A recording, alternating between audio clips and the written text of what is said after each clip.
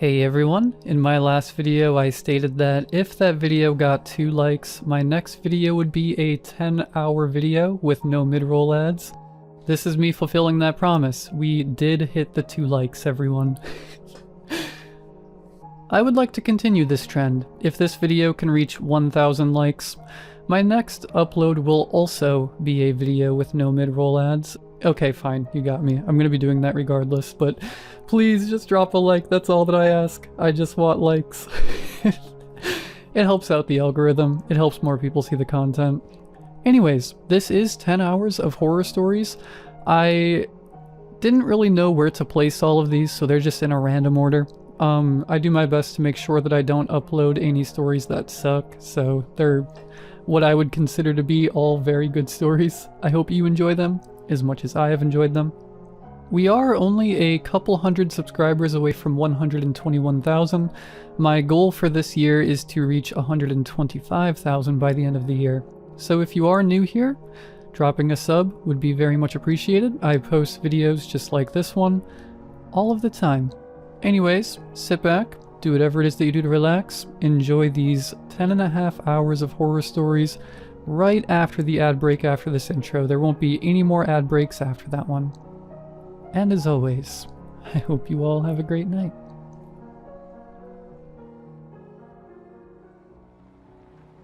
Part 1. Footsteps. This is long, so I apologize for that. I've never had to tell this story with enough detail to actually explain it all the way, but it is true and it happened when I was about 6 years old. In a quiet room, if you press your ear against a pillow, you can hear your heartbeat. As a kid, the muffled, rhythmic beats sounded like soft footsteps on a carpeted floor. So as a kid, almost every night, just as I was about to drift off to sleep, I could hear these footsteps and I would be ripped back to consciousness. Terrified. For my entire childhood, I lived with my mother in a fairly nice neighborhood that was in a transitional phase. People of lower economic means were gradually moving in, and my mother and I were 2 of these people. We lived in the kind of house you see being transported in 2 places on the interstate, but my mom took good care of it. There were a lot of woods surrounding the neighborhood that I would play in and explore during the day, but at night, as things often do to a kid, they took on a more sinister feeling. This, coupled with the fact that, due to the nature of our house, there was a fairly large crawl space underneath, filled my mind with imaginary monsters and inescapable scenarios which would consume my thoughts when I was awoken by the footsteps. I told my mom about the footsteps, and she said that I was just imagining things. I persisted enough that she blasted my ears with water from a turkey baster once to placate me, since I thought that would help. Of course it didn't. Despite all the creepiness and footsteps, the only weird thing that ever happened was that, every now and then, I would wake up on the bottom bunk despite having gone to sleep on the top. But this wasn't really weird since I'd sometimes get up to piss or get something to drink, and could remember just going back to sleep on the bottom bunk. I'm an only child, so it didn't matter. This would happen once or twice a week, but waking up on the bottom bunk wasn't too terrifying. But one night, I didn't wake up on the bottom bunk. I had heard the footsteps, but was too far gone to be woken up by them. And when I was awoken, it wasn't from the sound of footsteps or a nightmare, but because I was cold, really cold. When I opened my eyes, I saw stars. I was in the woods. I sat up immediately and tried to figure out what was going on. I thought I was dreaming, but that didn't seem right, though neither did me being in the woods. There was a deflated pool float right in front of me, one of those ones shaped like a shark. This only added to the surreal feeling. But after a while it seemed like I wasn't going to wake up because I wasn't asleep. I stood up to orient myself, but I didn't recognize these woods. I played in the woods by my house all the time, so I knew them really well. But if these weren't the same woods, then how could I get out? I took a step and felt a shooting pain in my foot, which knocked me back to where I had just been laying. I had stepped on a thorn. By the light of the moon, I could see that they were everywhere. I looked at my other foot, but it was fine. And as a matter of fact, so was the rest of me. I didn't have another scratch on me, and I wasn't even that dirty. I cried for a little bit and then stood back up. I didn't know which way to go, so I just picked a direction. I resisted the urge to call out since I wasn't sure I wanted to be founded by who or what might be out there. I walked for what seemed like hours. I tried to walk in a straight line and tried to course correct when I had to take detours. But I was a kid and I was afraid. There weren't any howls or screams, and only once did I hear any noise that scared me. It sounded like a crying baby. I think now that it was just a cat, but I panicked. I ran veering in different directions to avoid big thicks of bushes and collapsed trees, and I was paying close attention to where I stepped because by that point my feet were in pretty bad shape. I paid too much attention to where I was stepping, and not enough to where those steps were leading because not long after hearing the cry, I saw something that filled me with a kind of despair I haven't experienced since. It was the pool float. I was only 10 feet from where I had woken up. This wasn't magic or some supernatural space bending. I was lost. Up until that moment, I thought more about getting out of the woods than how I got in. But being back at the beginning caused my mind to swim. I wasn't even sure that these were my woods. I had only been hoping that they were. Had I run in a huge circle around that spot? Or did I just get turned around and start making my way back? How was I going to get out? At the time, I thought the North Star was just the brightest star, and so I looked and found the brightest one and followed it. Eventually things started to look more familiar, and when I saw the ditch, a dirt ditch my friends and I would have dirt-clawed wars in, I knew I had made it out. By that point I was walking really slowly because my feet hurt so much, but I was so happy to be so close to home that I broke into a light jog. When I actually saw the roof of my house over a neighboring, lower-set house, I let out a light sob and ran faster. I just wanted to be home. I had already decided that I wouldn't say anything because I had no idea what I could possibly say. I would get back in the house somehow, clean up and get in bed. My heart sunk as I rounded the corner and my house came fully into view. Every light in the house was on. I knew my mom was up, and I knew I would have to explain, or try to explain where I had been, and I couldn't even figure out where to start. My run became a jog, which became a walk. I saw her silhouette through the blinds, and although I was worried about how to explain things to her, that didn't matter to me at that point. I walked up the couple of steps to the porch and put my hand on the doorknob and turned. Right before I pushed it open, 2 arms wrapped around me and pulled me back. I screamed as loud as I could. "Mom, help me! Please, Mom!" The feeling of being so close to being safe, and then being physically pulled away from it, filled me with a kind of dread that is, even after all of these years, indescribable. The door I had been torn away from opened, and a flash of hope shot through my heart, but it wasn't my mom. It was a man, and he was enormous. I thrashed around and kicked at the shins of the person holding me while also trying to get away from the person who had just come out of my house. I was scared, but I was furious. Let me go. Where is she? Where's my mom? What did you do to her?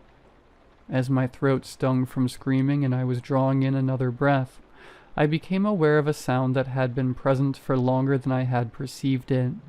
"Honey, please calm down. I've got you." It sounded like my mom. The arms loosened and set me down, and as a man approaching me blocked out the porch light with his head, I noticed his clothes. He was a cop. I turned to face the voice behind me and saw that it really was my mom. Everything was okay. I began to cry, and the three of us went inside. I'm so glad you're home, sweetie. I was worried I'd never see you again. By that point, she was crying too. I'm sorry. I don't know what happened. I just wanted to come home. I'm sorry. It's okay. Just don't do that ever again. I'm not sure me or my shins could take it. A little laughter broke through my sobs and I smiled a bit. Well, I'm sorry for kicking you, but why'd you have to grab me like that? I was just afraid that you'd run away again. I was confused. What do you mean? We found your note on your pillow, she said, and pointed at the piece of paper that the police officer was sliding across the table. I picked up the note and read it. It was a running away letter. It said that I was unhappy and never wanted to see her or any of my friends again. The police officer exchanged a few words with my mom on the porch while I stared at the letter. I didn't remember writing a letter. I didn't remember anything about any of this. But even if I sometimes went to the bathroom at night and didn't remember, or even if I could have gone into the woods on my own, even if all that could have been true, the only thing I knew at that point was, this isn't how you spell my name. I didn't write this letter. Part 2. Balloons. A couple days ago I posted a story called Footsteps here on No Sleep. There were a number of questions that made me curious about certain details about my childhood, and so I spoke with my mother. Exacerbated by my questions, she said, "Why don't you just tell them about the goddamn balloons if they're so interested?" As soon as she said that, I remembered so much about my childhood that I had forgotten. This story will provide some greater context for the previous story, which I think you should read first.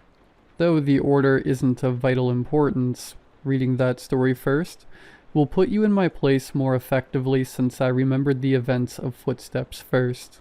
If you have questions or anything, feel free to ask and I'll try to answer them.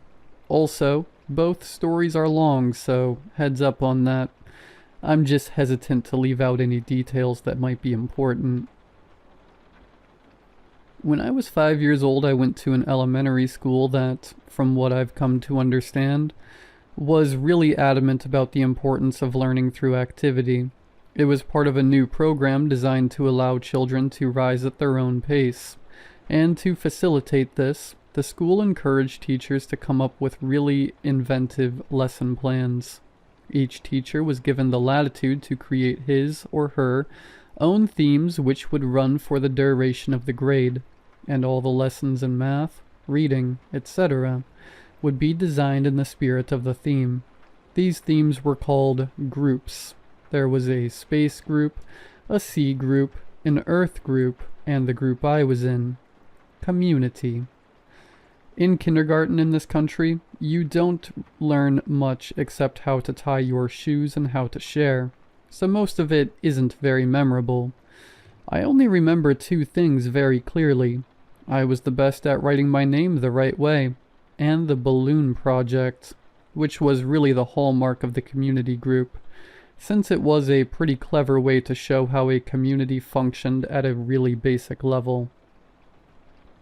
You've probably heard of this activity. On one Friday, I remember it being Friday because I was excited about the project and it being the end of the week. Toward the beginning of the year, we walked into the classroom in the morning and saw that there was a fully inflated balloon tied off with string taped to each of our desks. Sitting on each of our desks was a marker, a pen, a piece of paper, and an envelope. The project was to write a note on the paper, put it in the envelope, and attach it to the balloon, which we could draw a picture on if we wanted. Most of the kids started fighting over the balloons because they wanted different colors. But I started on my note, which I had thought a lot about. All the notes had to follow a loose structure, but we were allowed to create within those boundaries. My note was something like, "Hi, you found my balloon. My name is, and I attend elementary school. You can keep the balloon, but I hope you write me back. I like Mighty Max, exploring, building forts, swimming, and friends. What do you like? Write me back soon. Here's $1 for the mail." On the dollar I wrote 4 stamps, right across the front, which my mom said was unnecessary. But I thought it was genius, so I did it. The teacher took a Polaroid of each of us with our balloons and had us put them in the envelope along with our letter. They also included another letter that I assume explained the nature of the project and sincere appreciation for anyone's participation in writing back, and sending photos of their city or neighborhood. That was the whole idea, to build a sense of community without having to leave the school, and to establish safe contact with other people. It seemed like such a fun idea. Over the next couple weeks, the letters started to roll in. Most came with pictures of different landmarks, and each time a letter would come in, the teacher would pin the picture on a big wall map we had put up showing where the letter had come from and how far the balloon had traveled. It was a really smart idea, because we actually looked forward to coming to school to see if we had gotten our letter.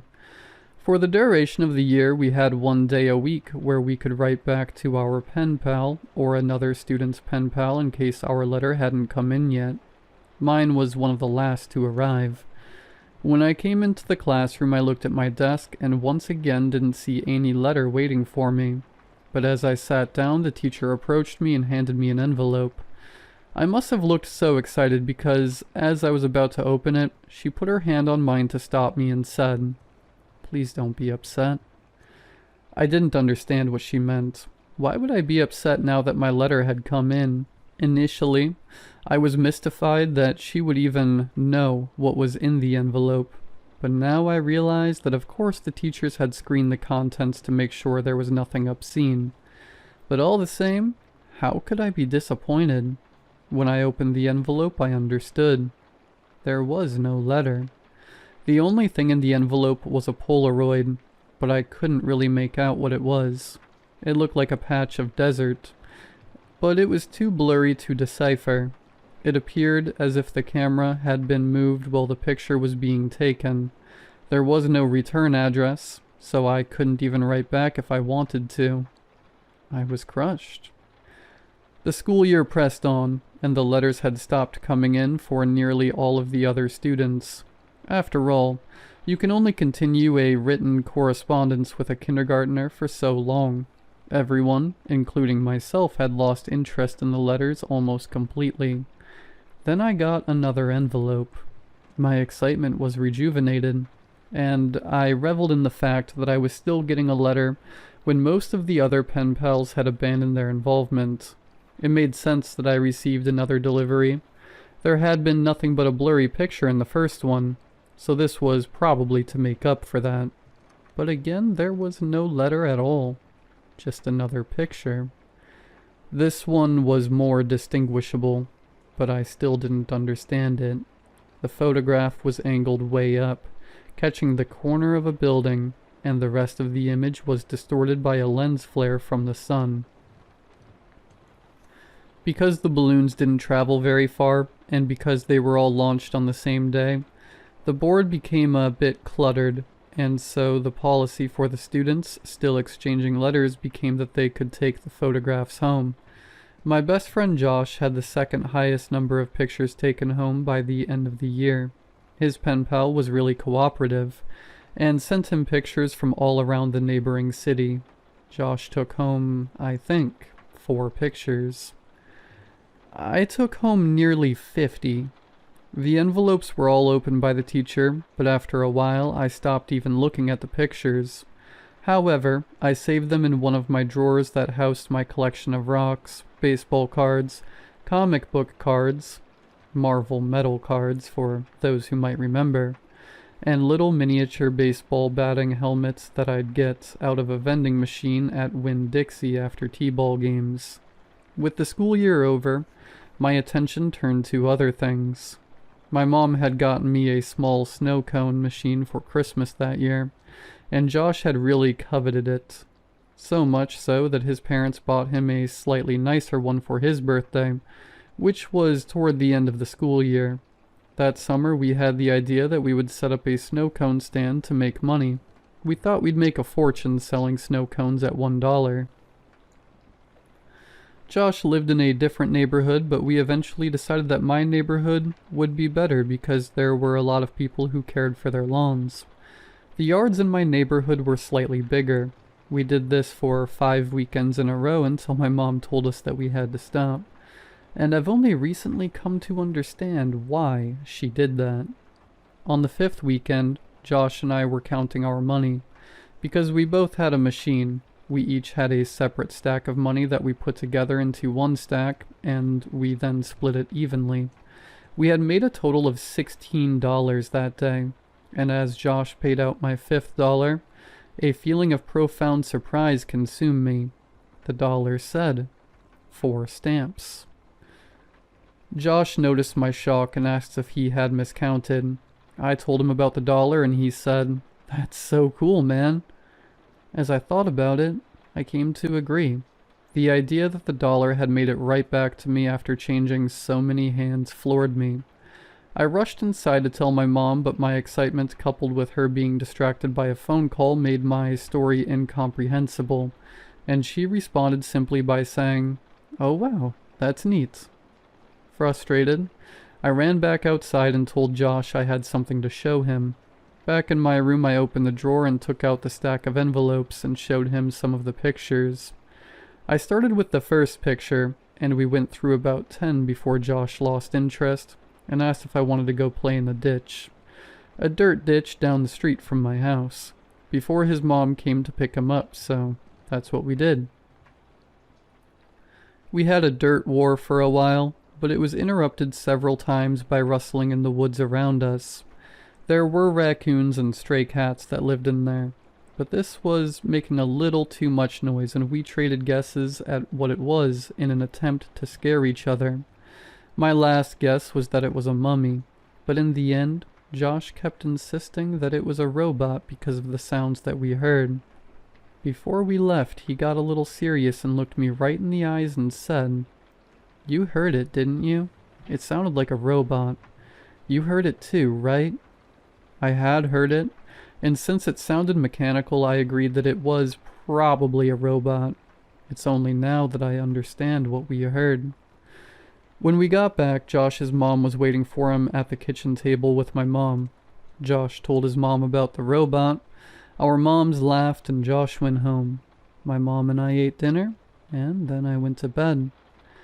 I didn't stay in bed for long before I crept out and decided that, due to the day's events, I would revisit the envelopes since now the whole affair seemed much more interesting.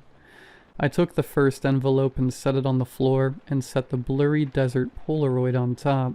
I laid the second envelope right next to it and placed the oddly angled Polaroid of a building's top corner on top, and did this with each picture until they formed a grid that was about 5 by 10. I was always taught to be careful with things that I was collecting, even if I wasn't sure they were valuable. I noticed that the pictures gradually became more decipherable. There was a tree with a bird on it, a speed limit sign, power line, a group of people walking into some building, and then I saw something that vexed me so powerfully that I can now, as I write this, distinctly remember feeling dizzy and capable of only a single repeating thought. Why am I in this picture? In this photograph of the group of people entering the building, I saw myself holding hands with my mother in the back of the crowd of people. We were at the very edge of the photo, but it was undeniably us. And as my eyes swam over the sea of Polaroids, I became increasingly anxious. It was a really odd feeling. It wasn't fear. It was the feeling you get when you are in trouble. I'm not sure why I was flooded with that feeling, but there I sat, floundering in the distant sense that I had done something wrong, and this feeling only intensified as I looked at the rest of the photos after the one that had so powerfully struck me. I was in every photo. None of them were close shots. None of them were only of me, but I was in every single one of them, off to the side, in the back, bottom of the frame, Some of them only had the tiniest parts of my face captured at the very edge of the photo, but nevertheless, I was there. I was always there. I didn't know what to do.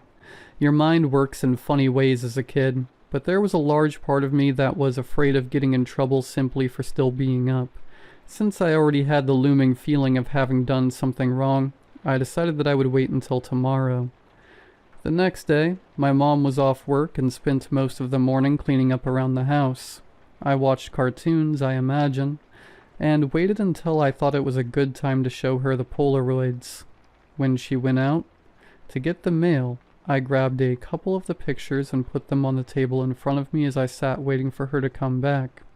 When she returned, she was already opening the mail and threw some junk mail into the trash can, and I said, "Mom, can you come here for a second? I have these pictures. Just give me a minute, honey. I need to mark these on the calendar." After a minute or two, she came and stood behind me and asked me what I needed. I could hear her shuffling with the mail behind me, just as I looked at the Polaroids and told her about them. As I explained more and pointed to the pictures, her frequent uh-huhs and okays decreased, and she was suddenly completely quiet, and only making a little noise with the mail. The next noise I heard from her sounded as if she was trying to catch her breath in a room that had no air left in it. At last her struggling gasps were conquered, and she simply dropped the remaining mail on the table, and ran to the kitchen to get the phone. "Mom, I'm sorry. I didn't know about these. Don't be mad at me." With the phone pressed to her ear, she was walking/running back and forth and shouting into it.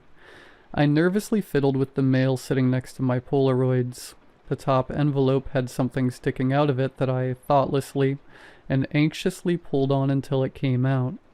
It was another Polaroid. Confused, I thought that somehow one of my Polaroids had slipped into the stack when she threw the mail down. But when I turned it over and looked at it, I realized that I had not seen this one before. To my dismay, it was me, but this one was a much closer shot. I was surrounded by trees and was smiling, but it wasn't just me.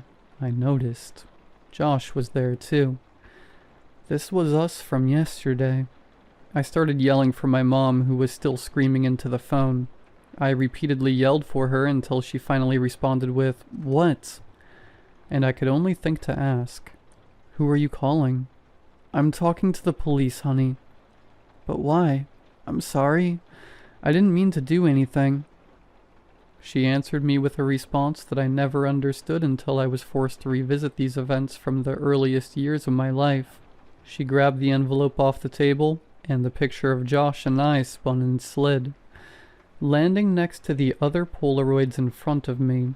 She held the envelope up to my eyes, but I could only look at her and watch all the color begin draining out of her face. With tears welling up in her eyes, she said that she had to call the police because there was no postmark. Part 3. Boxes. If you haven't read Footsteps or Balloons, please do so before reading what's below so you'll understand. For those of you who have read my other stories and asked if there was more and received cryptic answers from me, I want to apologize for being dishonest. I said several times in the comments that nothing really happened after Footsteps, but that wasn't true. The events of the following story weren't locked away in the recesses of my mind. I've always remembered them. It wasn't until I remembered Balloons and spoke with my mother about the following events that I realized how intertwined this story was with everything else. But I originally hadn't really planned on sharing this anyway. My desire to withhold this memory was due mostly to the fact that I don't think I showed good judgment in it. I also wanted consent from another person to tell it, so as to not misinterpret what transpired. I didn't expect there to be a lot of interest in my other stories, so I never really thought I'd get pressed for more details, and I would have been happy to keep this to myself for the rest of my life. I haven't been able to reach the other party, but I would feel disingenuous withholding this story from those who wanted more information. Now that I've spoken with my mother, and another connecting line has been drawn, what follows is as accurate a recollection as I could manage. I apologize for the length. I spent the summer before my first year of elementary school learning how to climb trees. There was one particular pine tree right outside my house that seemed almost designed for me. It had branches that were so low I could easily grab them without a boost, and for the first couple days after I first learned how to pull myself up, I would just sit on the lowest branch, dangling my feet. The tree was outside our back fence, and was easily visible from the kitchen window, which was just above the sink. Before too long, my mother and I developed a routine where I would go play on the tree when she washed the dishes because she could easily see me while she did other things. As the summer passed, my abilities grew, and before too long I was climbing fairly high. As the tree got taller, its branches not only got thinner but more widely spaced. I eventually reached a point where I couldn't actually climb any higher, and so the game had to change. I began to concentrate on speed, and in the end, I could reach my highest branch in 25 seconds. I got too confident, and one afternoon I tried to step from a branch before I had firmly grasped the next one. I fell about 20 feet, and broke my arm really bad in 2 places. My mom was running toward me, yelling, and I remembered her sounding like she was underwater. I don't remember what she said, but I do remember being surprised by just how white my bone was. I was going to start kindergarten with a cast, and wouldn't even have any friends to sign it. My mom must have felt terrible because the day before I started school, she brought home a kitten. He was just a baby and was striped with tan and white. As soon as she put him down, he crawled into an empty case of soda that was sitting on the floor. I named him Boxes. Boxes was only an outside cat when he escaped. My mom had him declawed so he wouldn't destroy the furniture. So as a result, we did our best to keep him inside. He'd get out every now and then, and we'd find him somewhere in the backyard chasing some kind of bug or lizard, though he could hardly ever catch one because he had no front claws. He was pretty evasive, but we'd always catch him and carry him back inside. He'd scramble to look back over my shoulder. I told my mom that it was because he was planning his strategy for next time. Once inside, we'd give him some tuna fish, and he came to learn what the sound of the can opener might signal. He'd come running whenever he heard it. The conditioning came in handy later because toward the end of our time in that house, Boxes would get out much more often, and would run under the house into the crawl space where neither of us wanted to follow because it was cramped, and probably crawling with bugs and rodents.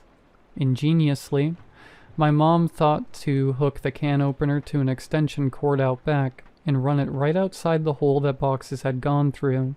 Eventually, he would emerge with his loud meows, looking excited by the sound and then horrified at how we could run such a cruel ruse on him. A can opener with no tuna made no sense to Boxes. The last time he escaped to under the house was actually our last day in it. My mom had put the house on the market, and we had begun packing our things. We didn't have much, and we stretched the packing out a while, though I had already packed up all my clothes at my mom's request. My mom could tell I was really sad about moving, and wanted the transition to be smooth for me, and I guess she thought that having my clothes in the box would reinforce the idea that we were moving, but things wouldn't change that much. When Boxes got out, as we were loading some things into the moving van, my mom cursed because she had already packed the can opener and wasn't sure where it was.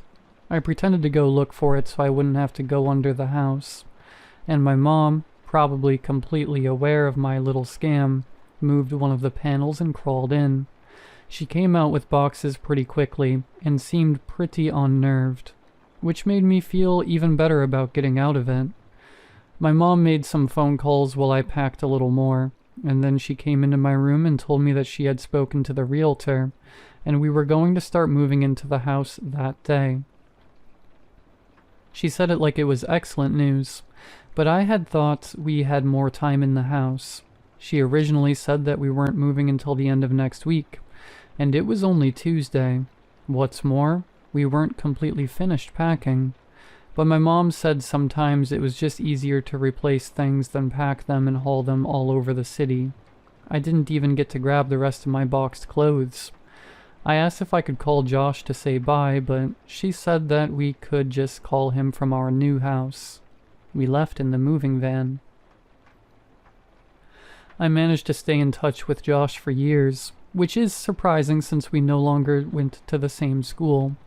Our parents weren't close friends, but they knew that we were, and so they would accommodate our desire to see one another by driving us back and forth for sleepovers, sometimes every weekend. For Christmas one year, our parents even pooled their money and got us some really nice walkie-talkies that were advertised to work across a range that extended past the distance between our houses. They also had batteries that could last for days if the walkie-talkie was on but not used. They would only occasionally work well enough that we could talk across the city, but when we stayed over, we'd use them around the house, talking in mock radio speak that we had taken from movies, and they worked great for that. Thanks to our parents, we were still friends when we were 10. One weekend I was staying over at Josh's, and my mom called me to say goodnight. She was still pretty watchful, even when she couldn't actually watch me, but I had gotten so used to it that I didn't even notice it, even if Josh did. She sounded upset. Boxes was missing. This must have been a Saturday night, because I had spent the night at Josh's the previous night and was going to go home the next day because we had school on Monday. Boxes had been missing since Friday afternoon. I gathered that she had not seen him since returning home after dropping me off. She must have decided to tell me he was missing because if he didn't come home before I did, then I would be devastated at, not only by his absence, but how she could have kept it from me. She told me not to worry. He'll come back. He always does. But Boxes didn't come back. 3 weekends later, I stayed at Josh's again. I was still upset about Boxes, but my mom told me that there had been many times when pets had disappeared from home for weeks or even months, only to return on their own. She said they always knew where home was, and would always try to come back. I was explaining this to Josh when a thought hit me so hard that I interrupted my own sentence to say it aloud. What if Boxes thought of the wrong home? Josh was confused. What? He lives with you. He knows where his home is. But he grew up somewhere else, Josh. He was raised in my old house a couple neighborhoods away. Maybe he still thinks of that place as home, like I do. Oh, I get it. Well, that'd be great. We'll tell my dad tomorrow and he'll take us over there so we can look. No, he won't, man. My mom said that we couldn't ever go back to that place because the new owners wouldn't want to be bothered. She said that she told your mom and dad the same thing. Josh persisted. Okay, then we'll just go out exploring tomorrow and make our way to your old house. No. If we get spotted, your dad will find out, and then so will my mom. We have to go there ourselves. We have to go there tonight. It didn't take that much convincing to get Josh on board since he was usually the one to come up with ideas like this. But we had never snuck out of his house before. It actually turned out to be incredibly easy. The window in his room opened to the backyard, and he had a latched wooden fence that wasn't locked. After those 2 minor hurdles, we slipped off into the night, flashlight and walkie-talkies in hand. There were 2 ways to get from Josh's house to my old house. We could walk on the street and make all the turns, or go through the woods, which would take about half the time. It would have taken about 2 hours to walk there, taking the street, but I suggested that we go that way anyway. I told him it was because I didn't want to get lost. Josh refused and said that if we were seen, they might recognize him and tell his dad. He threatened to go home if we didn't just take the shortcut, and I accepted it because I didn't want to go by myself. Josh didn't know about the last time I walked through these woods at night. The woods were much less creepy with a friend and a flashlight, and we were making pretty good time. I wasn't entirely sure where we were, but Josh seemed confident enough, and that bolstered my morale. We passed through a particularly thick patch of tangled trees when the strap on my walkie-talkie got caught on a branch. Josh had the flashlight, and so I was struggling to get the walkie-talkie when I heard Josh say, "Hey man, wanna go for a swim?" I looked over to where he was shining the flashlight, though I closed my eyes as I did, because I now knew where we were. He was pointing at the pool floats. This was where I had woken up in these woods all those years ago. I felt a lump in my throat and the sting of fresh tears in my eyes as I continued to struggle with the walkie.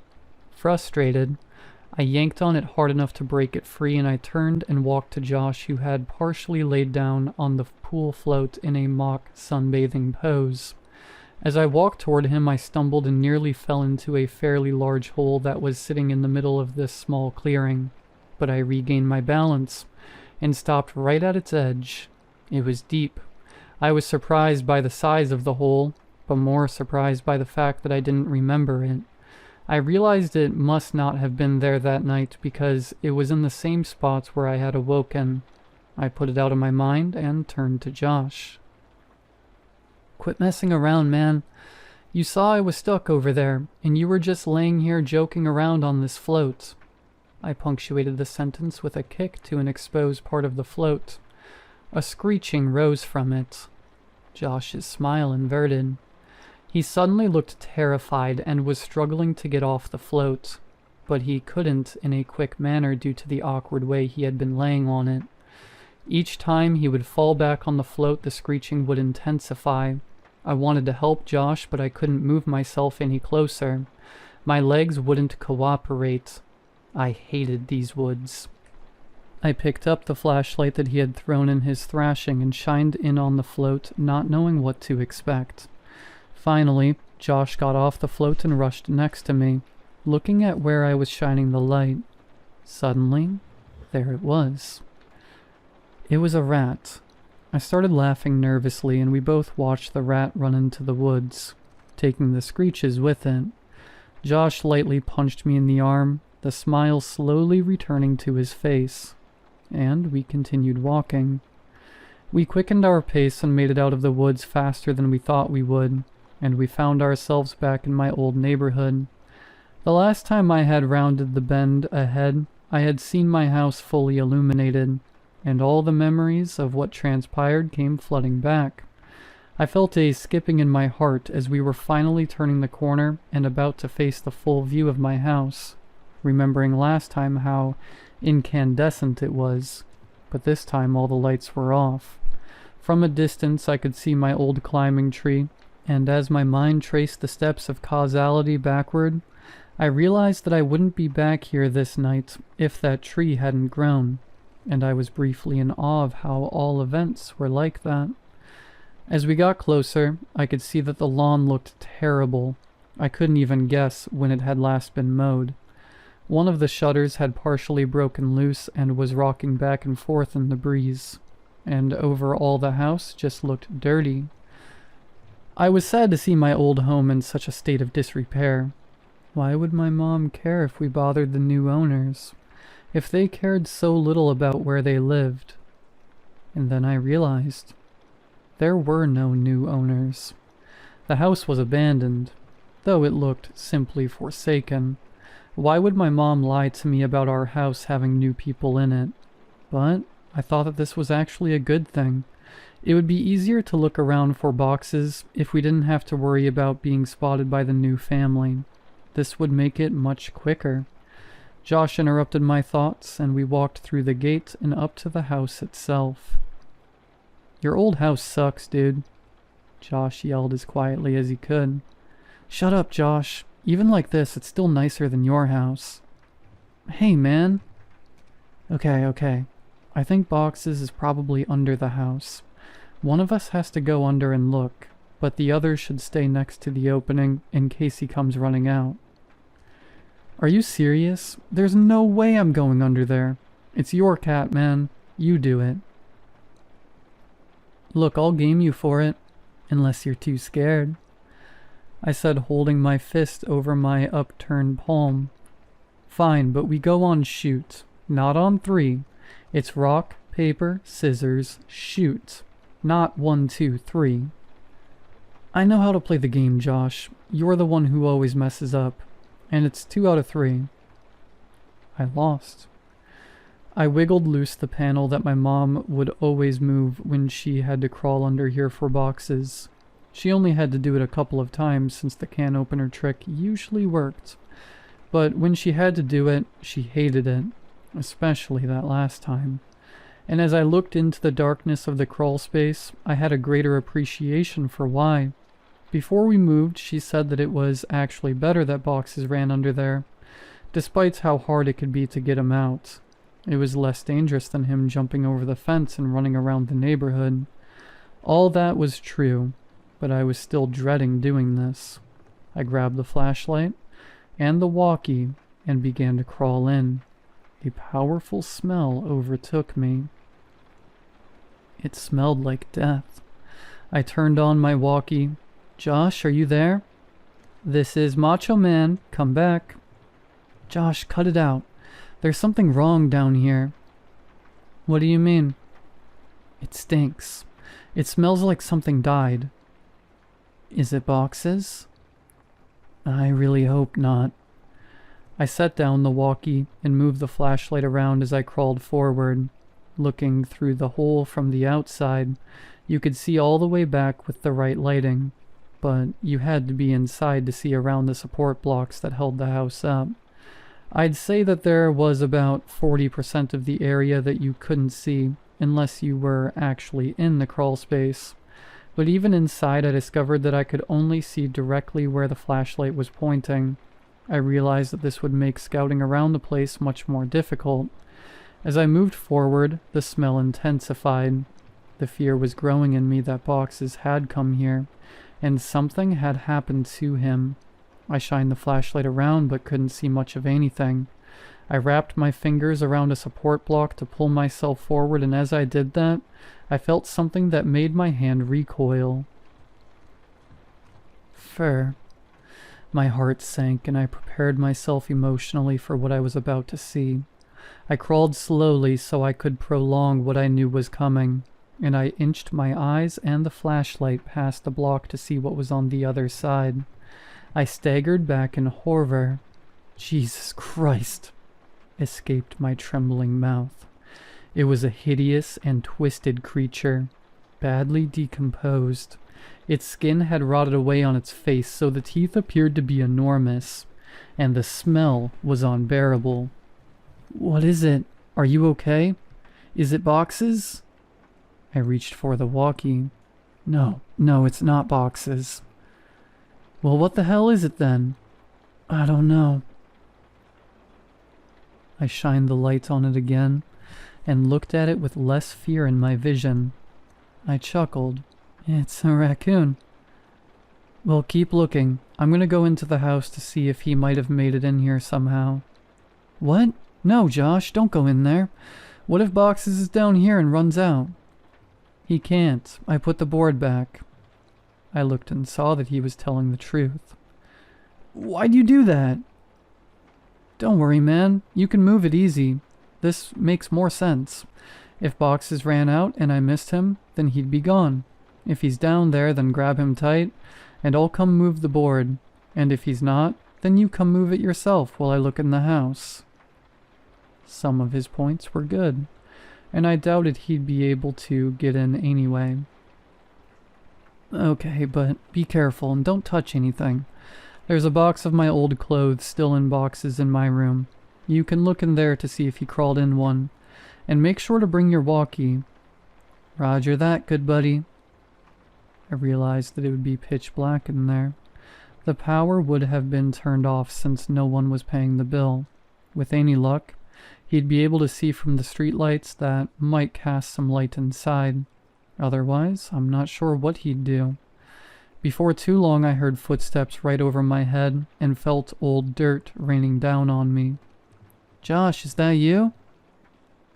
Breaker, breaker, this is Macho Man coming back for the Big Tango Foxtrot. The Eagle has landed. What's your 20, Princess Jasmine? Over. Asshole. Macho Man, my 20 is in your bathroom looking at your stash of magazines. Looks like you've got a thing for dudes' butts. What's the report on that? Over. I could hear him laughing without the walkie, and I started laughing too. I heard the footsteps fade away a little as he was on his way to my room. Man, it's dark in here. Hey, are you sure you had boxes of clothes in here? I don't see any. Yeah, there should be a couple boxes in front of the closet. There aren't any boxes in here. Let me check to see if you maybe put the boxes in the closet before you left. I started thinking that maybe Mom had come back and gotten the clothes, and just given them away because I had outgrown a lot of them. But I remembered leaving the boxes there. I didn't even have time to close the last one up before we left. While I was waiting for Josh to tell me what he found, I kicked out my leg, which had started falling asleep because of the position I was in, and it hit something. I looked back and saw something really strange. It was a blanket, and all around it there were bowls. I crawled a little closer to it. The blanket smelled moldy, and most of the bowls were empty, but one had something that I recognized still in it. Cat food. It was a different kind than we gave to boxes, but I suddenly understood. My mom had set up a little place for boxes to encourage him to come here, instead of running around the neighborhood. That made a lot of sense. And it seemed even more likely that boxes would have come back to this place. That's so cool, Mom, I thought. I found your clothes. Oh, cool. Where were the boxes? Like I said, there are no boxes. Your clothes are in your closet. They're hanging up. I felt a chill. This was impossible. I had packed all my clothes, even though we weren't supposed to move for another 2 weeks when we left. I remember packing them and thinking that it was stupid for me to have to come get clothes out of the box and put them back in. I had packed them, but someone had hung them back up. Why, though? Josh needed to get out of there. That can't be right, Josh. They're supposed to be in boxes. Stop messing around and just come back outside. No joke, man. I'm looking at them. Maybe you just thought that you left them. Wow. You sure like to look at yourself, don't you? What? What do you mean? Your walls, man. Your walls are covered in Polaroids of yourself. There are hundreds of them. What, did you hire someone to... Silence. I checked my walkie to see if I had switched it off somehow. It was fine. I could hear footsteps but couldn't tell exactly where Josh was going. I waited for Josh to finish his sentence, thinking that his finger had just slipped off the button, but he didn't continue. He seemed to be stomping around the house now. I was just about to radio him when he came back. There's someone in the house. His voice was hushed and broken. I could hear he was on the verge of tears. I wanted to respond, but how loud was his walkie turned up? What if the other person heard it? I said nothing and just waited and listened. What I heard were footsteps. Heavy, dragging footsteps. And then a loud thud. Oh God, Josh. He had been found, I was sure of it. This person had found him and was hurting him. I broke out in tears. He was my only friend next to boxes. And then I realized, what if Josh told him I was under here? What could I possibly do? As I struggled to compose myself, I thankfully heard Josh's voice through the walkie. He's got something, man. It's a big bag. He just threw it on the floor and... Oh God, man. The bag, I think it just moved. I was paralyzed. I wanted to run home. I wanted to save Josh. I wanted to go for help. I wanted so many things, but I just lay there frozen. As I lay unable to move, my eyes focused on the corner of the house that was right under my room. I moved my flashlight. My breath hitched at what I saw. Animals. Dozens of them. All of them dead.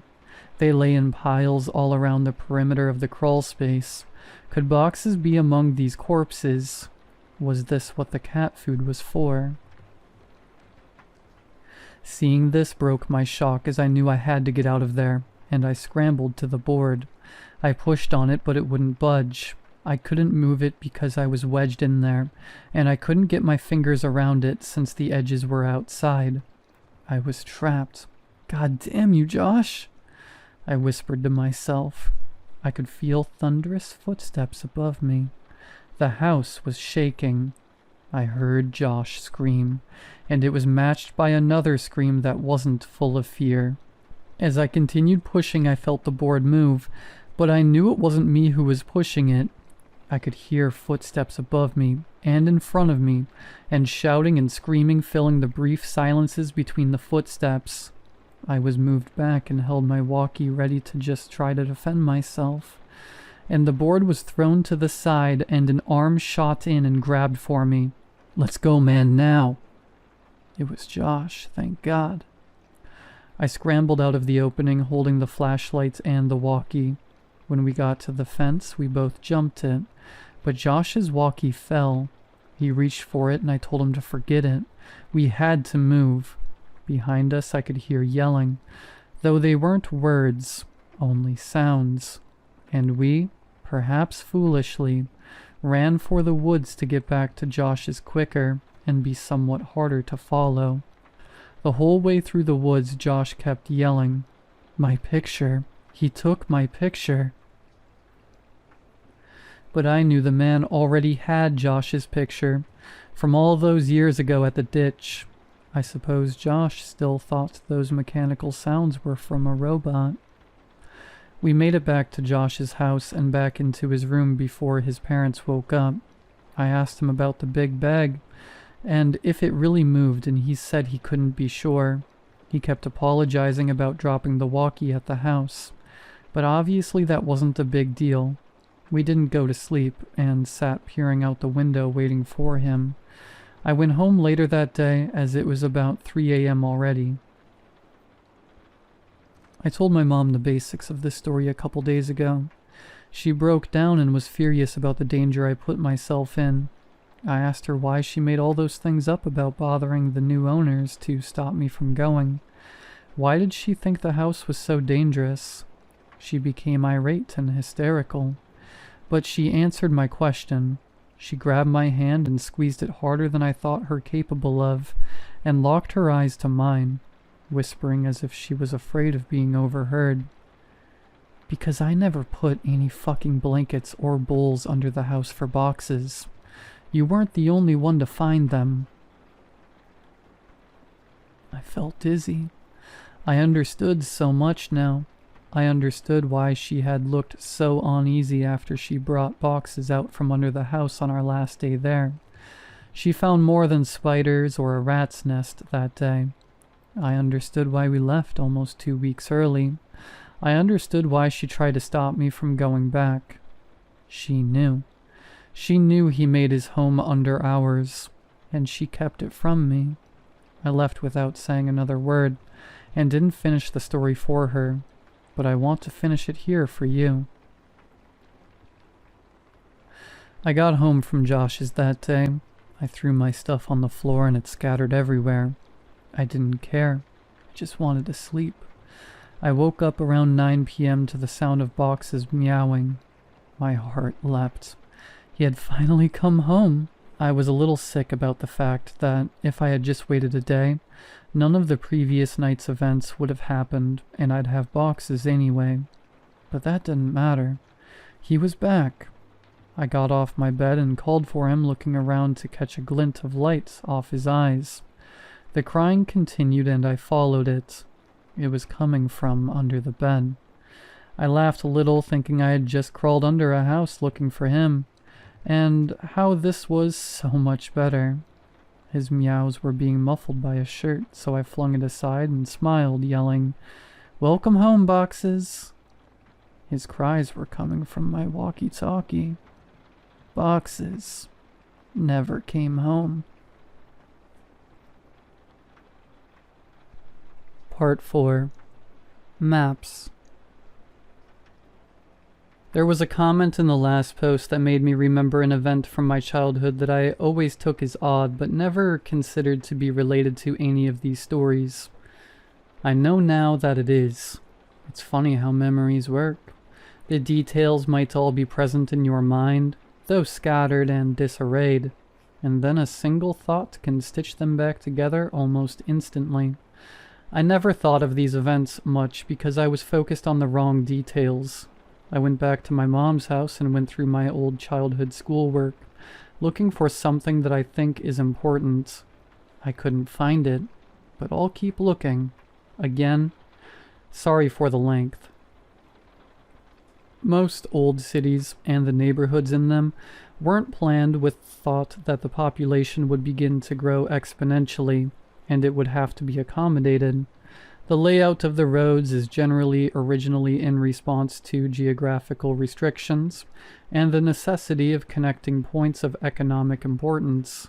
Once the connecting roads are established, new businesses and roads are positioned strategically along the existing skeleton, and eventually, the paths carved into the earth are immortalized in asphalt, leaving room only for minor modifications, additions, and alterations, but never a dramatic change. My childhood neighborhood must have been old then. If straight lines move as the crow flies, then my neighborhood must have been built based on the travels of a snake. The first houses built must have been placed around the lake, and gradually the inhabitable area increased as new extensions were built off the original path. But these new extensions all ended abruptly at one point or another. There was only one entrance/exit for the entire neighborhood. Many of these extensions were limited by a tributary, which both fed and drank from the lake, and passed right by what I came to call, and have called in these stories, the ditch. Many of the original homes had enormous yards, but some of those original plots had been divided, leaving properties with smaller and smaller boundaries. An aerial view of my neighborhood would give one the impression that an enormous squid had once died in the woods, and some adventuring entrepreneur found the corpse and paved roads over its tentacles, only to withdraw his involvement and leave time, greed, and desperation to divide up the land among prospective homeowners, like an embarrassing attempt at the golden ratio. From my porch, you could see the old houses that surrounded the lake, but the house of Mrs. Maggie was my favorite. She was, as best as I can remember, around 80 years old. But despite that, she was one of the friendliest people I had ever met. She had a head of loose-set, white curls, and always wore light dresses with floral patterns. She would talk to me and Josh from her back porch when we were swimming in the lake, and she would always invite us in for snacks. She said that she was lonely because her husband Tom was always away on business, but Josh and I would always decline her invitation because, as nice as Mrs. Maggie was, there was still something a bit odd about her. Every now and then we would swim away, she would say, "Chris and John, you're welcome here any time," and we could hear her still yelling that when we were walking back into my house. Mrs. Maggie, like many of the older homeowners, had a sprinkler system that was on a timer, though at some point over the years her timer must have broken because the sprinklers would come on at various points during the day, and often even at night all year. Well, it never got cold enough to snow very much. Several times each winter, I would go outside in the morning to see Mrs. Maggie's yard transformed into a surreal, Arctic paradise by the frozen water. Every other yard stood sterilized and dry by the biting frosts of the winter's cold. But right there in the middle of the bleak reminder of the savagery of the season was an oasis of beautiful ice hanging like stalactites from every branch of every tree and every leaf of every bush. As the sun rose, it reflected off, and each piece of ice splintered the sun into a rainbow that would only be viewed briefly before it blinded you. Even as a child, I was struck by how beautiful it was, and often Josh and I would go over there to walk on the iced grass and have sword fights with the icicles. I once asked my mom why she left it on like that. My mom seemed to search for the explanation before she said, "Well, sweetie, Mrs. Maggie is sick a lot, and sometimes when she gets really sick, she gets confused. That's why she messes up yours and Josh's names sometimes. She doesn't mean to, but sometimes she just can't remember. She lives in that big house all by herself, so it's okay if you talk to her when you swim in the lake, but when she invites you in, you should keep saying no. Be polite. Her feelings won't get hurt." "But she'll be less lonely when her husband comes home, though, right? How long will he be away on business? It seems like he's always away." My mom seemed to struggle, and I could see that she had become very upset. Finally, she answered, "Honey, Tom's not going to come home. Tom's in heaven. He died years and years ago, but Mrs. Maggie doesn't remember. She gets confused and forgets. But Tom's not ever coming home. If someone moved back in with her, she might even think it was Tom. But he's gone, sweetie." I would have only been around 5 or 6 when she told me that, and while I didn't understand it completely, I was still profoundly sad for Mrs. Maggie. I know now that Mrs. Maggie had Alzheimer's. She and her husband Tom had 2 sons, Chris and John. The 2 had worked out payment plans with the utility companies and paid for Mrs. Maggie's water and electricity, but they would never visit her. I don't know if something happened between them, or if it was the illness, or if they just lived too far away, but they never came around. I have no idea what they look like, but there were times when Mrs. Maggie must have thought Josh and I looked like they did when they were children, or maybe she saw that some part of her mind so desperately wanted her to see. Ignoring the images transmitted down her optic nerve, and just for a little while showing her what used to be, I realize only now how lonely she must have been. During the summer after kindergarten, before the events of balloons, Josh and I had taken to exploring the woods near my house, as well as the tributary of the lake. We knew that the woods between our houses were connected, and we thought it would be neat if the lake near my house was somehow connected to the creek around his. So we resolved ourselves to find out. We were going to make maps. The plan was to make 2 separate maps and then combine them. We would make one map exploring the area around the creek near his house, and make another following the outflow from the lake. Originally, we were going to make one map, but we realized that wasn't possible since I had started drawing the map of my area so huge that the route from his house wouldn't have been to scale. We kept the map from the lake at my house, and the map from the creek at his house, and we would add to each when we stayed the night with each other. For the first couple weeks it went really well. We would walk through the woods along the water, and pause every couple minutes to add to the map, and it seemed like the 2 maps would come together any day. We had no equipment needed for the job, not even a compass, but we tried to make do. We had the idea to impale the earth with a stick when we had reached the end of a venture, so that if we came upon the stick from the other direction the next weekend, we would know we had joined the maps. We might have been the world's worst cartographers. Eventually, however, the woods became too thick near the water coming from the lake, and we were unable to proceed further. We lost interest in the whole project for a bit, and reduced our exploration significantly, though not completely, when we started selling snow cones. After I showed my mom all the pictures I had taken from school, and she took away my snow cone machine, our interest in the maps revitalized. We had to come up with another plan. Although I didn't understand why, my mom had placed what I considered to be extremely severe restrictions on what I could do and where I could go, and I had to check in frequently if I went outside to play with Josh. This meant that we couldn't stay in the woods for hours and continue to look for new paths. We thought that we could just swim when we got to the cutoff in the woods, but that clearly wouldn't work since the map would get wet. We tried going faster when we were coming from Josh's house, but we eventually ran into the same problem. Then we had a brilliant idea.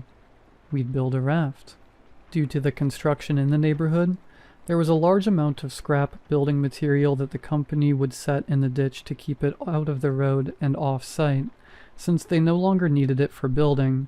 We originally conceived of a formidable ship complete with a mast and an anchor, but this quickly diminished into something more manageable.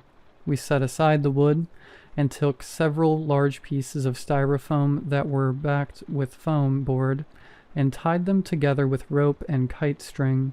We launched our vessel a little downwater from Mrs. Maggie and waved a farewell to her as she motioned us to come back her way, but there was no stopping us. The raft worked very well, and while we both behaved and spoke of it as if the functionality of the raft was a given, I know at least I was a little surprised.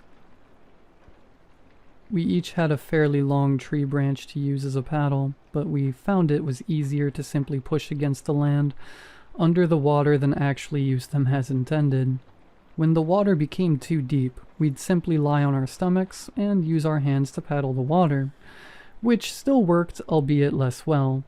The first time we had to resort to that method of propulsion, I remember thinking that from far above it must have looked like a colossally fat man with tiny arms was out for a swim.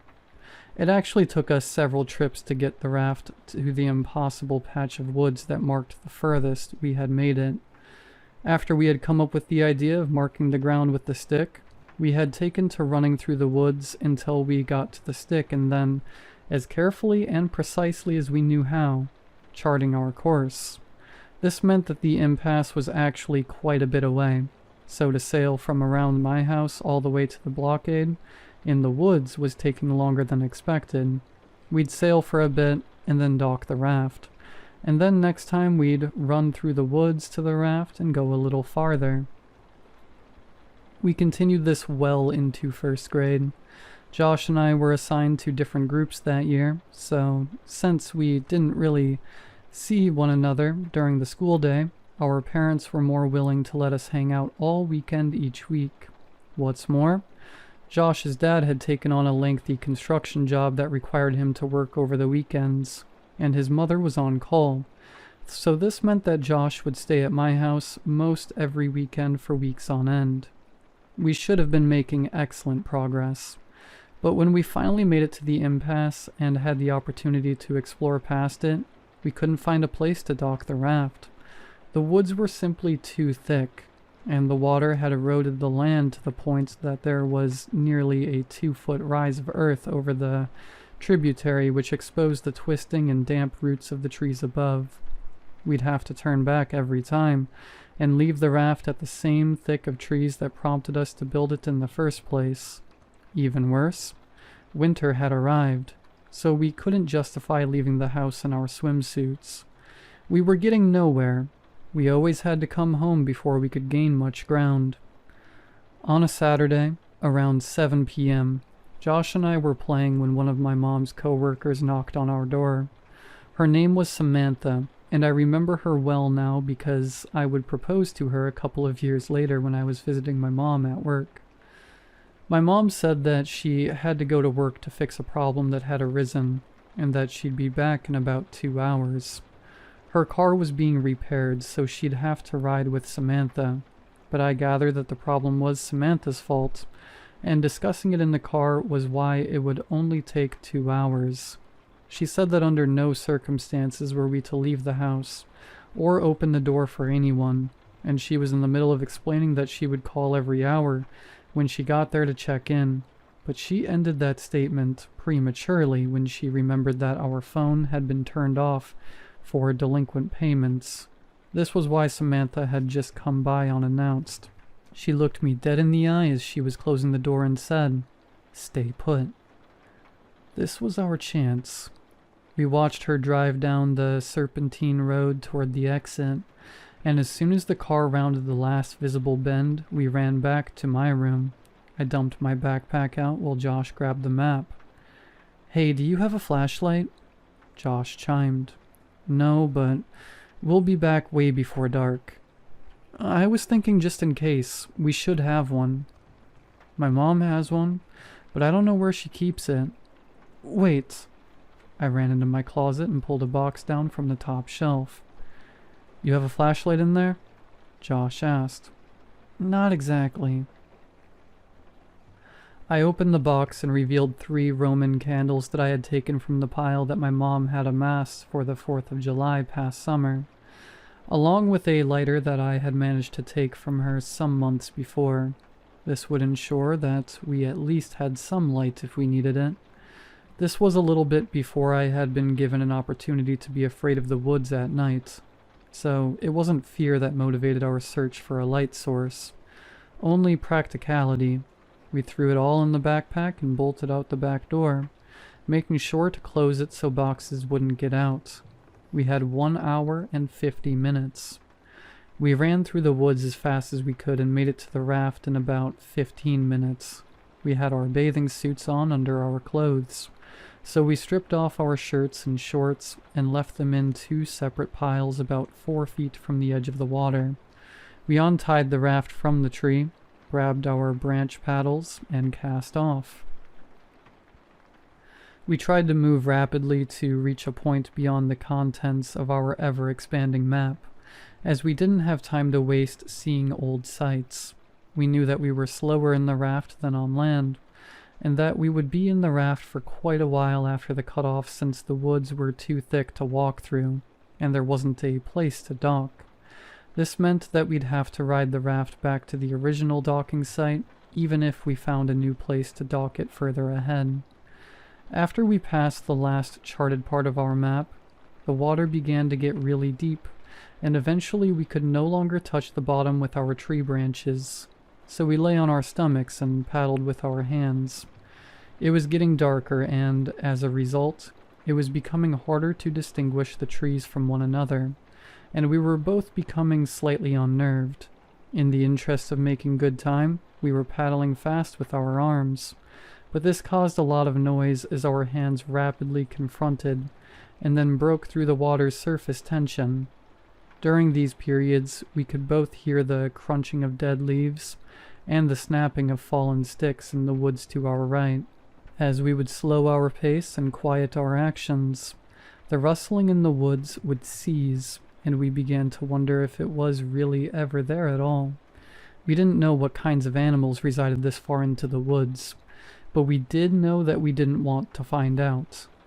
As Josh amended the map that I was illuminating with the lighter, we were suddenly confronted with the fact that the sounds were not imagined.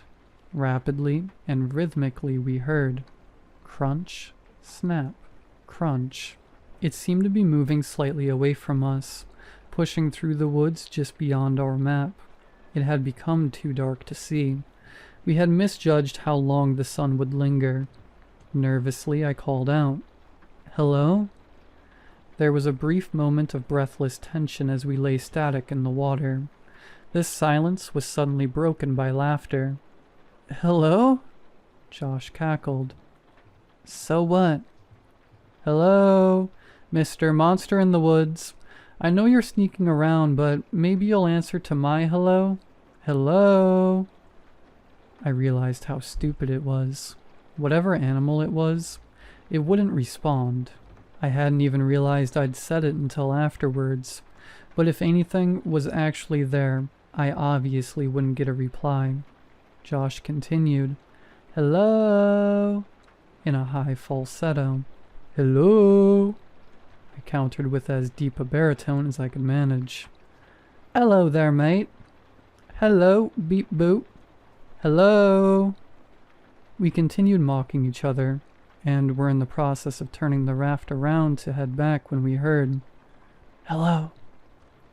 It was whispered and forced, as if it were powered by the last breath in a pair of deflating lungs, and it didn't sound sickly. It had come from the spot just off the map, which now sat behind us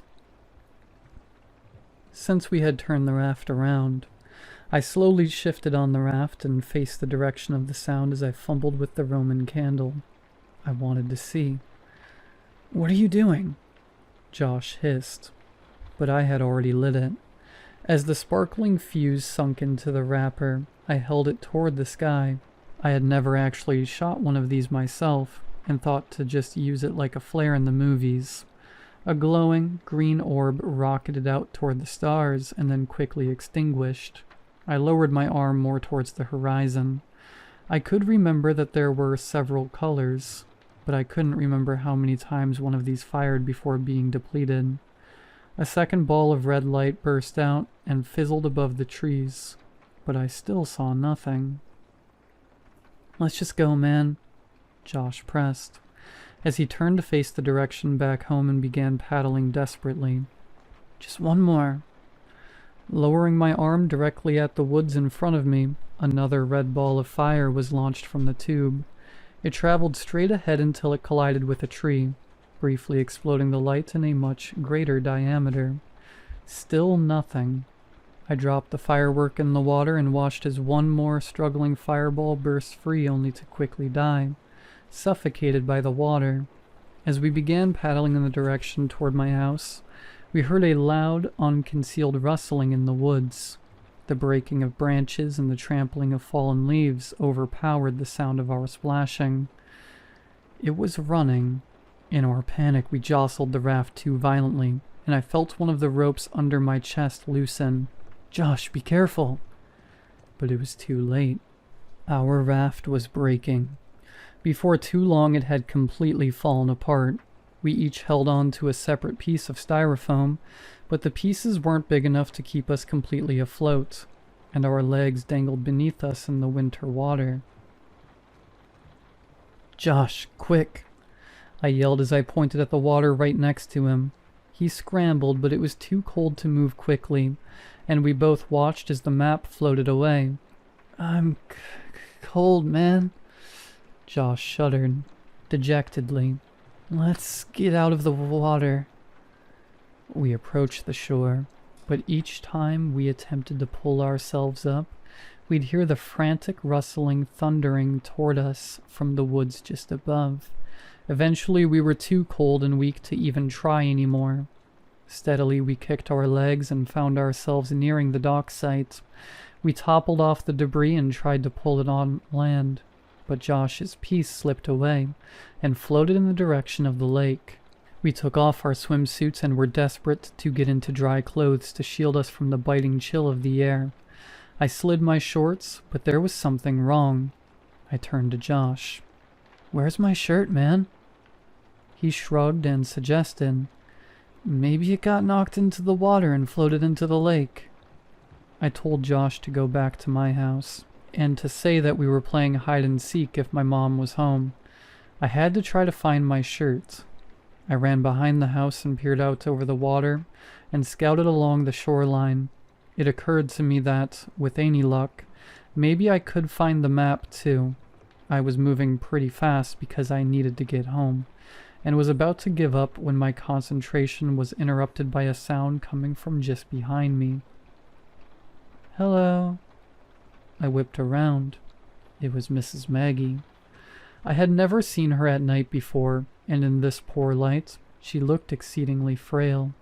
The usual warmth that wrapped her manner seemed to have been snuffed out by the chill. I couldn't remember ever seeing her without a smile, and so her face looked strange. "Hello, Mrs. Maggie." "Oh, hi, Chris."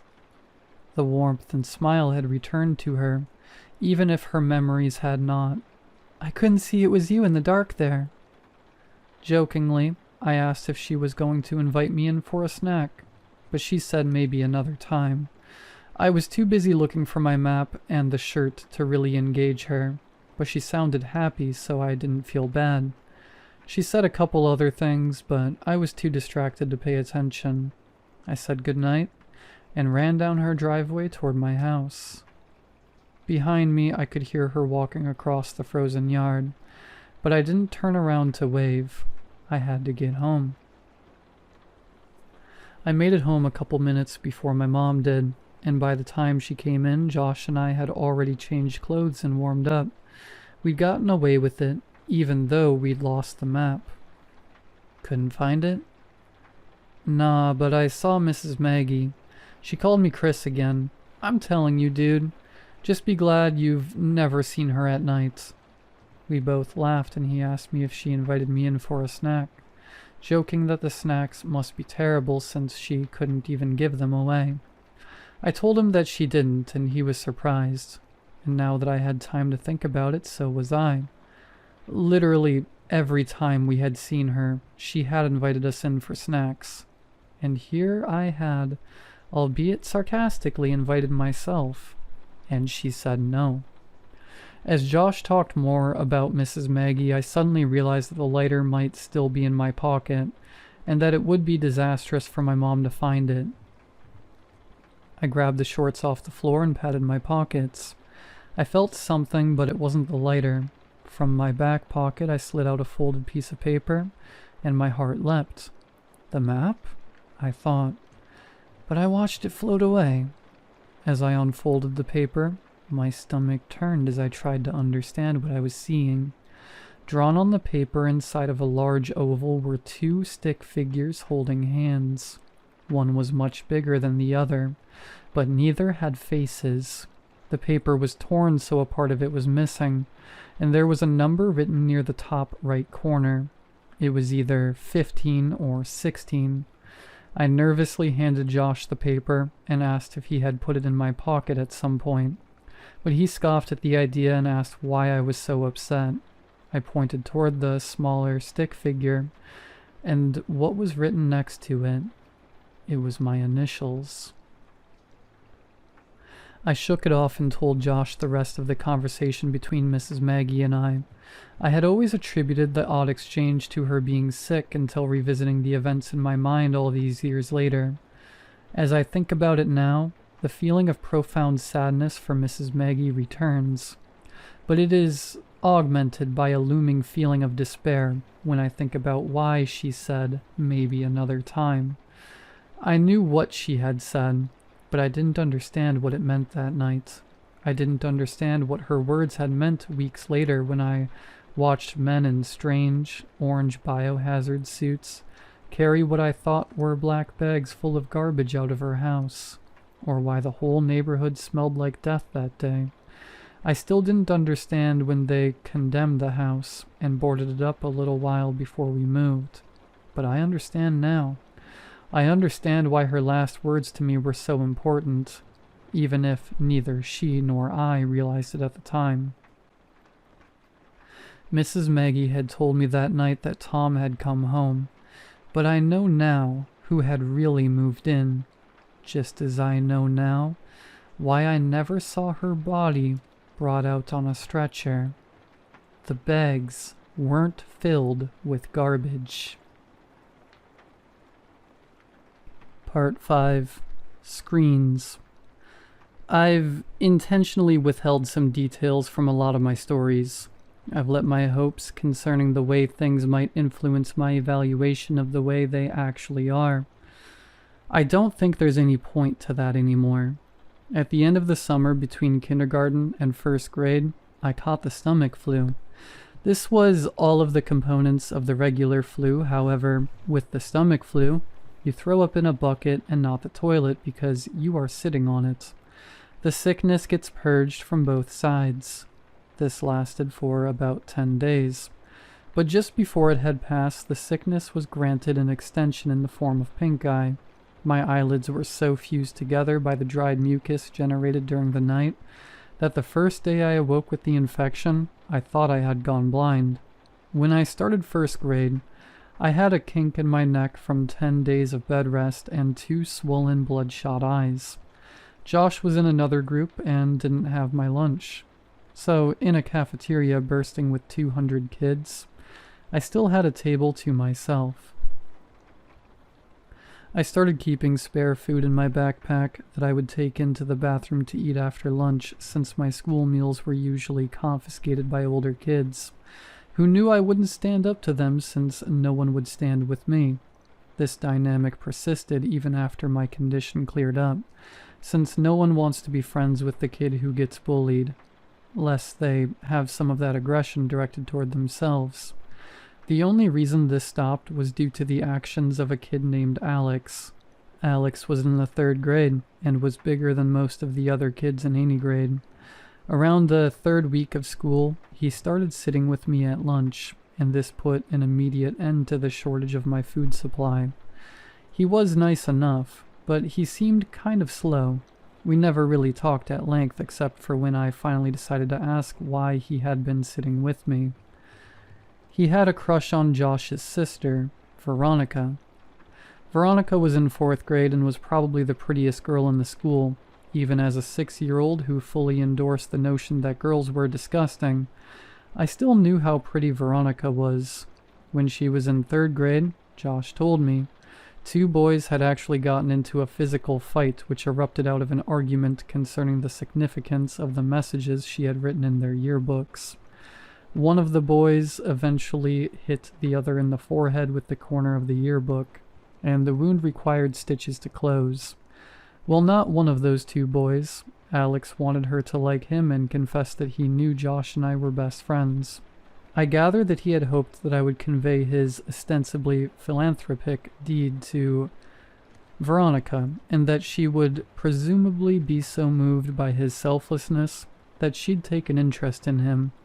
If I told her he would continue to sit with me for as long as I needed him to. Because this was during the time when Josh mostly stayed at my house, building the raft and navigating tributary with me, I didn't have the chance to bring it up to Veronica because I simply didn't see her. I told Josh about it and made fun of Alex, but said that he would tell his sister since I wanted him to. I doubted that he would. Josh was annoyed that people seemed to be taken with his sister.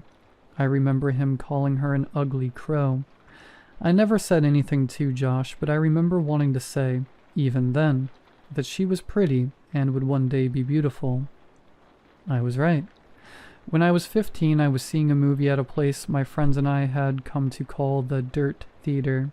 It was probably nice at some point, but time and neglect had weathered the place severely. This theater had movable tables and chairs on a level floor, so when the theater was full, there were very few places you could sit and see the whole screen. The theater was still open, I imagine, for 3 reasons. 1, it was cheap to see a movie there.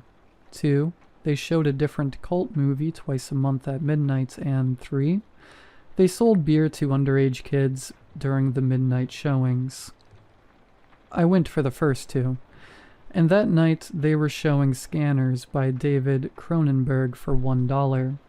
My friends and I were sitting in the very back. I wanted to sit closer to the front for a better view, but Ryan had driven us, so I relented.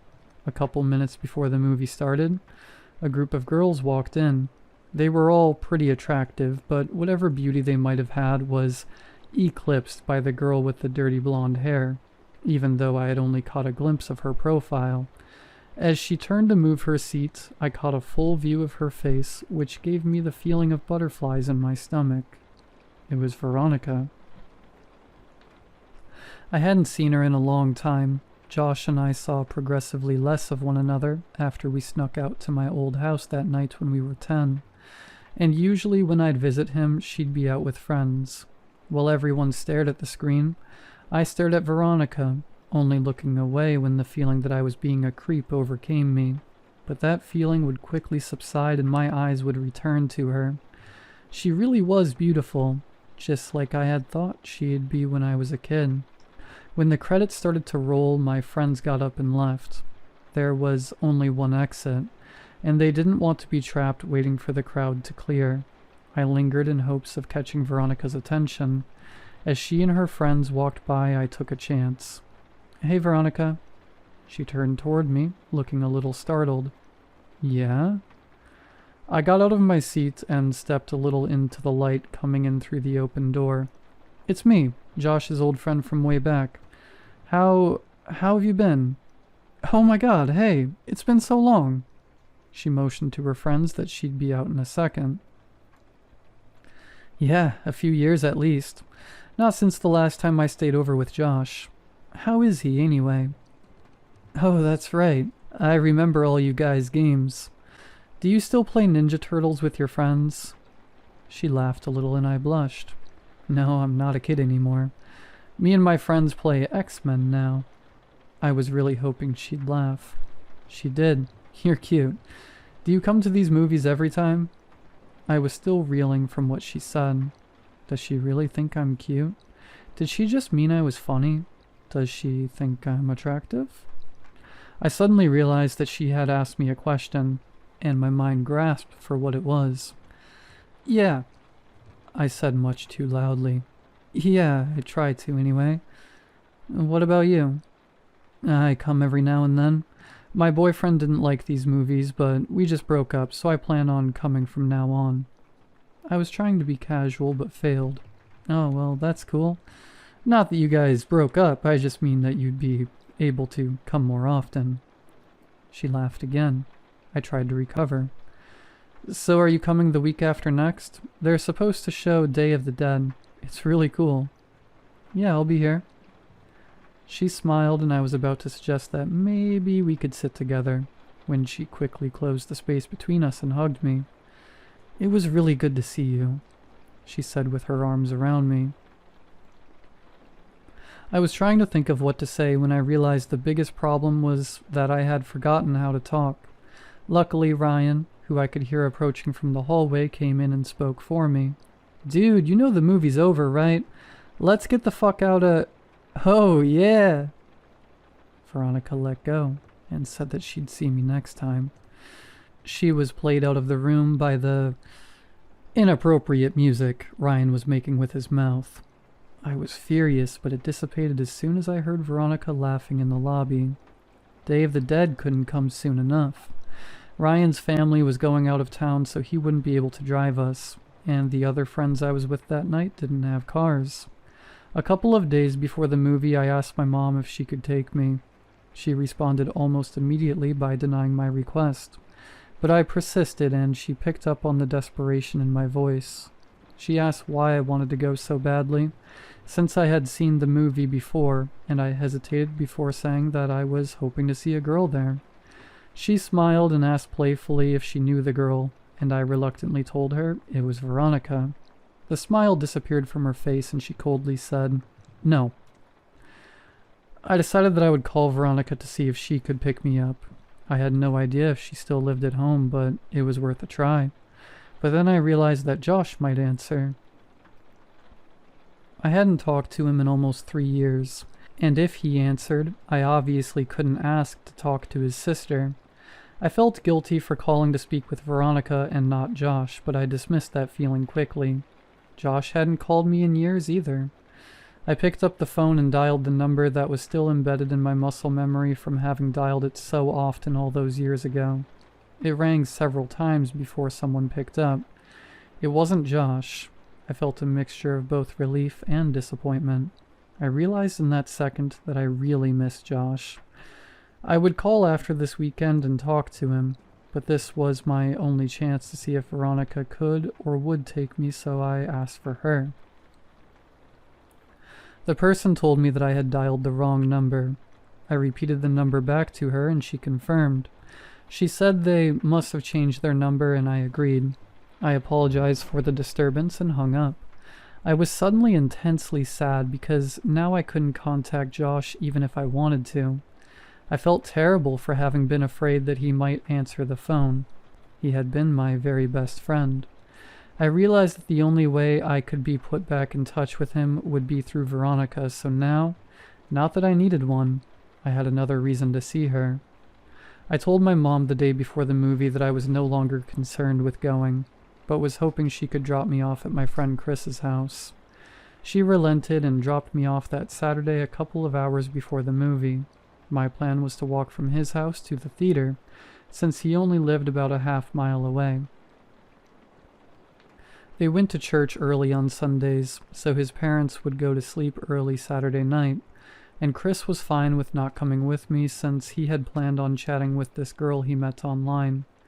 He said that the walk back to his house would be even lonelier after she laughed in my face when I tried to kiss her, and I told him not to electrocute himself when he tried to have sex with his computer.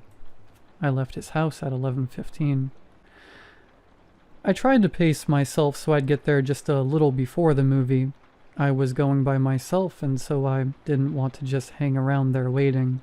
On the way to the theater, I figured that if Veronica showed up at all, it would be too lucky for us to arrive at the same time, so I debated whether I should wait outside or just go in. Both had their pros and cons. As I was grappling with these concerns, I noticed that the steady stream of streaking car lights that had been overtaking me had been replaced by a single, constant spotlight that refused to pass. The road wasn't illuminated by street lights, so I was walking in the grass with the road about 2 feet to my left. I stepped a little more to the right and craned my neck over my left shoulder to see what was behind me. A car had stopped about 10 feet behind me. All I could see were the violently bright headlights that were cutting through the otherwise Stygian surroundings. I thought that it might be one of Chris's parents. Maybe they had come to check in on us and seen that I was gone. It wouldn't have taken much pressing for Chris to confess. I took one step toward the car, and it broke its paws and started driving toward me at a slow pace. It passed me, and I saw that it wasn't Chris's parents' car, or any car that I recognized for that matter. I tried to see the driver, but it was too dark, and my pupils had shrunk when faced with the blinding lights from the car just moments before. They adjusted enough so that I could see a tremendous crack in the back window of the car as it drove away. I didn't think much of the whole affair. Some people find it fun to scare other people. I'd often hide around corners and jump out at my mom after all. I timed it right and got there about 10 minutes before the movie. I had decided to wait outside until around 11:57, since that would give me time to find her inside if she was already seated. As I was considering the possibility that she might not show, I saw her. She was alone, and she was beautiful. I waved to her and walked to close the distance. She smiled and asked if my friends were already inside. I said that they weren't, and realized that this must seem like I was trying to make this a date. She didn't seem bothered by that, nor was she bothered when I handed her the ticket I had already bought. She looked at me quizzically, and I said, "Don't worry, I'm rich." She laughed, and we went inside. I bought us 1 popcorn and 2 drinks, and spent most of the movie debating whether or not I should time reaching my hand into the popcorn bag when she reached in so they would touch. She seemed to enjoy the movie, and before I knew it, it was over. We didn't linger in the theater, and because this was a midnight show, we couldn't loiter in the lobby, so we walked outside. The parking lot of the theater was big because it connected with a mall that had gone out of business. Not wanting the night to be over just yet, I continued the conversation while casually walking toward the old mall. As we were about to round the corner and leave the theater out of sight, I looked back and saw that her car wasn't the only one left in the parking lot. The other one had a large crack in the back window. My immediate uneasiness turned to understanding. That makes a lot of sense. The driver of that car works here, and must have figured I was on my way to the movie. Injecting real horror into the life of a horror fan seemed like an obvious move. We walked around the mall and talked about the movie. I told her that I thought Day of the Dead was better than Dawn of the Dead, but she refused to agree. I told her of when I called her old number and about my dilemma about who would answer the phone. She didn't find it as funny as I now did. But she took my phone and put her number in it. She commented that it might be the worst cell phone she'd ever seen. Her evaluation wasn't rescinded when I told her I couldn't even receive pictures on it. I called her so she'd have my number, and she programmed it in.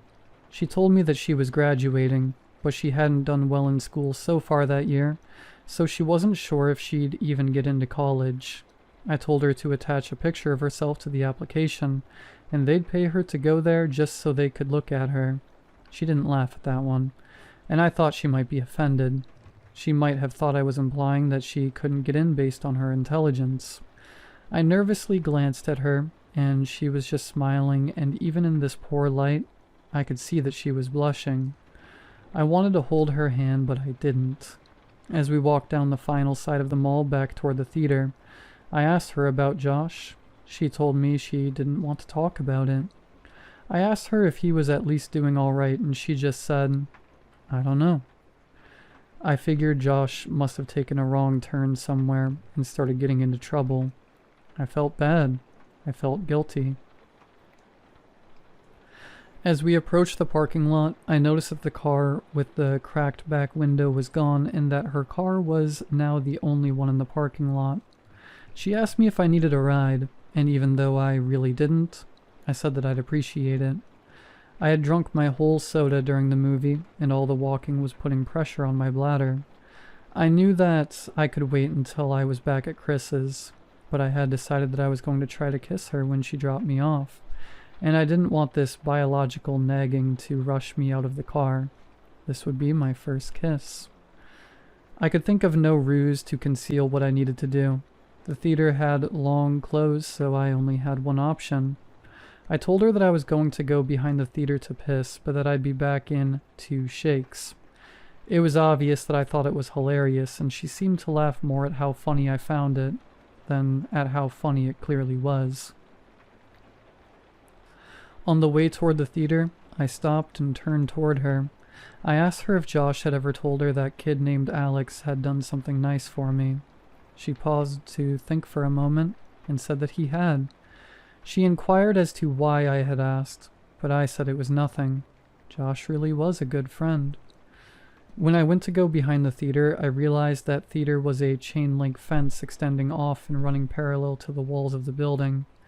Where I stood, she could still see me, and the fence seemed to stretch on endlessly. So I thought I'd just hop it, duck out of sight, and return as quickly as I could. It may have been too much of an effort, but I thought it polite. I climbed the fence and walked just a little ways until I was out of sight and urinated. For a moment, the only sounds were the crickets in the grass behind me and the collision of liquid and cement. These sounds were overpowered by a noise that I can still hear when it is quiet, and there are no other noises to distract my ears. In the distance, I heard a faint screeching which quickly subsided only to be replaced by a cascade of thundering vibrations. I realized quickly enough what it was. It was a car. The growling of the engine got louder, and then I thought, no, not louder, closer. As soon as I realized this, I started back toward the fence. But before I could get very far at all, I hear a brief, truncated scream, and the roar of the engine terminated in a deafening thud. I started running, but after only 2 or 3 steps I was tripped by a loose piece of stone and fell hard and fast onto the concrete, my head striking the corner of a chair as I fell. I was dazed for maybe 30 seconds, but the renewed rumbling of the engine drew my senses back and my equilibrium was restored by adrenaline. I redoubled my efforts. I was worried that whoever had crashed the car might harass Veronica. As I was climbing over the fence, I saw that there was still only one car in the parking lot. I didn't see any evidence of a crash. I thought that I might have misjudged its direction or proximity. As I ran towards Veronica's car, and as my orientation changed, I saw what the car had hit. My legs stopped working almost completely. It was Veronica. Her car was sitting between us. As I closed the distance and walked around it, she came fully into view.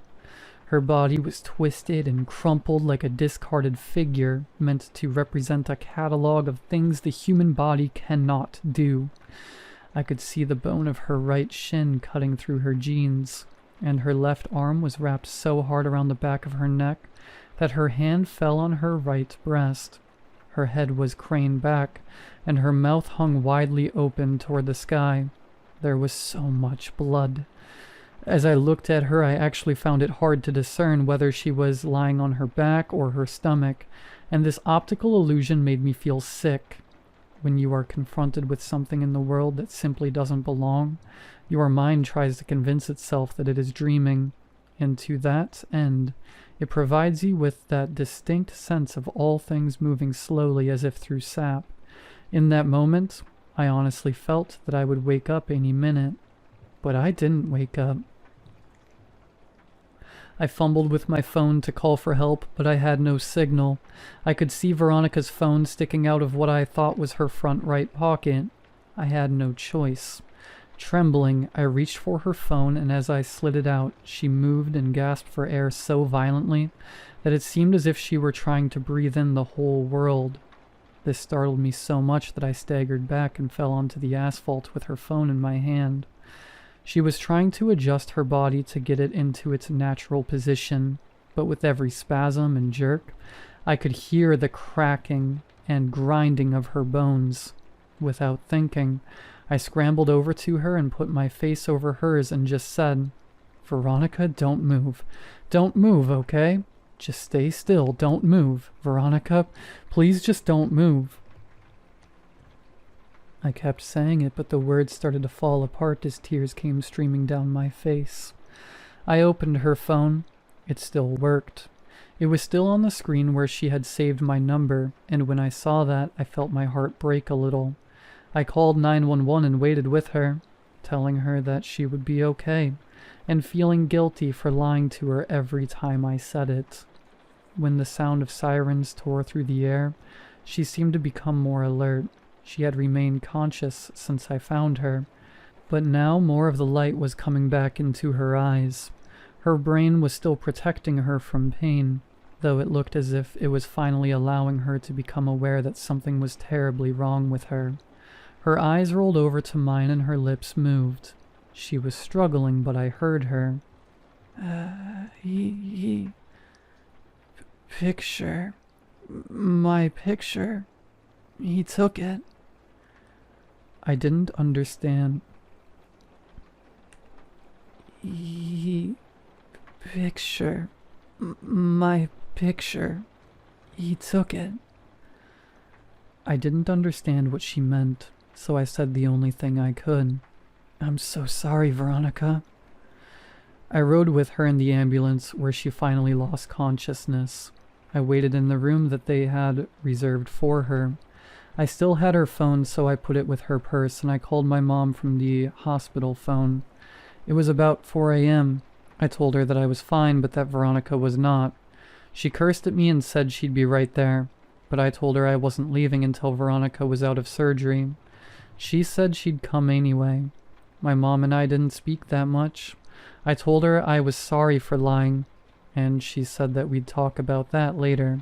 I think that had we talked more in that room, if I had just told her about boxes or the night with the raft, if she had just told me more of what she knew, I think that things would have changed. But we sat there in silence. She told me that she loved me and that I could call her whenever I wanted her to come get me. As my mom was leaving, Veronica's parents rushed in. Her dad and my mom exchanged a few words that appeared to be quite serious, while Veronica's mother talked to the person at the desk. Her mother was a nurse, but didn't work at the hospital. I'm sure that she had tried to get Veronica transferred, but her condition was prohibitive. While we waited, the police came in and talked to each of us. I told them what happened. They made some notes, and then they left. She came out of surgery, and 90% of her body was covered in a thick white cast. Her right arm was free, but the rest of her was bound like a cocoon.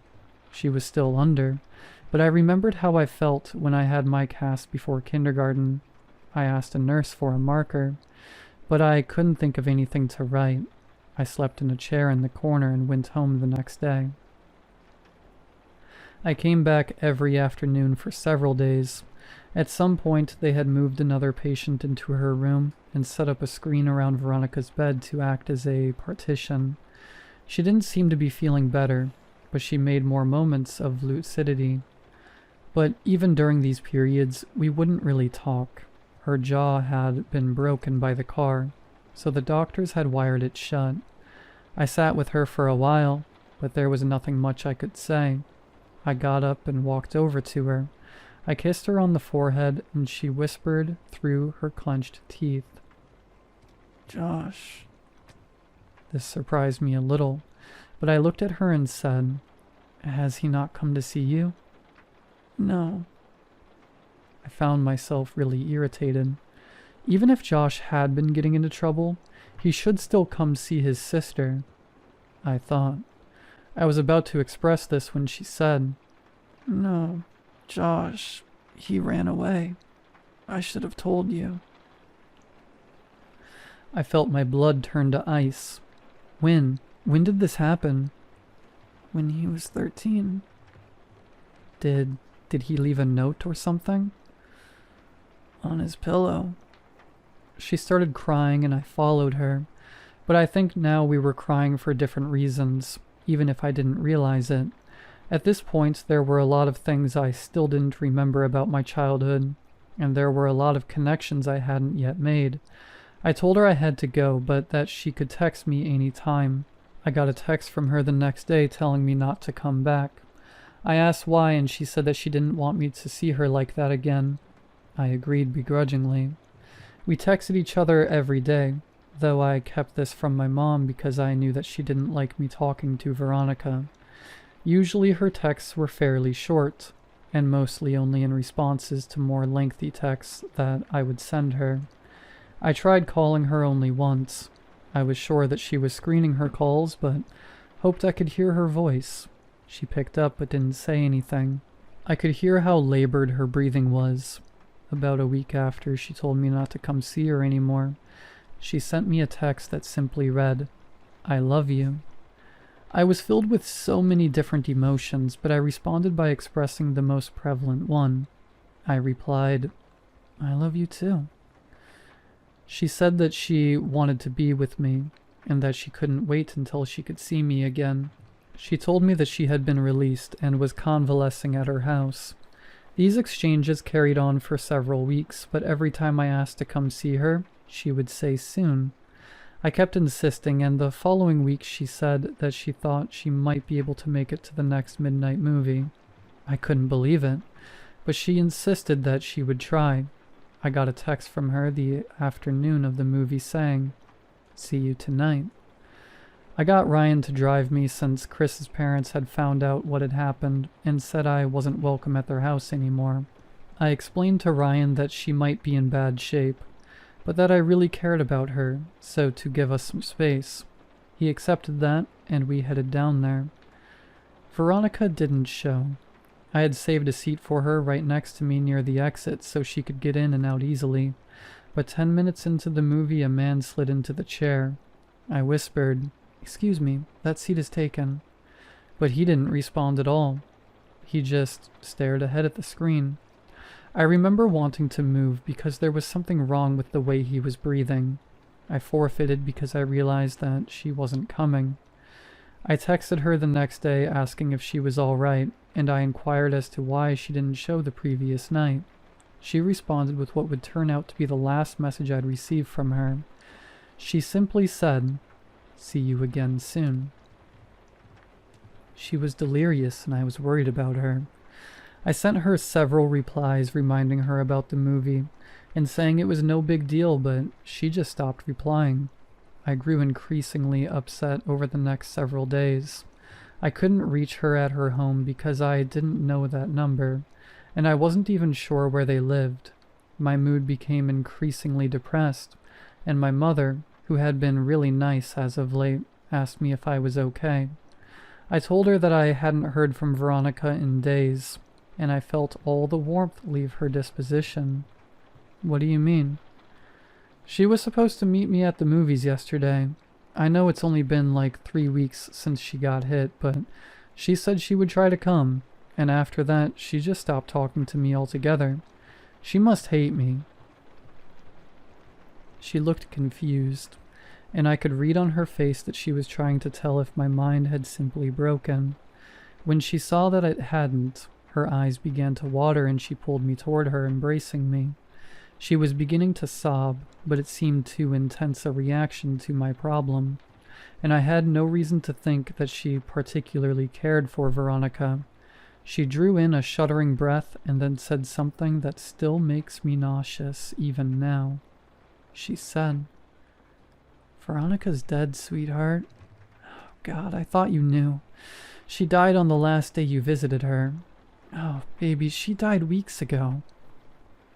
She had completely broken down, but I knew it wasn't because of Veronica. I broke the embrace and staggered backwards. My mind was swimming. This wasn't possible. I had just exchanged messages with her yesterday. I could only think to ask one question, and it was probably the most trivial I could ask. Then why was her phone still on? She continued sobbing. She didn't answer. I exploded. Why did it take them so long to shut off her goddamn phone? Her crying broke enough to mutter, "The pictures." I would come to find out that her parents thought that her phone had been lost in the accident, despite the fact that I had put it in her purse the night she was brought to the hospital. When they retrieved her belongings, the phone was not among them. They intended to contact the phone company at the end of the billing cycle to deactivate the line, but they received a call informing them of a massive impending charge for hundreds of pictures that had been sent from her phone. Pictures that were all sent to my phone, pictures that I never got because my phone couldn't receive them. They learned that they were all sent after the night she died. They deactivated the phone immediately. I tried not to think about the contents of those pictures, but I remember wondering for some reason whether I would have been in any of them. My mouth went dry, and I felt the painful sting of despair as I thought of the last message I received from her phone. "See you again soon." Part 6. Friends. On the first day of kindergarten, my mother had elected to drive me to school. We were both nervous, and she wanted to be there with me all the way up to the moment I walked into class. It took me a bit longer to get ready in the morning due to my still mending arm. The cast came up a couple inches past my elbow, which meant that I had to cover the entire arm with a specially designed latex bag when I showered. The bag was built to pull tight around the opening in order to seal out any water that might otherwise destroy the cast. I had gotten really adept at cinching the bag myself. That morning, however, perhaps due to my excitement or nervousness, I hadn't pulled the strap tight enough, and halfway through the shower I could feel water pooling inside the bag around my fingers. I jumped out and tore the latex shield away, but could feel that the previously rigid plaster had become soft after absorbing the water. Because there was no way to effectively clean the area between your body and a cast, the dead skin that would normally have fallen away merely sits there. When stirred by moisture like sweat, it emits an odor, and apparently this odor is proportionate to the amount of moisture introduced. Because soon after I began attempting to dry it, I was struck by the powerful stench of rot. As I continued to frantically rub it with the towel, it began to disintegrate. I was growing increasingly distressed. I had put as much effort as a child could into his very first day of school. I had sat with my mom picking out my clothes the night before. I had spent a great deal of time picking out my backpack, and I had become exceedingly excited to show everyone my lunchbox that had the Ninja Turtles on it. I had fallen into my mom's habit of calling these children I hadn't yet met my friends already. But as the condition of my cast worsened, I became deeply upset at the thought that surely I wouldn't be able to apply that label to anyone by the time this day was over. Defeated, I showed my mom. It took 30 minutes to get most of the moisture out while working to preserve the rest of the cast. To address the problem of the smell, my mom cut slivers off a bar of soap and slid them down into the cast, and then rubbed the remainder of the soap on the outside in an attempt to cocoon the rancid smell inside of a more pleasant one. By the time we arrived at the school, my classmates were already engaged in their second activity, and I was shoehorned into one of the groups. I wasn't made very clear on what the guidelines of the activity were, and within about 5 minutes, I had violated the rules so badly that each member of the group complained to the teacher and asked why I had to be in their group. I had brought a marker to school in hopes that I could collect some signatures or drawings on my cast, next to my mother's, and I suddenly felt very foolish for having even put the marker in my pocket that morning. Kindergartners had the lunchroom to themselves at my elementary school, but most of the tables were off limits, so I didn't have to sit alone. I was self-consciously picking at the fraying ends of my cast when a kid sat across from me. "I like your lunchbox," he said. I could tell he was making fun of me, and I grew really angry. In my mind, that lunchbox was the last good thing about my day. I didn't look up from my arm, and I felt a burning in my eyes from the tears that I was holding back. I looked up to tell the kid to leave me alone, but before I could get the words out, I saw something that made me pause. He had the exact same lunchbox. I laughed. "I like your lunchbox too." "I think Michelangelo's the coolest," he said while miming nunchuck moves. I was in the middle of rebutting by saying that Raphael was my favorite when he knocked his open carton of milk off the table and onto his lap. I tried very hard to stifle my laughter since I didn't know him at all, but the struggling look on my face must have struck him as funny because he started laughing first. Suddenly, I didn't feel so bad about my cast, and thought that this person would hardly notice now anyway. Just then, I thought to try my luck. "Hey, do you want to sign my cast?" As I pulled out the marker, he asked me how I broke it. I told him that I fell out of the tallest tree in my neighborhood. He seemed impressed. I watched him laboriously draw his name, and when he was done, I asked him what it said. He told me it said, Josh. Josh and I had lunch together every day, and whenever we could, we partnered up for projects. I helped him with his handwriting, and he took the blame when I wrote fart on the wall in permanent marker. I would come to know other kids, but I think I knew even then that Josh was my only real friend. Moving a friendship outside of school when you are 5 years old is actually more difficult than most remember.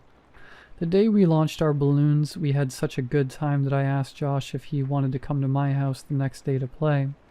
He said he did, and that he'd bring some of his toys.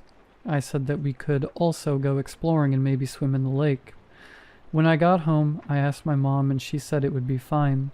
My enthusiasm was boundless, until I realized that I had no way of contacting Josh to tell him.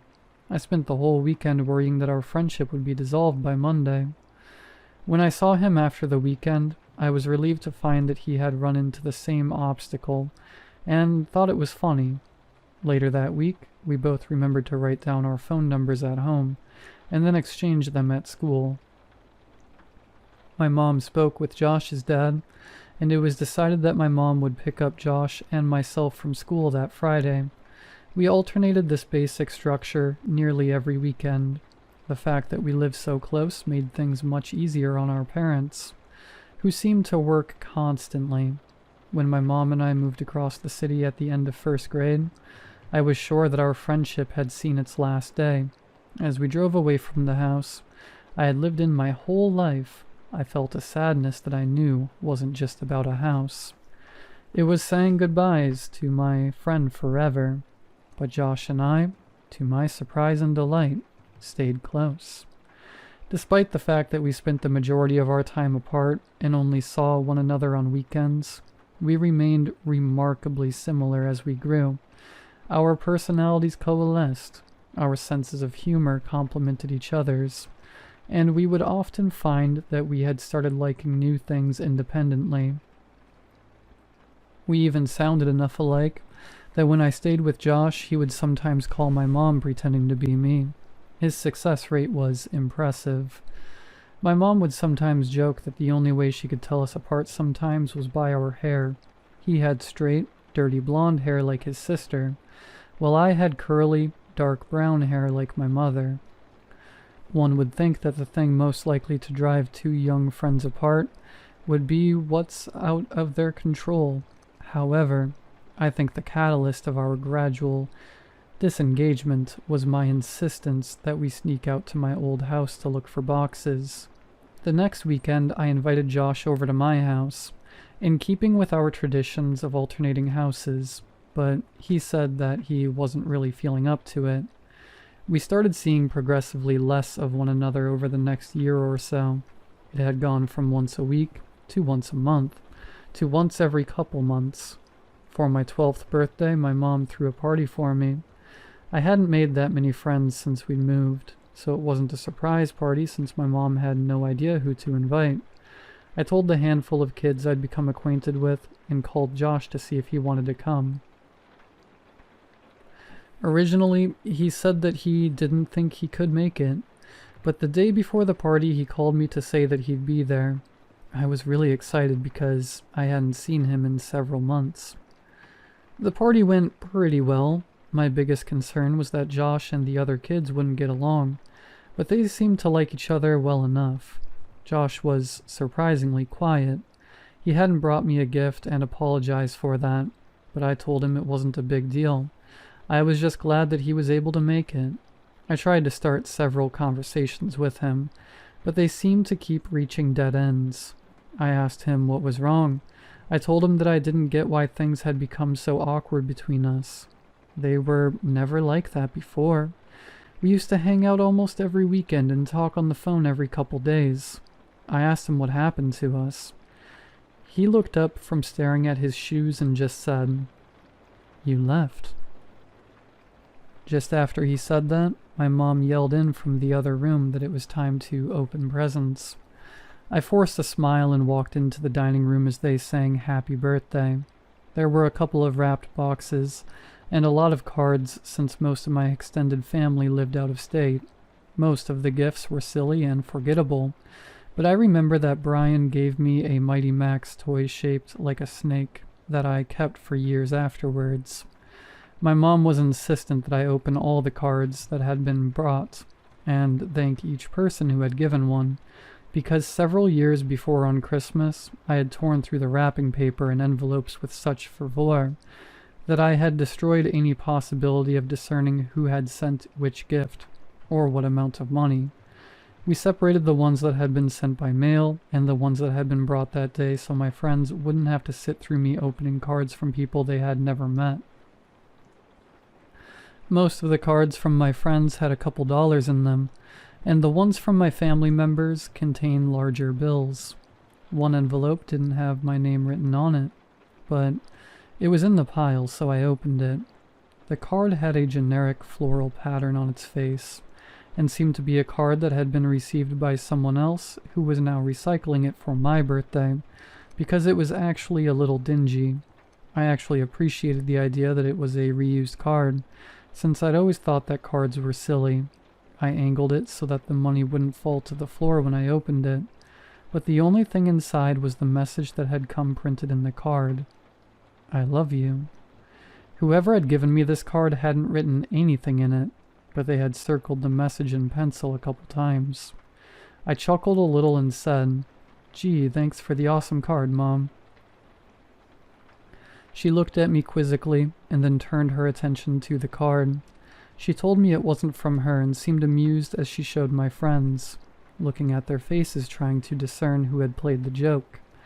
None of the kids stepped forward, so my mom said, "Don't worry, sweetheart. At least you know now that 2 people love you." She followed that with an extremely prolonged and excruciating kiss on my forehead that transformed the group's bewilderment into hysteria. They were all laughing, so it could have been any of them, but Mike seemed to be laughing the hardest. To become a participant rather than a subject of the gag, I said to him that just because he had given me that card, he shouldn't think that I'd kiss him later. We all laughed, and as I looked at Josh, I saw that he was finally smiling. "Well, I think that gift might be the winner, but you have a couple more to open." My mom slid another present in front of me. I was still feeling the tremors of suppressed chuckles in my abdomen as I tore the colorful paper away. When I saw the gift, I had no need to suppress the laughter anymore. My smile dropped as I looked at what I'd been given. It was a pair of walkie-talkies. "Well, go on, show everyone." I held them up and everyone seemed to approve. But as I drew my attention to Josh, I could see that he had turned a sickly shade of white. We locked eyes for a moment, and then he turned and walked into the kitchen. As I watched him dial a number on the corded phone attached to the wall, my mom whispered in my ear that she knew that Josh and I didn't talk as much since one of the walkie-talkies had broken, so she thought I'd like it. I was filled with an intense appreciation for my mom's thoughtfulness, but this feeling was easily overpowered by the emotions, resurrected by the returning memories I'd tried so hard to bury. When everyone was eating cake, I asked Josh who he had called. He told me he wasn't feeling well, so he called his dad to come get him. I understood that he wanted to leave, but I told him that I wished we could hang out more. I extended one of the walkie-talkies to him, but he put his hand up in refusal. Dejected, I said, "Well, thanks for coming, I guess. I hope I'll see you before my next birthday." "I'm sorry. I'll try to call you more often. I really will," he said. The conversation stagnated as we waited by my door for his dad. I looked at his face. Josh seemed genuinely remorseful that he hadn't made more of an effort. His mood seemed suddenly bolstered by an idea that had struck him. He told me that he knew what he'd get me for my birthday. It would take a while, but he thought that I would really like it. I told him it wasn't a big deal, but he insisted. He seemed in better spirits and apologized for being such a drag at my party. He said that he was tired, that he hadn't been sleeping well. I asked him why that was as he opened the door in response to his dad's honking in the driveway. He turned back toward me and waved goodbye as he answered my question. "I think I've been sleepwalking." That was the last time I saw my friend, and a couple months later, he was gone. Over the past several weeks, the relationship between my mother and I has grown increasingly strained due to my attempts to learn the details of my childhood. It's often the case that one cannot know the breaking point of a thing until that thing fractures. And after the last conversation with my mother, I imagine that we will spend the rest of our lives attempting to repair what had taken a lifetime to build. She had put so much energy into keeping me safe, both physically and psychologically, but I think that the walls meant to insulate me from harm were also protecting her emotional stability. As the truth came pouring out the last time we spoke, I could hear a trembling in her voice that I think was a reverberation of the collapse of her world. I don't imagine my mother and I will talk very much anymore, and while there are still things I don't understand, I think I know enough. After Josh disappeared, his parents had done all they could to find him. From the very first day, the police had suggested that they contact all of Josh's friends' parents to see if he was with them. They did this, of course, but no one had seen him or had any idea of where he might be. The police had been unable to turn over any new information about Josh's whereabouts, despite the fact that they had received several anonymous phone calls from a woman urging them to compare this case with the stalking case that had been opened about 6 years before. If Josh's mother's grip on the world loosened when her son vanished, it broke when Veronica died. She had seen many people die at the hospital, but there is no amount of desensitization that can fortify a person against the death of her own child. She would visit Veronica twice a day since she was recuperating at a different hospital, once before her shift and once afterward. On the day Veronica died, her mother was late leaving work, and by the time she arrived at her daughter's hospital, Veronica had already passed. This was too much for her, and over the next couple of weeks she became increasingly more unstable.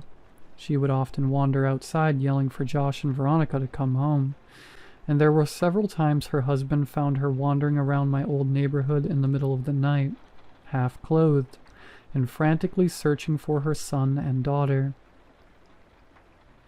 Due to his wife's mental deterioration, Josh's dad could no longer travel for work and began taking construction jobs that were less well-paying, so he could be closer to home. When they began expanding my old neighborhood more, about 3 months after Veronica died, Josh's dad applied for every position and was hired.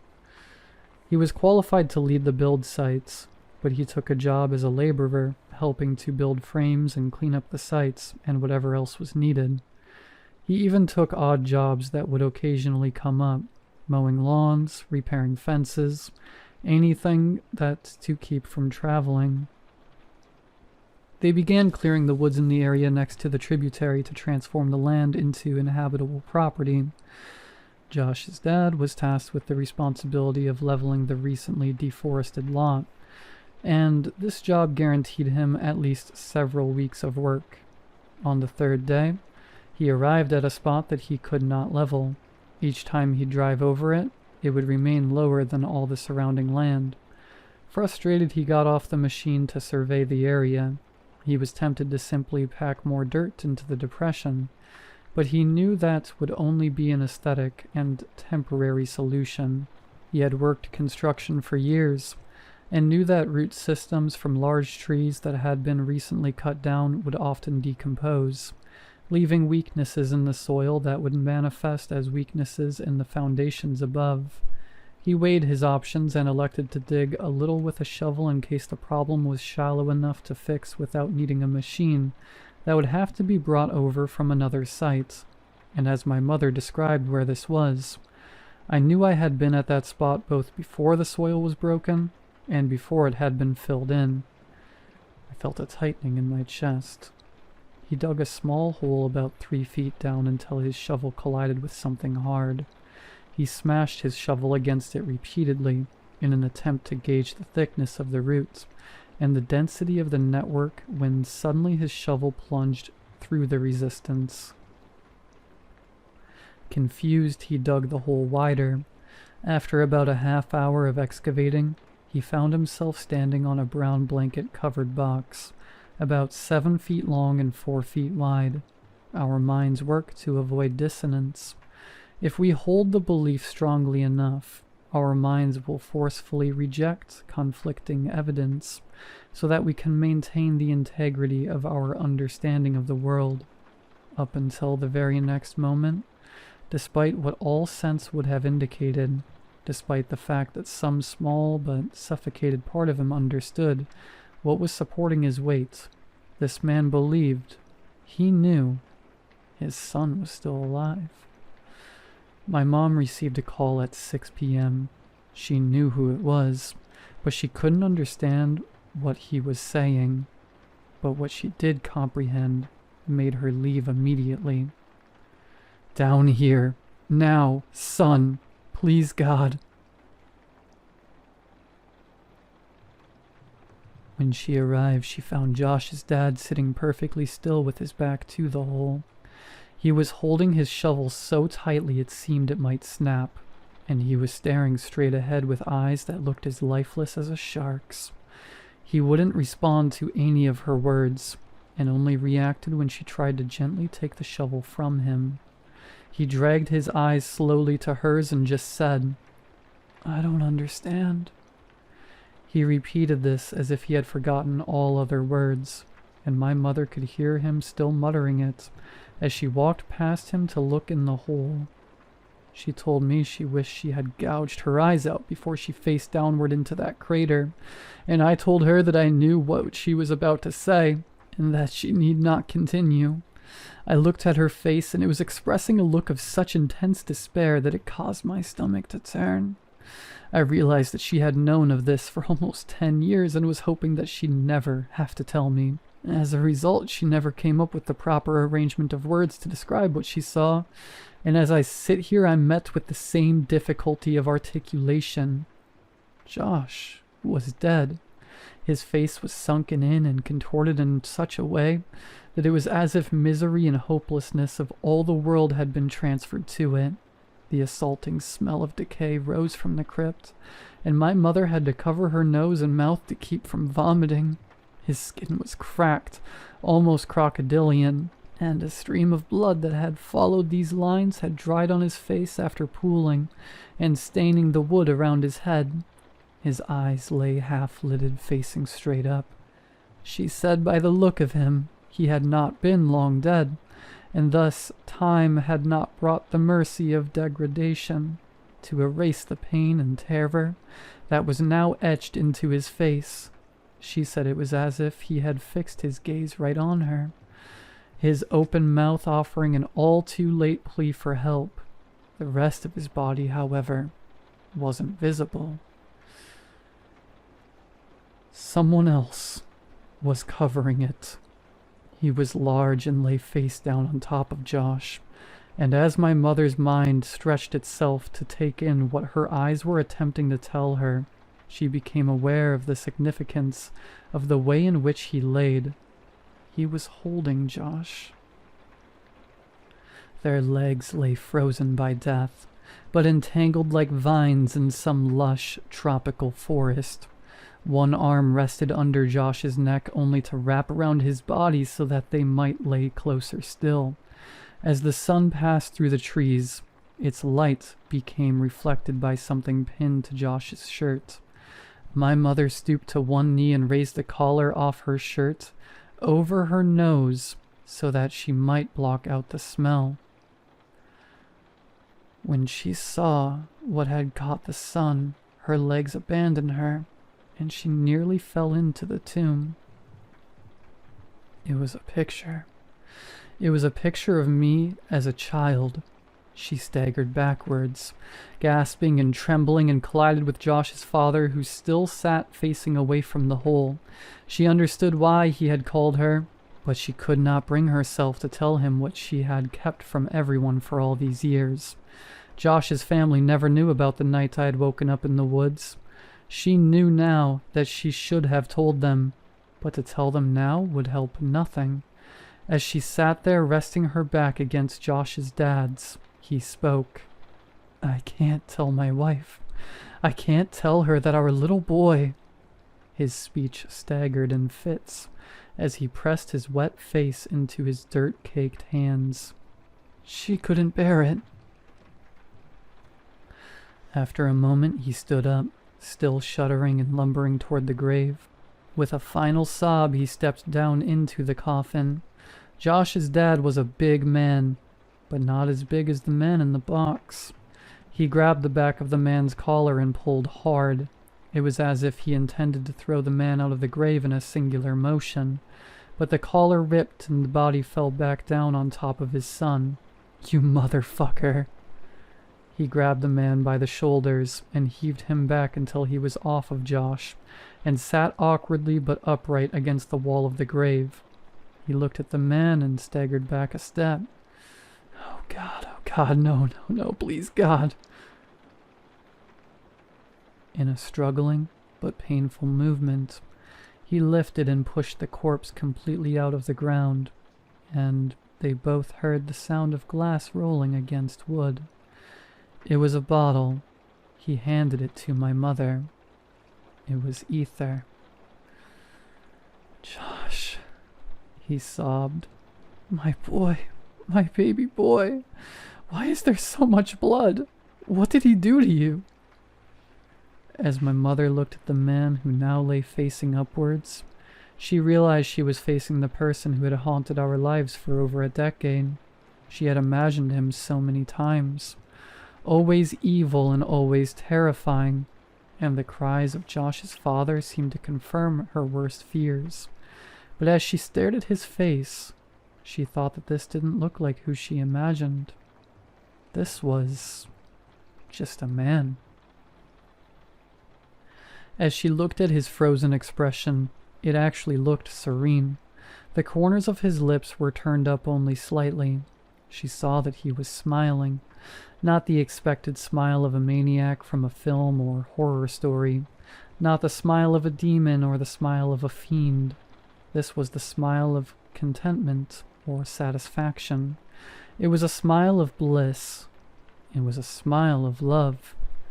As she looked down from his face and she saw a tremendous wound on his neck from where the skin had been ripped out, She was at first relieved when she realized the blood had not been Josh's.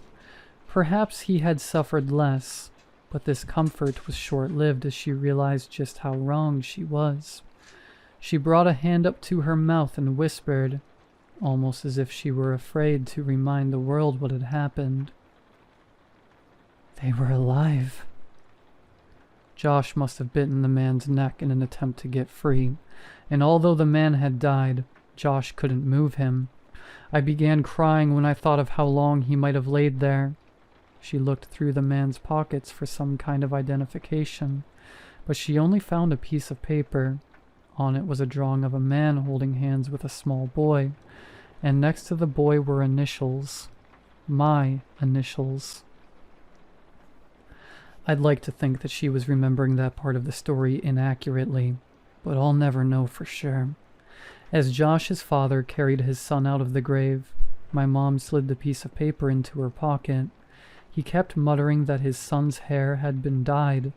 She saw that it had.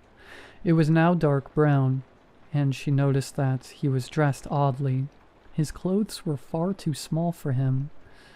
After Josh's dad delicately laid his body on the soft dirt, he began gently pressing his hands against his son's pants to feel his pockets. He heard a crinkle. Carefully, he retrieved a folded piece of paper from Josh's pocket. He looked at it but was vexed. Absently, he handed it to my mother, but she didn't recognize it either. I asked her what it was. She told me it was a map, and I felt my heart shatter. He was finishing the map. That must have been his idea for my birthday present. I found myself strangely hoping that he hadn't been taken while expanding it, as if that would somehow matter now. She heard Josh's father grunt and looked to see him pushing the man's body back into the ground. As he walked back toward the machine that had found the spot for him, he put his hand on a canister of gasoline and paused with his back toward my mother. You should go. I'm so sorry. It's not your fault. I did this. You can't think like that. There was nothing... He interjected flatly, almost with no emotion at all. About a month ago, a guy approached me as I was cleaning up the site on the new development a block over. He asked me if I wanted to make some extra money, and because my wife's not working right now, I accepted. He told me that some kids had dug a bunch of holes on his property, and he offered me $100 to fill them in. He said that he wanted to take some pictures for the insurance company first, but if I came back after 5 p.m. the next day, that would be fine. I thought this guy was a sucker, since I knew clearing that lot was coming up, so someone would have had to do it anyway. But I needed the money, so I agreed. I didn't think he even had $100. So he put the bill in my hand and I did the job the next day. I've been so exhausted that I didn't even think about it after it was done. I didn't think about it until today when I pulled that same guy off my son. He pointed at the grave, and his emotions started to push through as he broke into a sob. He paid me $100 so that I would bury him with my boy. It was as if saying it aloud forced him to accept what had happened, and he collapsed onto the ground in tears. My mother could think of nothing to say, and stood there in silence for what felt like a lifetime. She finally asked what he would do about Josh. His final resting place won't be here with this monster. As he looked back when she reached her car, she could see black smoke billowing out and diffusing against the amber sky, and she hoped against all hope that Josh's parents would be okay. I left my mom's house without saying much else. I told her that I loved her and that I would talk to her soon, but I don't know what soon means for us. I got into my car and left. I understood now why the events of my childhood had stopped years ago. As an adult, I now saw the connections that were lost on a child who tends to see the world in snapshots rather than a sequence. I thought about Josh. I loved him then, and I love him even still. I miss him more now that I know I'll never see him again, and I find myself wishing that I had hugged him the last time I saw him. I thought about Josh's parents. how much they had lost and how quickly that loss had come. They don't know about my connection to any of this, but I could never look them in the eyes now. I thought about Veronica. I had only really come to know her later in my life, but for those brief few weeks I think I had really loved her. I thought about my mother. She had tried so hard to protect me and was stronger than I would ever be. I tried not to think about the man and what he had done with Josh for more than 2 years. Mostly I just thought about Josh. Sometimes I wish that he never sat across from me that day in kindergarten, that I'd never known what it was like to have a real friend. Sometimes I like to dream that he's in a better place, but that's only a dream, and I know that. The world is a cruel place made crueler still by man. There would be no justice for my friend, no final confrontation, no vengeance. It had been over for almost a decade for everyone but me now. I miss you, Josh. I'm sorry you chose me, but I'll always cherish my memories of you. We were explorers. We were adventurers. We were friends.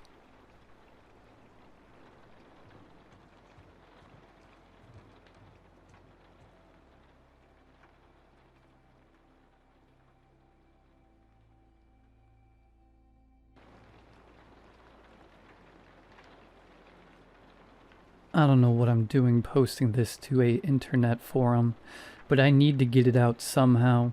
Maybe writing it all down and posting it online will help. I doubt it, but it's worth a shot. Here goes nothing. My name's Daniel Mathis. I used to be a detective, but I retired 2 months back. Well, maybe retired isn't the right word. Forced to quit is more like it. Either way, I'm not on the force anymore. That's enough about me, though. If I'm going to tell this story properly, then I need to start at the beginning. The very beginning. It started 20 years ago. A child went missing. A little boy, only 10 years old. His name was Johnny. I'd worked on a few missing person cases before, but this one was different. Johnny was walking back from school with some of his friends. It was getting dark, so he decided to take a shortcut through the woods. His friends were too scared to follow, so Johnny went alone. Needless to say, he never made it home. His parents reported him missing a few hours later. We searched the area for 2 days. We questioned every sex offender in a 15-mile radius. Hell, we combed through every inch of that forest, but we never found him. Whoever took Johnny was smart about how they did it. They know how to cover their tracks. It was almost like the kid vanished into thin air. Flash forward a month to mid-January, and I'm knocking on his parents' front door. It was snowing that day. I remember Paul, the kid's father, answered the door. He looked tired, as if he hadn't slept in weeks.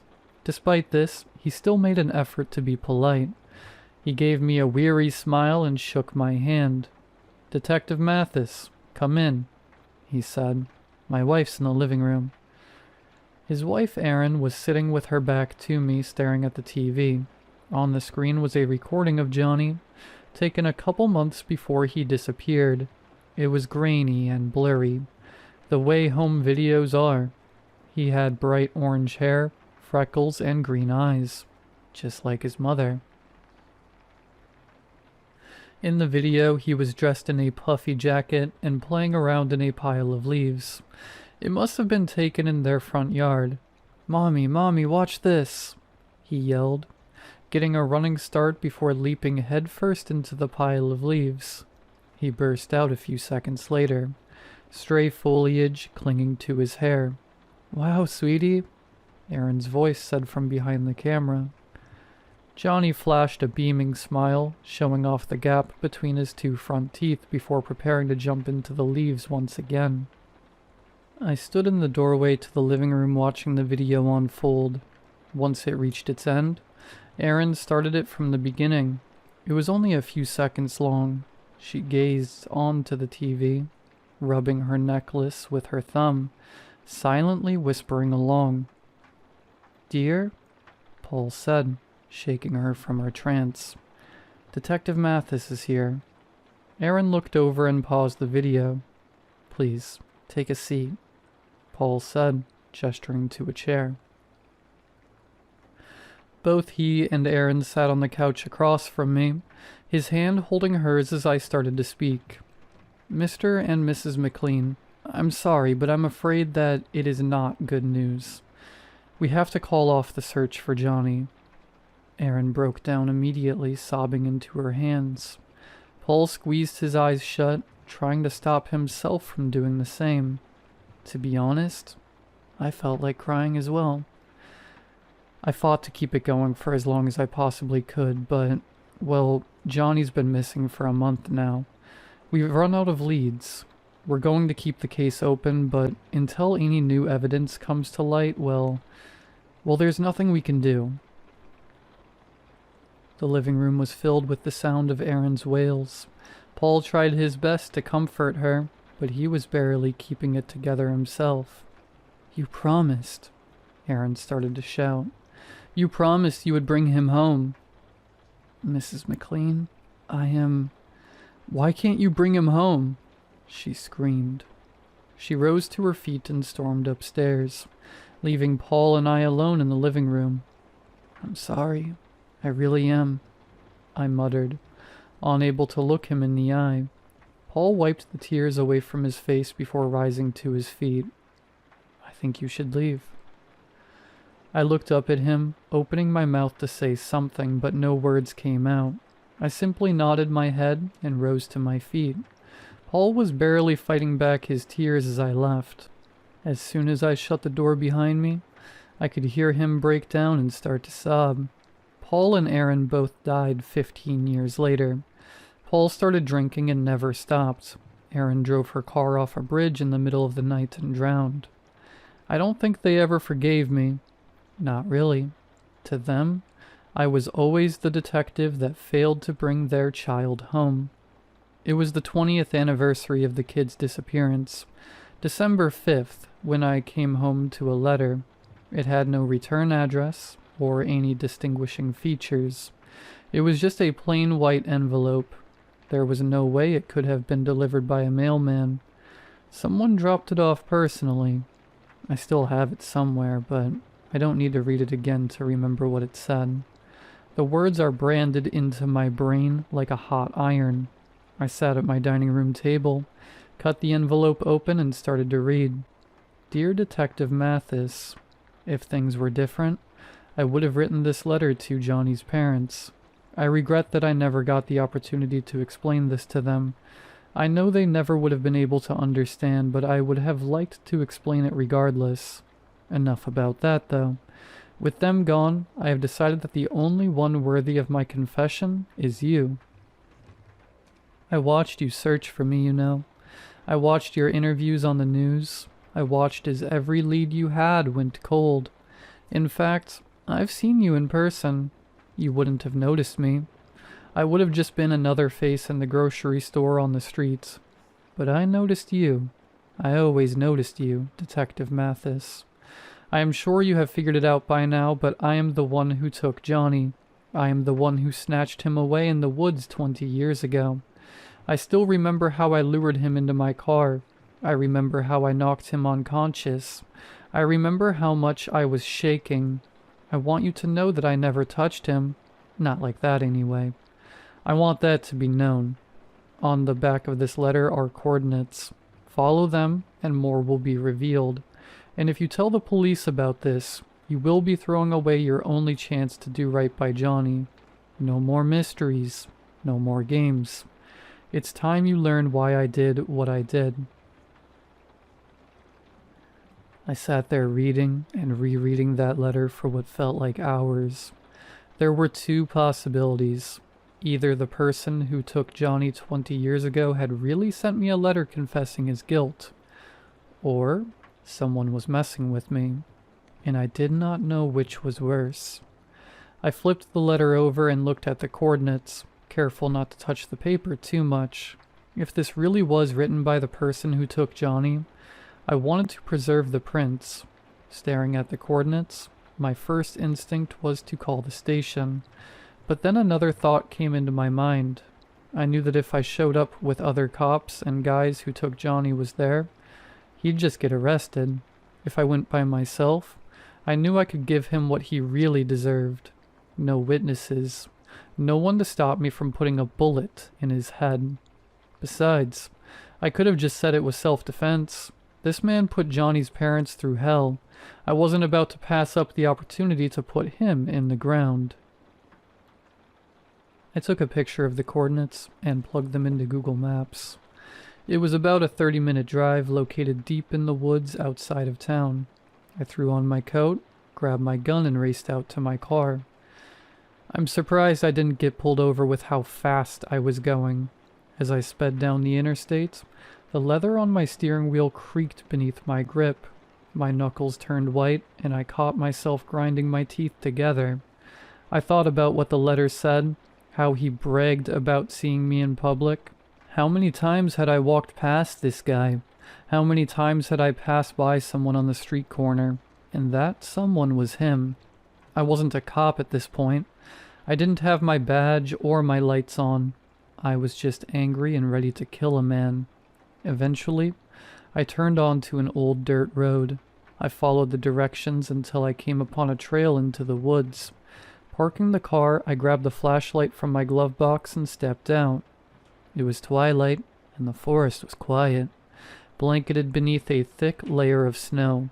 Not even the birds were making a sound.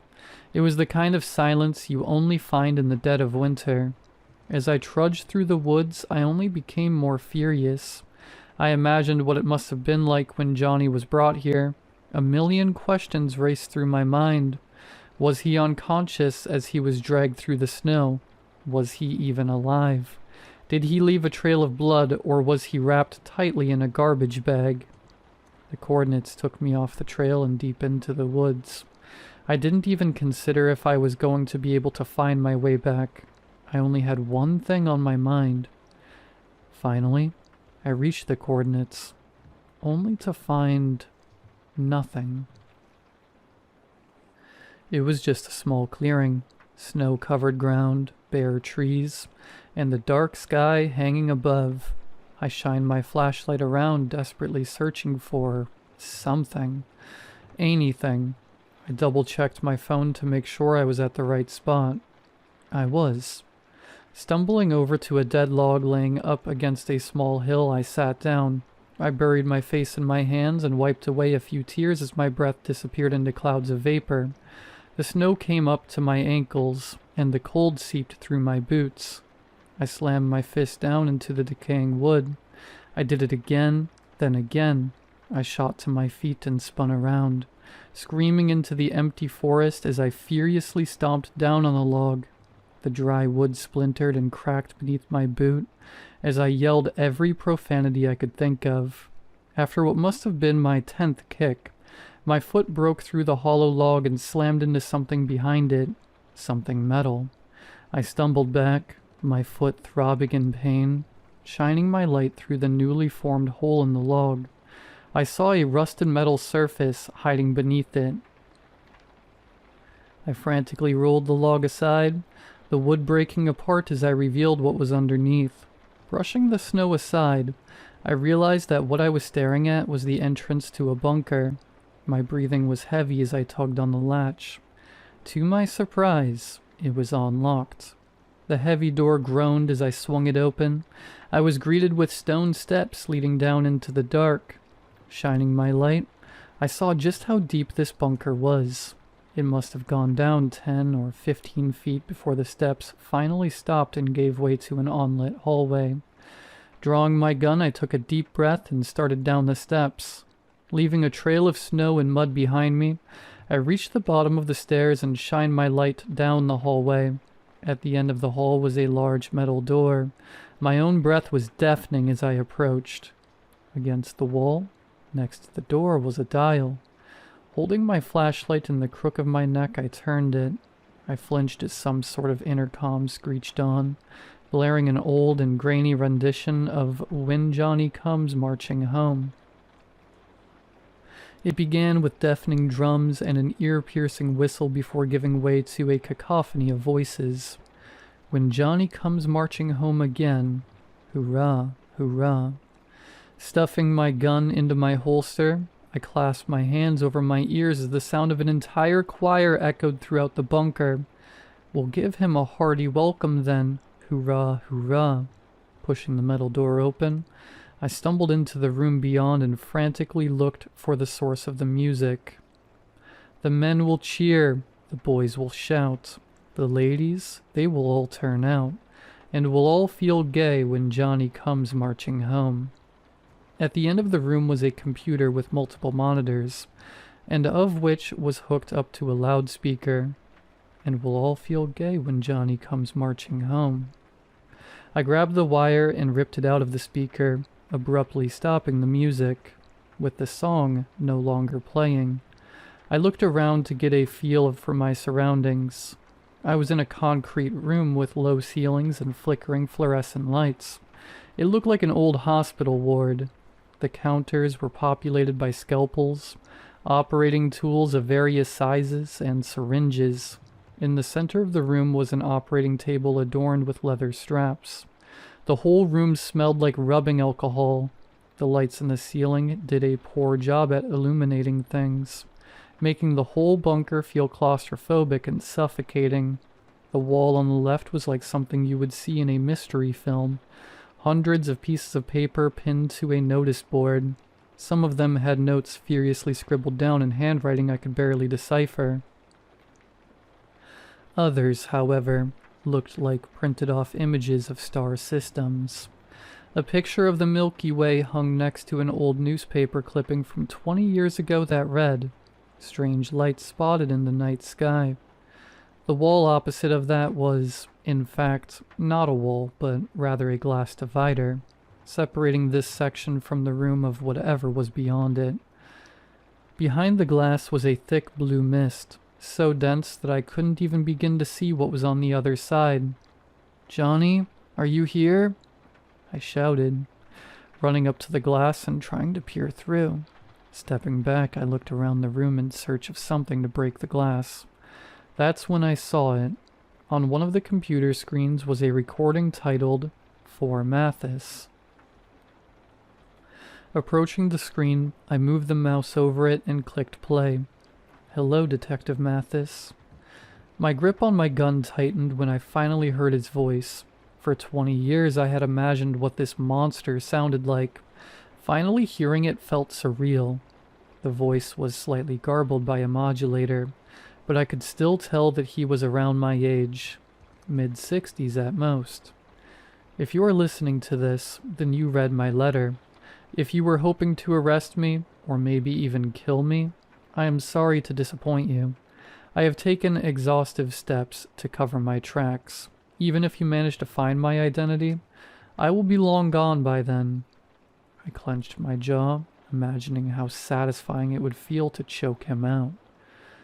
I am sure you have many questions, and I think that this recording will answer most of them. But before I can explain anything, I think it is best to introduce you to someone. With that, the chamber behind the glass divider began to hiss. The fog quickly dissipated, and the room beyond was revealed.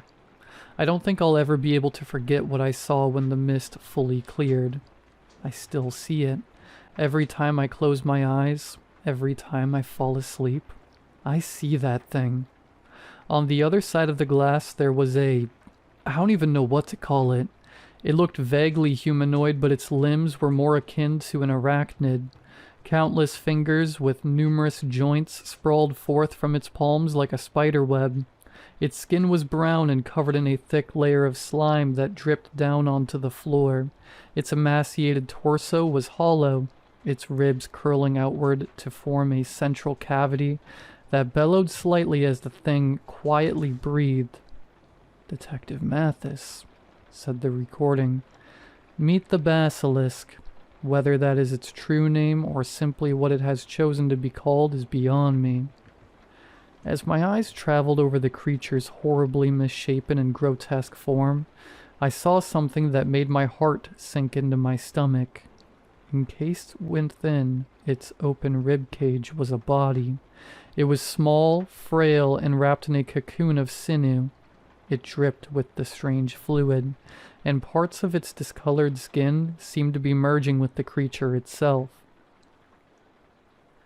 Taking a step towards the glass, I let out a quiet gasp when I saw the strands of orange hair hanging from its scalp. "Johnny?" I whispered.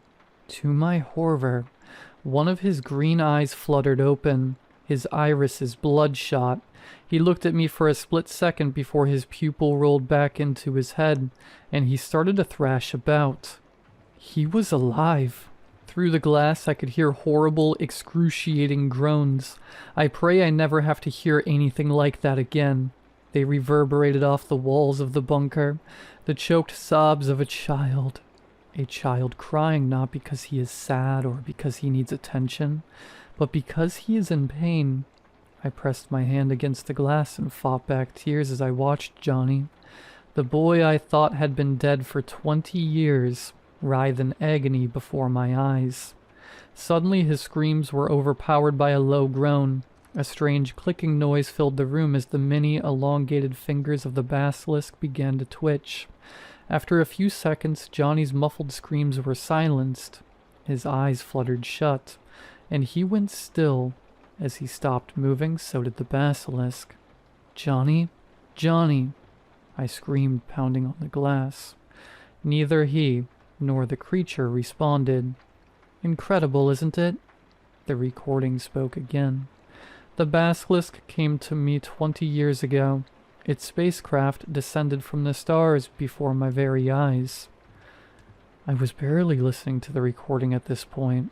My eyes were fixated on Johnny as he lay motionless inside the creature's chest. "Do you want to know the interesting part, Detective Mathis? When it came to me, I was a dying man. Brain cancer. Stage 4, inoperable." His voice seemed sullen before perking up as he continued. "The basilisk cured me. I should have died years ago, but it halted my tumor in its tracks." I began to look around the room, searching for some way into the chamber, but I found nothing. Johnny was completely sealed off. "Can you see it? The fluid that it is secreting? In that fluid lies the cure to cancer. Can you imagine a world where we do not have to fear such a horrid fate? The enzymes in that fluid were the key. I knew that if I could isolate them, learn how to replicate it, I could make cancer a thing of the past. And the basilisk was willing to help me." The voice paused for a second, and I could hear the man let out a sigh. Except it needed something from me. It wanted a child. I replayed that part in my head more times than I care to admit. It never fails to make me sick. The basilisk is a creature of the abstract. It feeds off futures that never were, and there is no one who has more potential or imagination for the future as a child. Johnny is alive in there. The basilisk is keeping him alive, keeping his psyche trapped in the body of a child, dreaming of the future he never had. I know your first instinct will probably be to try and pull him out, but that won't save him. The basilisk has been feeding off of Johnny for 20 years. They are merged in body and mind. If you separate them, they both will die. I started to cry. I stumbled back and leaned against the operating table, unable to peel my eyes away from the glass. The voice sighed deeply. "I know you think I'm a monster, Detective Mathis, but I stand by what I've done. Do you know why?" He sounded so arrogant, so damn smug. "Because I figured out how to replicate the enzymes. In a few years, I will have a cure to every type of cancer there is. Do you know how many children die of cancer every year? Nearly 100,000. Nearly 2 million children have died in agony since I first took Johnny. Since I gave him to the basilisk. I had to do this. I have a duty to save as many as I can, and the basilisk never would have helped me if I hadn't given it a child.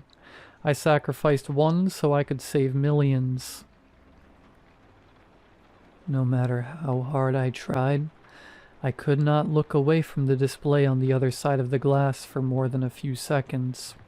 The otherworldly, incomprehensibly twisted form of the basilisk, Johnny's nearly unrecognizable body trapped within. If I had gone to the government, the voice began again, they would have locked it away beneath the Pentagon. They would have tortured it, and if they ever realized the good it could do, they would have only given it to the rich, the 1% of the 1%, the corrupt, the greedy, and the perverted. I could hear the anger and bitterness in his voice. I'm going to give this cure to everyone, not just the wealthy. Soon cancer will be a distant memory. Johnny has made a necessary sacrifice. His suffering has led to an unprecedented leap in medicine. As the recording continued, I approached the glass, looking at the emaciated husk huddled within the chest cavity. His eyes opened again, only for a second. It looked around the room, seeming to follow the web of fingers clinging to the ceiling. In the seconds before he shut his eye again, I could see Johnny's pain, his fear. Now, the recording continued.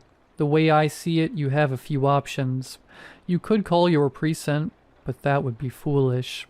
If you show them the basilisk, the CIA won't be far behind. If they don't kill you, they will brainwash you into never speaking of this again. They will take both the basilisk and Johnny away for study. He will remain in his living hell, and it will be your fault. I looked down at the gun in my hand, running my thumb over the black metal. Your second option is to kill them, the recording said. Even though I knew they were coming, I felt my heart sink into my stomach as he said those words. I trust you brought your gun. The glass is not bulletproof, and neither is the basilisk. Just a few shots is all it should take. I am no fool. I know that if the basilisk is left unattended, it will eventually leave the bunker and begin searching for other children. Just like any junkie, the high will wear off and it will search for the next one. I could not bring myself to end its life. I worked with it for many years. It is practically my colleague. For the first time since the recording began, I detected a hint of compassion in his voice. So it's up to you, Detective Mathis. You can put Johnny out of his misery and walk away. You can be satisfied knowing that you ended his suffering the only way you could. Alternatively, you could notify the government. You could risk your own life and doom Johnny to who knows how many more years of agony. You are a pragmatic man, much like myself. I trust you will make the correct decision. And with that, the recording was over. I was left in the bunker with nothing but the hum of fluorescent lights and the horrible abomination on the other side of the glass. Looking up from my gun, I saw Johnny staring at me, not with one eye, but both. Tears trickled down his cheeks as he gazed at me, his eyes pleading for something. I don't know what was going through his mind. I'm not even sure if he was still capable of thought after 20 years of torment.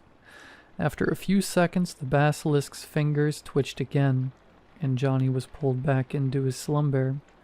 I looked down at my gun again. My hand was trembling. A few minutes later, I stepped out of the bunker and into the cold night. The chill nipped at my skin, and the barrel of my gun was still smoking. A light snow began to fall as I sat down on the hollow log. I began to sob. I wiped at my eyes, but the tears kept coming. I'm sorry, I'm sorry. I cried. As I wept, I felt my gun's weight in my hand.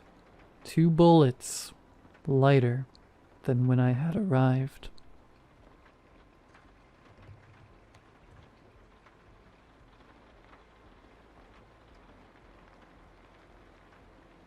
Back in 2018, I was in a difficult position.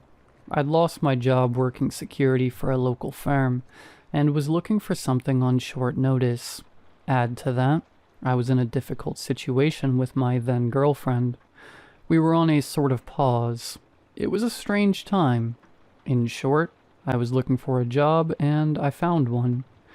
There's this charity, which I won't name, that handles distribution of something called the Little Miracle Chest. These have been around since the 80s, but they're very limited in scope. It's these colorful toy boxes that are sent out to first-time parents, mostly in the southern East Coast states. They usually contain a couple of goodies, some parental advice books, a Bible, and a couple other things. It's been around for a while, but I don't think a lot of people talk about it. I read online that a local chapter handling the Little Miracle chests needed permanent warehouse security, so I applied. I had one of these chests as a kid, and honestly I loved it. I thought it was a nice callback, especially at a time when I needed stability. For the sake of brevity, I'll just say this up front. I've changed a couple of names around, including my own, just to make sure my position and the location stays anonymous. I met with a guy, let's call him Jonah. Friendliest guy you'll ever meet. Early 50s, honest living kind of guy if you could look past the creepy horn-rimmed glasses. He looked like a cool dad who'd stepped out of a 70s commercial. Firm handshake, calming voice. I met him just outside the warehouse, and he had the most starched white shirt I'd ever seen. "Jonah," he said, shaking my hand. "And you must be Henry."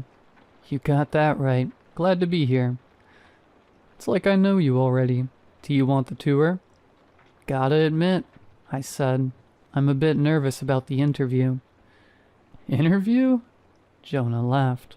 "My friend, as far as I'm concerned, the job is yours. We got your application, is all. You fit the bill just fine." "You sure?" I asked. "I figured you'd need some, I don't know, clarity." "I got a good eye for people," smiled Jonah. "But I suppose I have one question that needs answering, if you're so inclined." "Go right ahead." Jonah put a hand up to shield his eyes from the July sun. The guy was clearly an outdoorsy type, being tanned from head to toe. "Do you consider yourself a nurturing man?" he asked. It was a perfectly fair question, but it was difficult to answer. I had this girlfriend, Jill, who I'd been seeing for about 8 months. We got along great and had been talking about moving in together when she revealed something. She had a kid. I had no idea. It had been this thing she hadn't intended to hide. It just ended up that way. We got along so well, and by the time she wanted to tell me, it had gotten strange to bring it up. I don't think it was nefarious, but it became this strange sticking point in our story. 8 months, and I'd never once heard she had a 5-year-old boy at home. At that point, I didn't know if things were complicated because I didn't want to be a stepdad, or because she'd lied to me. So when Jonah asked me if I was a nurturing man, that's where my thoughts brought me. I zoned out a little and answered as well as I could. "I'd like to think I am," I said, "but I don't know. Hard to tell." "Well, at least you're honest," smiled Jonah. "That makes up for a lot." With that, he gave me a tour of the warehouse, row after row of Little Miracle chests, all wrapped in cellophane and ready to be shipped out. The Little Miracle chests are about 4 feet long, 3 feet wide, and has a rounded treasure chest kind of lid. The thing is made of some solid kind of wood, and has these metal handles bolted to the side. It's heavy, at least 30 pounds. On the side, you get all kinds of classic Americana printed. Boys and girls playing in the sun, a white church, green grass, a rainbow, happy couples leaning on one another, but also a few of adventurous motifs, like lions being ridden by young boys, or little girls feeding unicorns with blue sunflower seeds. It's probably the most sugar-coated wholesome thing you'll ever see, if you haven't seen one already. Before we could enter, Jonah gave me a tap on the back. These things come straight from the printer, so we have these industrial fans going in there to keep the prints from peeling until they settle. So it's loud in there. Alright. So we got these headphones, noise cancelling and all. Whenever you're in the main hall, you need these on at all times, or you'll hurt your hearing. We can't be held liable for that, Henry. We don't got that kind of money. Fair enough. He gave me the headphones and showed me around the warehouse. There was a definite chemical in the air. It was a prickly smell, like old lime and deep ammonia. It stuck with you immediately. Jonah showed me around the main hall, the loading dock, and the various entryways to keep an eye on. He pointed out a few cameras, all the light sources, and where the emergency buttons were in case of a fire or serious accident. Once we got out of the warehouse, we put away the headphones and put them in a locker. There was this small adjoining office with 2 desks, and an honest-to-God fax machine. Jonah explained a couple of details I needed to keep in mind.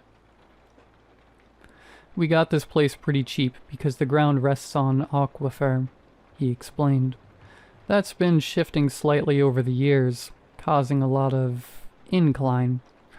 We've looked into contractors to help us compensate, but it's a steep bill. Long story short, Henry, you need to check to make sure none of the chests tumble off the shelves. We don't want them to break. Not one. Is that why you wrap them up like that? I asked. For traction? Traction and to keep the fumes in. You know. They're straight from the printer. We don't want you to get a wheezy lung. We want you around for a while. I appreciate that. Anything else I ought to know? Well, look at you, smiled Jonah, giving me a firm pat on the shoulder. Being proactive. I knew I picked the right guy. Well, since you asked, there's one last thing. He sat down on one of the desks, trying to look like a cool substitute teacher. I bet that move worked better on the younger folks. Well, 2 things, he admitted. 1, don't use the freezer. We've had to throw out a bunch of stuff because of it. And 2, do you know our motto? The motto? Yeah, the Little Miracle motto. Do you know it? You used to have one as a kid, right? And of course I knew it. It was written on the inside of the lid, so you saw it every time you opened it. God loves all his little miracles, I said. That's the motto. Hot diggity dog, Henry. I knew you were the perfect guy. He gave me another firm clap on the shoulder. A couple of signed papers later, and I was officially hired. There were a couple more things to keep track of, like where we stored keys, what to do at certain times, and how many hours of the day I had to stick around. I had an alternating schedule with a 3-week rotation. The pay was decent, but I had to scale back on a couple of things on account of only working 4 days out of the week. The extra pay for working the occasional weekend and night shift were more than enough to make up for it. All in all, I was only down about $100 or so from my last job, and this was both more stable and had better hours. Jonah was always around, mostly in the office. I saw him try to get that stupid freezer to work a couple of times, but they gave up and started using it for storage. Mostly charity merch like hats and cheap jackets. The people who worked there struck me as harmless, but socially awkward. They would bring in the occasional plate of cookies or wish me a blessed afternoon, but they would keep to themselves and give me a curious side-eye. Night shifts were a whole different thing. The little miracle chests look a bit strange in the dark. You have to consider, the one I used to have was beat up and torn at the edges. These things were fresh from the printer. They looked nothing like my old thing. It had been thrown out somewhere around my later high school years. I grew up in a troubled home. I didn't know it was a troubled home back then, but it was. I was an only child, and my parents were constantly complaining about their financials. Whenever the two of them were in the same room for more than an hour, they'd yell. There was always something. The broken lawnmower, the extra shift that ruined our weekend plans, the cheap muffler. That strange noise from the shower drain. There was always something, and someone had something to say about it, and they had to say it loudly. I used to get so tired of it that I'd lay under my bed with a pillow over my head, trying to drown the sound out. That is until I realized that the little miracle chest we had was mostly soundproof. I'd put blankets and pillows in there and make it my happy place. I would spend a lot of weekends there with a flashlight tucked under my chin, reading or playing, and whenever I ran out of batteries, I'd imagine what was written on the page and just whisper it into the dark. Or I could be an astronaut for a while, floating through space. Or maybe I was a spy, hidden in the trunk of a villain's car. It sounds sad, but I never knew it was. I loved that darkness. It was my own, and no one could take it from me. I'd whisper my little truths into the void, and I felt like it understood me, like it was a friend. I could imagine it saying, "You're our little miracle, Henry, and we'll always be here for you." And every time I looked up, there was that motto, "God loves all his little miracles."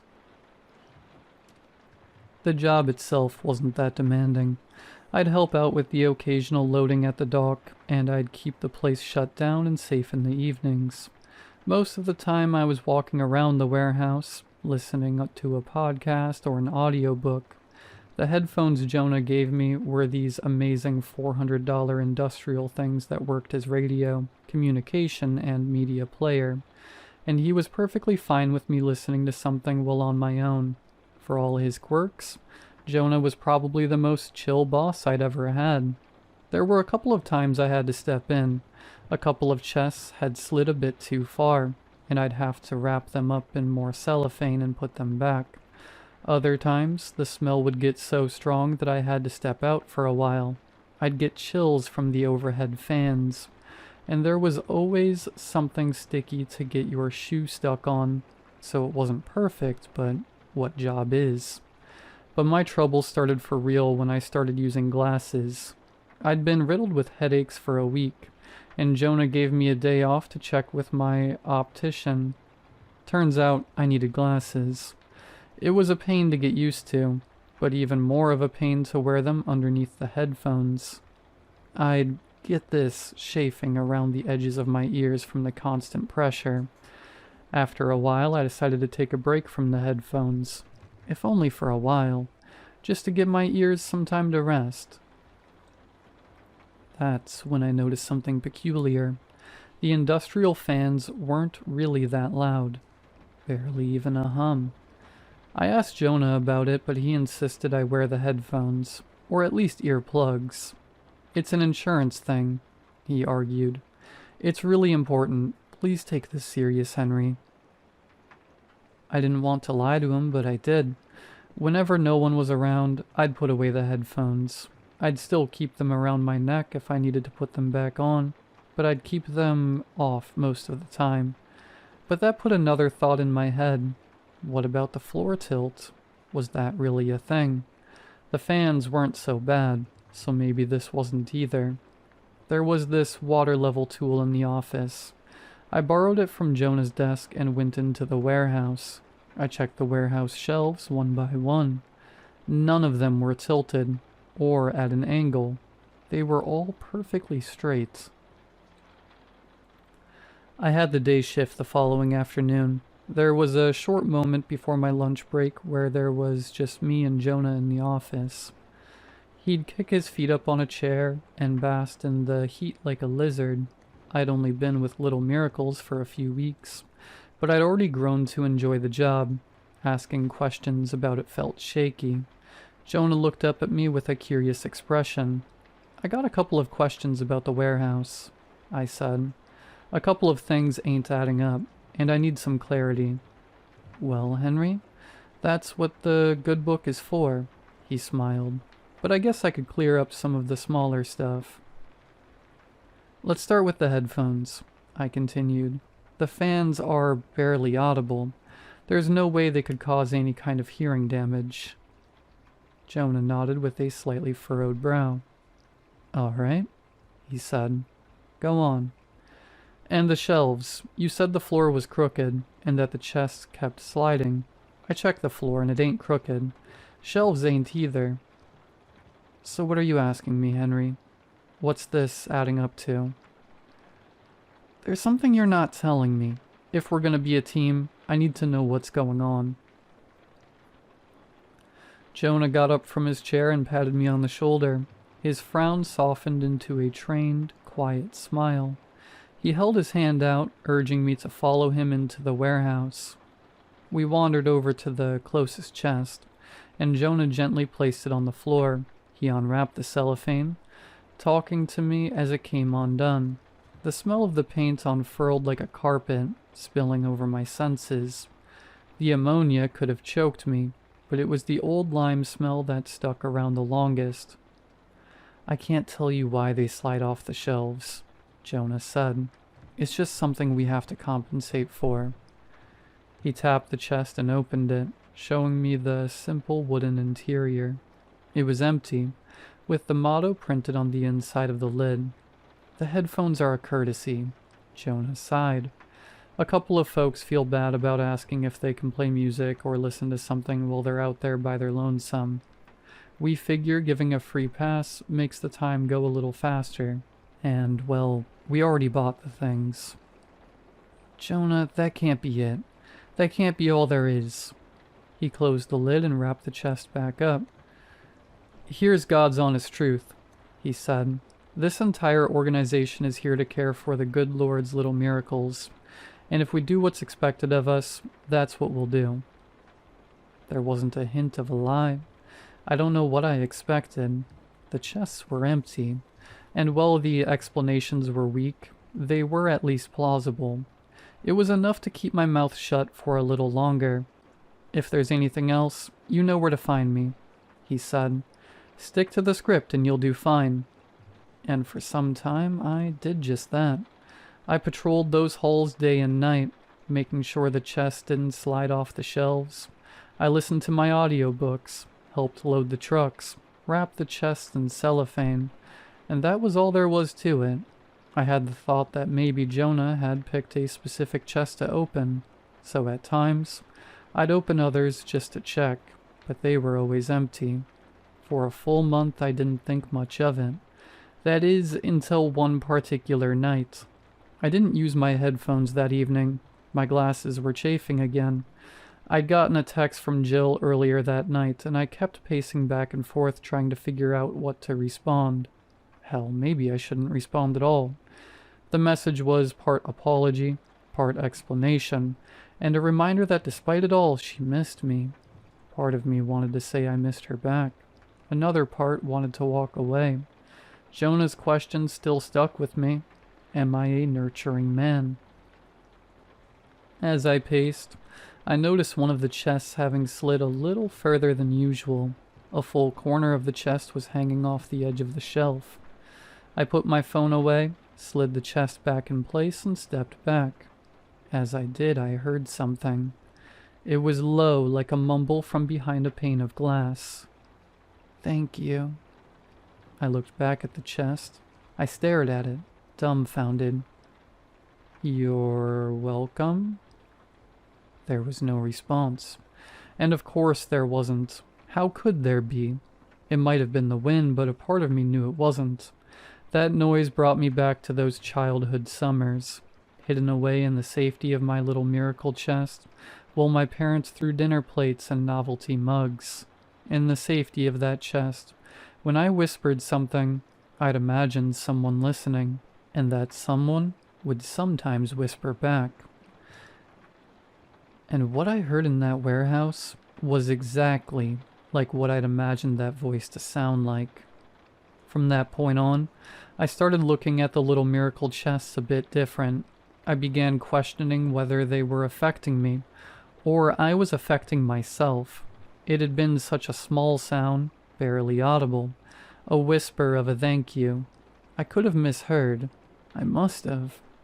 The only other option was nonsensical. Chests can't talk, and I knew for a fact that these were empty. But I couldn't help it. During those long hours of the night, I had to look a little closer.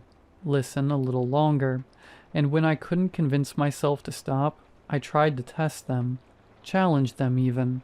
I'd whisper at them, knock on the lid, or pick up and shake them a bit. Of course, nothing happened, but every now and then I'd see one of them twitch, or rattle. Was it one particular chest that moved, or was it all of them? One night I didn't even bother to try. I just picked a chest and stared at it, waiting for it to move. I'd looked at it for so long that the image sort of blurred, like when you hear a word too many times and it starts to sound like a noise. Then, there it was. A nudge. Just a little, but clear as day. I rushed it, tore away the cellophane and opened it, and of course it was empty, and I'd accidentally ripped off part of the print. Just a corner, where the lion was. I thought about lying to Jonah, but I knew better. Not only did he deserve the truth, but there were cameras to tell the full story. Not that I didn't think he'd believe me, but because it didn't matter. No matter if the chest moved or not, I'd messed up. I met Jonah in the parking lot on the way to the office. He carried a much too formal suitcase and a copy of today's paper. I caught up and told him flat out what I'd seen, the moving chest and the subsequent unwrapping. Jonah nodded, then wielded his newspaper like a judge's gavel. "Henry," he said, "you're still the perfect man for the job. I know you are, and I want to help you." "Then tell me what's going on," I begged. "Tell me I'm not crazy." "How about this?" he said. "You heard about the storm?" It had been the talk of the week, a storm brewing over for the weekend, with the brunt of it hitting later that evening. The sky had already darkened. We had a last-minute cancellation, and I got no one to help. If you can keep things in check this one night, I'll see what I can do. "Can do about what?" I asked. "What can you do?" "Henry, please," he said, putting his hand on my shoulder. "I'll see what I can do." I agreed. Things were gonna be a bit different that evening. I was the only one on site, and there'd be no one to call for backup. That and the storm was guaranteed trouble. We had to close the fans and lock down the shelves with plastic straps. And because the fans weren't running, I'd have to wear a mask with a gas filter, just in case the fumes got too intense. I was gonna have to make sure everything was secure, which would be an effort and a half. Not even an hour into my shift, I started getting warnings about rolling blackouts in the area due to fallen trees cutting the power lines. 30 minutes later, and it reached me. The entire warehouse turned dark with a sudden click. The silence was so palpable that I could hear my heartbeat. It's surprising how many noises are around you when it's quiet. You kinda don't notice unless the power is gone. As the power went out, I could hear the wind picking up. It was pushing into our ventilation, making the warehouse fans squeak in protest.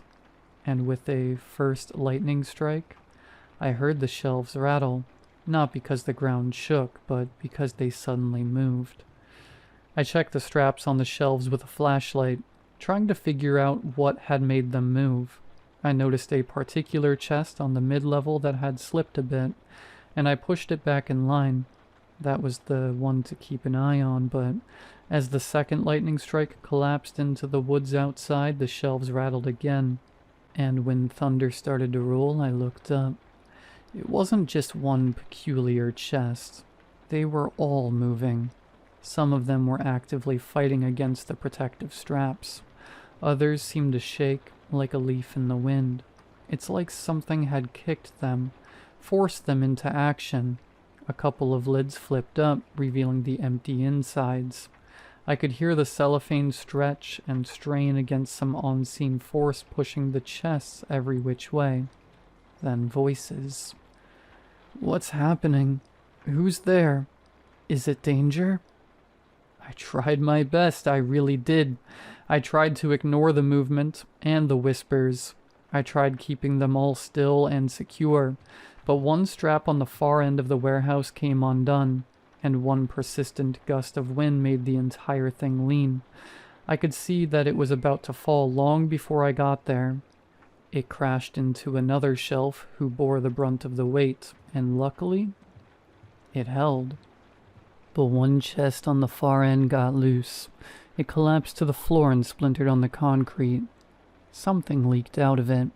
It looked like a water-oil mixture, and it had this intense smell of old fruit.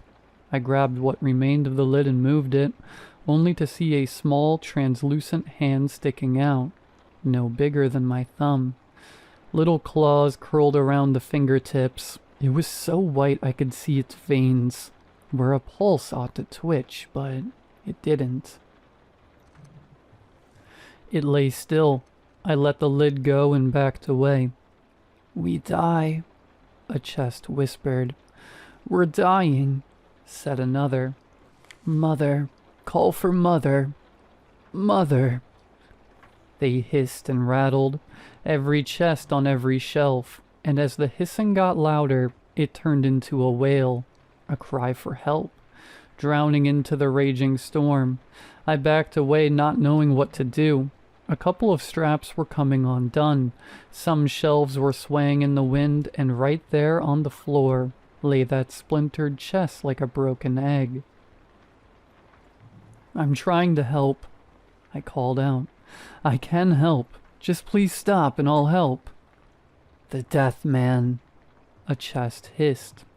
"Fear the Death Man. Mother, Mother." The calls got louder. A chant for Mother, for something to come help them, to deal with the Death Man. I couldn't stay.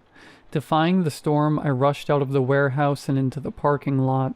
I was drenched in seconds as the rain fell sideways, but I much preferred the howling storm to whatever was happening on those shelves. I couldn't believe it. I ran from my car. I had to call Jonah. I'd gotten about 30 feet when I noticed something on the road ahead. It looked like an oncoming flash flood. Mud and trees and bushes being swept up into a big pile, roiling its way across the road. It was far off, but there was something about it. It looked out of place.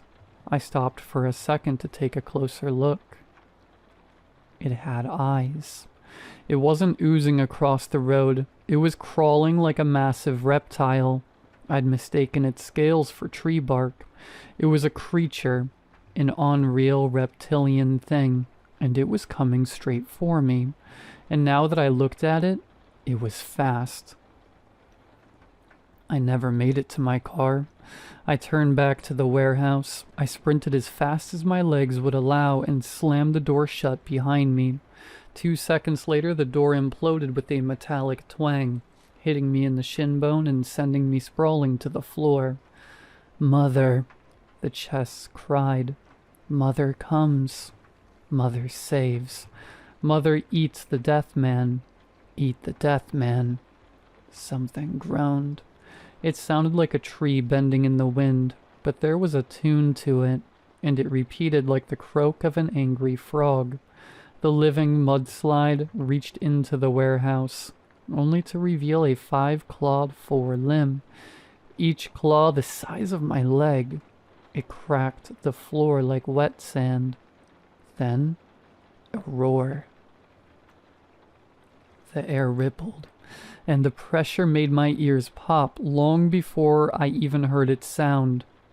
It was part hiss, part croak, and part shriek, all wrapped up into one furious bellow that rattled the windows. I got back up on my feet, wobbling from the gash in my leg just as the thing reached the loading bay doors. Those are solid metal. I thought they'd hold for a while, but they bent wide open with a little effort. It was like watching a rabid dog tear into a pillow fort. The storm spilled onto the warehouse floor. The winds shook the shelves as the creature stopped in front of the broken chest. A split white tongue tasted the air, each segment the size of a grown man's thigh. It poked around the splinters and looked up with a pupil the size of a bowling ball.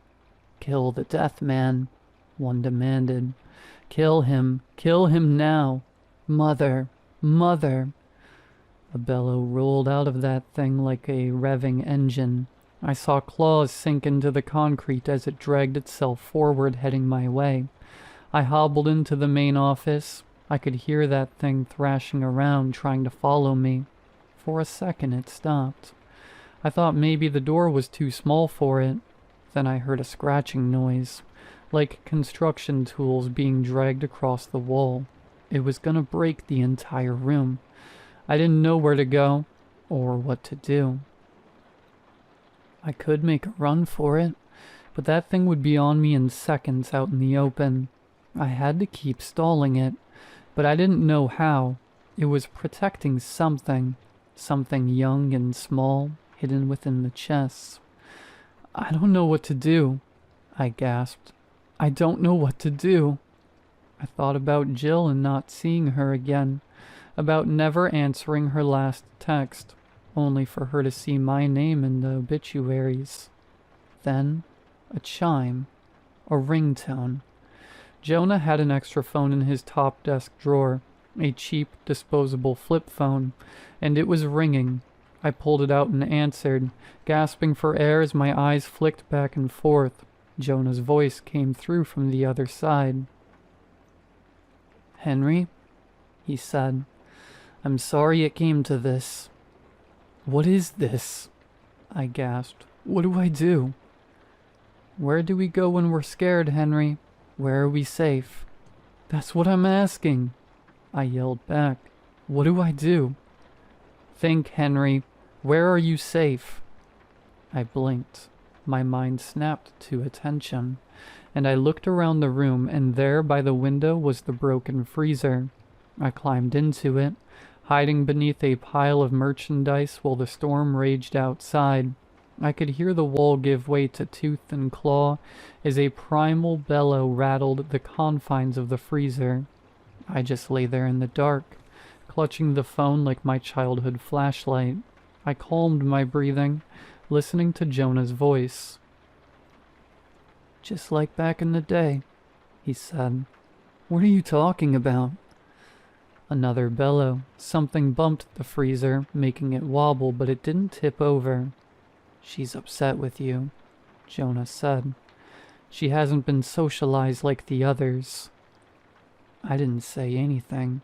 I just held the phone tight, closed my eyes, and tried to breathe. "I'm sorry. I didn't think it'd be this bad. I just thought they'd get a little scared from the thunder, maybe show you something, but..." Another lightning strike in the distance. Thunder roared across the sky, and the creature outside thrashed across the room, trampling the desks and breaking the cheap metal chairs. I could hear a bookshelf crash, and seconds later something smacked into the freezer.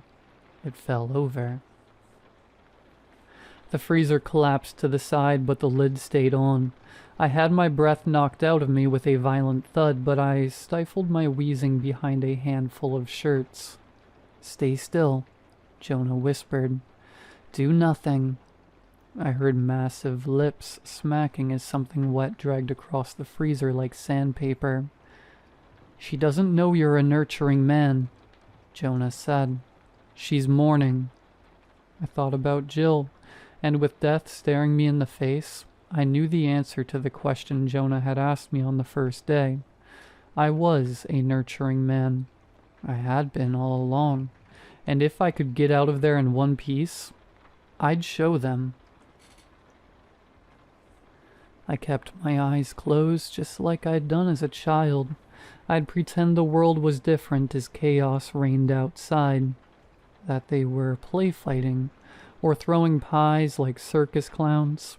I thought back on those moments in the dark where I'd been an astronaut, ready to set off to distant planets, or make friends with alien life, or the moments when I'd read aloud from some comic book I'd bought with my monthly allowance.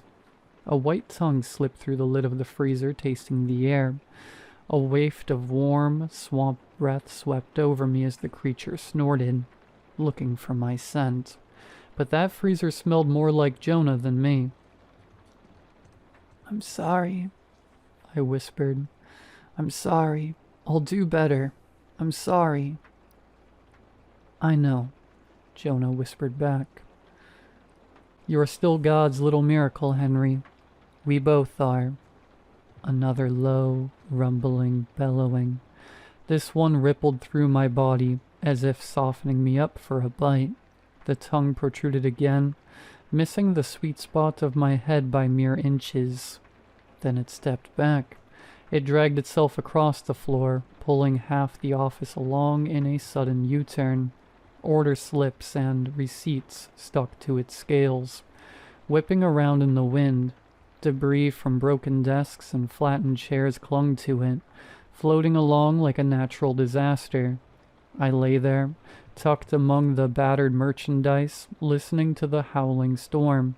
The worst had passed, and the warehouse chests were quiet. I'm so proud of you, Jonah sighed. So proud of what you've become. And I would stay there until dawn, with Jonah, waiting for the wind to stop yelling. Most of the damage was covered by insurance. This part of the county was apparently prone to floods, it seemed, which was one of the reasons it was so cheap. Of course, there was no flood, but I got the sense that they knew that. I met Jonah a couple days later on a park bench not too far from the warehouse. He was having yogurt and brought a thermos of piping hot coffee. We hadn't spoken since that night, but he seemed just as cheery as always. I wasn't. I need to know what that is, I said. All of this.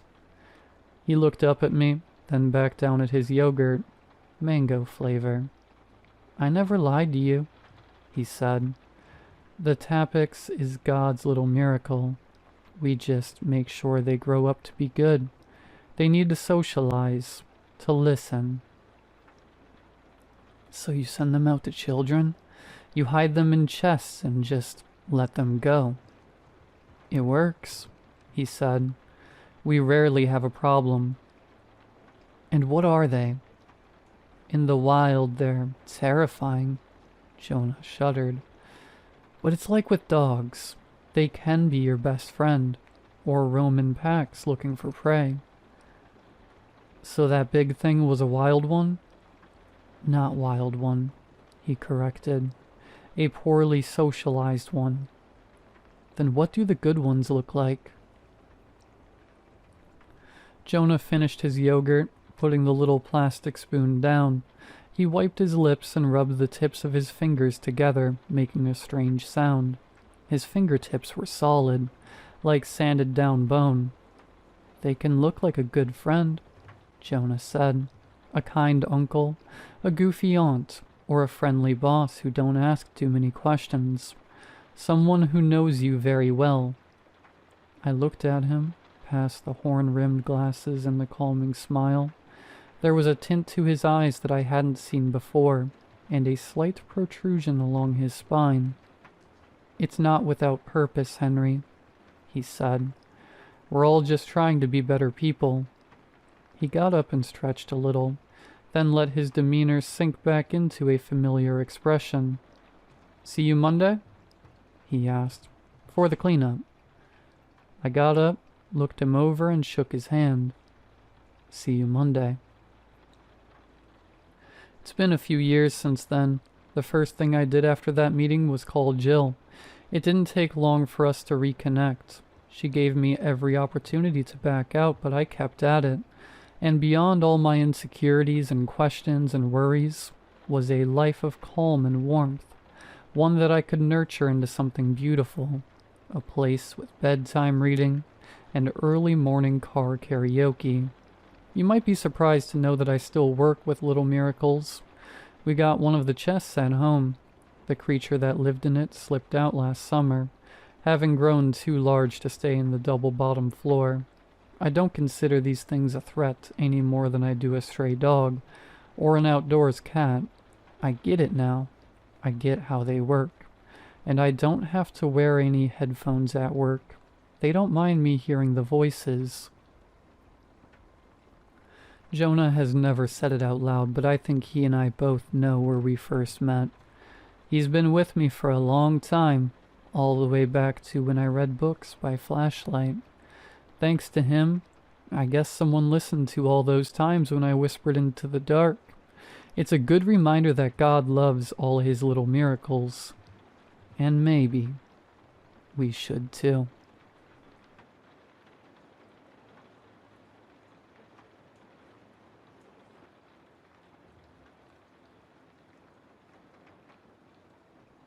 I don't get it. I swirled my straw around in my iced pecan latte. Not the manliest drink choice, but Amaya had turned me on to them, and now I couldn't go back to whatever I had ordered before. I would never be the same. Yeah, Josh, Amaya chimed in, leaning back in her chair almost precariously, the front legs tilting off the ground. Me neither. It looks like Grinder. I snorted. It does kind of look like Grinder. How would you even know that, Cooper? I mean, I've seen what Grinder looks like. Have you never seen what Grinder looks like? My head whipped between them, searching for understanding in Josh's face and sympathy in Amaya's. I only found laughter. I crossed my arms and sulked. Guys, I know it's weird, Josh finally continued. He pinched his baseball cap by the bill and spun it around so it was backwards, leaning forward and holding out his phone for us to look at. Doing that was almost a nervous tic for him. It had to be 50 times a day that he rotated his hat like that when he was wearing one, just to rotate it back again. Sometimes I joked that he was going to make his hair curly like that. I don't even know who made this. Jackson said they found it on the dark web or something. Your cousin, Jackson? You're not really falling for that, are you? Amaya smirked at him, leaning on her elbows and chewing on her straw. He's definitely messing with you. He just glared at her and kept going. Some people think it's like promotion for a movie or something. Some people think the people on here are dead. Dead? Like ghosts or something? He shrugged loosely, his face blank. Don't know. There's just a lot of theories. They could also just be bots or something. So what's the point of using this? I chimed in, slurping loudly as the last hints of liquid in my cup. I got a couple dirty looks from some old ladies at the table next to us, and I smiled apologetically. You're just making it sound sketchy. Josh grinned, coming alive. He rotated his hat again and leaned in closer, like he was going to tell us a juicy secret. Amaya and I glanced at each other. People are finding love, apparently, he whisper-yelled. Like, on the app? With the ghosts/bots? He shook his head. No, not exactly. I think the point of the app is that it figures out your type or something, and then you just find someone exactly like that. They're drawn to you or something. So now this is some tarot card universe soulmate BS. Amaya always joked like this, but I could tell she was getting legitimately a little frustrated with him. I didn't blame her. Her emotions had been all over the place lately, since she and Sean broke up. I felt guilty for feeling a little relieved they finally ended it, considering it meant she had more time to hang out with us, because I knew she was having a horrible time with it. They had been together for 2 years. Things like that were a big deal. I, on the other hand, hadn't had a girlfriend in years. I hadn't even been on a date in longer than I wanted to admit, and even if I could get a date, I didn't think I'd know what to do with the opportunity. I thought college would be a constant party where I was meeting girls left and right, but so far I had been sorely mistaken. I couldn't lie. What Josh was saying sounded appealing in theory, if it was real that time, which it wasn't. Listen, Josh said, offering her a crooked smile. I know it sounds insane. It definitely is insane. I haven't even gotten to the weirdest part yet. What's the weirdest part then, Josh? She brushed some dark brown curls away from her eyes, scowling at her own iced latte. Spit it out. Check this out. He held out his phone again, and Amaya and I both leaned in to look. It was the same screen he'd showed us before. The one that looked a little bit like Grindr, with a black background, and the only thing on the page were a list of open chats. He tapped on a little question mark in the top right corner, and that was when the terms and conditions popped up. Terms and conditions. 1. If someone messages you that you would like to speak with, you must reply within 10 minutes of receiving the message. 2. If you do not wish to speak with someone, you must repeat this phrase word for word. Thank you for your interest, but I am not open at this time. I wish you good luck with finding what you want. 3. If you wish to stop speaking to someone, repeat the phrase above. 4. If someone continues messaging you after you have sent the phrase above, get to high ground, lock all doors and windows, and contact customer support immediately. Delete the app. Do not re-download the app. 5. Do not message anyone between 12 a.m. and 6 a.m. 6. Always say goodnight before you go to sleep. 7. Always say good morning as soon as you wake up. 8. Always be polite. 9. Do not send more than one message at a time. 10. Do not offer them anything to eat. 11. Do not agree to meet up with anyone on the app. Do not tell them where you are, even if they say that they already know. Do not invite them into your home. 12. If they are near your home, get to high ground, lock all doors and windows, and contact customer support immediately. Delete the app. Do not re-download the app. 13. Do not let them trick you. They will try. 14. We are not responsible for any negative consequences of using the app.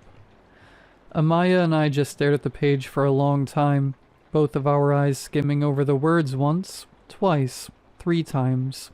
Finally, Amaya leaned back, rubbing at her face with the palms of her hands. This has to be a joke. Josh shrugged, setting his phone down. It's crazy, I know. Do you agree to all of that? I asked him. I felt a little uneasy, my stomach churning. The pecan latte wasn't sitting well anymore. Have you been using this? He shrugged again, now looking a little bit embarrassed. Listen, I know it sounds insane, but it's just for fun. I just want to see if it's real. Jackson met this girl like a week after using the app for the first time, and I met her. And she's really normal and nice. I find that hard to believe. Maya's face was red, and she kept nervously tucking her hair behind her ears. Look, if you're messing with me, like, if you're both in on this is a really crappy prank to pull on me right now. No. Both Josh and I cried out at the same time, getting a couple more weird looks. No, Amaya, it's not a prank. Josh finished.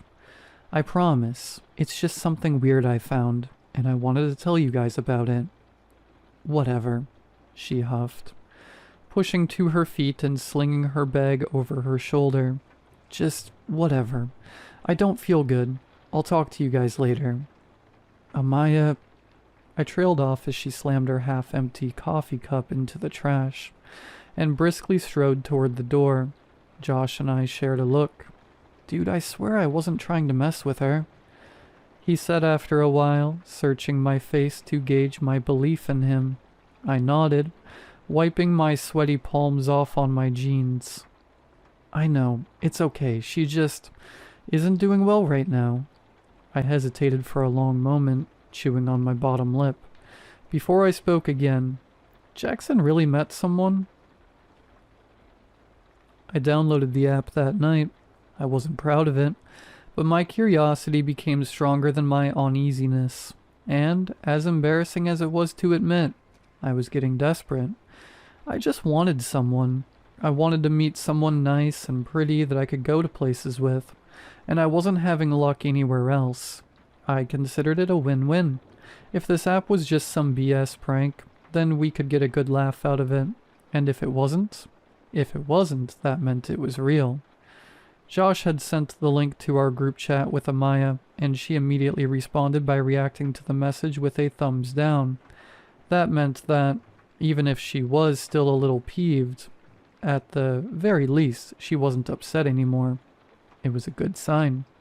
I pressed on the link and then agreed to download, crossing my fingers and praying for no horrible virus. The app really was incredibly bare bones.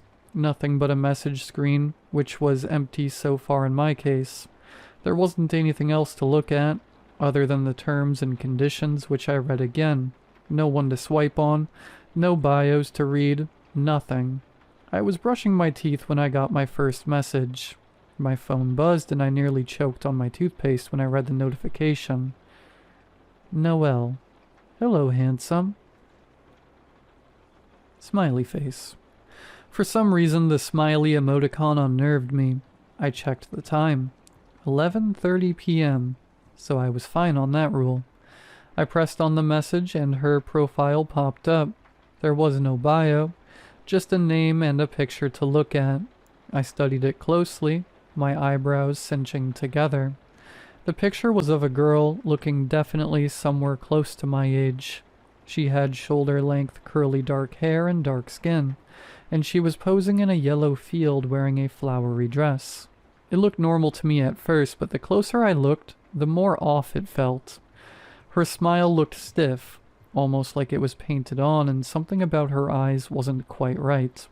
Her pupils looked strange, but I couldn't put my finger on exactly how. Something about that picture filled me with a sense of dread that I couldn't fully place either. I panicked, and I checked the terms and conditions again before composing my message, before the 10 minutes could pass, just in case. Cooper. Thank you for your interest, but I am not open at this time. I wish you luck in finding what you want. I waited. 3 little typing bubbles popped up, and then they disappeared. 5 minutes passed, then 10. I sighed in relief and shut my phone off. I woke up to 2 more messages from other women. One was named Alyssa, and one was named Jody. My heart began to race.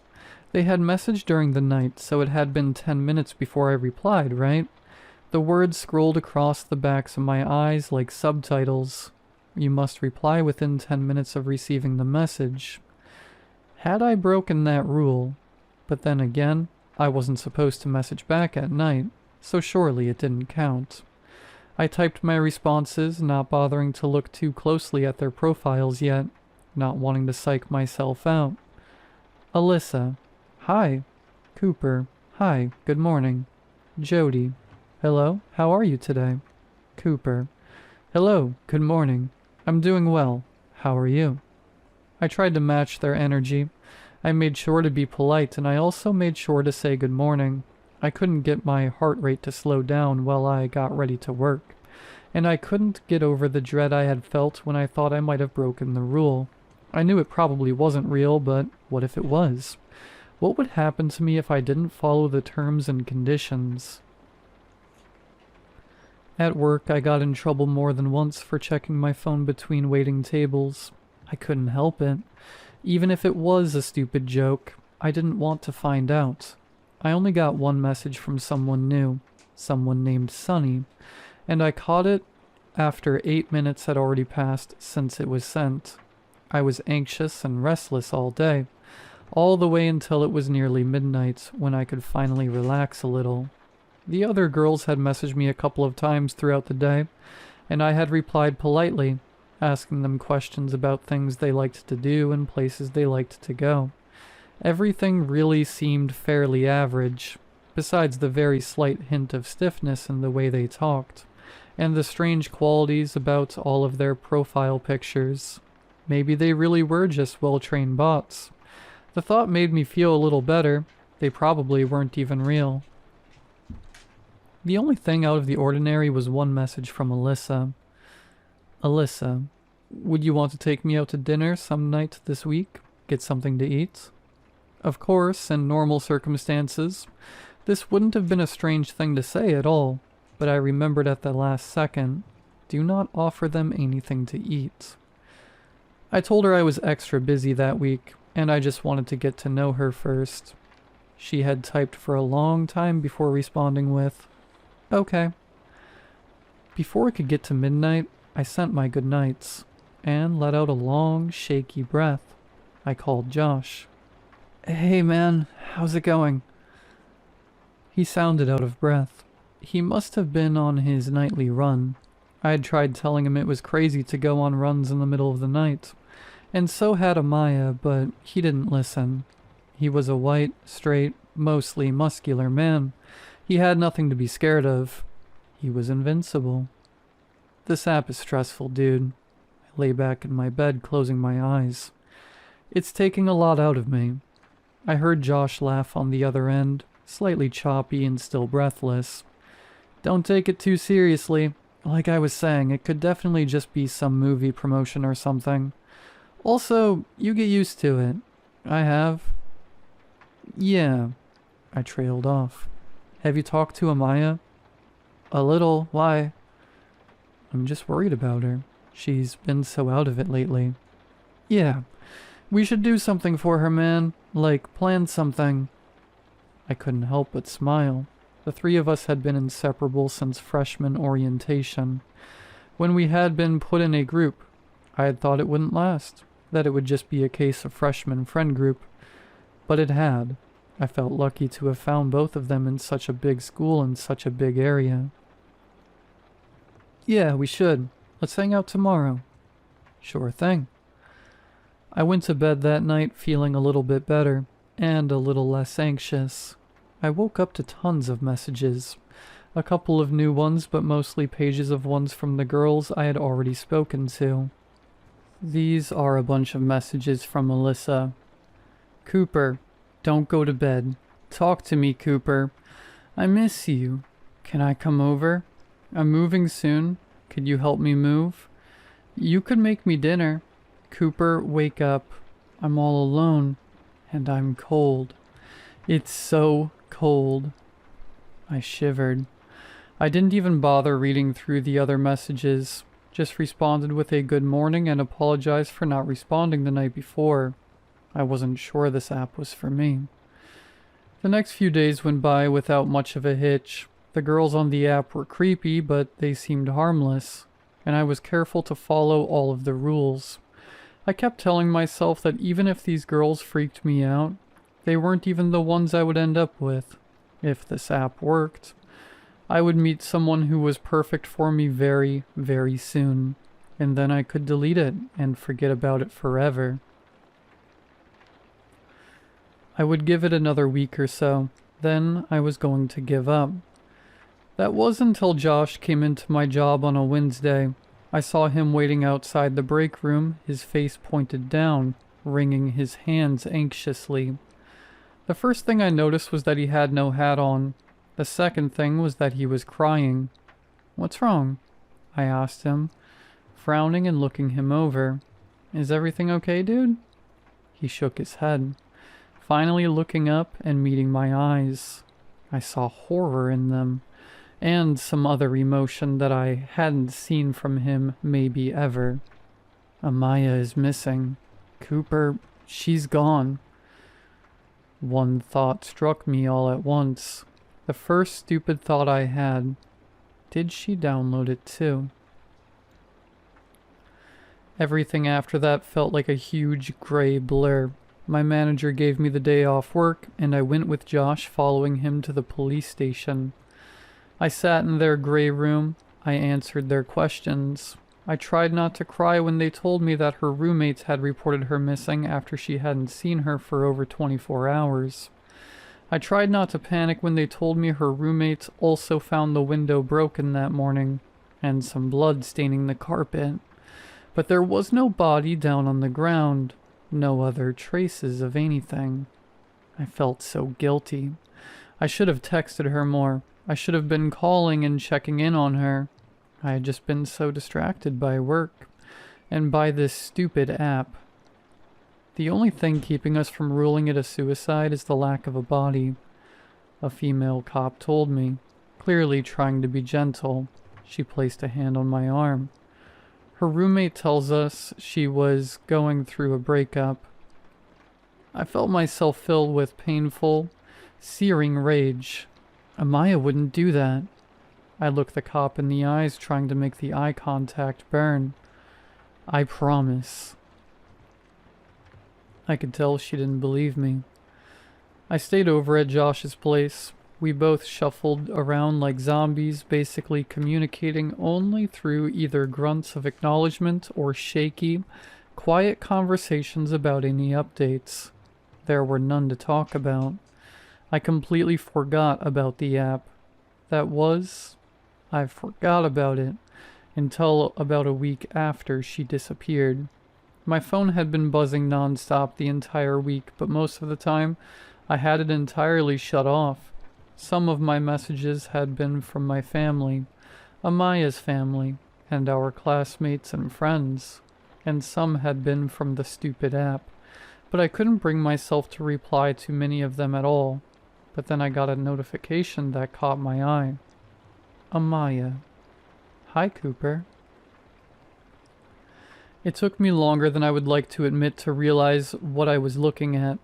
At first I thought it was a text message, and my heart soared up into my throat. Then I realized it was the app. When I opened it up, I was bombarded with messages, both from new people and old ones. The old fear I'd felt about the app began to resurface, bubbling up like bile. Alyssa. Cooper, I'm coming over. I can come over now. I know where you are. Can I come over? Answer me, Cooper. I'm going to come over. Jody. Meet me. Please meet me. Please meet me. Now? Now? Sunny. Cold. I ignored all of them, despite the horrible, sick feeling in my gut. I opened the one from Amaya. I looked at her profile picture. It was her. It was a picture of her I had never seen before. It was dark outside and taken with flash. Her hair was down, falling around her face in the way that she couldn't stand. Her chin tilted a little to the side. She was smiling in the way that first girl was. Wrong. Stiff and strange and wrong. That wasn't her smile. And those weren't her eyes. They were far too dull, and very slightly pointing in different directions. Cooper. Amaya, is that really you? Are you okay? The 3 bubbles popped up, then disappeared, then popped up again. I stood up, beginning to pace. Should I call Josh? Should I call the police? Was this some sort of sick joke? Finally, my phone buzzed. Amaya. I am near your home. I started to cry. I couldn't help it. I wanted to throw my phone. I wanted to break it. Where are you? What happened to you? Amaya. 10 feet. I stared at the message. I felt like my vision was going out. 10 feet from where? Amaya. It's cold here. I swallowed hard. It felt like swallowing rocks. Then I sent. Thank you for your interest, but I am not open at this time. I wish you luck in finding what you want. Amaya. 6 feet. Cold. And dark. I knew what I was supposed to do. I was supposed to lock the doors and the windows, get to high ground and call customer support. But I couldn't. All I could do was stare at my phone, at her messages, frozen like a deer in headlights. And the headlights were coming so fast. I couldn't see or breathe or think. She was typing again. As my phone buzzed, my blood ran completely cold. It was 1:56 a.m. No one was there. No one but me and whatever it was. I wasn't even sure if I could stop shaking enough to call the police. And I definitely couldn't hide. Not then. And I had broken nearly all of the rules. Amaya. Let me in, Cooper. I have to show you where it took me. I finally managed to hide. I'm hiding now in my attic. I can hear it down there, dragging itself from room to room. My phone is going to die and none of my calls will go through. But I had to write this down. I had to tell someone. Josh, if you read this, I hope you're okay. I hope you followed the rules.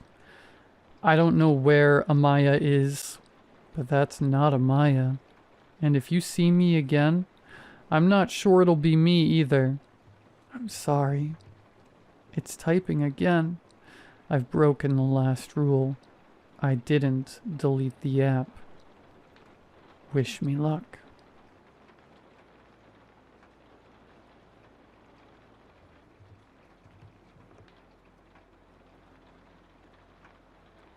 As ridiculous as this may sound, this post might be one of my last chances. I'm sure one of you will comment that this website never actually existed in the first place before I refreshed the page to find an error code and a link to purchase the domain name, but Reddit being willed out of existence is the least of my worries right now. This is Graydon's fault.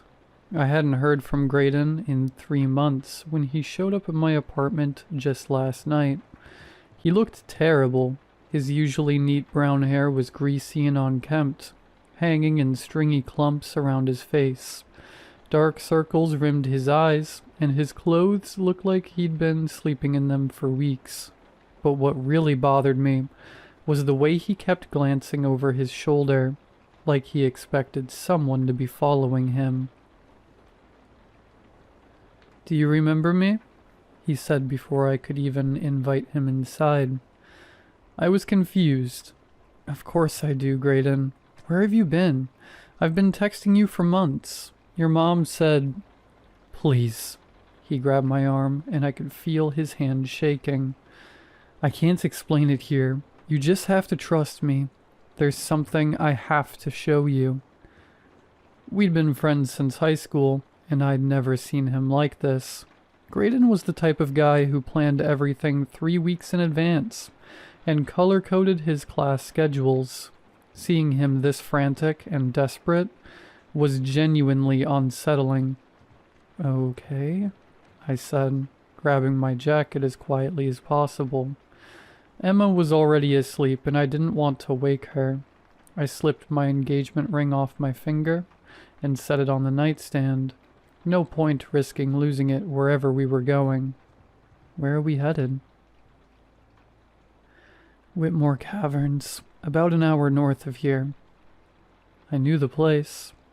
A series of limestone caves that used to offer guided tours until they shut down in the 90s after a couple of accidents. The entrance was still accessible if you knew where to look, but most people stayed away. It wasn't exactly the kind of place you'd expect to visit at 10 p.m. on a Tuesday. The drive was uncomfortable. Graydon barely spoke, just stared out the window and occasionally muttered something under his breath that I couldn't quite make out. When I tried to ask him what was going on, he'd just shake his head and say, "Not yet. You'll understand when we get there." We parked at the old visitor center, now just a crumbling concrete building covered in graffiti. Graydon pulled 2 flashlights from his backpack and handed me one. "Follow me," he said, "and don't say a word until we get deep enough." Deep enough for what? "Just don't talk, please. It's important."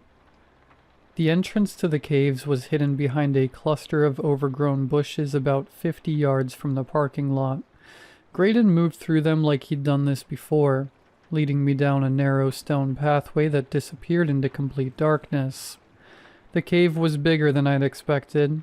The main passage was wide enough for us to walk side by side, with rough limestone walls that sparkled in our flashlight beams. Water dripped somewhere in the distance, creating an echo that made it impossible to tell how deep the cave system went. We walked in silence for what felt like 20 minutes. Descending steadily into the earth, the temperature dropped with each step, and I could see my breath forming small clouds in the beam of my flashlight. Graydon seemed to know exactly where he was going. never hesitating at the various branching passages we encountered. Finally, he stopped in front of a section of wall that looked identical to every other section we'd passed, but when I got closer, I could see a small hole about the size of a baseball carved into the limestone at eye level. "Okay," Graydon said, his voice barely above a whisper. "Do you see the flame?" I aimed my flashlight at the hole. It was just empty darkness, maybe 6 inches deep before the beam hit solid rock. "Graydon, there is no—" "Stop." He grabbed my wrist. "Don't tell me what is and what isn't. Just yes or no. Do you see a flame?" His grip was tight enough to hurt, and there was something in his eyes that made me take a step back. This wasn't the Graydon I knew. This was someone on the edge of a complete breakdown. "No," I said carefully. "I don't see a flame." His face contorted with frustration. "Look again. Really look. Are you absolutely sure you don't see anything burning in there?" I looked again, even though it wouldn't change anything. The hole was empty. No flame, no light, nothing but limestone and shadow. "I'm sure, Graydon." That's when he grabbed my hand and shoved it into the hole. The pain was immediate and excruciating. It felt like I'd grabbed a red-hot coal, a searing heat that shot through my palm and up my arm. I screamed and jerked my hand back, stumbling backward until I hit the opposite wall. When I looked down at my palm, there was a perfect circular burn in the center, already starting to blister. The skin was angry red and felt like it was still on fire. "What the hell, Graydon? Why did you—" I looked back at the hole and froze. There was a flame burning inside. A small, steady flame, maybe 2 inches tall, flickering gently like a candle in a draft. It cast dancing shadows on the walls around us, and I could feel the heat radiating from the opening. "Do you see it now?" Graydon asked, his voice filled with desperate hope. Yes, I see it." That's when he lost it completely. "Yes!" he screamed, his voice echoing through the cave system. "I'm not alone anymore. I'm not crazy. Someone else can see it." He started shifting between hysterically laughing and crying within seconds of each other, spinning around in circles like a child. 3 weeks. For 3 weeks I've been living in this hell alone. But you see it now. You see the flame. I'm not alone. I was so focused on his manic celebration that I didn't notice him backing toward the cluster of rock behind him. He tripped over their jagged edges, and I watched in horror as he fell backward, his head striking the pointed tip of a limestone formation with a wet, sickening crack. The sound echoed through the cave like a gunshot. Graydon's body convulsed once, then went completely still. Blood pooled beneath his head, black in the flickering light of the flame that I could now see burning steadily in the wall. It took me 2 hours to drag his body out of the cave system.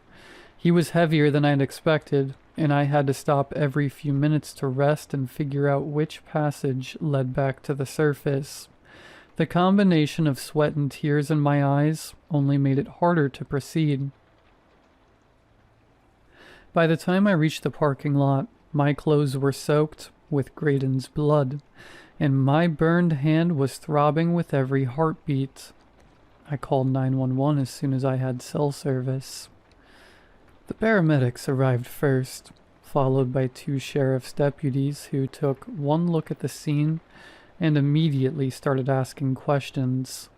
I told them everything. About Graydon showing up at my apartment, about the cave, about the accident. I watched them load his body into the ambulance on a stretcher covered with a white sheet. At the police station, they kept asking me the same questions over and over again. Why had we gone to the cave? What were we doing down there? How exactly had the accident happened? I answered everything honestly, even though I could see the skepticism in their eyes when I mentioned the flame. They kept looking at each other with expressions I couldn't quite read. Confusion, maybe, or suspicion. After 3 hours of questioning, the chief of police came into the interview room with a folder in his hands. "Look," he said, sitting down across from me. "I don't know what kind of game you're playing here, but we need to get this sorted out." "I'm not playing any game," I said. "I told you exactly what happened." He opened the folder and spread several photographs across the table. Crime scene photos of the cave, showing the exact spot where Graydon had fallen. But in every picture there was no body, no blood, no evidence that anyone had died there. "We found you 3 hours ago," he said, wandering around the parking lot, covered in blood and talking about your dead friend. "But here's the thing. We searched every inch of those caves. There's no body. There's no evidence that anyone else was ever down there with you." My heart started racing. "That's impossible. You put him in the ambulance. I watched you do it." "Son, there was no ambulance. There was no body. And there's no record of anyone named Graydon living in this county." I stared at the photographs, trying to make sense of what I was seeing. In the pictures, the limestone formation that had killed Graydon was clean and undamaged. No blood, no sign of impact. "I don't understand," I whispered. "He was my friend. We went to high school together." The chief leaned back in his chair.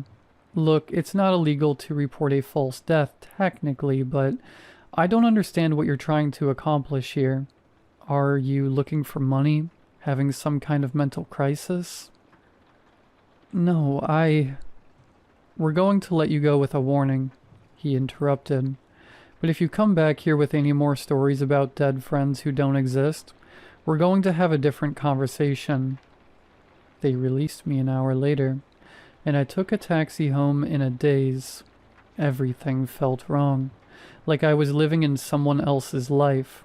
I kept looking at the burn on my palm, the one piece of evidence I had that any of this had really happened. When I got home, Emma was waiting up for me, curled on the couch in her pajamas. "Vince, thank God you're okay. What happened? You look terrible." I sat down next to her and tried to explain everything. Graydon showing up, the cave, the accident, the police not believing me. She listened patiently, occasionally reaching over to touch my arm or smooth my hair. "That sounds absolutely terrifying," she said when I finished. "I'm so sorry you went through that, but you're home now, and you're safe." She stood up and kissed my forehead. "I need to be up early tomorrow, so I need to go to bed. You should get some rest too." Before I knew it, I was waking up on the couch from a full night of sleep. It was unlike me to fall asleep so suddenly, but after last night, I wasn't too surprised. Sunlight was streaming through the windows, and I could hear birds chirping outside. Emma was already gone for work, but she'd left a note on the kitchen counter. I picked it up and read the front. "I love you, sleepyhead." I smiled despite everything that had happened and slipped the note into my pocket before heading out the door. I felt the need to maintain a sense of normalcy in all of this nightmare. I tried calling Graydon's phone on my way out twice, but was met with a dial tone each time. My first stop was the corner store for my usual morning coffee. I'd been buying the same large coffee there every day for 2 years. Always 99 cents. Always from the same machine near the register. There was a handwritten sign that said, "Coffee, always 99 cents," in faded black marker. I put a dollar bill on the counter. This should cover it. He stared at the dollar like I'd just tried to pay with Monopoly money. "Dude, you know that's not enough. Our Arabica coffee is $2.50. "Good one, Mike," I said with a chuckle. "This coffee has always been 99 cents. I'm here all the time." The cashier finally looked at me with irritation. Yeah, I know, Vince. You come in almost every day. He shook his head. Our coffee has always been $2.50 and always will be. Are you feeling alright, man? I looked back at the coffee stand and read the sign again. Arabic coffee, $2.50 a cup. I shook off an intense shiver down my spine. I pulled the remaining $1.50 from my wallet as I reached toward the cashier. He pointed at my hand. Hey, alright, you finally left her. Good for you. You're a free man now. Confused, I glanced down at my hand. I had forgotten to put my ring back on. I laughed awkwardly. Oh, no. I just took my ring off last night because, well, I just took it off. It felt like too much to explain at the moment, and I was already running late for work. Sure thing, buddy. He gave me an exaggerated wink as he handed me the receipt before I headed back to my car. At work, I tried to focus on my usual tasks, but I kept thinking about the strange interaction at the corner market. Around 10 a.m., my coworker Dave stopped by my cubicle. Morning, Vince. You look tired, he said, glancing at my face. Suddenly, an overwhelming wave of exhaustion hit me like a physical force. My eyelids felt heavy, and I had to grip my desk to keep from swaying. At least that tea will wake you up, Dave continued, nodding at the cup in my hand. It's usually coffee, I said, lifting the cup to take a sip. But when the liquid hit my tongue, it was without a doubt tea. Earl Grey, hot and strong. With just a hint of bergamot, I instinctively spit it out. I stared at the cup in confusion. I'd just bought coffee. I poured it myself. Even took a sip on the way here, but I was definitely drinking tea. Dave had already walked away, leaving me staring at my cup and questioning my own senses. The exhaustion was getting worse, making it hard to concentrate on anything. I put my head down on my desk, just for a moment. Oh man, tired already? Another coworker, Joan, was walking past with a stack of files. It's only 10 a.m. You can do this. The moment she said, "You can do this," the exhaustion vanished completely. I sat up straight, feeling more alert and energized than I had all morning. It was like someone had just injected caffeine directly into my bloodstream. I spent the rest of the day trying to focus on work, but I couldn't shake the feeling that something fundamental was wrong. The coffee becoming tea, the sudden exhaustion and equally sudden energy, it all felt connected somehow to what had happened in the cave. I sent Emma a text around lunch. Something funny happened with the clerk at the corner store today that will make you laugh. I'll tell you about it when I get home. She didn't respond. I tried again at the end of my shift. Heading home now. Want me to pick you up anything? Still no response. As I was packing up to leave, my boss, Mr. Harrison, appeared at my cubicle. He looked annoyed, which wasn't unusual, but there was something particularly hostile in his expression. Vince, we need to talk about your performance lately, he said, loud enough for half the office to hear.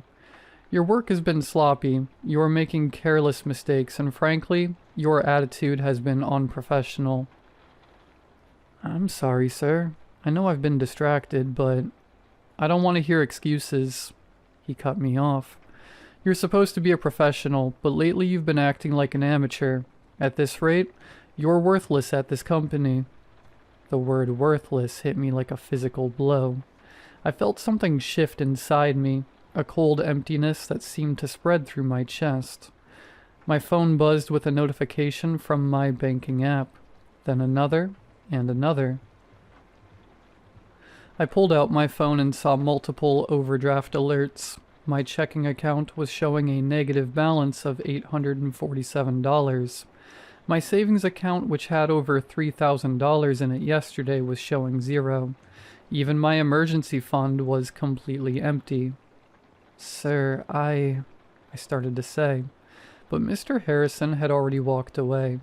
I sat at my desk for several minutes, staring at my phone and trying to understand how all of my money could have just disappeared. There were no transactions listed, no withdrawals or transfers. The money was simply gone, as if it had never existed in the first place. When I got home, I knew something was wrong before I even opened the door. The apartment felt different, quieter, emptier somehow. Inside, most of our furniture was gone. The dining room table Emma and I had picked out together, the bookshelf full of our combined collection, the framed photos of us from various trips and occasions, all of it had vanished. What remained was a single couch facing a large TV, a gaming console with a stack of old pizza boxes and empty beer cans scattered across the floor. "Emma?" I called out, but there was no response. The words of the cashier echoed through my head. "You finally broke up with her." I tried calling her, my hands shaking as I dialed her number. She picked up on the third ring, but her voice sounded different, annoyed. "Hello?" "Emma, thank God. Where are you? What happened to our apartment? All our stuff is gone and..." "What are you doing?" Her voice was cold. The words hit me like a physical blow. "Emma, it's me. It's Vince." There was a long pause. I could hear children playing in the background and a man's voice saying something I couldn't make out.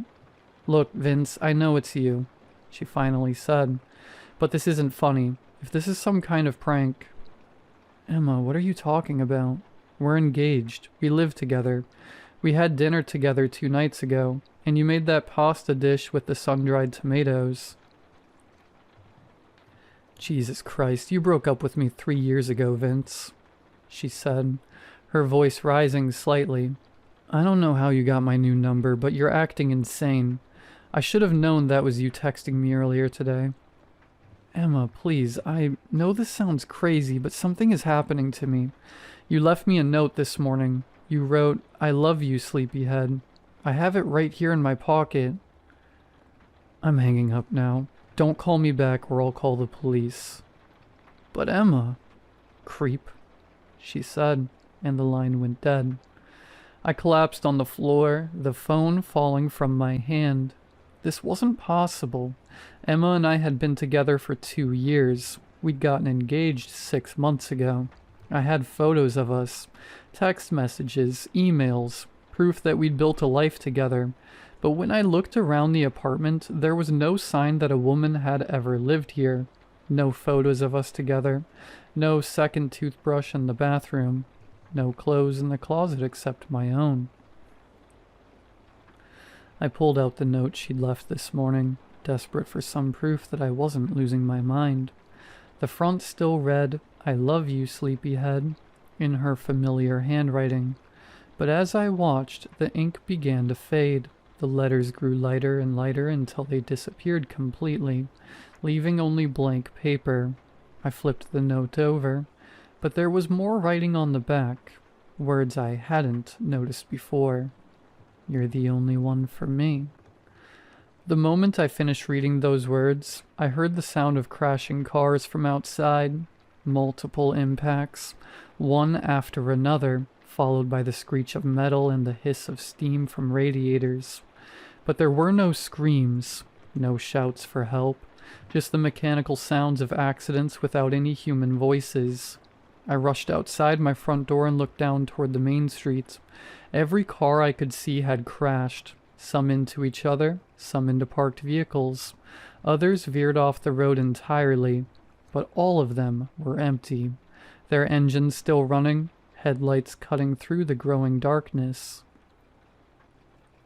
The sidewalks were completely deserted. No pedestrians, no one running for help, no emergency responders. It was like every person in the city had simply vanished. I ran further down the road calling for anyone, but my voice echoed off empty buildings. Every storefront was dark, every window was empty. The only sounds were the distant hum of abandoned engines and the occasional car horn from vehicles whose drivers were no longer there to turn them off. There was one horn that stood out, though. It wasn't steady. It was hitting in bursts, as if someone was pounding on the steering wheel.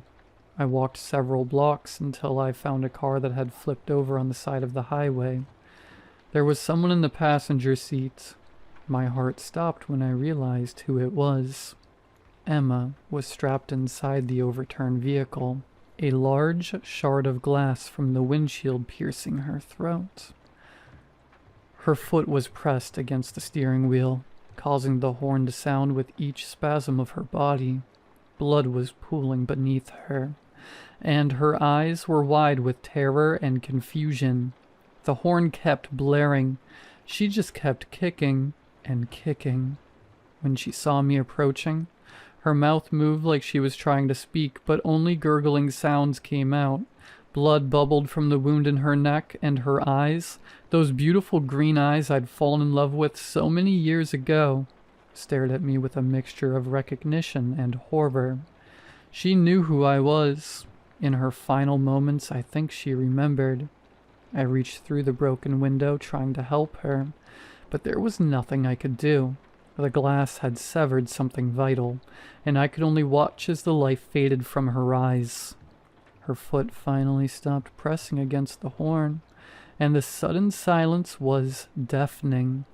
I'm writing this now sitting in my empty apartment, surrounded by evidence of a life that apparently never existed. Everyone is gone, not just Emma, but everyone. The entire world has become empty except for me. And I think I know why. You're the only one for me. I'm posting this in the desperate hope that someone, somewhere is still out there. That maybe there's another person who touched the flame, who understands what's happening. If you're reading this, please comment. Please let me know I'm not alone. Because if I am truly the only one left, I don't know how much longer I can handle the silence. The flame is still burning in that cave. I can feel it calling to me, promising answers, promising an end to this isolation. Maybe it's time to go back. Maybe it's time to join Graydon and let someone else carry this burden. Please, if you're reading this, just tell me you're real. Tell me I'm not the only one left.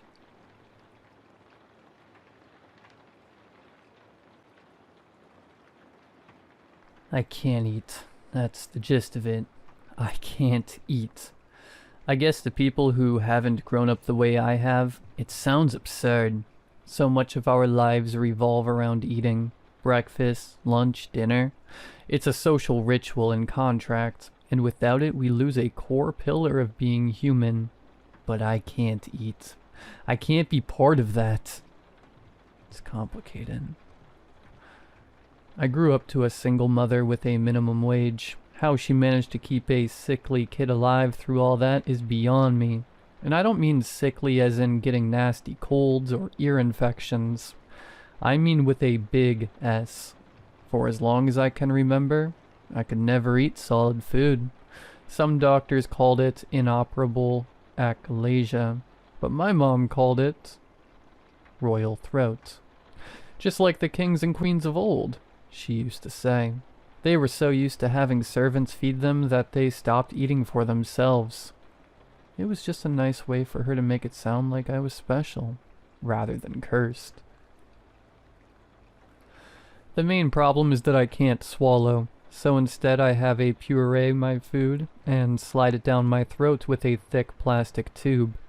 I can't really taste anything, and the whole ordeal can look uncomfortable to onlookers, so it's something I'm very private about. I can still taste and chew things, but a pleasant taste don't really outweigh the threat of choking to death. I can drink, but it takes some effort. If it gets too hot or cold, my throat just shuts down. Same if it's too sugary, too spicy, or too sweet. And since I can't swallow, I just tilt my head back and let it run down my throat. Mild apple juice is an occasional treat, but I like to stick to ordinary tap water. No fizzy stuff. Nothing that makes the muscles contract. Apart from that one thing, I was a normal kid. I still went trick-or-treating, and by the end of the night, I gave all my candy away to my friends. It made me bully-proof in a way. To them I was weird, but it was the kind of weirdness that paid off. Whenever someone handed out candy, or fruit, or freebies. I passed mine along to those who treated me well. "You're like a truffle pig," my buddy Dawson used to say. "You get to sniff out all the good stuff, but you can't have any for yourself." And that's where the nickname started. Truffle Pig. I don't know if it's some kind of myth or urban legend, but it's said that truffle pigs can never be allowed to eat the truffles they're trained to find. If they do, they're useless. They get so preoccupied with finding truffles for themselves that there's nothing left. They get a taste for it and it's all over. I got the occasional jab and mean look about the nickname, but most of them said it with love. It wasn't mean-spirited. It went from truffle pig to truffles to ruffles to just rough or ruffy. And I guess that name's stuck around ever since. I graduated from high school and got a job on a clam boat. Not a fancy job, but I've always loved the sea. I never get seasick or carsick or anything like that. Maybe a side effect from having a strange stomach. So when a spot opened, I was first in line. Did it for a summer as a practice run and got hired full-time a month later. Great pay, decent benefits. We usually worked on smaller vessels, inshore boats, smaller yields that could turn a surprising profit at the local seafood markets. Whatever we could get our hands on, we could sell at a huge markup. There wasn't a single Christmas where I didn't go home with a bonus. I'd end up being the designated driver whenever I went it out with the guys. They'd sometimes forget about my deal and bring me a beer or a scotch, and they'd end up getting an extra one. I'd stare at that bowl of spicy peanuts in the middle of the table and wonder what it'd be like to pig out on them, stuff my face full and go to town, to feel the crunch in my teeth, resonating in my jaw. But that'd send me straight to the hospital, or the morgue. A yellow building just down the street. Truffle pig. Look, but don't taste. Mom passed when I was 27. It wasn't sudden or dramatic. It was the result of a lengthy battle coming to an end. I held a speech at her wake, divided her possessions among her living relatives, packed all her things in brand new cardboard from the tool shop, picking apart a careful knick-knack ecosystem where everything has a place, leaving only pale walls and dust bunnies. It's kind of funny though. There was one picture of her and I from when I was just an infant. Back then I had brown eyes and hair.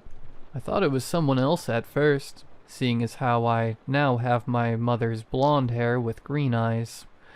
But there was a note on the back confirming that it was, in fact, our first picture together. I was offered a few days off work to get my affairs in order, but I declined. Stepping away from your routine underlines how painful the change is. By declining it, you're robbing it of its power. That's what I thought, at least. But when it rains, it pours. And maybe I was distracted that one morning in early May when I turned on to the interstate. I'd gone down that road 1,000 times, but just this once, I didn't pay attention. Maybe the other driver didn't either.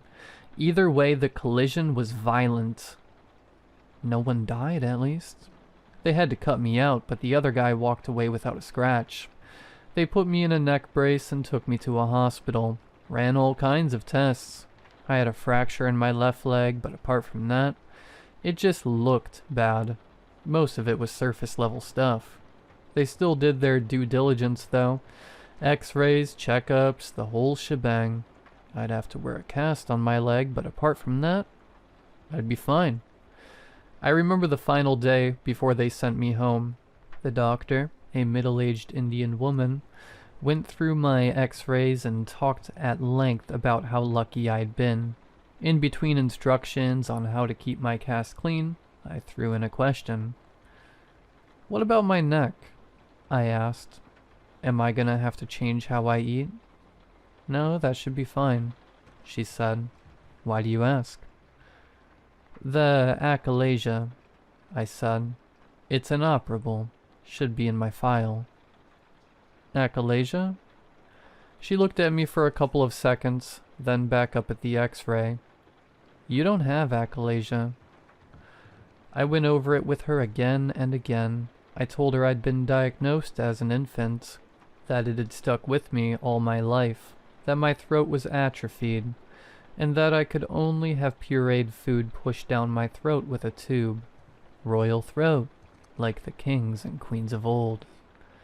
I don't know what you're referring to, she said, but I don't know what to tell you. You don't have it. From what I can see, you've never had it. She pointed at the x-rays and explained how to recognize it, and that there were no signs of it in any way. I was perfectly fine. I just had to practice eating. If you've been doing this for so long, chances are you'll never get quite used to it, she admitted. But physically, there's nothing wrong. But it's gonna take some time adjusting to. I walked out of there on crutches, but I barely even paid attention to the leg. I couldn't believe it. All this time I could have just been like all the others. Someone must have misdiagnosed me, but there was nothing in my file suggesting there'd even been a conversation about achalasia in my past. In those files, I was perfectly healthy. Always had been. I couldn't make sense of it. There had to be a reason I'd lived the way I had. I decided I would go through my mother's things to see if there was a hint. I had boxes to go through a second time. Maybe I'd missed something. I got a ride from the hospital by my buddy Stevie. 40-something, father of 3, salt of the earth kind of guy. The kind of person who has a pickup and doesn't mind helping you move. 'Cause that's just what you're supposed to do. He must have noticed I was a bit quieter than usual. Don't worry about work, Ruffy, he said. Give it a couple weeks. Thanks, but that ain't it, I said. It's my throat. Whiplash? He asked. Got an ache or something? I explained to him what the doctor had said, that I was fine and always had been. I told him about the x-rays, how nothing showed, and how there was nothing in my files.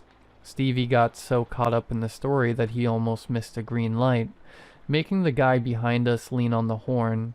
Stevie snapped out of it and stepped on the gas. That's messed up, he said, making a left turn. But I mean, that's good news too. I suppose, yeah. I was gonna have to get used to a new way of living, one where I could sit by the table and share a meal. I had a hard time wrapping my head around it. I was a bit scared. After all, what if I didn't like it? Could I just go back to pretending? But first, I had to give it a try. I couldn't just go trudging into a restaurant and order a ribeye. I had to try something small. I had Stevie drop me off at the supermarket. I bought some yogurt, cucumber, and chocolate ice cream. I asked him to join me in the kitchen. I figured it'd be best to have someone call for help if things went sideways. Like the doctor had said, even if I was physically okay, it'd take time getting used to the sensation. There aren't exactly any tutorials on how to eat. It's supposed to come naturally to us. It's not something you learn. We sat down at my kitchen table and I cracked open the yogurt. Stevie had a Coke. I didn't have any cutlery, so I had to grab a teaspoon from my mom's kitchen box. I dipped it in the yogurt, picked it up, and observed. My heart was beating out of my chest. You alright? Stevie asked. Nervous. Just try a little, he smiled. Try to enjoy it. So I tried it.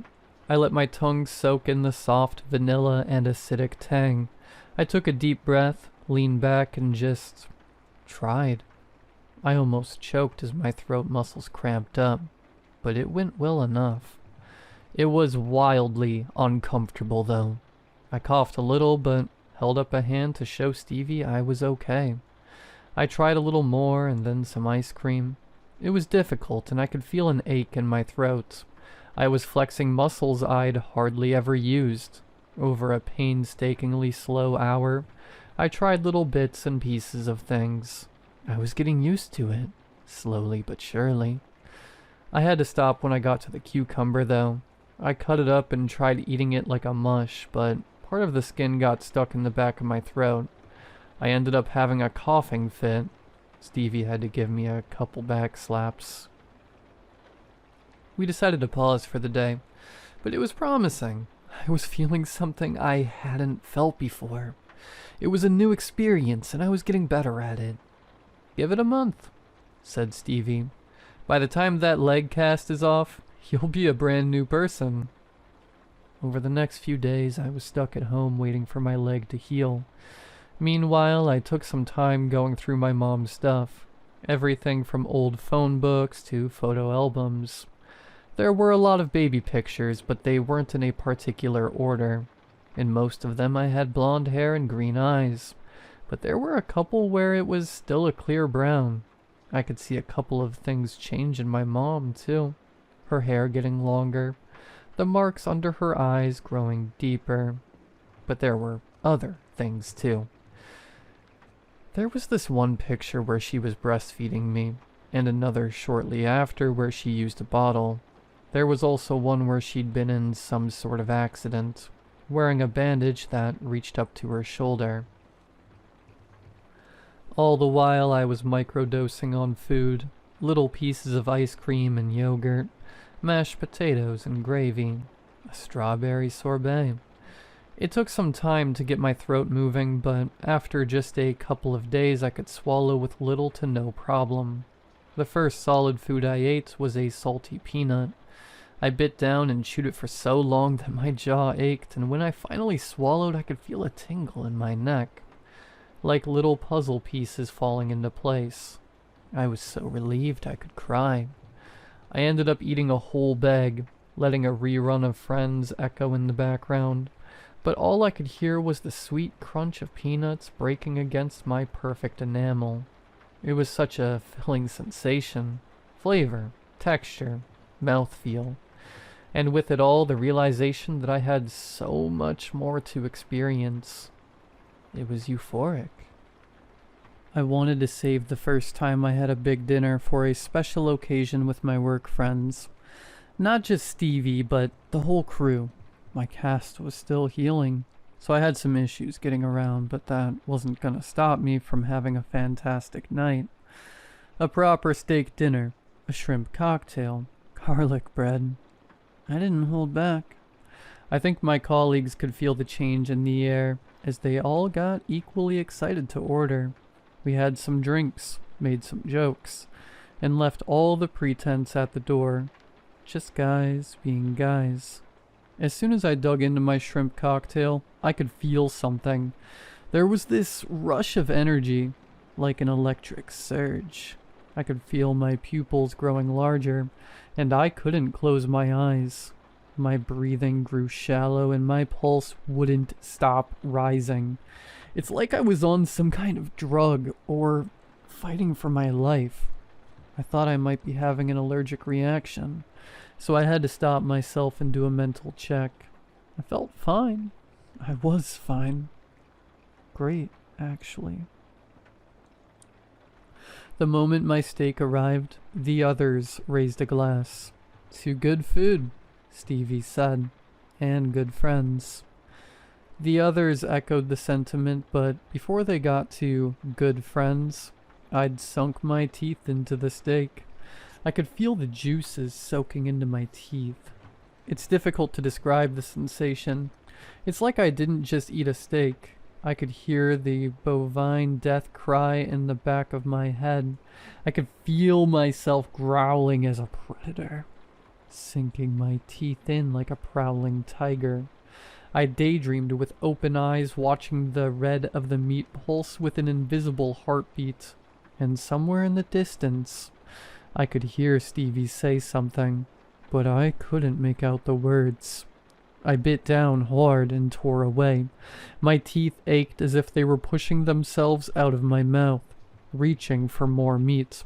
And with every passing second, the restaurant faded away, until something cold splashed across my face. I was lying on the floor. My work friends were standing in a circle around me. One of the waiters called an ambulance. My hands were covered in grease. I'd grabbed the steak right off the plate with my bare hands. There were bite marks on my forearm, deep ones, still bleeding.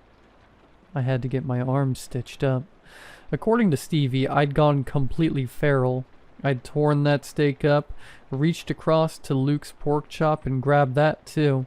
When I couldn't immediately grab more meat, I'd fallen to the floor, biting my own arm like I was trying to subdue a prey animal.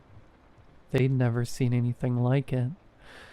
Some kind of episode, Stevie said. We're worried about you. Doctors didn't know what to make of it. Some kind of chemical imbalance from a sudden shift in diet, combined with stress and physical recovery. It didn't help that I'd been drinking. Not much, mind you, but enough for it to affect me.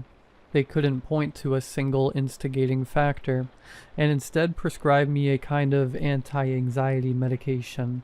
They were just throwing darts at the wall at that point.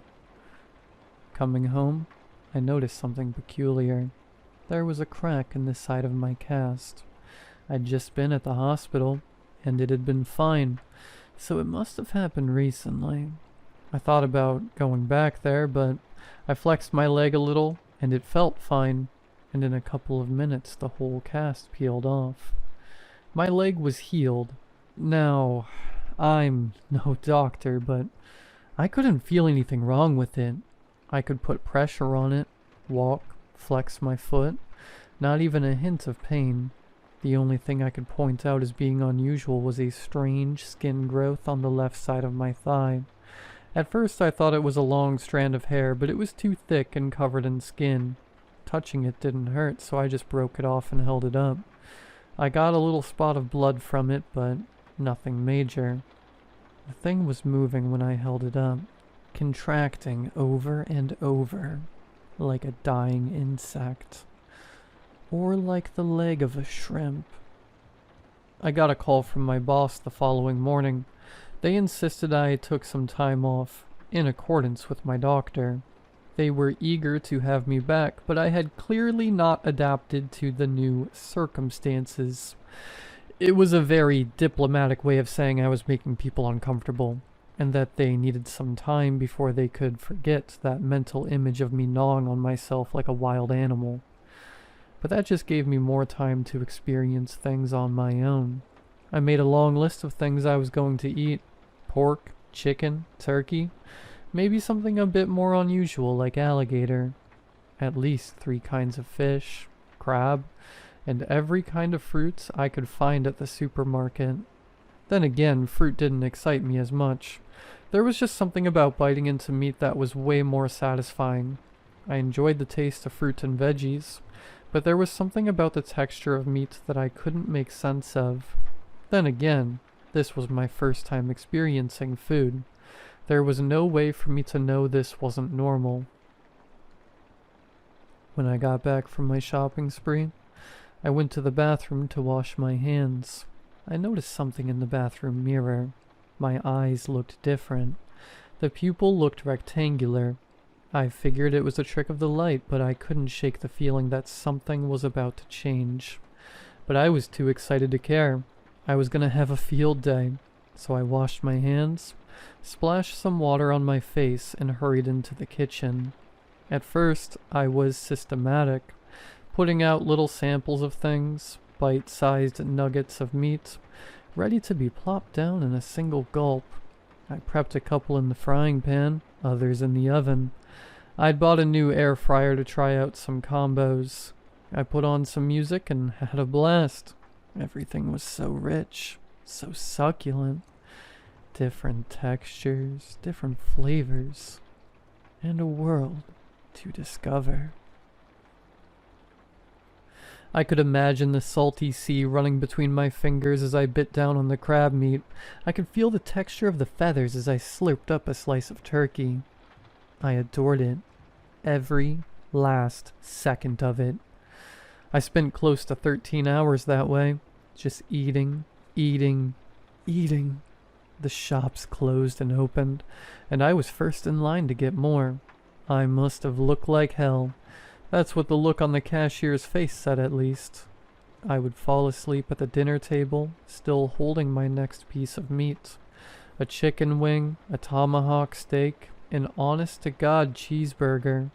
I'd close my eyes and keep eating, dozing off between bites. It was heaven. Well, I didn't know it at the time. I kept that up for 49 hours total. I was in this meat-stained daze, not knowing what was happening around me. I'd missed calls and appointments, emails, bills to pay. I hadn't paid attention to any of it, and my systematic approach had completely fallen out the window. It was a marathon.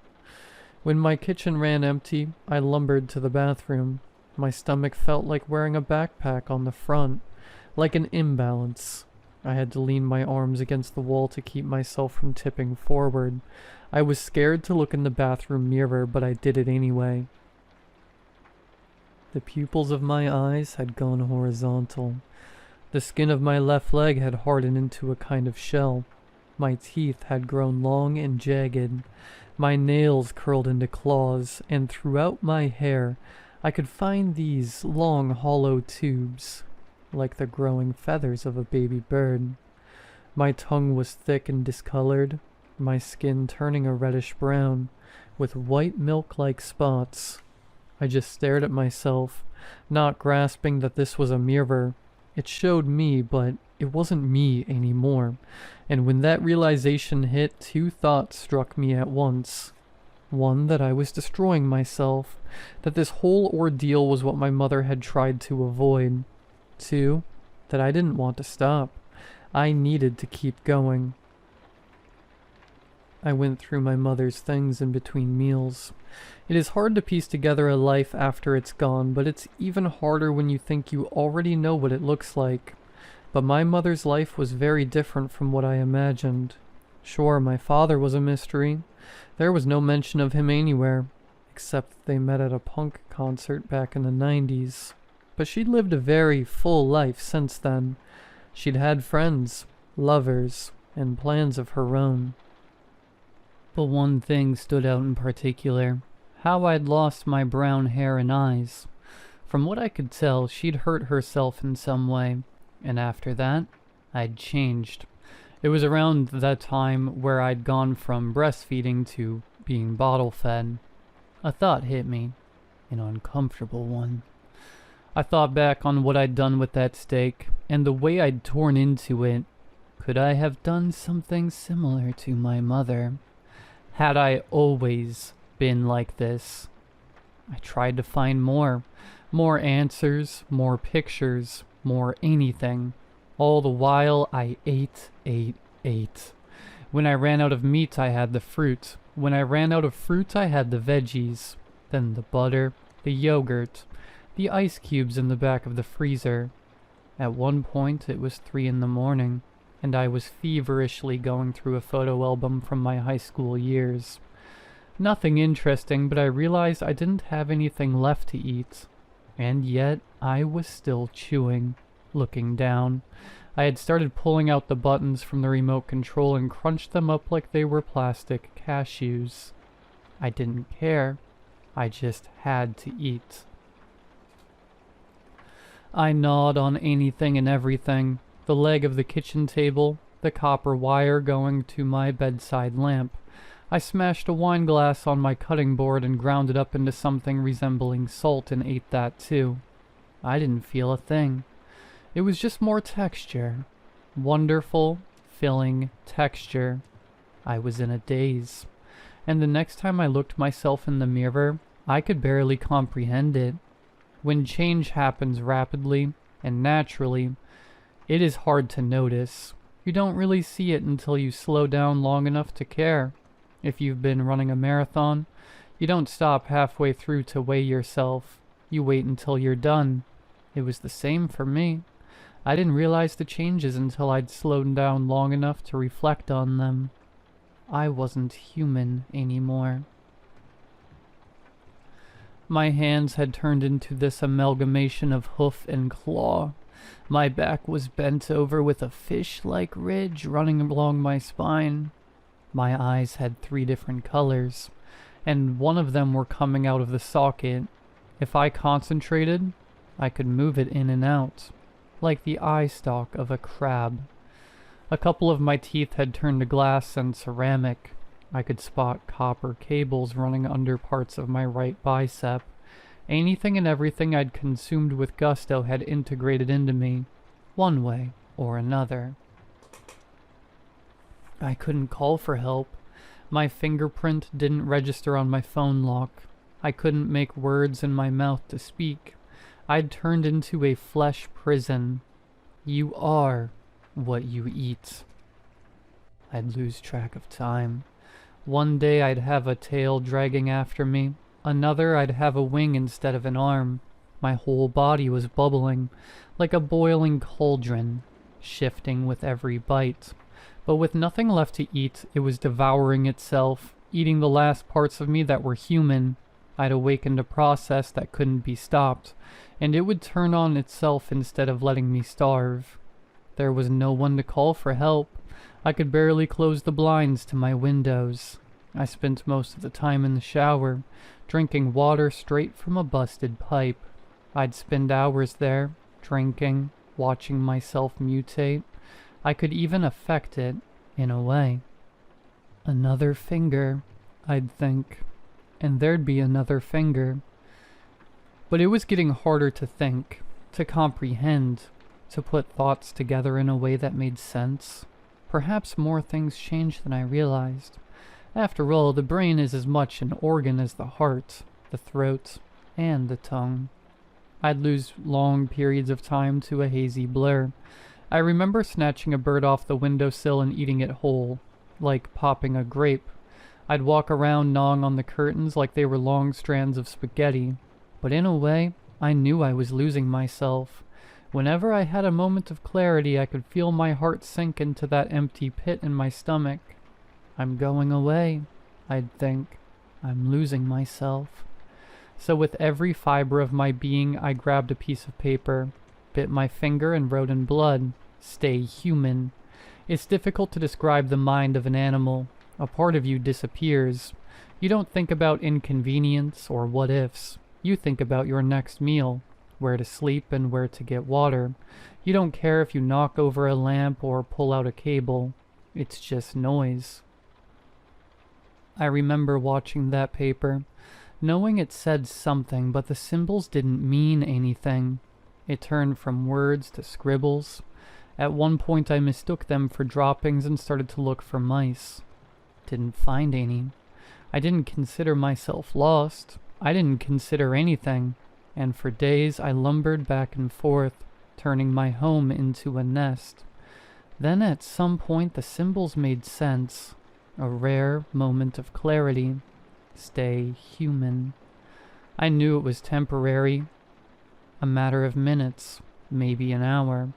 I had to think of a plan. Something. Anything that would make me stay human. Everything pointed to me taking on the properties of what I ate. So if I wanted to make myself human, there was only one solution. One grotesque, unthinkable solution. Now, I could find something tasteful in everything I ate. Anything from glass to copper to wood and bone. But having to eat human meat to find myself, that was a line too far. But what choice did I have? I made a plan. It was a long shot, but it was the only one I could think of. I could feel myself slipping, so I tried to remember 3 things. The color of the building I had to go to, the direction I had to move, and that there was meat there. Color, direction, meat. I repeated it like a mantra. I remember standing by the front door pressing my head against the wood. I could hear someone taking their sweet time to lock up and leave in the hallway outside. "Please just go," I prayed. "You have to go." By the time they were gone, so was my mind. All that remained was color, direction, and meat. I made it outside. I followed the direction, looking for the color. A yellow building just down the street.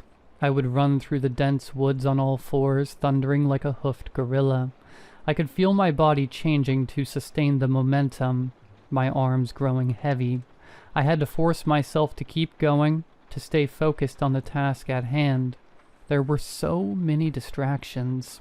Cars in the distance, voices, bright lights casting shadows of potential prey. But I followed the direction in my mind and I saw the building with the color, and I knew there'd be meat. I didn't even notice the locked door. I walked straight through it like it was made of paper. There was no guard there, thankfully. If I'd had the mind to read, I would have noticed the sign of County Morgue. I would know what the smell from the metal boxes meant. But in the mind of an animal, you don't care about the name of your prey. You don't give meaning to your actions. You just take what you want and make it your own. So that's what I did. I'm not going to go into detail. I can't. I remember every bite, but I can't bring myself to put it into words. A man who died from a heart attack. An older woman who'd broken her neck. I pulled them out and did what animals do. Meat, bone, organ. Later, the papers would say it was a bear. They weren't entirely wrong, I suppose. I lumbered home, dragging my bloated stomach through the woods. I'd feel my senses returning to me, a mind becoming human. But with that realization came understanding in what I'd done, and the searing emotional pain that ensued. I lay there among the berry bushes and the blue sunflowers outside my apartment complex, hoping no one would see me, as I waited for an opportunity to go home. But honestly, at that moment, I think I rather would have died. So here we are, back at the start. Can't eat. My hair has grown out into a mix of black and gray, a combination of the two people missing from the morgue. My face still looks like my own. I guess that part was still buried somewhere deep in me. I'm a little taller, and a little heavier, but my colleagues have chalked that up to a change in diet. I've gone back to an all-puree lifestyle. That same old bottle pushing straight into my gut. I can't allow myself to be lost to sensation again. I treat myself to some fruit every now and then, and the occasional drink, but I don't eat full meals. I don't want to tempt fate any more than I already have. I'm back at my job, and I think I'm doing all right. People are looking at me like they always have. No one questions that I've gone back to what works for me. They could see for themselves that something didn't quite sit right when I started eating. They didn't want to see that roughie again, and that's fine with me. Of course I want to know more, but the only person who could tell me for sure has passed on. There are no more leads, no more signs. The only thing I could find was a curiosity among my mom's old letters. I'd missed it once because it was stuck in her collection of birthday cards. But there was a handwritten note from an anonymous sender. I told you not to breastfeed him. No name, no signature, just messy handwriting on a crumpled up piece of yellow paper. All in all, life goes on. I know I'll never really be like everyone else, but I think that's okay. I can pretend for as long as I need to. Maybe it's okay to be a tainted truffle pig, as long as I don't go looking for something to eat. But if I'm honest, sometimes I wonder, if I gave in fully and let myself run loose, if I consumed anything and everything, what would that make me? If I put it all into a single package, what would I become? Truffle pig, truffle pig. Look, but don't taste.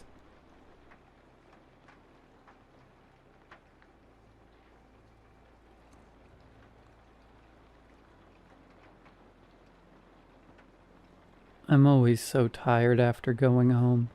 The fluorescent scream of the office lights still echoes behind my eyes, even here in the blessed dimness of the stairwell. I climb 3 flights, each step feeling like I'm dragging an anvil chained to my ankle. My key finds the lock on apartment 3B. My lock. The deadbolt thunks open. I shoulder the door in, smelling the faint, comforting ghost of last night's cheap instant noodles, and the dusty warmth trapped inside. I don't even make it to the bedroom. The sagging, familiar embrace of my old couch in the living room calls out. I sink into it, the springs groaning their familiar complaint beneath my weight. The fabric smells faintly of dust and me as sleep drags me under. A few hours later, I jolt awake in terror as a hand grabs my shoulder and shakes me violently. "Hey, hey," someone shouts. I jerk awake, gasping, disoriented. Silver moonlight cuts the room into sharp shapes and deep, pooling shadows. A man leans over me, his face gaunt with sweat in the gloom. His eyes are wide, wild marbles reflecting the weak light. "Get up! What the hell are you doing in my apartment?" His voice is a harsh rasp, cutting straight through whatever dream I was trapped in. Panic surges through me. I lurch upright, heart pounding. "You what?" I blink hard, trying to steady my vision. No, this is my apartment. This is 3B. I live here." The man takes a step back, just enough to half merge with the shadows by the doorway. "Are you out of your damn mind? I live in 3B. What are you even doing here?" "I don't know who you are," I say, trying to sound firm, authoritative, anything but panicked. "But you need to leave before I call the police." "Oh, I need to leave? That's rich. You broke into my place and you're threatening me?"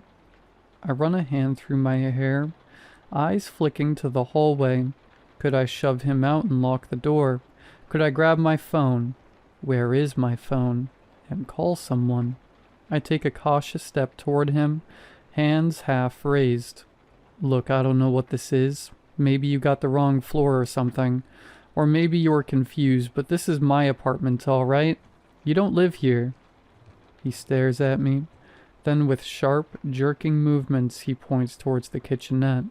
"Oh yeah? Then tell me that's your owl mug." I follow his finger. A chipped blue owl mug sits on the coffee table like a trap. I blink. I don't know. That's not mine." "Damn right it's not," he snaps. "That's my mug. And where's my sailboat painting? I had it right here." He jabs a finger toward the wall above the TV.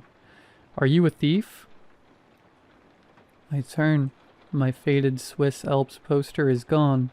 In its place, a garish print of a sailboat on water so blue it looks fake. Wait, I had a poster there. Mountains, Swiss Alps. I swear it was there. The man just stares at me, chest rising and falling fast. I hold up my hands like I'm warding off a wild animal. "Okay, maybe I screwed up." My voice wavers, half swallowed by the silence. "Maybe I'm wrong. I must have come in the wrong door. I didn't mean to. Shit, I'm so sorry." I take a step back, knees weak. "I'll go, all right? I'll just get my stuff and go." But something stops me. I glance back at the coffee table, at the blue owl mug. It's not just unfamiliar. It's wrong. The eyes aren't painted right. They're uneven. One stares forward, the other's cocked sideways, like it's watching the hallway behind me. The man hasn't moved. His expression has changed, less angry now, more uncertain. His eyes flick from the wall to the table to me. "I don't remember this table being glass," he says quietly. I look down. The table's wood. It's always been wood. "What are you talking about?" I ask, but my voice is too soft to sound confrontational. "No, it was glass," he mutters. "Round, had a chip on the edge from when I dropped the takeout. This one's wood, square. And that lamp?" He turns slowly. "That's not my lamp." Something creaks in the bedroom. Neither of us move.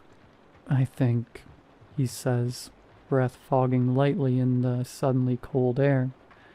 I think this isn't your apartment. Or mine. The frantic anger is gone, replaced by a mirror of my own icy fear. Keys, he rasps, digging into his pocket with trembling fingers. He pulls out a key ring. We need to get out of here.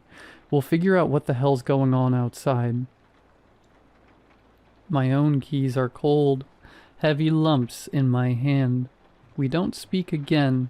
The silence is a suffocating presence, thick with the smell of decay and the unnerving feeling of being watched by the very shadows that clings to the walls.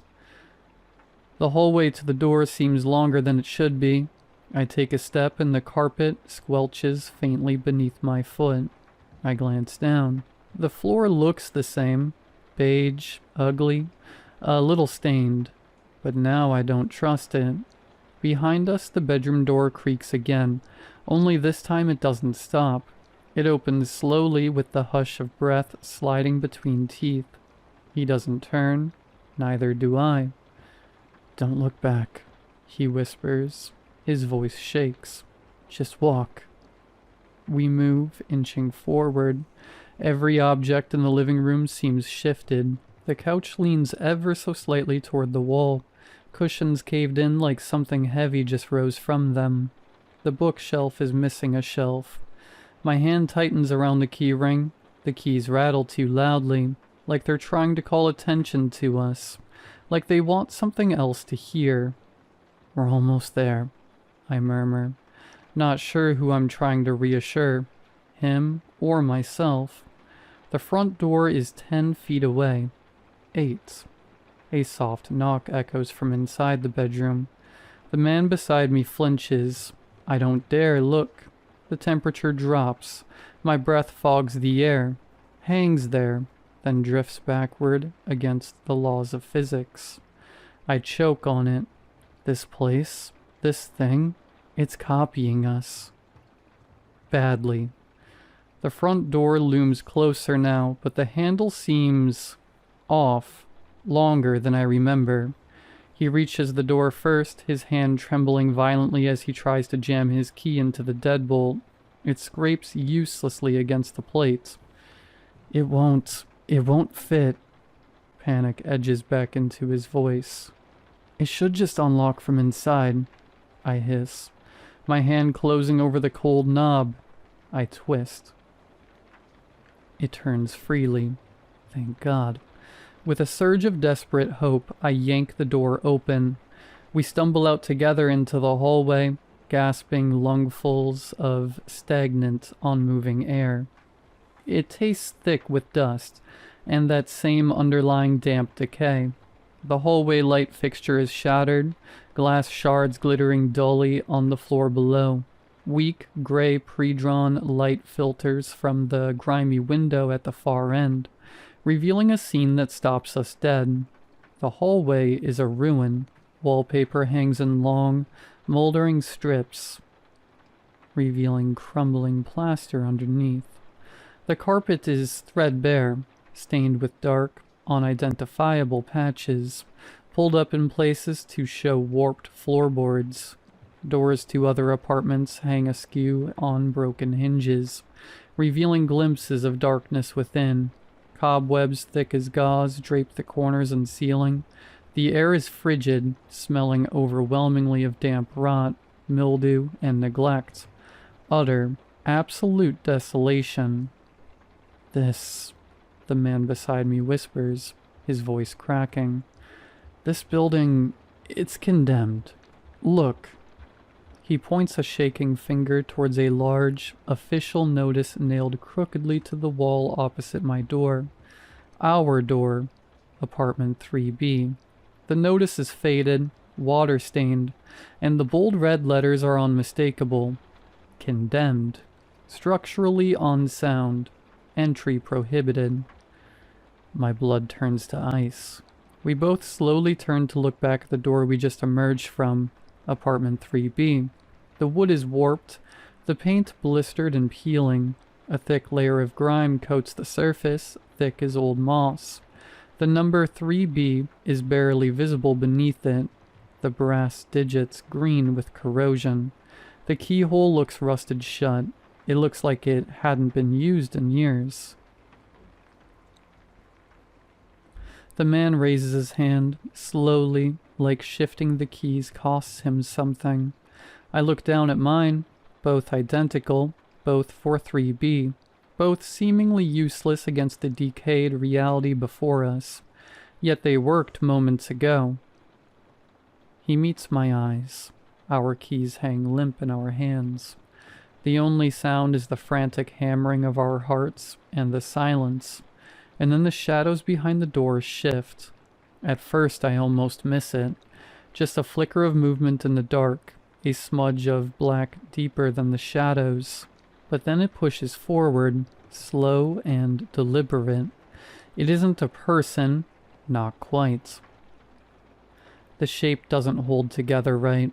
Limbs bend where they shouldn't, joints jutting at broken angles. Where a face should be, there's only a hollowed-out suggestion of one, like a mask left too close to a flame. And the worst part? The hallway isn't big enough for it. The ceiling should scrape its skull.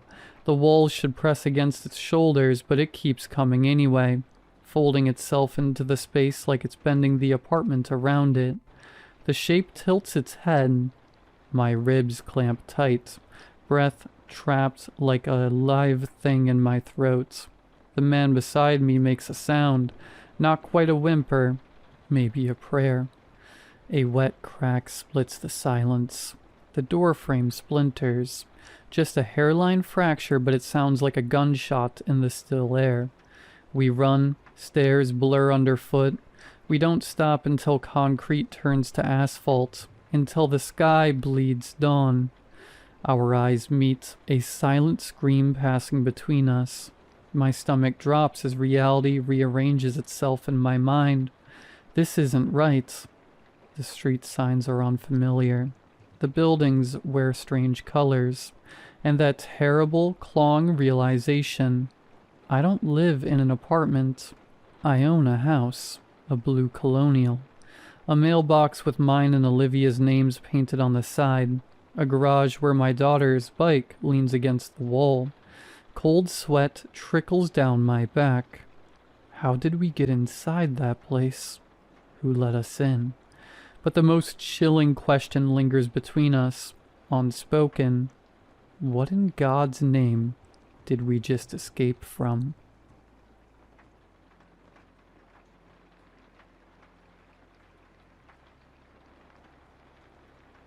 I was broke as shit, flatlined financially, emotionally, existentially, whether by poor choices in my youth or plain old shit luck. Life spat me out straight from high school and onto the streets. Drugs followed, rehab, the relapse. I drifted from couches to shelters to squatting in abandoned homes. Steady income? Never heard of it. So when I saw the email, I almost deleted it without reading. I figured it was just another rejection for one of my poorly written job applications until the header caught my attention. Dinner with me for $50,000. I'm not exactly attractive. Even before addiction wrecked the few good features I had, I didn't have much going for me. My eyes had sunk into my skull like they wanted to disappear. My skin had forgotten what hydration felt like. So this email? Ridiculous. I had no looks, no resume, no justification for being chosen. But I'd just left a shelter, and 50 grand was a dream bigger than anything I'd ever held. So I read on. It was from a domain I'd never seen before. Shepard K at SNK compunctionfirm.com. The message read, Dear recipient, I trust this message finds you well. I invite you to join me for dinner at... This is not a romantic offer. You will be compensated handsomely for your time, provided you adhere to the following terms. Remain for the full meal until I pay the bill and escort you out. Do not pay for anything yourself. Wear formal attire. If you don't own a suit, One will be provided at the entrance. It will fit. Any breach will void all compensation. To accept, reply. A time and date will be sent. To decline, disregard this message. Did it seem insane? Absolutely. But desperation makes fool of us all. The kind of fool that doesn't ask for explanation. Just a fork and a seat. So I replied, "Hello, Shepard. Thank you for your generous offer. I accept your terms and will be there. May I ask a few questions about this proposition? Again, thank you." I didn't expect a response. Maybe a phishing scam, maybe nothing, but seconds later a reply came. Monday at 6 p.m. at... Questions may be asked at dinner. Thank you for your cooperation. More cryptic BS. That's when I gained the smallest amount of common sense and decided to look into whoever this guy was. This was clearly his business email, so I googled the domain, S&K Compunction Firm. I was expecting some big group of lawyers off the name alone, but nope. No law firm. Just a single office tucked in a strip mall. No products, no services. Just a photo of the branch manager, despite the fact that the office barely looked big enough for 2 people, and the title implied multiple locations, yet I couldn't even find a second one. What did they do? Solutions? No specifics, just that one word. I thought about backing out. Probably should've. But when you've got nothing left, hesitance starts looking like a luxury. I had nothing to lose, so I took the chance. Between drug-filled stupors and getting my butt kicked once or twice, Monday crept up on me like bruises do. Slow, unseen, then sudden. I didn't have anything formal, so I threw on the only white button-up shirt I owned and some gray slacks. Both had stains I couldn't explain, and no iron had graced their surfaces in years. Still, they were the fanciest clothes I had. None of it mattered. The second I hobbled into the restaurant, the greeter, if you could even call them that, handed me a dry clean suit without a word and pointed to the bathrooms. I took the hint. The suit seemed expensive, real Men's Warehouse type stuff. It fit perfectly, just like the email said. Too perfectly, actually. The cuffs landed exactly at my wrist bone. The collar rested like it knew my neck's shape already. I didn't have the time or money to question it. I walked back out. The place had a strange charm. Soft lighting spilled across tablecloths and smooth pools of warmth. Ornate picture frames lined the walls, filled with abstract paintings that felt a bit too familiar. Wood trim hugged every surface. Big, glittery curtains hung heavy like a wedding reception. It smelled like artificial plants and faded fabric. Soft jazz floated through the air and brushed against my ears. As I scanned the room, I realized something unsettling. When I first walked in, there were at least 4 tables of people laughing and enjoying themselves. It had been noisy and lively, but now, silent, empty, like a bell had rung that only I hadn't heard. Just a few bartenders, the mute greeter, the one bald man in a suit eerily similar to mine. I already knew who he was. His photo was the only thing of note I'd found when looking up the domain. The branch manager.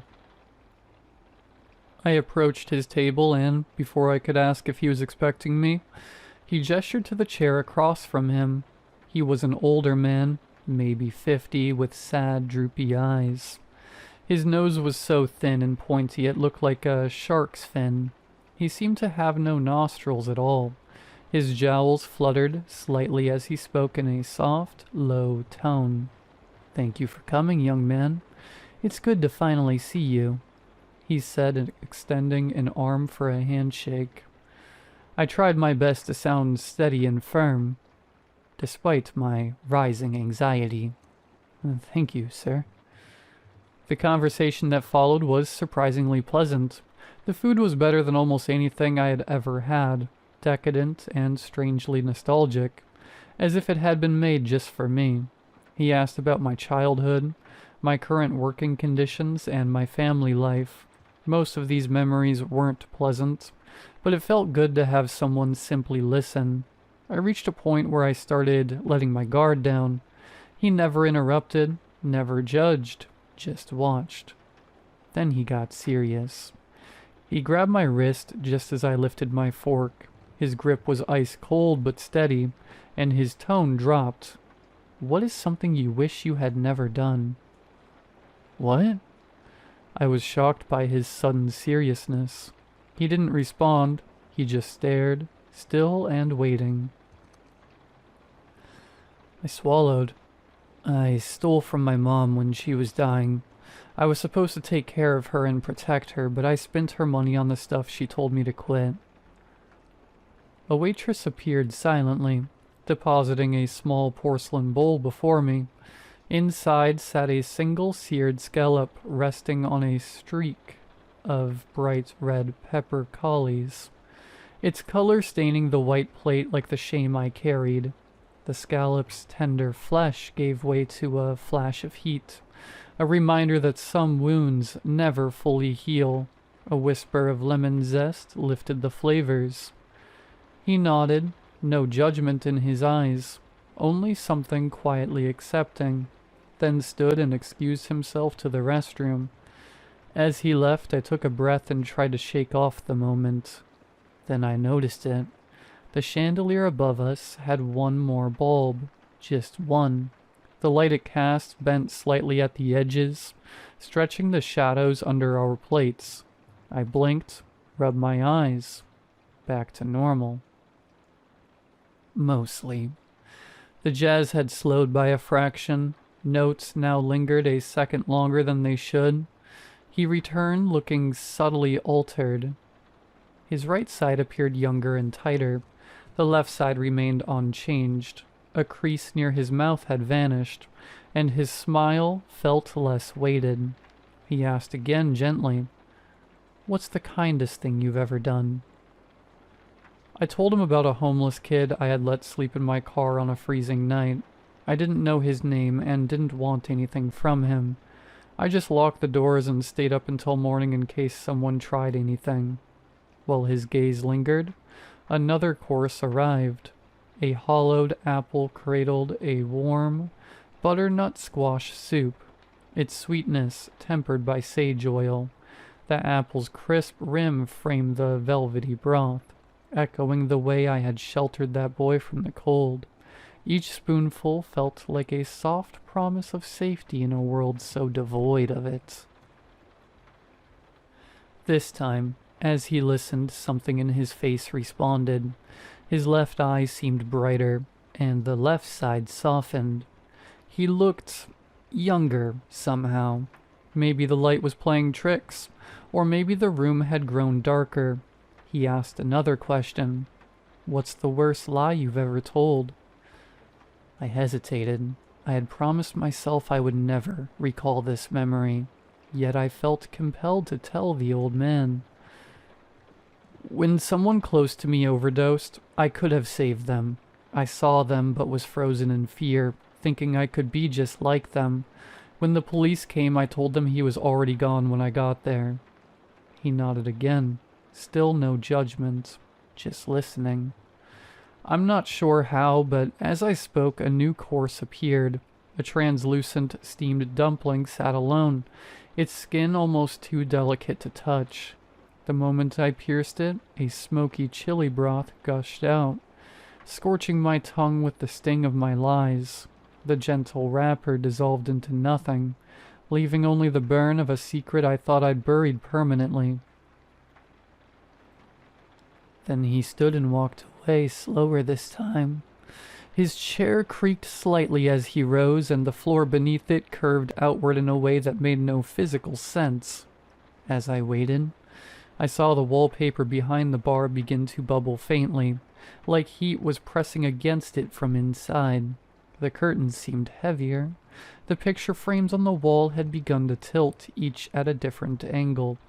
Not much, but enough to notice. Enough to make you wonder. The waitstaff didn't change plates. The glasses refilled themselves, and I started noticing something impossible. Everyone in the room had his face. Not exactly, but similar. Like a family of clones degraded with each repetition. The bartender blinked with one bulging eye, and the hostess's smile sagged like melting wax. When he came back, the distortion had grown wider. His jaw was uneven, one side shriveled, the other taut as barbed wire. The contrast on his face was more than physical now. It radiated something deeper, like halves of a personality that couldn't agree. He sat, scanning me as if measuring the weights behind my silence. I wasn't sure if he was evaluating my soul or just admiring the way panic settled into the corners of my posture. His voice arrived softly, almost reverent. "What memory do you miss the most?" It took me a moment, not because I didn't know, but because I was afraid to admit how fragile the truth had become. "I used to swim in Lake Michigan every summer," I said slowly, "with friends. We'd throw ourselves off docks and scream about sea monsters and cold sandwiches.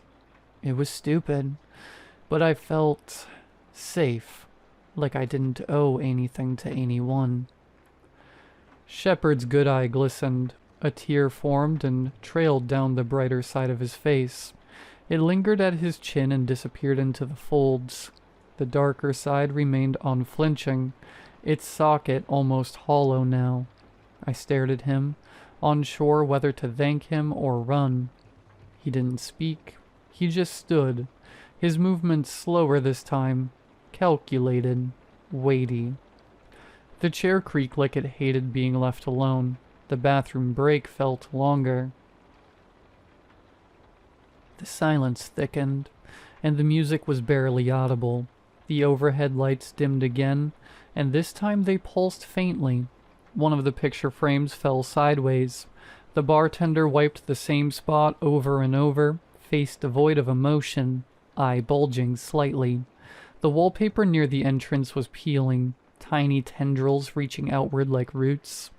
A fly circled the wine glass beside my plate but never landed, looping endlessly. I felt my chest tighten. Shepard returned. This time he didn't sit. He loomed. His face was wrong. The symmetry had given up. One eye bulged fully, twitching in quick spasms. The other was practically sunken. His mouth hung slightly open, but no breath escaped. He said nothing for several seconds, just watched me. Then finally, "Would you like dessert?" I stood almost instinctively. "I think I need the bathroom," I said. He nodded slowly. "Take your time." The restroom was too quiet, the mirror too clean. I leaned forward expecting to see my own ruin reflected, but instead behind me in the mirror, Shepard waited. Not in the room, but in the reflection. His body was stretched, taller than before, suit shimmering like the surface of a pond. He smiled, both eyes twitching violently. I didn't scream or move. I just stepped back out, numb. The dining room was nearly gone. The walls had peeled upward toward the ceiling. Tables melted into spiraled masses of dark wood and cloth. The floor rippled like liquid stone. The curtains had vanished entirely, leaving a strange static haze where windows had once been. Shepard stood at the center, calm. "You've done well, young man," he said. "Repentance is never easy. The hardest part is accepting that you are no longer part of the world you knew." My knees threatened to give out. I wanted to argue, to scream, to run, but nothing in my body responded the way it used to. Everything had slowed except him. "What do you mean?" I managed to ask. He smiled gently like a father comforting a child who had just asked the final fated question. "This meal," he said, "is not payment. Its passage. No, I whispered. I walked here. I remember the shelter, the email. You remember the drug, he said, cutting gently across my denial. And the stall in the diner. You remember how cold the tile was.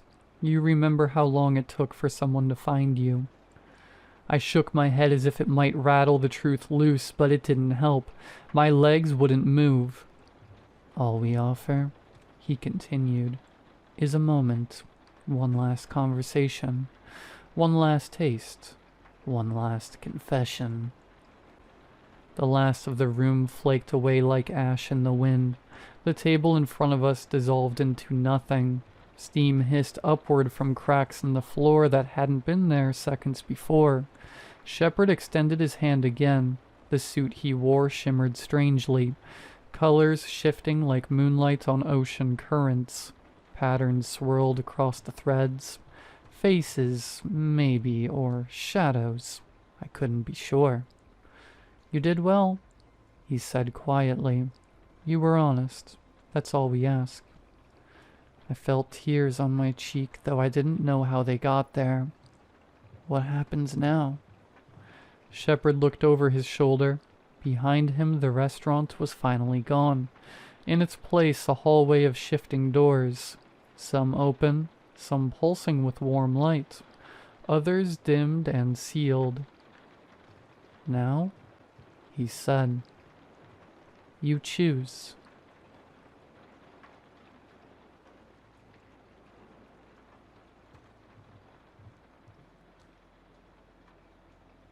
It all started in 5th grade when I was 11 years old.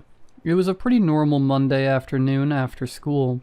My older brother and I were raised by a single mother, so she was often working late into the evenings. We lived in rural northeast Tennessee, and our backyard bordered the Cherokee National Forest. It's a valley community deep in the mountains, and there's not much to do there that doesn't involve the outdoors. A creek ran through our yard, and my brother and I would follow the creek up the mountain. If you followed it long enough, probably about 1.5 miles, you came to the source, which was a natural spring coming right out of the rock. There was a little waterfall that fed into a big swimming hole that we would frequently visit to swim in the crystal clear water. Many days were spent splashing around, or turning over rocks and catching crawdads, frogs, and snakes. On this particular day, we decided to climb to the top of the waterfall, where the mouth of the spring was. We didn't normally go up there because we were afraid of falling, but I guess we were just extra adventurous that day. I was laying on my back in the shallow water ahead of the drop. Not floating, it was too shallow, just laying on the smooth river rocks and looking at the clouds. My brother dared me to get closer to the edge. He called me a chicken and said I was too scared. He went and sat on the edge with the water flowing around him, looking down at the swimming hole. Well, I'm not a chicken, and I took his challenge. I went and sat right next to him on the ledge. I knew my brother was pretty mean, and I also knew he was probably going to pretend to push me to scare me. I decided I would flip the switch on him and jump off when he did. I don't know what possessed me to finally make the jump, but it's something we had talked about before.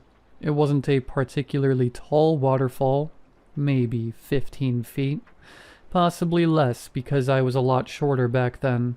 It probably seemed much taller than it really was. The water, likewise, wasn't some rushing river rapids, just a calm little creek. Like I suspected, he gave me a light, playful little shove, and without thinking I let myself slip off. I knew the swimming hole was very deep.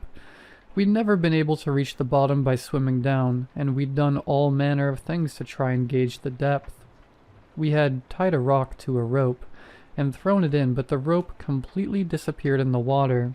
I don't know exactly how long the rope was, but it had to have been at least 20 to 30 feet.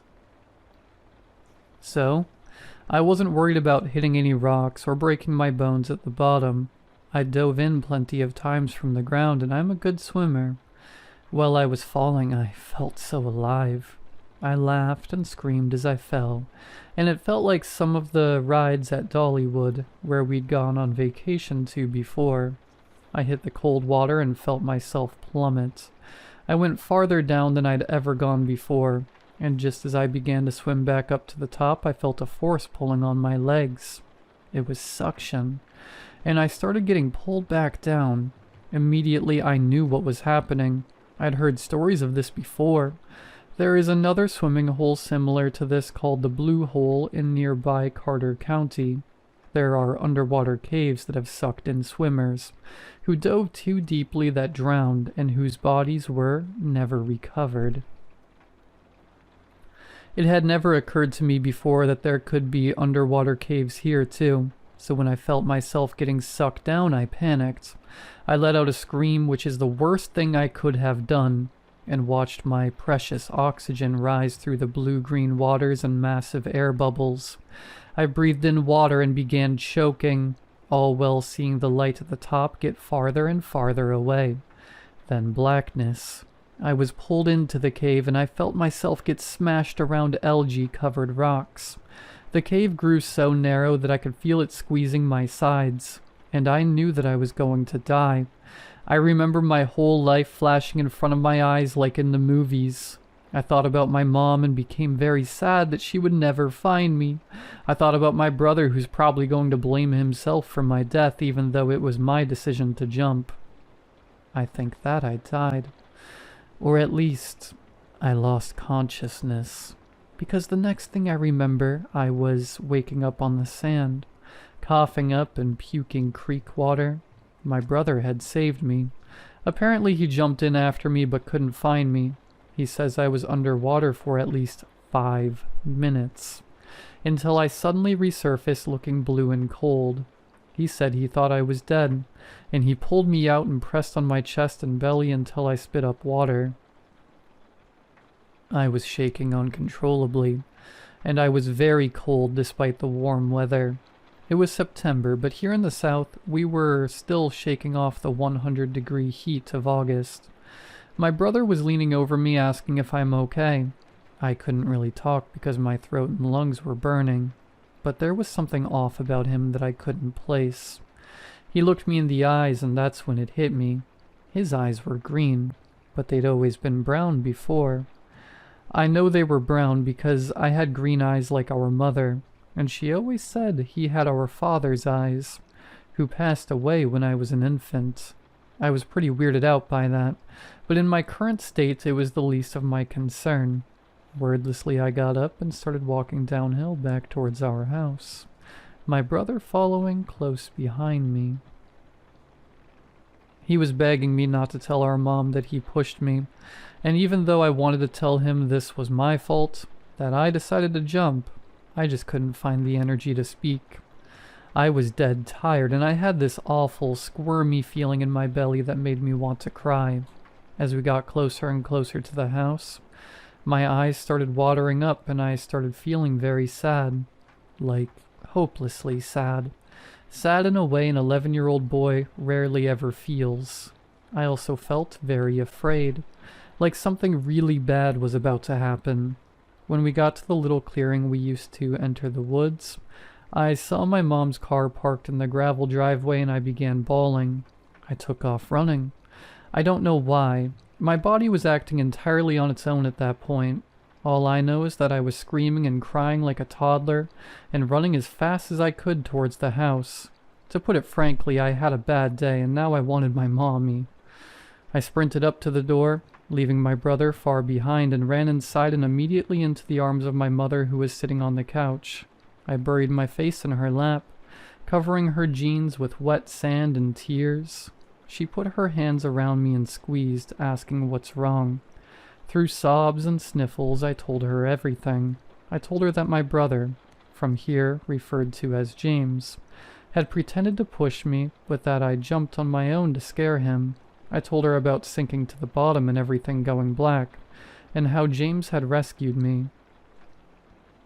By the time my brother came inside, I had calmed down a lot, and was sat on the carpet watching Dragon Ball Z. My mom scolded us both and reminded us that we weren't supposed to be going up there to the swimming hole without an adult. She grounded my older brother but decided my experience was punishment enough for me, so he was sent off to his room while I got to keep watching TV. Later that night, my mom was helping me with some homework and kept giving me these weird looks. I asked her what was wrong and finally she said, "Your eyes are green." She said it like it was a question. I said, "Duh, Mom, they've always been green." She said she swore they were brown. She even got out old pictures of me, and sure enough I had brown eyes in all of the pictures. But they were green now. It's kind of funny because she was freaking out that my eyes were green while I was freaking out that they had never been brown. This caused a bit of a stir in the house. She called my grandma, who also confirmed I had always had brown eyes up until now. She made an appointment for me to go to the doctor the next week, and I guess I tried to just put it out of my mind until then. The next day I went to school like usual, and a few kids commented on my eyes and how they didn't realize they were green up until now. I was, and still am, of the opinion that they've always been green, and I insisted as much. Everything else was like a normal day until just before recess. There was an emergency staff meeting called. Our teacher returned from the meeting with the AV cart and started plugging up the TV. We all cheered because we thought we were watching a movie. But when she turned it on, we were watching the news. A plane had just flown into the World Trade Center in New York City. It was Tuesday, September 11th, 2001. I remember very vividly when the second plane hit on live TV. I remember the collective gasp of 25th graders seeing mass murder for the first time. I don't think that I fully understood really what was going on, because initially they were reporting it as an accident, but after the second plane, it was clear that this was an actual attack. Right away I thought, it must be the Soviets. To my knowledge, up to that point, the Soviet Union was still around and the Cold War was still raging. I even asked the teacher if she thought it was the Soviets, and she gave me a weird look and told the Soviet Union was gone, and had been gone since before I was born. I told her she was wrong. I distinctly remember learning about the Soviet Union in social studies class, and that it was still our country's greatest enemy. She shut me down pretty quickly, and I checked my social studies book, which confirmed what she said. The Soviets were gone. Now I can chalk that up to my dumb little kid brain just mixing things up.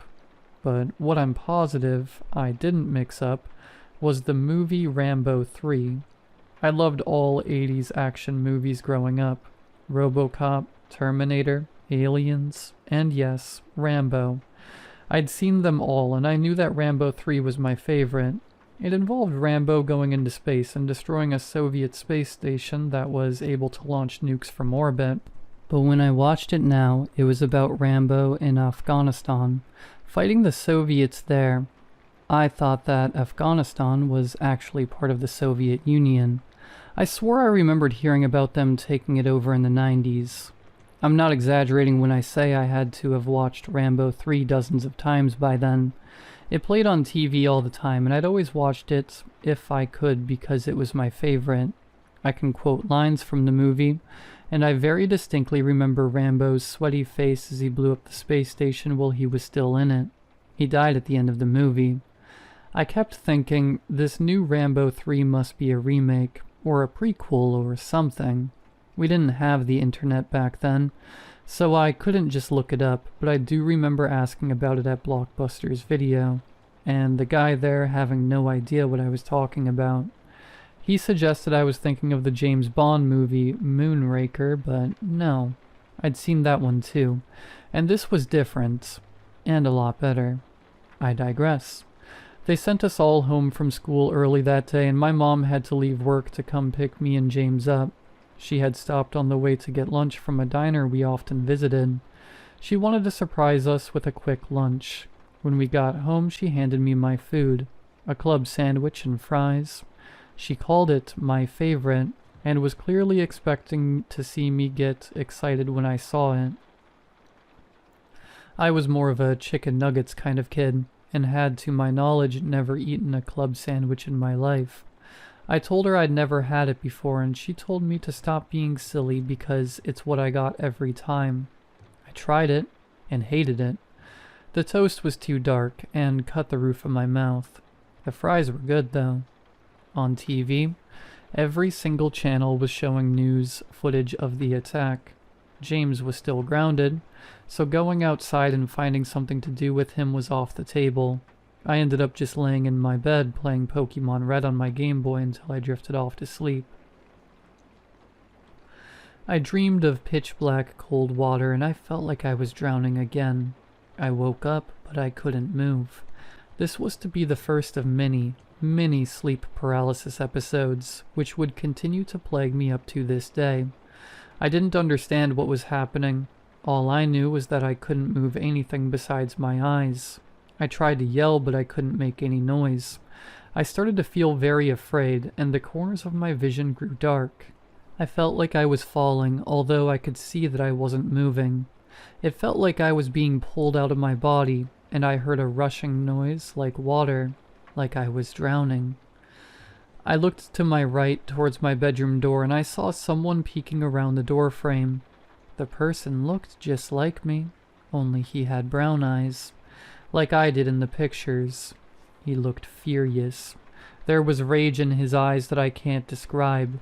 I'll never forget his one brown eye, the other side of his face hidden by the door frame, gazing at me with pure, spiteful hatred. It scared me so bad, and I began desperately trying to move. Eventually, I managed to move my leg enough that it hung off the bed, and this snapped me out of it. I blinked, and I was gone. It was over. I gasped as I sat up on the bed and immediately began to scream for my mom. I probably sound like a huge baby, having cried for my mommy twice in this story already. But give me a break. I was 11. Mom consoled me and assured me it was just a nightmare. I slept with her that night because I was too afraid to be alone. I know I wasn't asleep. It would be years later, when we got the internet, after dozens of episodes, that I finally learned what sleep paralysis was. After that day, life just kind of went on like usual. I went to the doctor and my mom asked about my eyes.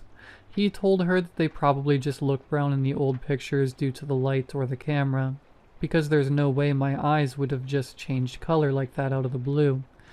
My mom brought up that on my birth certificate it says that I have brown eyes. Doctor couldn't explain that, and I honestly don't think he even believed her. My mom never truly accepted this, but decided to let the matter rest. After all, there was nothing to be done about it anyway. We all just took it as one of those weird things that nobody can explain. Fast forward a few years to my freshman year of high school. Over the years I had pretty regular sleep paralysis episodes, but I still didn't fully understand it. I had become extremely religious. My family are Orthodox Christians, and our priest was the only adult in my life that took me seriously when I described my sleep paralysis episodes. I told him that I thought I was being possessed when it happened, because that's what it felt like. It felt like my soul was being pulled out of my body. Well, our priest, Father Tikhon, didn't want to scare me. It was clear he was also concerned that I was experiencing could be demonic in nature. I don't think that I believe that now. Not quite, but at the same time, an adult validating my fears and offering solutions was a godsend. No pun intended. He told me when it happens to repeat the prayer we use with our prayer ropes, sort of like a Catholic rosary. Lord Jesus Christ, Son of God, have mercy upon me, a sinner. So that's what I did.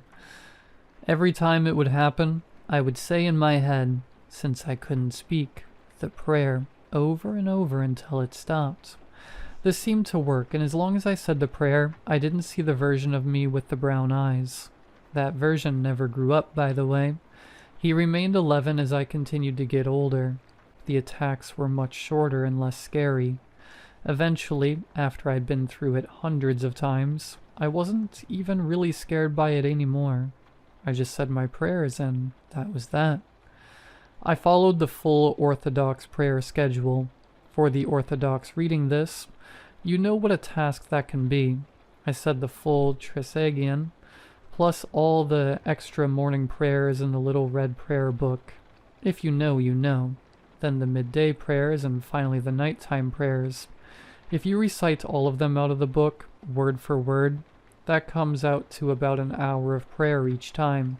So 3 hours of prayer a day that way. Plus I would do my prayer rope at least once per day, which was 100 knots.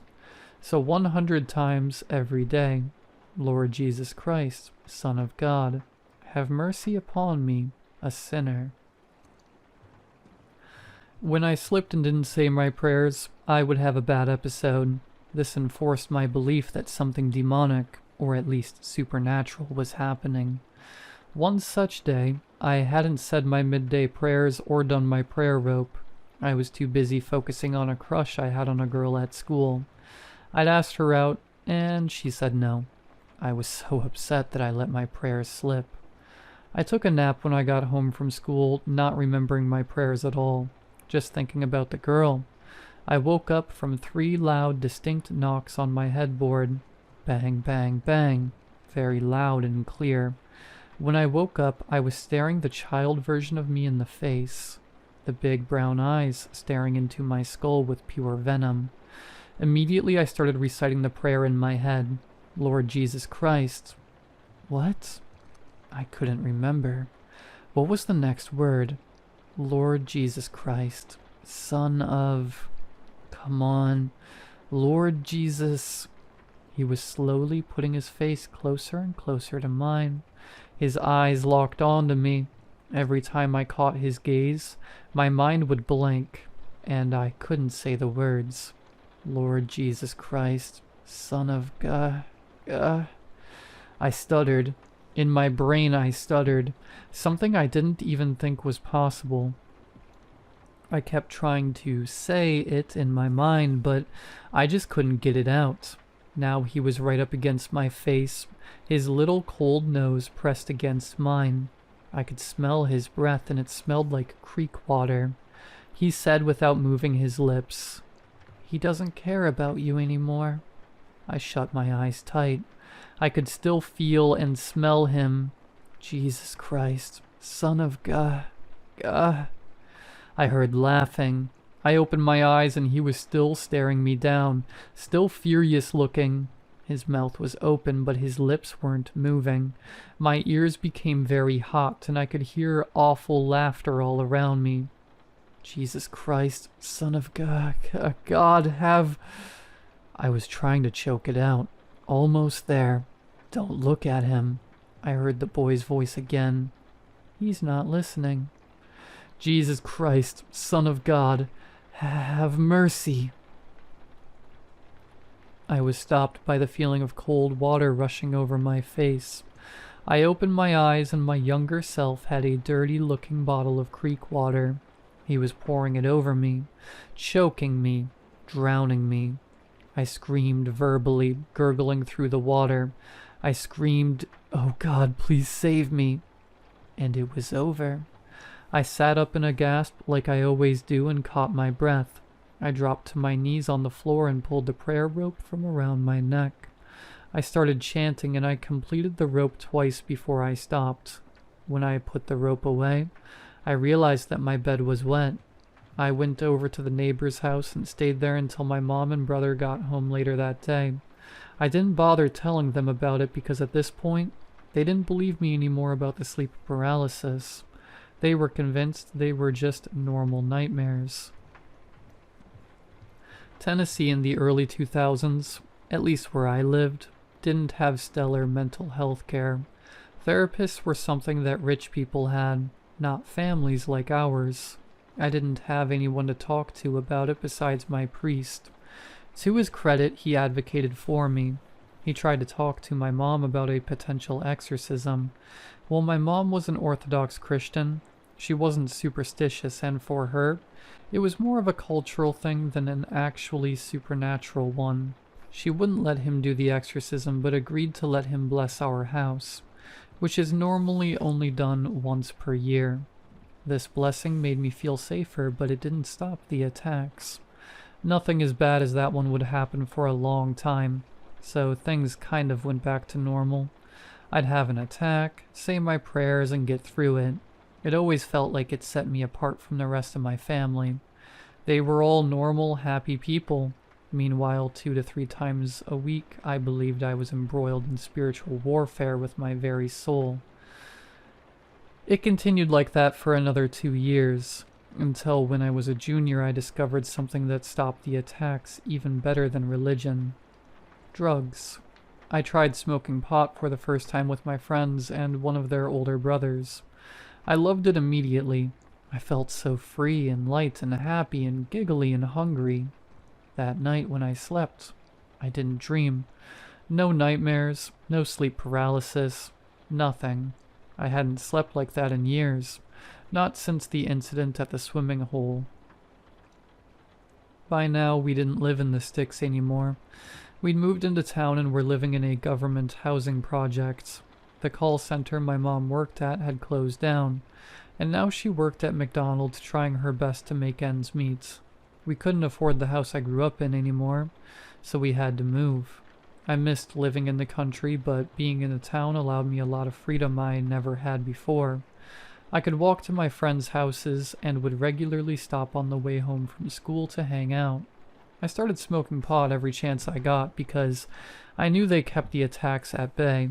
My brother and I had figured out how to connect to a neighbor's Wi-Fi, and so we had reliable internet for the first time. He showed me how to pirate movies and music, and I started downloading them, burning them to discs and selling them at school for a few dollars a pop. I used this money to buy pot, which I would secretly smoke every night before bed. I'm not lying when I say I never felt better. Getting a full night's sleep every night changed everything for me. Ironically, my grades actually improved once I became a certified pothead. Life kept going, and between pot, my goofball friends, and my desperate attempts to get a girl to like me, I fell away from the church. I gradually stopped my 3 hours of daily prayer, and eventually stopped going to church altogether. Life was good. I felt like a normal kid for the first time in years. I graduated high school and got my first job, and eventually my own apartment, which I rented with 2 of my friends. However, all good things must come to an end, and one day my weed dealer stopped answering his phone. Found out through the grapevine that he'd been arrested. I wouldn't be getting any weed anytime soon. It took about a month, but once all the THC was gone from my system, the nightmares came back. They soon turned to sleep paralysis, and just like that I was praying again. Only this time it didn't work. It didn't stop the attacks. I would have nightmares where the kid version of me would talk to me. He would tell me that God has abandoned me because I abandoned him. He said that when I prayed, God would simply laugh and turn away from me. He said that one day, he would kill me. I believe him because it still happens. He's never poured the water on me like he did that one day, but the choking continues. When it happens, I can't breathe. I can't think.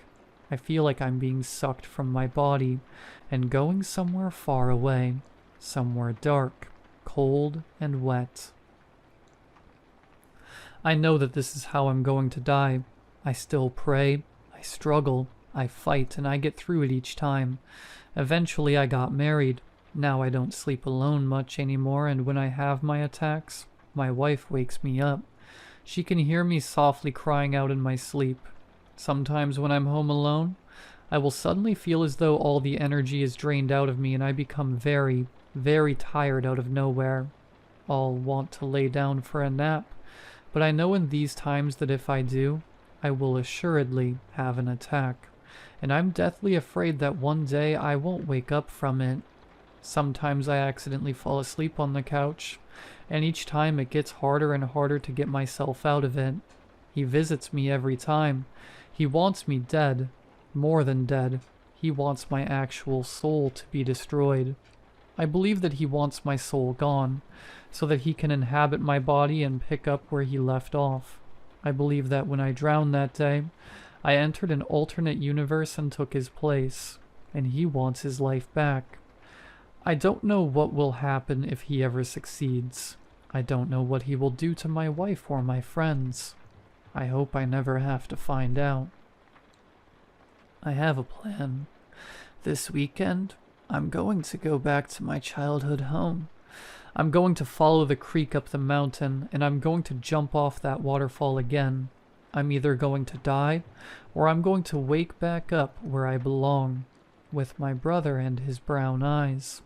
And maybe when I do, the brown-eyed version of me will wake up to see his brother's green eyes, looking back at him.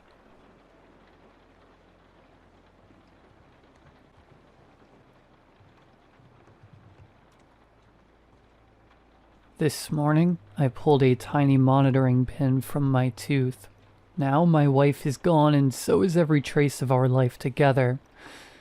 I have to provide a tiny bit of context before I dive in. Stick with me. I'd lost both of my parents by high school graduation, so when I was offered an out-of-state scholarship, I took it, moved from Tennessee to Oklahoma, and made real fast friends with the guy they roomed me with.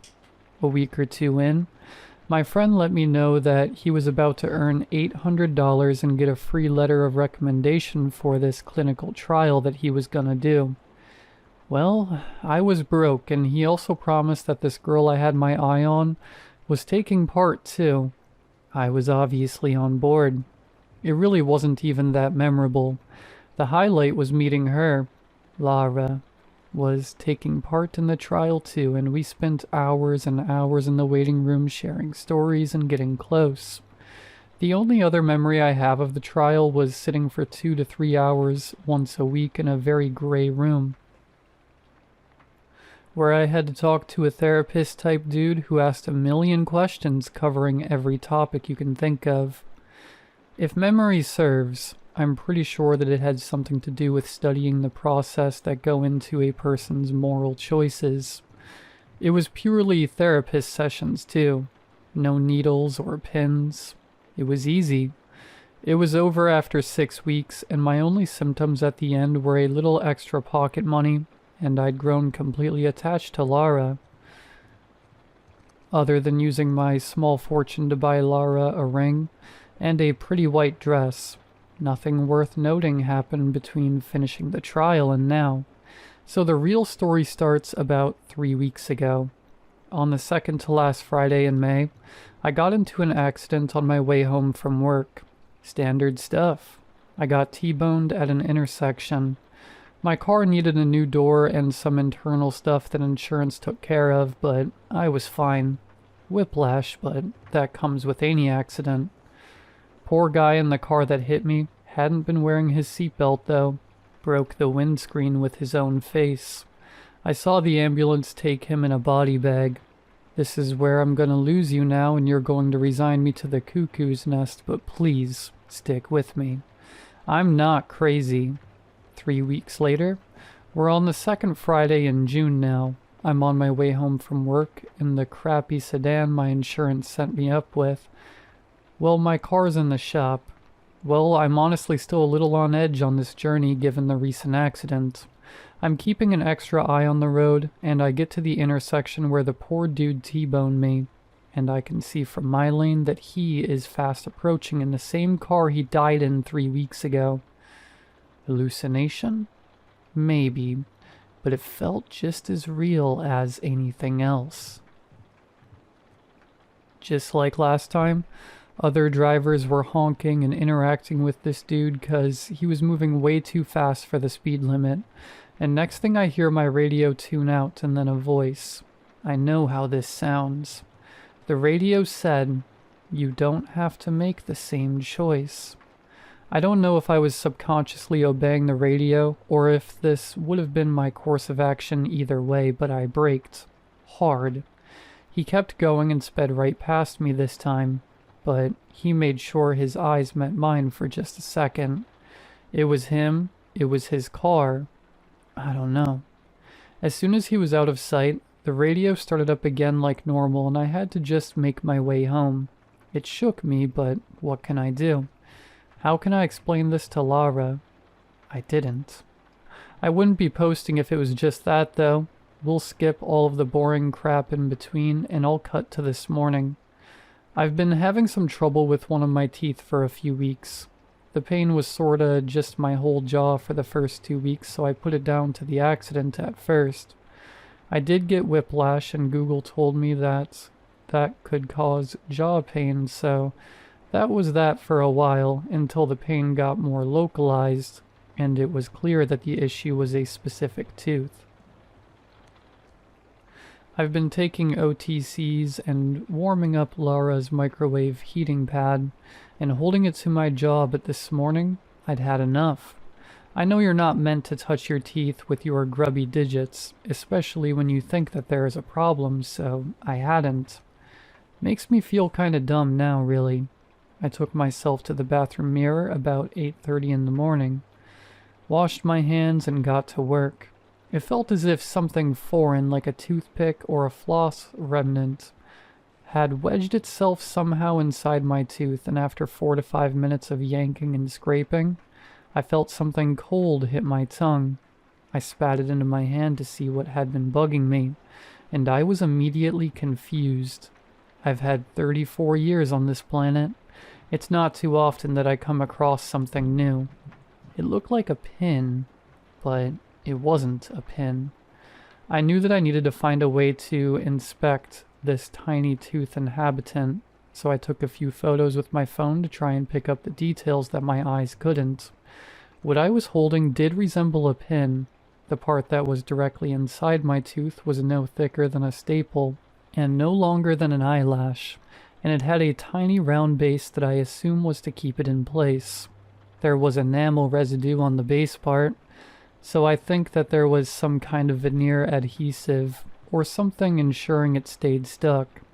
On the inside of the base was the only tangible clue. The letters NOS had been engraved in tiny letters. So I took to Google. I tried a few searches like NOS toothpin, NOS device, but nothing yielded anything useful until I tried NOS dental implant. The AI overview at the top of the page said, in some instances, the phrase NOS tooth implant can be used to refer to the minuscule pin-like devices used by psychologists to carry out neural observation studies. My eyes were pulled from the words I was trying to understand down to a search link result. It was purple, not blue though. That usually means that my browser has accessed this page in the past, but I certainly had never seen it before. The search result was titled, "Controversial clinic trial shut down in 2009 may have continued without consent." And when I tell you that I've never clicked a link so fast in my life, I mean it. As the page loaded, I was already hovering my fingers over Command and P on the keyboard, so that I'd have a hard copy of whatever this was to look at. You've got to understand how quickly my paranoia was escalating in those moments. I'm not sure why, it just felt important. When it finally loaded, my eyes bounced from one disturbing keyword to another before settling on a line that read, "And even though the study was shut down due to the concerns surrounding ethical standards, evidence has come to light that suggests that a good number of the participants from the 2009 study are completely unaware that the clinical trial never came to a close." My brain rattled as it tried to process the words. Nothing made sense. I have never pressed print so fast. I don't know. I thought it might feel a little more real if I could hold it in my hands, you know? I made way to my printer to find that it had only printed the header of the newspaper it had been clipped from. That's it. None of the article content had printed, so I switched back round to send it to print again. But the article was gone. Properly gone. I refreshed the page and got 404 forward. I pressed back and got a different error, so I retyped the Google search to get it back that way, and this time, Google had no results. The AI overview was gone. My search history? completely intact, other than the searches that pertained to what I'd found in my tooth. I was about to go and find Lara. I'd been spiraling for nearly an hour, but as I looked up from my computer, there she was, stood, watching me from the doorway. Ethan? The homely warmth in her eyes, the singy-songy bounce in her voice that only comes out when she's talking to me, her signature hyper-energized sway while she stands. It was all gone. She looked like Lara, but she felt different. This thought seemingly fell straight out of my head. Hey babe, you seem off this morning. Everything alright? What followed really did sound like her. The intonation in her voice was off, but she sounded otherwise just like my Lara. Ethan, you look aghast. Can I get you anything? Her voice was so flat. She sounded like a subpar actor who hadn't memorized her lines.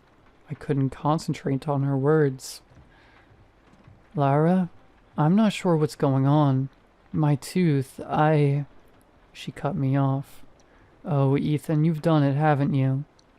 A fleeting sigh being the only display of emotion from Lara so far, but even that felt inauthentic and weird. It felt like a movie. I couldn't understand what was unfolding in front of me. I still don't understand. That's why I'm here. I need someone to help me make sense of this. The world seemed to seize for a brief moment, and all I could hear was the subtle click that I knew to be my front door, and I felt my morning coffee curdle in my gut. I tried to stand at my desk, but my leg muscles turned to spaghetti and I didn't have the strength. Lara didn't move a muscle. She didn't even flinch. The Lara I knew was apprehensive and jumpy at an unexpected knock at the door. Her resolute stance in the doorway at this moment was more frightening to me than whatever I could hear now progressing up my staircase. Now that I have a little bit of hindsight, I think I understand why the threat levels seem so mismatched. Think of someone who you know really well, someone you're close to, your best friend, your brother, maybe your wife. You know their routines, what they do and don't like, and you've seen them in enough situations to have a general idea of how they'll react in most circumstances. Do you think you'd find it frightening if at a time when you were at your most vulnerable, they suddenly became cold, altered, and unpredictable? As I opened my mouth to speak, two large men emerged from behind Lara, with her still unaffected. My tongue dried up in an instant. I had no words. She moved now, just slightly forward to allow the two men into my office. Her movement after so much standstill rekindled my adrenaline and mended the frayed wiring that connects my mouth to my brain. I managed 2 words. Done what? The men were now on either side of me, neither one of them speaking a word. I already knew I couldn't fight them. For starters, there were 2 of them, but even if it were a fairer fight, my nervous system had already chosen freeze rather than either of the more useful fight or flight. Lara? I sounded desperate, like a fearful child seeking comfort from a parent.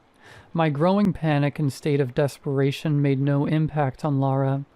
This wasn't the Lara who was so overran with sympathy and compassion after my accident not long ago, and she took 2 weeks off work and refused to leave my side for a moment because she was so concerned that I'd need her help, and she wouldn't be there. This Lara was not that Lara.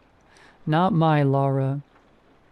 My arms were restrained behind my back by one man as the other one retrieved something from an internal pocket in his jacket. This was all happening in my peripheral vision as I kept my gaze locked on Lara. I've done what? My attention was pulled toward an intense piercing in my upper thigh that was imminently followed by a strange sort of disconnected warmth radiating through my body. My spaghetti muscles now a toxic blended sludge.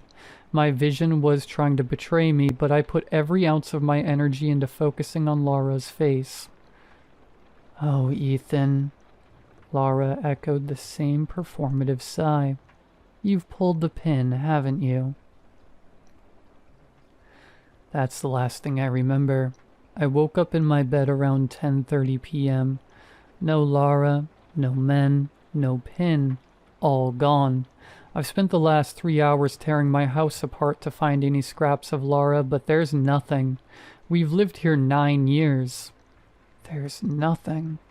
My phone is wrong. It is my phone, but there's no trace of Lara. No texts between us. No photos. No Lara. Not only that, no anyone. My contacts now consist of my barber, a couple restaurants, and some old work contacts. No people, no friends, no Lara. My memory feels like one of those jigsaws that you might pick up secondhand at a charity shop, the kind that came to you without all of the pieces, the kind that you never had a chance to make whole. I don't know what to do. I'm just so stuck on one thought. If I could redo one thing in my life, I would never have pulled the pin. I don't know who I am without her. I need answers. If anyone has any information about NOS, about the trial or similar trials, please reach out. I need to remember.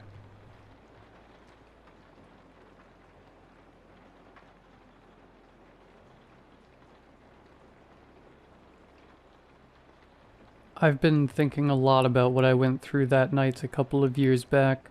I've never had the chance to process it. I think when you go through something traumatic or unusual, you compartmentalize it to the point where it feels like it happened to somebody else. That's what it feels like to me.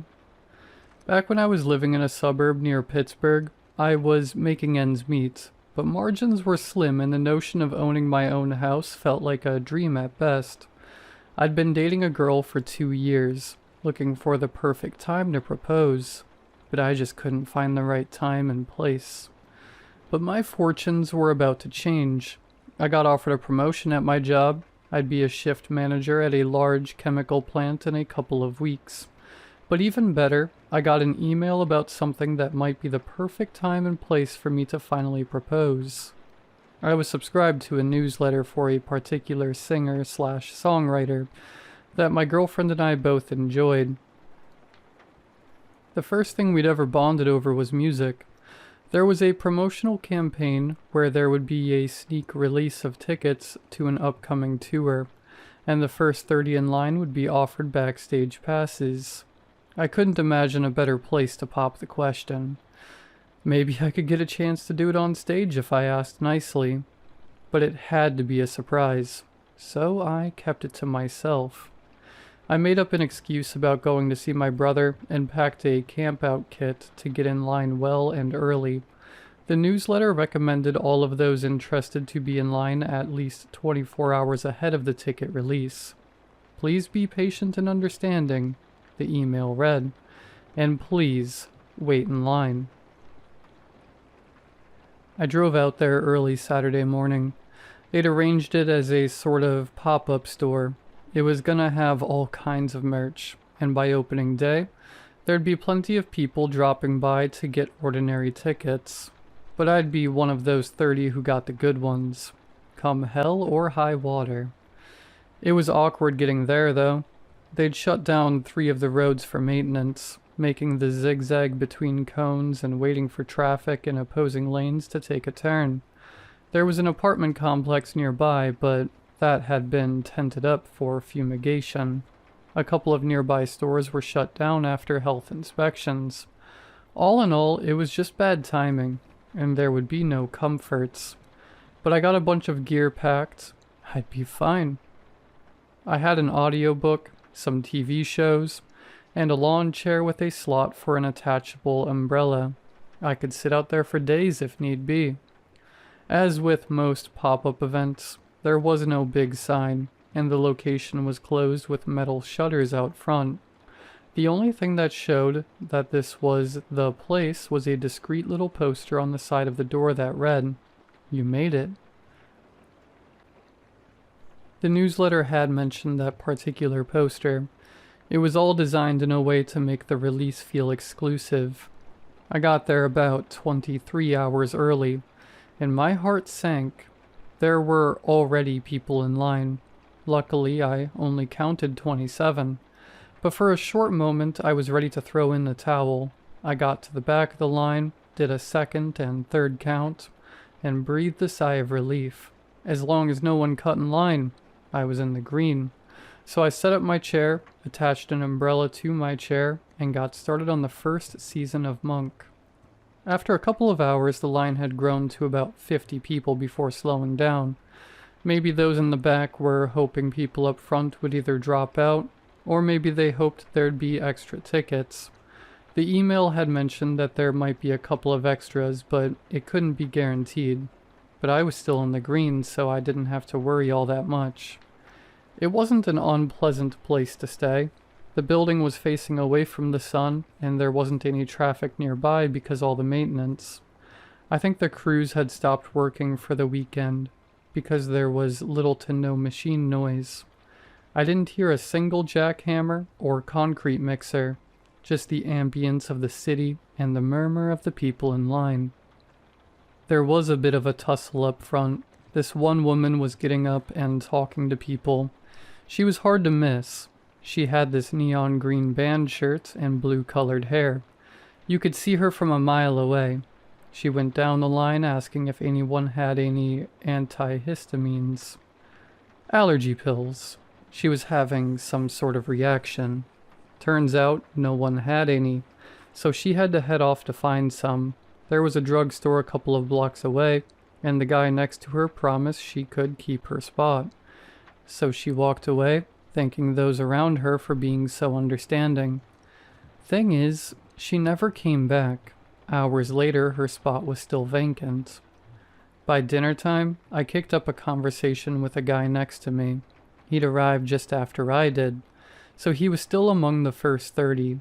His name was Rodney, and he had this lean metalhead kind of build, arms covered in tattoos, and those kinds of pants with zippers that you can turn into shorts. It didn't look like his kind of venue. "I'm surprising my girl," Rodney smiled. "She loves this stuff." "Same here," I said.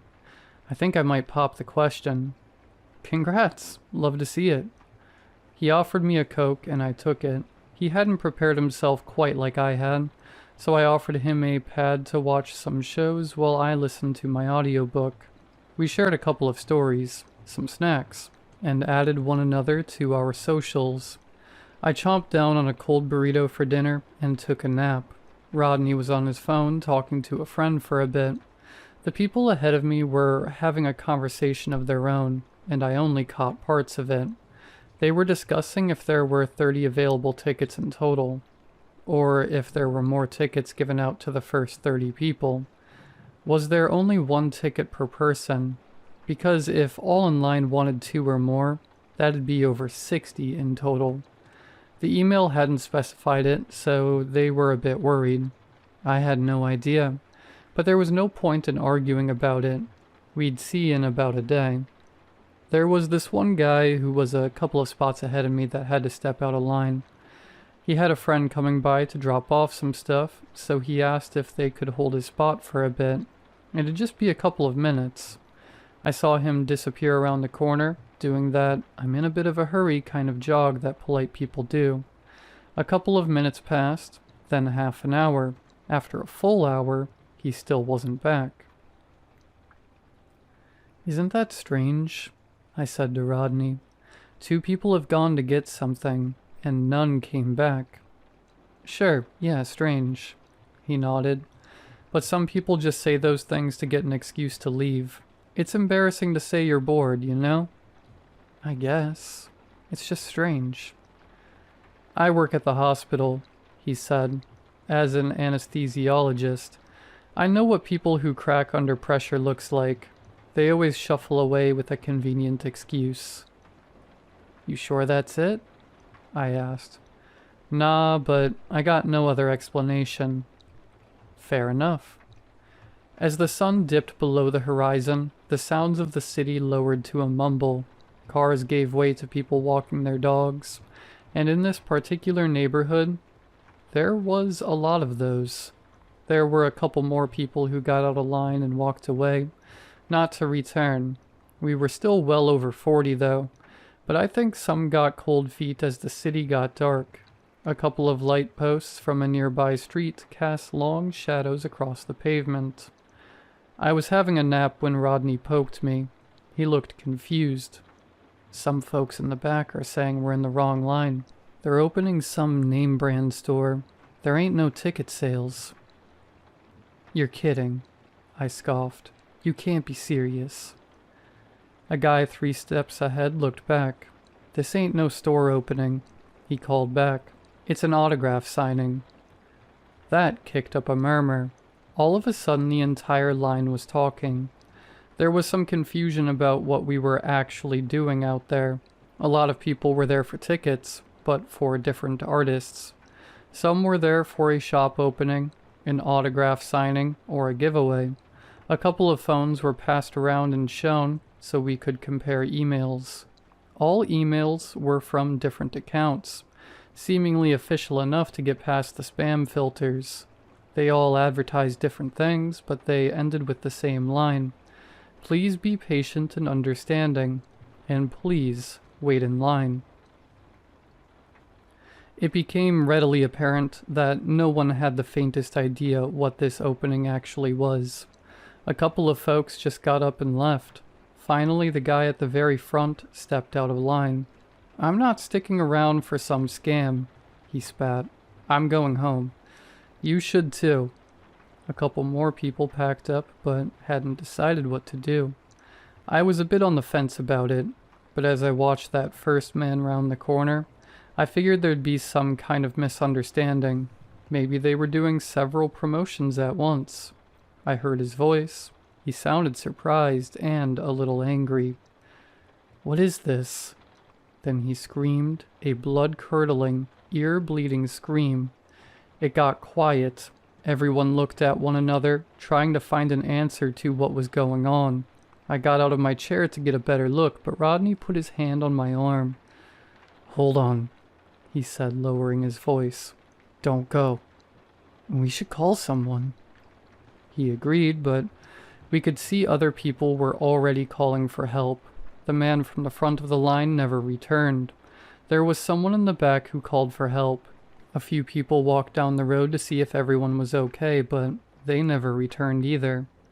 A patrol vehicle came by about 20 minutes later. 2 police officers walked up, asking questions. Everyone said the same thing. A man had stepped away, and it sounded like he got hurt. The officers did a sweep of the road, and when they came back around, they shrugged it off. There's nothing here, they said. You sure he didn't just call out to a friend? There were a lot of voices raised at that. But what could we say? It wasn't illegal to step out of line and not come back. There was no blood, or sign of a struggle. Maybe we hadn't heard what we thought we heard, but people were raising other issues. Like the emails we'd been sent. It all seemed like a plot to trick us. That, the officers had something to say about. No, it's legit, one said. We were informed that there'd be people waiting in line for some kind of event. They had no idea what the promotion was for, though, and even if they did, they couldn't disclose it. It was all arranged by an event promoter, who'd in turn been hired by someone else. All in all, there was nothing they could do but wish us the best of luck and be on their way. As they left, I noticed them meeting up with someone walking their dog at the end of the street. They shook hands, looked at us, and went their separate ways. Rodney and I stayed up late. We decided we'd take turns sleeping just to make sure no one took our things. I took the first shift. The line had whittled down to about 30 people by then. There'd been a lot of people trickling out after the uncertainty of what this was supposed to be. Of course, none of them came back. I didn't hear anything else, but there was this rising unease that there was something inherently dangerous about stepping away. I could hear a couple of people talking about it. That is, until a woman further back had enough. She'd been sitting quietly for a while, listening to people talk over her. "It's not a big deal," she groaned. "Look, I'll walk one lap around the building. I'll leave my purse here so you know I'll be back. All right?" Maybe she was tired or frustrated. Maybe she wanted to prove a point. She stepped out of line and rounded the corner with a huff. Judging by the size of the building, it ought to take her a couple of minutes at a brisk walking speed. But as those minutes dragged on into half an hour, it was clear she wasn't coming back. She'd left everything behind, so it was clear this wasn't voluntary. Something had kept her from coming back. No one would willingly leave behind their identification, credit cards, or phone. A couple of people discussed leaving as a group. Someone mentioned leaving while being on a phone call to report back as they went, but no one wanted to take the risk. We didn't know what was going on, and no one was eager to put themselves on the line. Instead, we waited, speculated, and murmured back and forth about what might be going on. Was it a trafficking thing, gang-related? Or was this whole thing just a big misunderstanding? I woke up Rodney around midnight and leaned back in my chair. I told him about the woman leaving her things behind, and I could see something settle on his brow. It was a strange position to be in. We were either completely fine or in incredible danger. But which was it? Which made more sense? I had a nervous sleep. No dreams, just a stream of thoughts. I kept waking up for the dumbest reasons. A car playing loud music a couple streets down, a barking dog, someone throwing away a bunch of glass bottles, just everyday city noise. Rodney had slumped against the wall chewing on some licorice. When he noticed me watching, he pointed down the street. "They keep coming back around." "Who?" I asked. "Not sure. Some guy walking his dog every 30 minutes or so." "The same guy?" "I don't know. Maybe."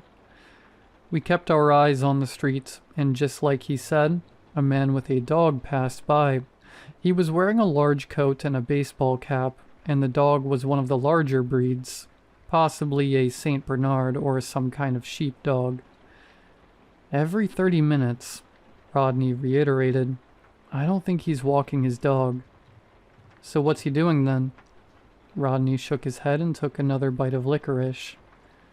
"Patrolling." It was the middle of the night when the police came back. 2 officers, same as before, walked down the line with an audible sigh. "Someone called again," they said. "What's going on?" A young man got up and pointed at the woman who'd left her things behind. The police scooped it up, checked it, and promised to take it back to the station. As they were about to leave, the young man asked if they could escort him to his car. They agreed. As he left, he looked back at the rest of us, holding up his phone. A woman he'd been sitting next to held up her phone in response. "I'll stay on the line till I get home," he called out. "I'll keep you updated." It seemed to go well enough, but as they rounded the corner at the end of the street, I noticed one of the officers looking to the left and raising his hand, as if waving at someone just off to the side. We all looked at the woman with the phone. She was hunched over, cradling it with both hands, listening through wireless earpieces. She'd say something occasionally, like a quiet, "Yes, I'm still here," or "Are you okay?" Then, after a couple of minutes, her eyes went wide. "Hello?" she said. "Dan? Dan, are you there?" There was no response. I could see the tears pool in her eyes as her hand started to shake. He'd promised to stay on the line. Something must have gone wrong. "They're picking us off," muttered Rodney. "Someone is picking us off." "But why?" I whispered back. "What's the point?" "Think about it," he said. "This whole block is basically shut down. Road work, maintenance, fumigation, renovations. It's just us out here." "But why us? Why now?" "There's gotta be a reason." Everyone was awake by then. We tried to figure out if we all had something in common. We all looked different, and we were all different ages. We were there for different reasons, and we lived in different parts of town. There was nothing readily apparent that we had in common. Dan works at a bottling plant. The woman with the phone added, I'm in retail. Others joined in. One was an airline pilot, another was a bodyguard, a firefighter, a translator. All very different people in very different lines of work. However, we had one thing in common. We all had access to something. Rodney had access to pretty much whatever at the hospital. The woman working retail had access to influential private clients. The firefighter had control over who had what shift, and who would respond to what call. The translator could listen in on privileged information. I was no different. I was about to become shift manager at the plant. I could choose what and who went where and when. Is that it? Rodney said. Is that what we're here for? But what's the point of taking us out? I asked. This isn't hurting anyone but us. The man walking his dog was back for another round, but now it looked like he'd slowed down a bit. As Rodney talked, I saw him stop at the end of the street, giving us a long look, and his dog looked too. Somewhere around 3 a.m., a whole group of people got up from the back of the line. The idea was clear. They were going to rush out of there. Others protested, saying they could call people over to come help. If we all call someone, we can make a crowd. A man called out. We can leave as a crowd, and we'll be fine. No, we have to spread out, someone else said. We go different ways and we go fast. Some of us are bound to get out. Rodney got up too, but his voice drowned in the crowd. Things were getting heated, and people were pushing one another. Angry fingers were being pointed. Phrases were repeated over and over and over. The argument was quickly turning into a shouting contest.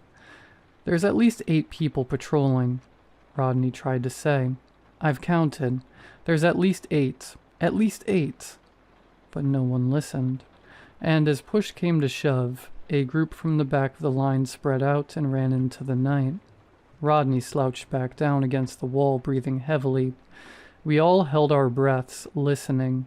We could hear footsteps running down different alleyways. It started with a crash, like someone taking a tumble into a trash container. Then one pair of footsteps stopped. Not long after, another stopped, and from a far-off corner I heard this barking. A loud, growling bark. No, someone pleaded. No, no, no. There was no screaming, no gunshots. All the sounds just stopped, and no one came back. A guy from the back of the line called out to them, but got no answer. We were down to about 20 people. Some were calling home, others were calling the police. But they weren't about to come back here for a third time. One called a taxi, but they couldn't find a place to park.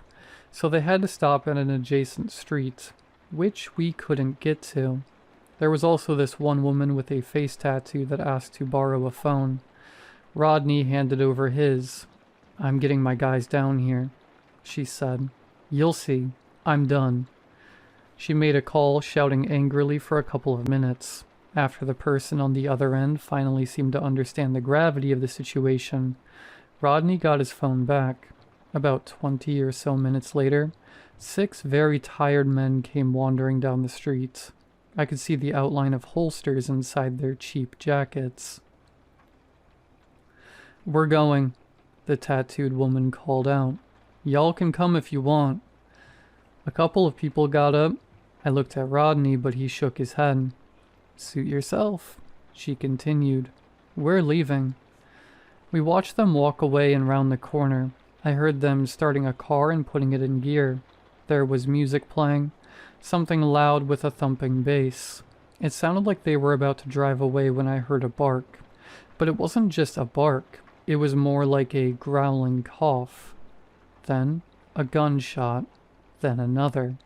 The sound bounced against the walls, ringing out over the city. I saw a couple of lights turn on in distant buildings. Then all was quiet again. No one wanted to go look. Some people screamed at nearby houses, hoping for someone to open a window and look our way. No one did. The line itself was in complete disarray by then. People were packing and unpacking, pacing back and forth, hoping some opportunity would show itself. I wasn't immune to it, but I tried to stay calm. Rodney helped a lot. He was a lot more calculated than I'd imagined when I first saw him. He counted the people walking by. He measured the dogs. He listened for repeating sounds. My mind was tired, but my heart kept my eyes open and frantic. "I don't get this one thing," I said. "There's a timeline." "What do you mean?" he asked. "They gave us a time this would open," I continued. "If they're just gonna keep us here until they've picked us off, why would they give us an endpoint?" "There's gotta be something to it," he said. "Some reason for this specific place, and this time. And what happens when it opens?" We looked at one another. Whatever was going on, there couldn't be anything good in there. Rodney brought up the idea of breaking into the place we'd been lining up for. A couple of folks were on board, but the front gates were barred shut, and the personal entrance was on the back of the building. That kicked up all previous arguments about calling for help, or moving as a group, or running like panicked animals into the night. We tried to bend a piece of rebar into a makeshift crowbar, but we couldn't get it to work. The place was locked down hard, and we hadn't brought anything to break through. We couldn't do it. A couple of people thought about collecting jackets and making a line so we could pull them back if need be. The problem was, no one wanted to volunteer. "Nothing happens until we're out of sight," someone said. "As long as we're within view, nothing happens. So someone can go to the end of the street, look around the corner, and come back." We had a volunteer for that. A large guy in his early 40s. He brushed off our worries, grabbed his backpack, and went to the end of the street. We could see him the whole time as he called back to us. "There's a car here," he yelled. "The door's open. There's no one here." "Can you see anything?" Rodney called out. "Nothing," he said. "Not a soul." He turned to go back to us when he stopped. He looked to the side. There was a hint of doubt there. Rodney peered up at me, then back at the man. "I think the patrol's coming around," he said. "Any moment now." Suddenly the man started running back to us. By the time he reached us, 3 of us were up on their feet to catch him and slow him down. He was panting like he was having an episode. We looked back towards the street, where a person walking his dog had stopped to look at us.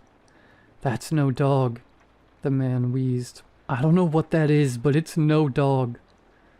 For a couple of seconds, we all just stared at the stranger. There really was something unusual about the dog. Its back legs had a curious shape, and there was a shine to the eyes that I hadn't noticed before. Almost blue. A couple more people would crack in the following hour. One just straight rushed down the road. Another tried to leave but was held back by the others. A couple tried to call people for help, or to have someone escort them to their car, but nothing came of it. One guy kept spamming the police over and over, yelling at the operator that if they were that upset with him, they were free to come down and arrest him at any time. By dawn, there were less than 20 of us still waiting in line. It was about 6 a.m. when I saw someone coming down the street, a woman with blue-colored hair and a neon green band shirt. I poked Rodney. We recognized her. She'd been the first one to leave, the one who went to get allergy medication.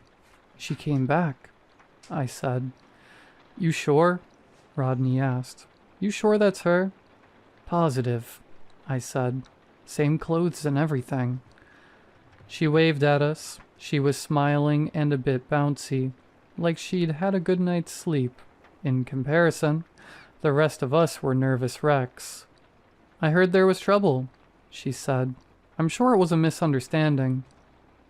"What happened?" I asked. "Nothing happened," she insisted. "Pills made me sleepy, so I went home. I just came to get my things, see what's going on."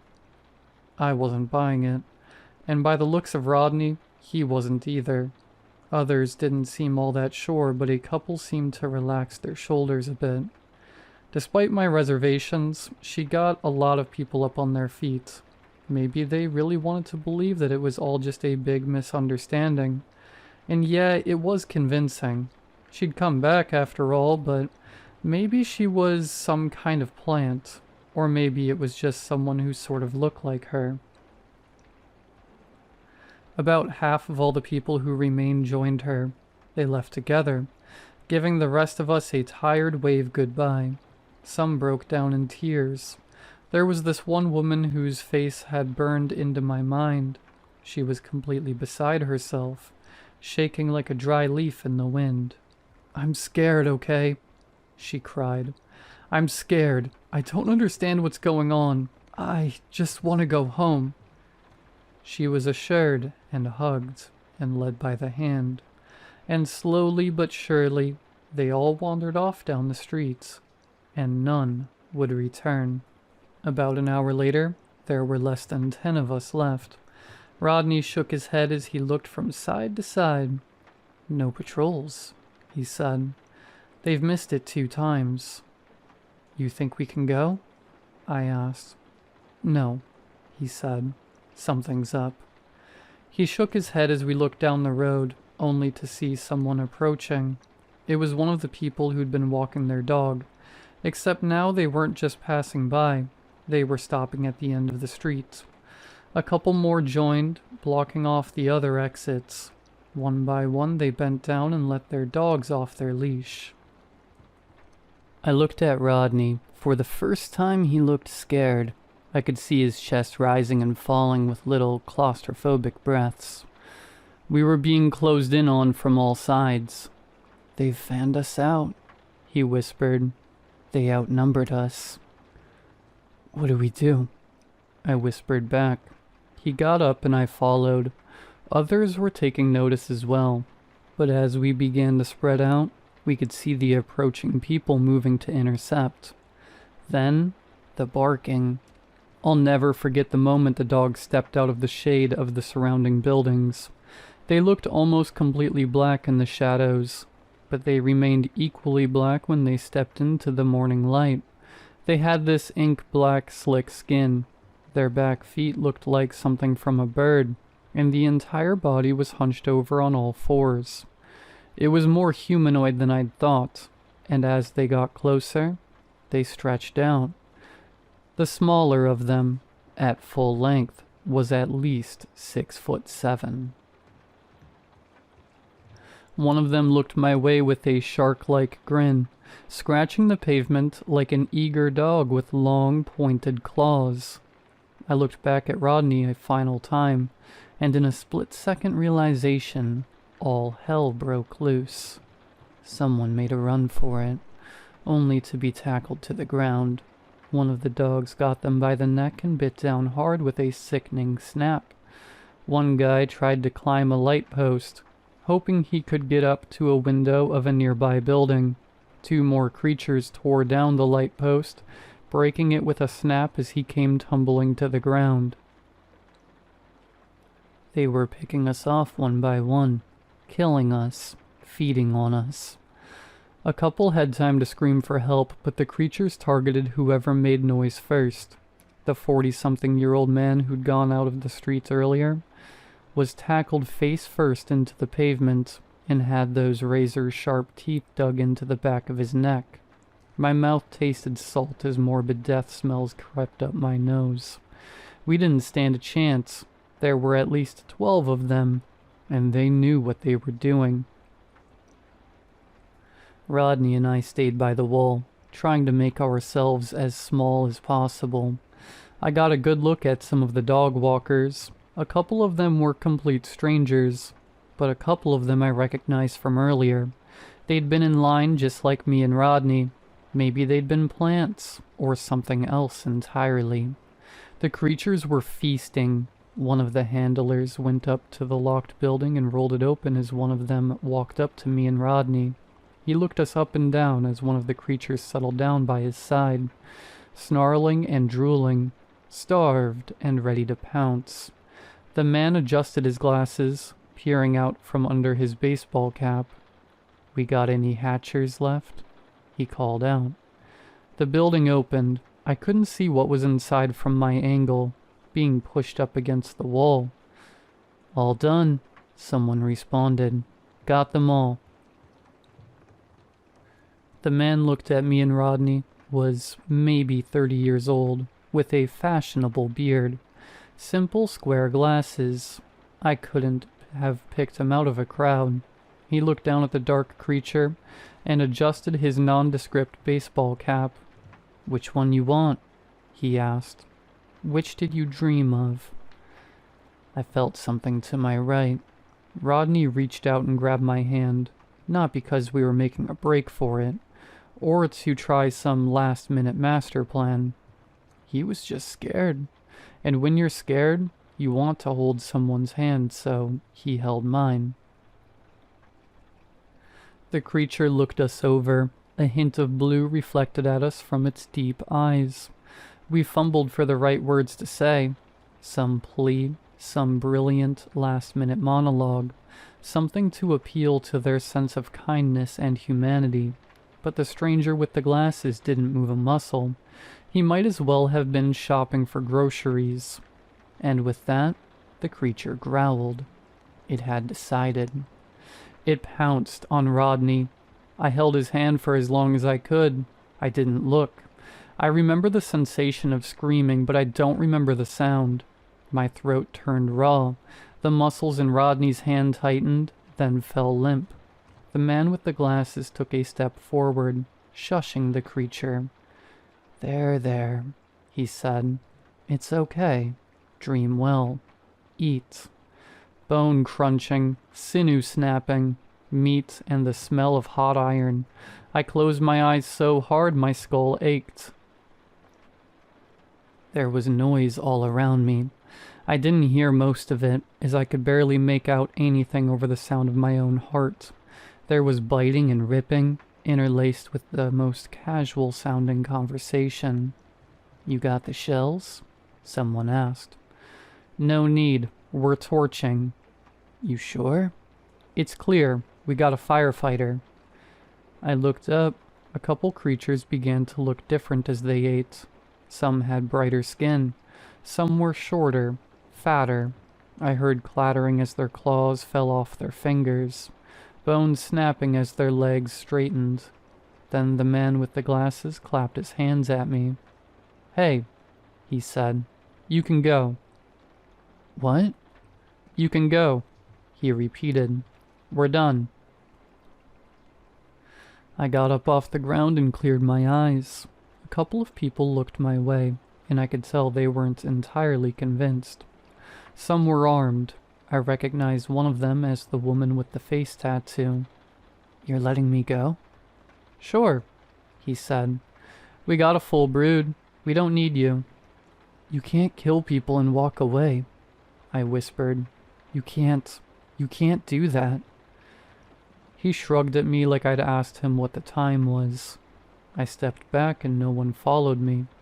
I glanced at the creature gnawing on Rodney, only to see that it had started to gain his features, his face, his gangly arms, and all the while the man with the glasses calmly shushed it and stroked its back. The others were setting fire to the building, using a can of gasoline and a strip of newspaper. I only saw a brief glance of the inside. Black rock-like fragments littered the floor. Strange organic formations stuck to the wall in batches of 3 to 6. When he noticed I wasn't leaving, the man with the glasses casually waved a pistol at me. Not to shoot me, but to show that he had it. "Go on now," he said. And as the fire flared up, I stepped around the corner and I didn't return. I came home in tears.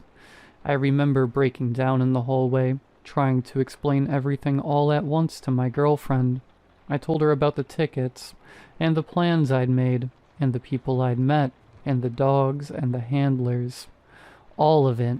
I tried to show her Rodney's socials, and as I did, I noticed he was posting. My heart skipped a beat. "Long night," the post said. It was just a selfie posted 10 minutes earlier. He looked fine, healthy even, but there was a little blue tint to his eyes that wasn't there before. No people went missing that night. Everyone came home eventually, and from what I've heard, there haven't been any incidents. Everything just keeps going like normal, like nothing happened. So who can I call? What can I even say? You can't report a person not being properly killed to the police. I even texted Rodney once and he responded like it was no big deal. "I just went home," he said. "I'm fine. We should hang out sometime." I haven't agreed to it. I don't think I can. I don't even know what to think anymore. About a week or so after all this went down, I got a card. An apology card with a sad blue sunflower on the front. Inside was a handwritten note. "Sorry for the inconvenience," it read. There were 2 tickets to the concert, backstage passes. I ended up going. I proposed. I think I recognized a couple of people in the crowd, but I'm not sure. Now, years down the line, it all feels like a nightmare. I can't point to a single thing and say, "Hey, look, it really happened." There are no witnesses, and in the eyes of the law, no crime has been committed. But I know what I lived through that night. That'll stay with me forever. And I know this was violent, and ugly, and sick. But that email asked me to wait patiently, and maybe that's what saved my life in the end. Maybe I'm still waiting. But for what?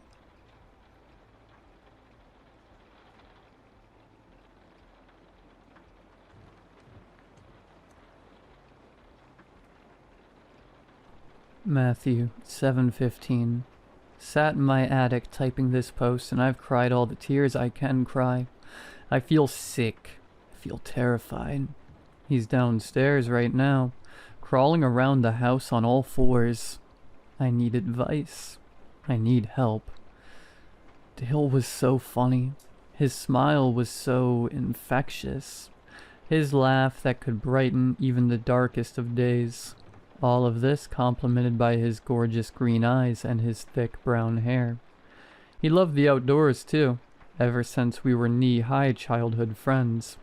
Dale was always the one out from sunrise to sunset, racing around on his bike with the rest of the kids from the neighborhood. Water fights in the summer, snowball fights in the winter. As we both got older into our adolescence, he consistently had a sports meet to attend or some practice he was late for, always armed with a racket, a ball, or even a frisbee in his ultimate frisbee phase. Then we began dating right after university. His degree was in sports science, naturally, and mine was in psychology. When we ended up attending universities on opposite sides of the country, I thought mine and Dale's paths permanently split, going in different directions that the inevitability of time ensures with many friendships. Not us, though. I'd just turned 21. He was 22, and he sent me a message on July 24th. The date is significant, as 2 days prior was my birthday. Dale always jokes how he innocently got the dates mixed up. I have my suspicions he tactically waited to ensure his message didn't get the generic "thanks, means a lot" reply that I was pumping out to all the other friends, sending me birthday wishes after Facebook had prompted them to. Dale thought he was so clever. I suppose it did work. To this day, he keeps up the recurring joke that my true birthday is July 24th. He'll put out his social media posts then. He circles that date on calendars and annotates it with a big Ellie's birthday. Hell, One year he even organized a birthday shout-out on the radio for me. On the 24th. Anyway, I'm rambling. After he slid into my DMs, we began dating. We both fortunately bagged some pretty decent jobs in Edinburgh, Scotland. I work as a criminal profiler, and him as a PE teacher. Edinburgh was the natural pick. We both love the old Scottish folklore, tales of kelpies and sprites, and of course the Loch Ness Monster. Scotland has some of the best camping laws in the world. If you can walk around there, you can essentially camp there. The public have ramblers' rights, with mountains, moors, and forests all within legality to explore and camp. Naturally, dating the man I do, a camping trip within our first couple of months living here was a must. We waited for the warm, or as much as Scotland can offer, May weather, and began planning our route. We'd leave Edinburgh and head west, before driving north. This would take us directly to Galloway Forest, the biggest in the country, spanning over 300 miles. The forest is also a dark sky region, with the country limiting the light in this area to provide more starry nights. This of course creates some beautiful, but dark nights. This might be one of the reasons for the countless stories of mythical creatures and silly monsters that spew out of the region. We disregard this. Dale already had all the camping gear, a tent for us to share, a blow-up mattress, 2 sleeping bags, camp chairs. I wasn't joking when I said my man lived for the outdoors. I looked at myself in the mirror and smiled, my reflection smiling back. Life really does have its way of working itself out. I head out the door with my reflection mirroring my behavior. I got you a wee surprise as well, my love, he said with a grin on his face as he loaded the second chair into the back of the car. And what would that be? Well, you'll just have to wait and see, won't you? I smiled and gently punched his arm jokingly. He knew I hated surprises. The drive there was long, but the walk after we parked the car up was even longer. Dale insisted on going as deep into the woods as we could, away from the pesky civilization he constantly claimed was such a nuisance. We finally settled on a small clearing amongst the towering oak trees that surrounded us for miles. Dale sat his bag down immediately, unloading the equipment we'd hauled for miles. I also took a seat, but purely to admire the scenery, the peace, the silence. The silence that was broken by a deafening scream. The scream ripped through the air like a knife through butter, the acoustics of the forest making it seem endless, echoing around, making its point of origin or its proximity to us undeterminable. The only sound I could compare it to would be nails on a chalkboard, but with the volume of a sonic boom. I stood up from my perch on the floor immediately, looking at Dale in horror. I could see the slight panic on his face too, a juxtaposition of his typical calmness in stressful situations. "Babe, what was that?" I asked him with a mix of fear and anger. He paused, his eyes still scanning around the trees surrounding us hopelessly. I'm sure maybe a fox, or something." A fox? Dale, that sound did not come from a fox. It could be some sort of big cat. I mean, I read reports that they get brought over illegally and let out into the wild. I mean, in certain conditions they can... You're telling me we could be sharing the woods with a mountain lion in Scotland? Dale met my eyes, giving me a look of uncertainty. Dale, we're leaving. We can't. Sun sets in less than 45 minutes. The walk back to anywhere remotely civilized will take at least 2 hours.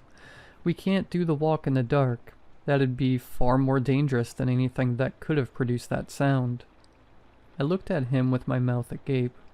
I could see the uncertainty in his eyes, but he corrected this quickly, his concern easing and a wry smile beginning to break the tension. "You'll be all right, El. You were with me after all." I couldn't help but giggle. We soon forgot about the scream. After we set up the tent and got a small fire going, it soon began to get dark. We took this as our sign to crack open the bottle of wine we'd brought with us. Dale pulled the red from his bag along with 2 wine glasses. He filled them up and handed me mine.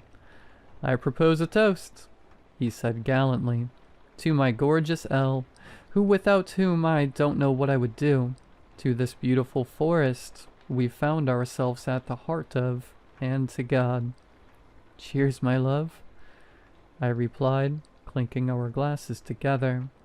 After that, we just chatted the night away, watching the fire dance in front of us, holding hands, listening to the crackle of the kindling. "Think we're gonna need a wee top-up on firewood," Dale said. "Okay, babe, be careful." He rose from his perch on the log and marched off into the forest, a slight sway in his step from the alcohol. I giggled like a little girl, so in love, so happy at that moment. We went beyond the tree line into the darkness, and I heard him begin to break branches.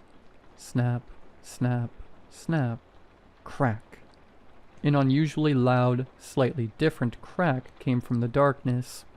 I heard Dale gasp and then nothing. "Babe?" I said as I got up. "Babe?" I shouted with more urgency, running into the trees. I was immediately engulfed by darkness. The illumination of the campfire soon shrouded out by the trees. I kept shouting Dale's name, in a panic, scouring the dark forest floor as best as I could, searching for his potentially incapacitated body. The tears began to roll down my face, and my heart pounded through my chest as every second that passed with no sign of him. Then I heard it. "Elle?" It was just a whisper, one that could have been mistaken for a gust of wind amongst the trees, but my heightened senses in this stressful environment urged me to pursue it. I looked in the direction I heard the whisper from. Up. I swore up and down it came from above me, in the dark branches of the trees that covered me from the night sky. As my eyes adjusted more to the dark, I saw it, the silhouette of a figure up in the trees. It looked to be reaching towards me, reaching out its hand, and then... "Ellie," a voice called from back at the campsite. "Dale?" I cried. I raced back to the campsite and saw Dale stood there. I ran up and embraced him, jumping into his arms with relief. "You're freezing," I told him, pulling my arms back away from his ice-cold skin. "Where's the firewood? How are you gonna warm up now?" I continued. "Something dropped down from the trees. A bat, maybe," Dale replied. I thought back to the silhouette I'd seen in the tree, much larger than a bat. I kept it to myself, though, not wanting to stress Dale more. "I think we'll just go to sleep now anyway. I don't really want to go back out there." "Oh, okay, my love. Let me get ready for bed." I began getting changed in the tent, watching as Dale just looked out into the woods. He was frozen, just staring into the same spot in the tree line he'd entered before, staring into the same dark abyss. "Are you coming to bed, babe?" I called. "Yes." "All right then," I thought. He was probably just spooked. We got wrapped up in our sleeping bags in silence, before turning off the small light illuminating the tent. I nodded off fairly fast, considering the circumstances. That's when it happened. Something woke me. I'm not sure what, or at what time, but my body instantly felt in a state of panic. I knew something was watching me. I opened my eyes ever so slightly, my long eyelashes covering the small slither of pupil in between my eyelids, enough to see without giving away that I was awake.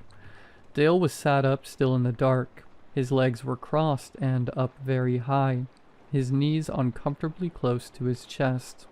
His eyes were wide open, wider than I'd ever seen them, and he was staring right at me. My palms immediately started sweating and my heart raced once again.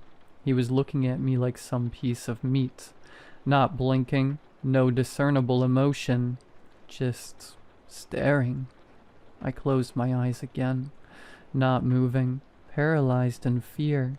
I pretended to start waking up, stretching my arms. I heard his sleeping bag rustle, and when I turned over, he was sleeping again. I was stunned, lying there awake for the rest of the night until the comfort of the sunrise saved me. The next morning, Dale said he wasn't feeling well and wanted to go home. Odd. The man spends every minute of his life outdoors and all of a sudden wants to pack up and leave. I didn't argue, instead beginning to pack up the stuff with him. The walk back to the car was silent, so awkward. Occasionally I'd turn around to catch Dale lagging behind, staring at me again. Every time he saw me look, he'd avert his gaze to somewhere else. Once we got back in the car, Dale complained he was too tired to drive, that he just wanted to rest in the back. I reluctantly agreed. He knew how much I hated long drives, but I suppose if he wasn't feeling well, I should probably cater to him. "What's wrong?" I asked him. "I just want to get out of the sun. I hate being outdoors," he replied. This was odd. I hate being outdoors. He must really not be feeling well. The whole drive he maintained his newfound unnerving stare. I could feel it now, burning into the back of my head. I could almost sense a feeling of danger. Every muscle in my body screamed at me for the entire car ride to pull over and run, but I didn't. And nothing happened. Yet. We got back this morning, with Dale taking himself off to bed almost immediately. I sat downstairs worrying about him. What happened to him out in the woods? Did he really just get ill? Why has he been staring so much? I decided I had to confront him. I marched up the stairs and placed my hand on the doorknob, preparing myself to open it, but I heard him scurry on the other side, as if he was hurriedly getting out of a compromising position. I opened the door to see Dale sat on the floor, his legs crossed and his knees uncomfortably close to his body once again. "Is everything okay, Ellie?" he asked. "What's going on with you? You've been acting so strange since the camping trip. Did I say something? Babe, please just be honest with me." "I'm fine, babe. I'm just tired." He smiled and chuckled. I looked at him closely. His smile was so hideous. His teeth stained a muddy brown. His laugh that made me feel nauseous with fear and intimidation. All of this exacerbated by his widened, pale blue eyes. Pale blue eyes. It was also at this moment I noticed he'd drawn all of the curtains closed to keep out the sun, an apparent hatred of the outdoors that my man loved so much. "When's my birthday, Dale?" I asked. His smile faded. His stare widened. "July 24th, of course." "My real birthday," I replied, noticing his eyes locked onto the calendar on the wall behind me. "That is your real birthday. It says it on the wall behind you. Ellie's birthday. You are Ellie." My heart dropped and a pit of terror opened up in my stomach. I felt tears begin to well in my eyes and a fear so primal I didn't know what to do. That man was not my boyfriend.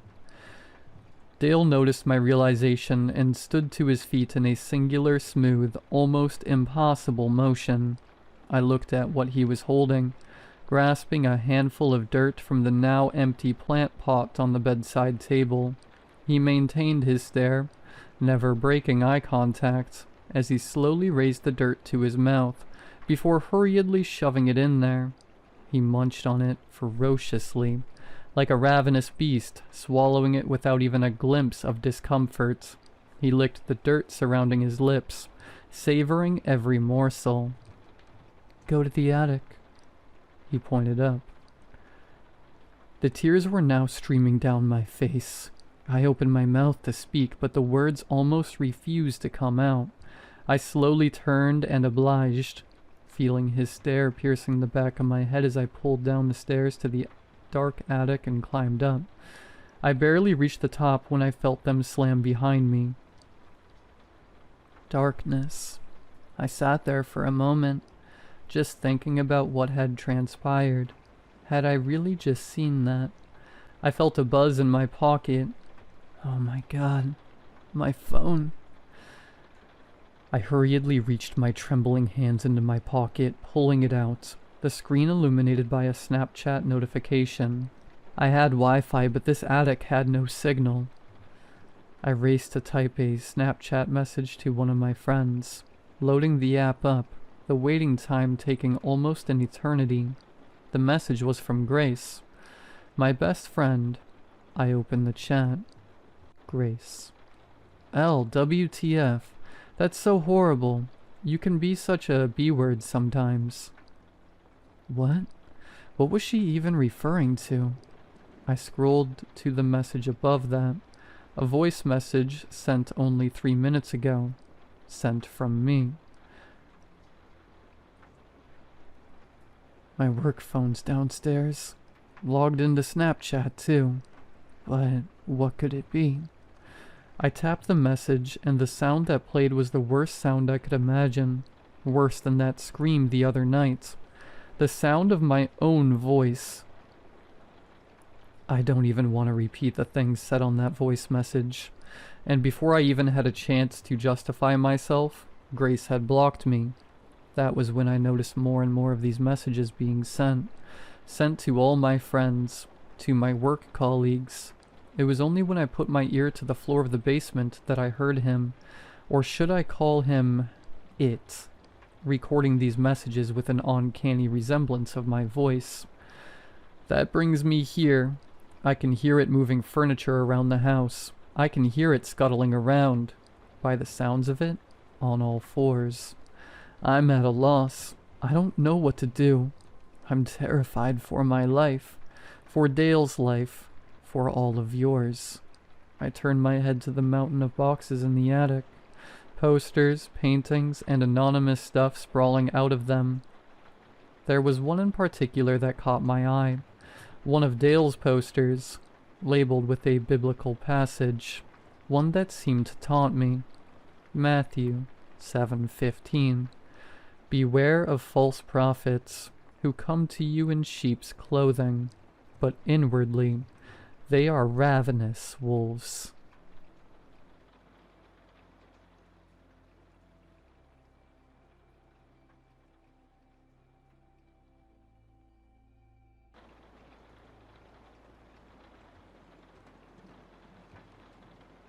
Three years ago, my friend group decided to go on a camping trip. Not just going to an RV park and chilling kind of camping, but a proper tent and campfire trip. See, I'm a chronic glamper. If given the choice between roughing it out in the wild and chilling in an air-conditioned RV, I'm picking the RV every time. I enjoy my creature comforts, and I always have. Jake, one of the guys that runs in our little group, prides himself on being a true outdoorsman, as our group usually ends up taking trips to nearby lakes and national parks. It's become a bit of a strain between the two of us.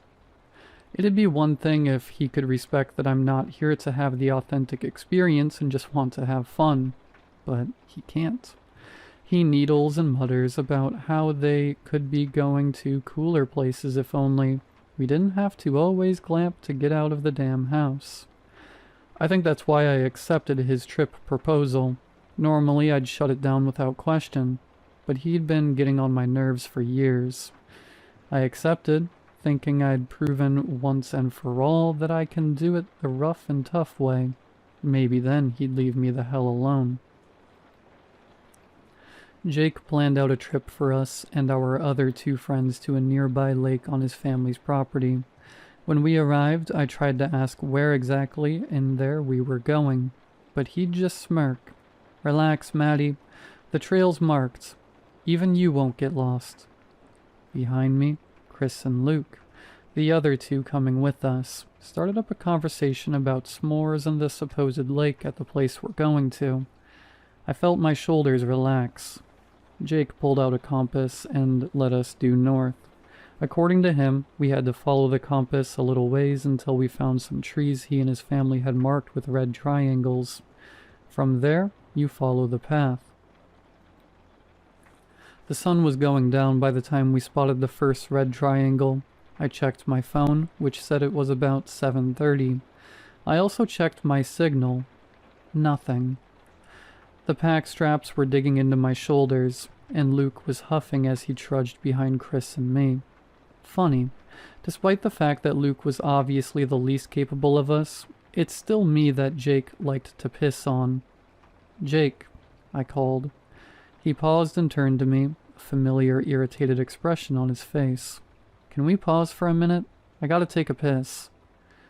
I didn't mention that Luke looked ready to puke, but he seemed to see it anyway when he looked at him. Jake huffed. "Don't get lost. I want to get to our site so we can get set up." I dropped my pack to the ground and started walking off the trail some. I could hear Luke wheezing behind me, obviously tired from the trek. The woods were quiet as I broke from the trail. I listened around for the birds or crickets, but it was dead silent. I glanced over my shoulder, making sure I was far enough away, and relieved myself. I zipped up and began to turn back when a branch cracked behind me. My head snapped back in the direction of the noise, but there was nothing. I turned and began walking again, and the crunching of leaves started behind me. I stopped, and so did the noise. It was my own footsteps. It had to be. But I started again, faster this time, and nearly broke into a run when the crunching just seemed to get louder and louder. I busted through the tree line, hitting the trail and whirling around to see what had been on my heels. Nothing. I stared out at the forest waiting. There wasn't even a rustle of leaves from the wind. Just silence. "Matt, let's go," Chris called, breaking my staring contest with the empty trees. I turned and jogged up the trail to catch up with them. As I picked my pack up off the ground, I couldn't stop myself from asking, "Did you guys hear that?" They all turned around to look at me. "Hear what?" Luke answered. I couldn't quite bring myself to spit it out. After all, what had I heard? Leaves crunching when I walked? I shook my head. Jake continued to lead us towards the campsite, the red triangles leading us ever onwards. I looked at them closer as we passed. They were spray painted on, with each tree being marked on both sides, so that they could be seen no matter the direction you were coming from. Each marker was about 5 meters apart, and at any given time you could see the next few up ahead. The sun was nearly set when we broke through the spot by the lake.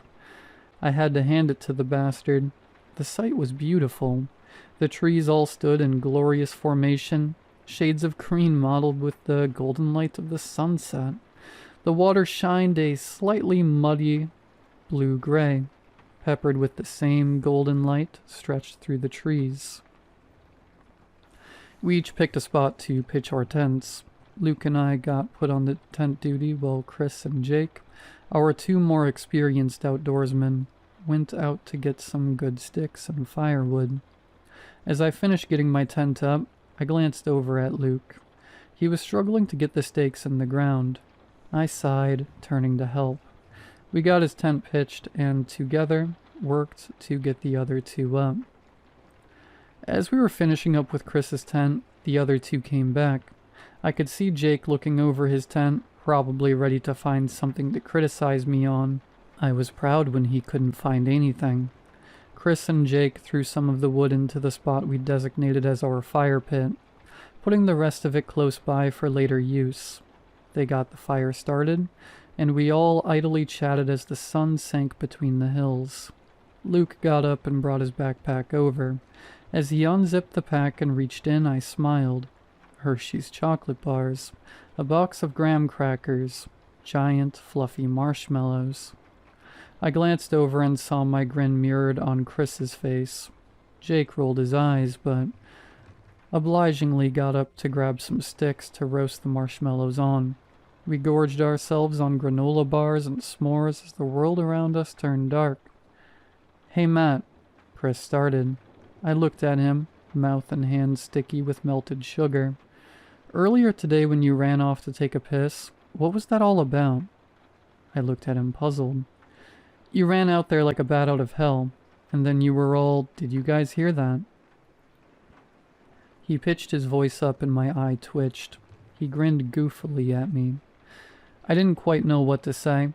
I didn't want to scare Luke, who was looking a bit nervous, and I still wasn't convinced I hadn't made the whole thing up. I thought I heard something behind me. I settled on. Branch snapped kinda loud and it freaked me out. Jake snorted. "Really? All that fuss over a branch cracking? In the woods?" Yeah, I know. That's why I dropped it. It wasn't much." Chris and Luke exchanged a look, seeming to sense that wasn't quite it, but Jake was snickering at my foolishness and neither quite seemed like they wanted to press. We all went to bed after putting the fire out. I tossed and turned some, but overall the night passed on without incident. In the morning, we all woke up to the sound of Jake hollering that if we wanted to fish, now was the time before it got too hot. The lake was a blast. We sat around fishing for a while, chatting as the sun rose up in the sky. The fish were particularly hesitant to bite, but as Chris launched into a story, I found myself having a good time anyways. We scrambled some eggs we'd brought along in Jake's fancy cooler over the fire when we got too hungry. I considered asking him if bringing food in was cheating, but it wasn't worth the fight.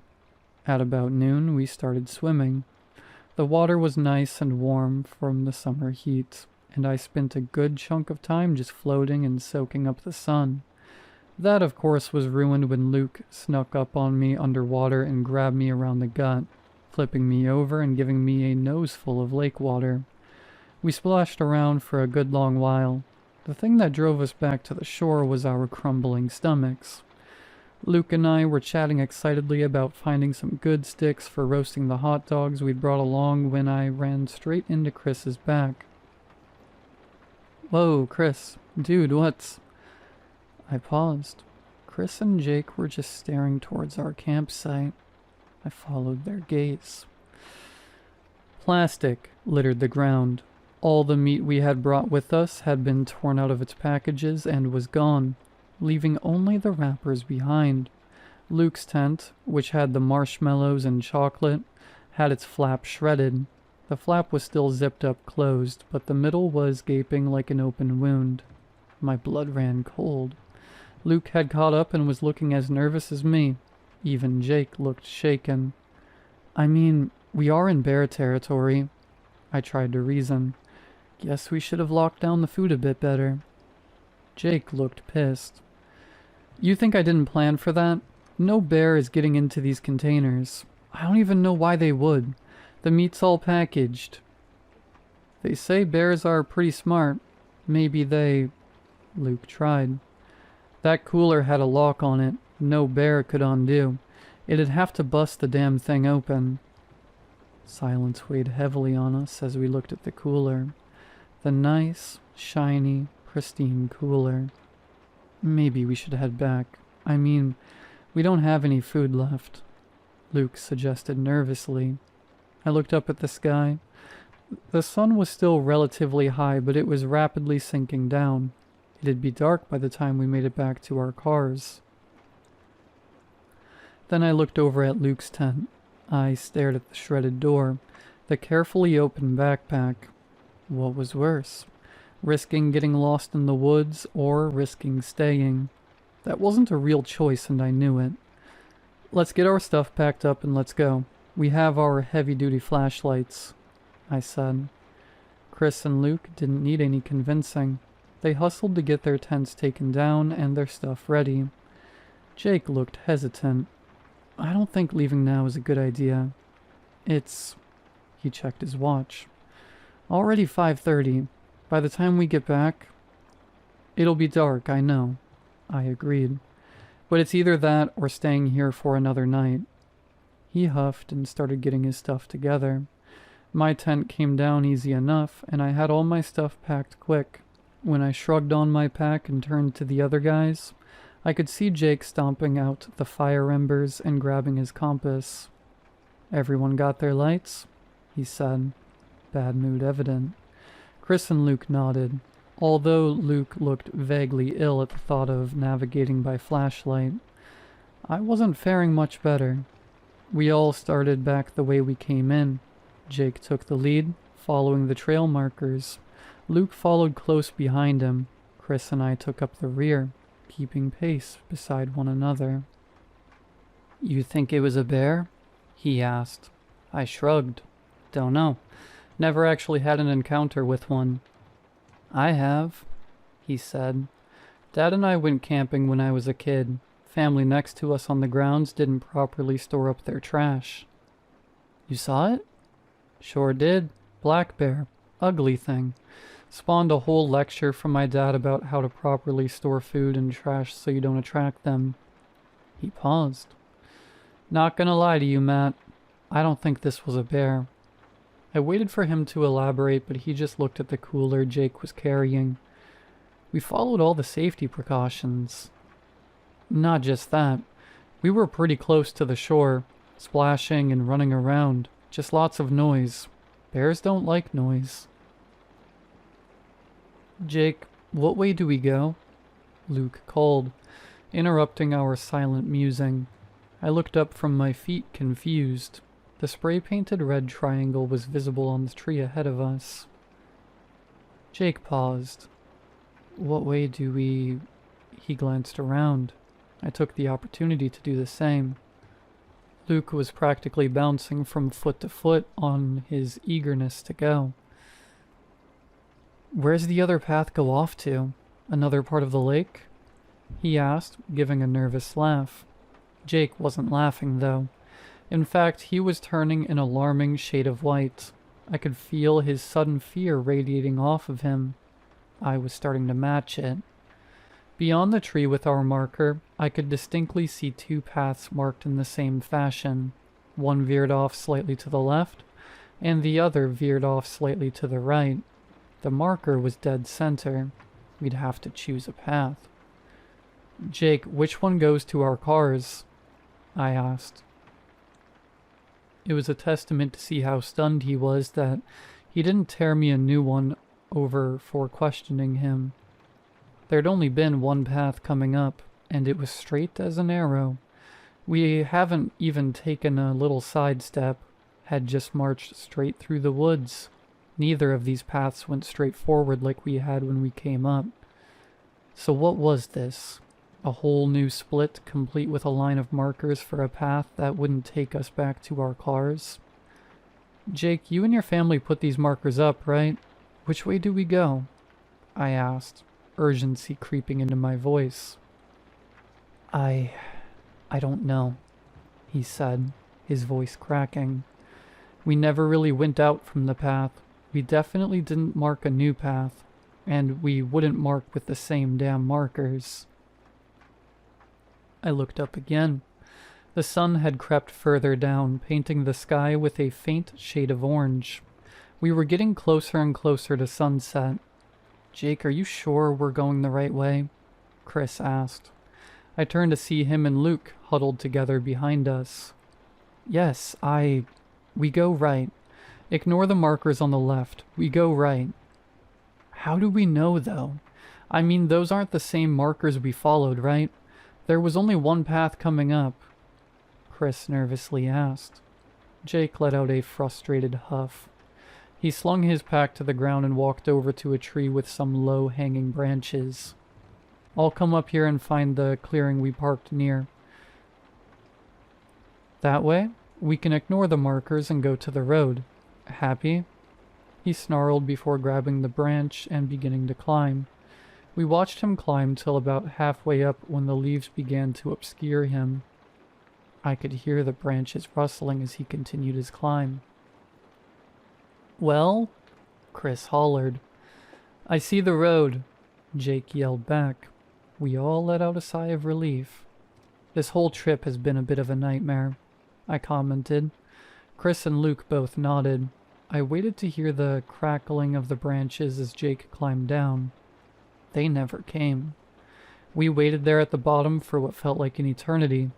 Jake, buddy, you coming down from there? Chris called. No answer. I frowned, trying to see through the thick canopy. Suddenly I heard the sound of something hurtling through the branches. The crashing was fast, a free fall as whatever it was collided with everything in its path.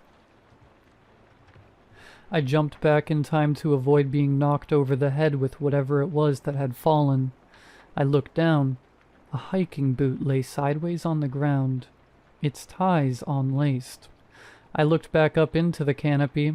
The wind blew a little harder, shuffling the leaves just enough for me to see higher up the tree.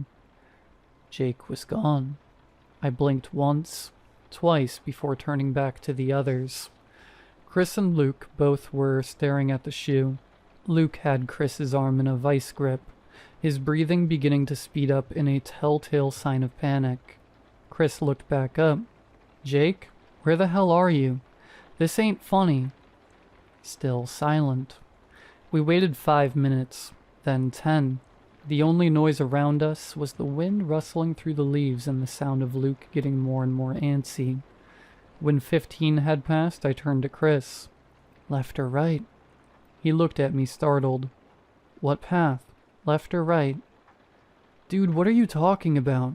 We can't leave Jake. Jake's gone. I don't know how or why he seems to think it's funny to leave us here, scaring us half to death. I took a deep breath. We gotta get back to our cars. Leave his pack there. When he wants to stop scaring the crap out of us, he can catch up. Chris paused for a long, tense moment before sighing. Yeah, okay. He looked over at the two paths in front of us. Look down the left and see if it looks familiar. I'll look down the right. I nodded and walked towards the left path. Chris and Luke began towards the right, looking down it to try and find some indication that was the right path. I walked to the first marker on the left. I couldn't understand why there were suddenly two paths. It didn't make any... I stilled. In front of me, a line of wet red had dripped down from the triangle. I watched it gleam, wet, in the setting sun. This marker was new, and now that I was closer to it, I could smell the tang of copper. My heart seized in my chest as I quickly cut across the paths to Chris and Luke, who were discussing their trail. They turned to me as I approached. I think this might be it. Both sides of the tree are marked the same way it was when we... It's this one, the other. I sucked in a ragged breath. The other one's fresh. Fresh? The hell you mean? Chris started. I cut him off. It wasn't paint. The red is wet. It's fresh. Someone painted a new path with the same marker? That's so messed up. Why the hell would... Chris, it's not paint. Luke, who had been watching the exchange, cut in. What do you mean it's not paint? What else would it... I could see the moment it clicked for him. Chris, too, tensed in realization.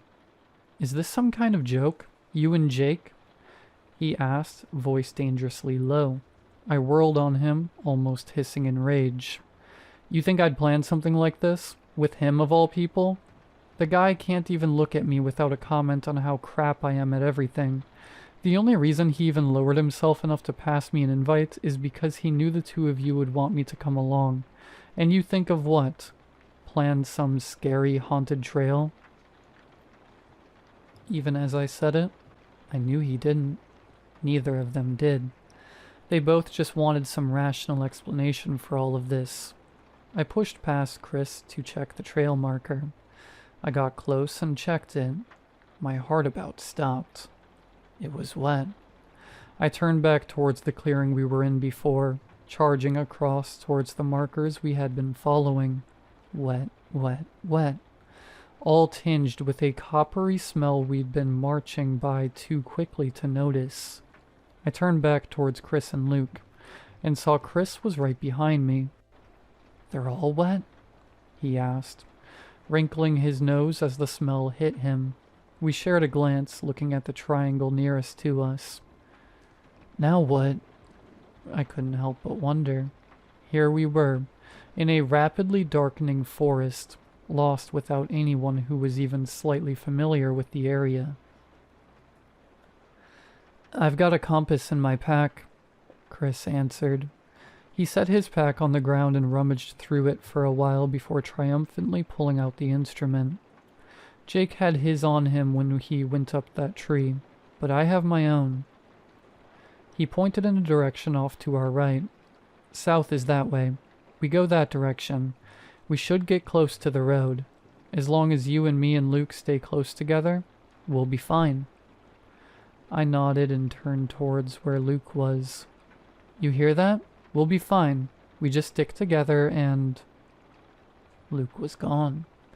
Nausea slammed into me, turning my limbs into goo. Chris wildly looked around, calling for Luke. I grabbed into his sleeve, terrified. "Chris?" I said, keeping my voice low. He stopped his frantic yelling and looked at me. "Chris, we need to get to the road and get back to our cars." "Matt, we can't just leave Luke here. Jake knows this place, but Luke?" "Chris, we get to the car and we go somewhere with signal and call the cops. They can come out here with dogs and search and rescue teams. But for right now, we have to go." I could see him internally fighting a battle, but in the end he nodded. I kept a hold of his sleeve as he led us south. The woods finally got dark enough that I grabbed the flashlight with my free hand.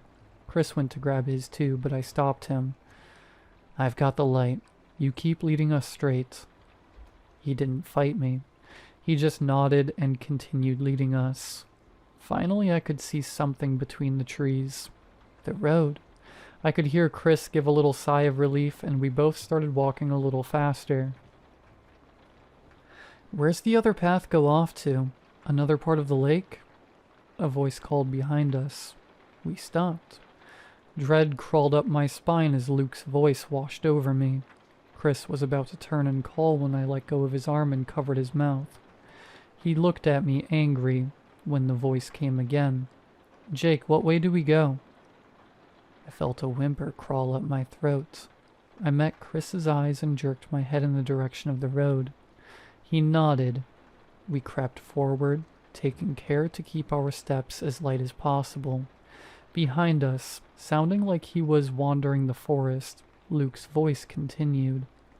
The nausea increased tenfold as I realized it was just repetitions of things he had said earlier. The road ahead of us was clearer than ever, and as if heaven itself was lighting the way, it was lit in a soft golden glow.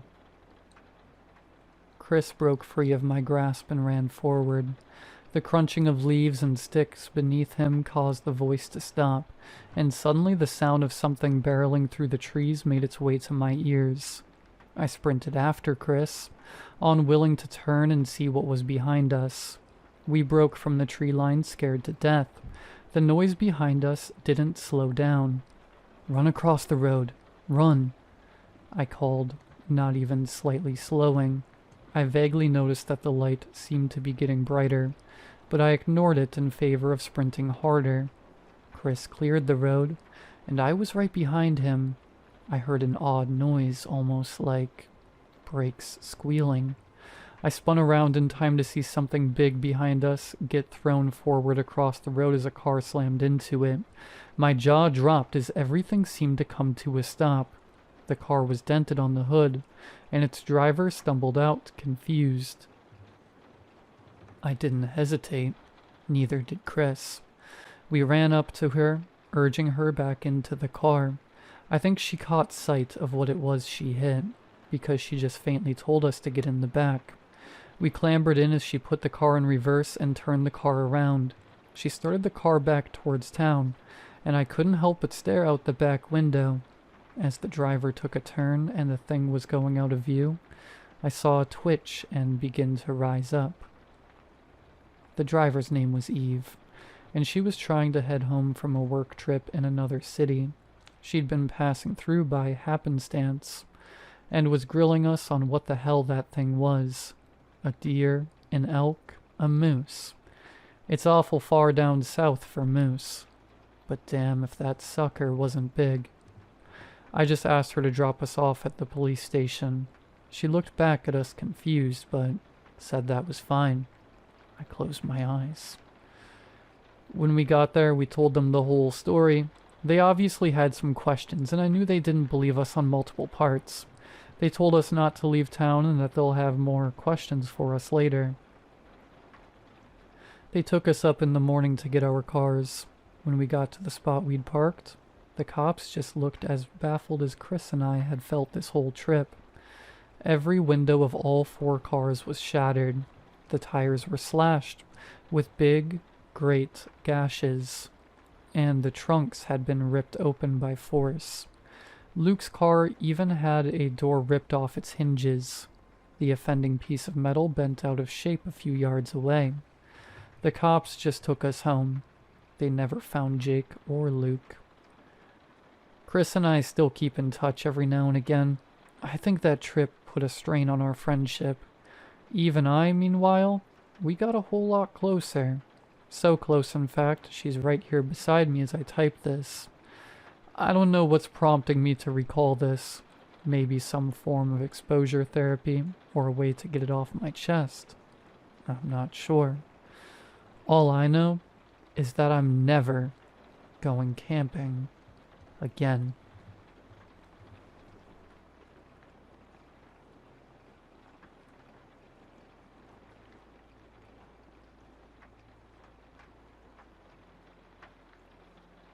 You've seen my books. No, I'm not going to tell you which books, nor who I am, so don't ask.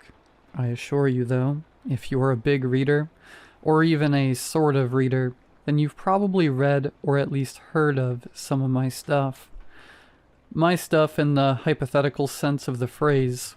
As the title says, I was never actually the one who wrote my books. Again, don't ask me who really did.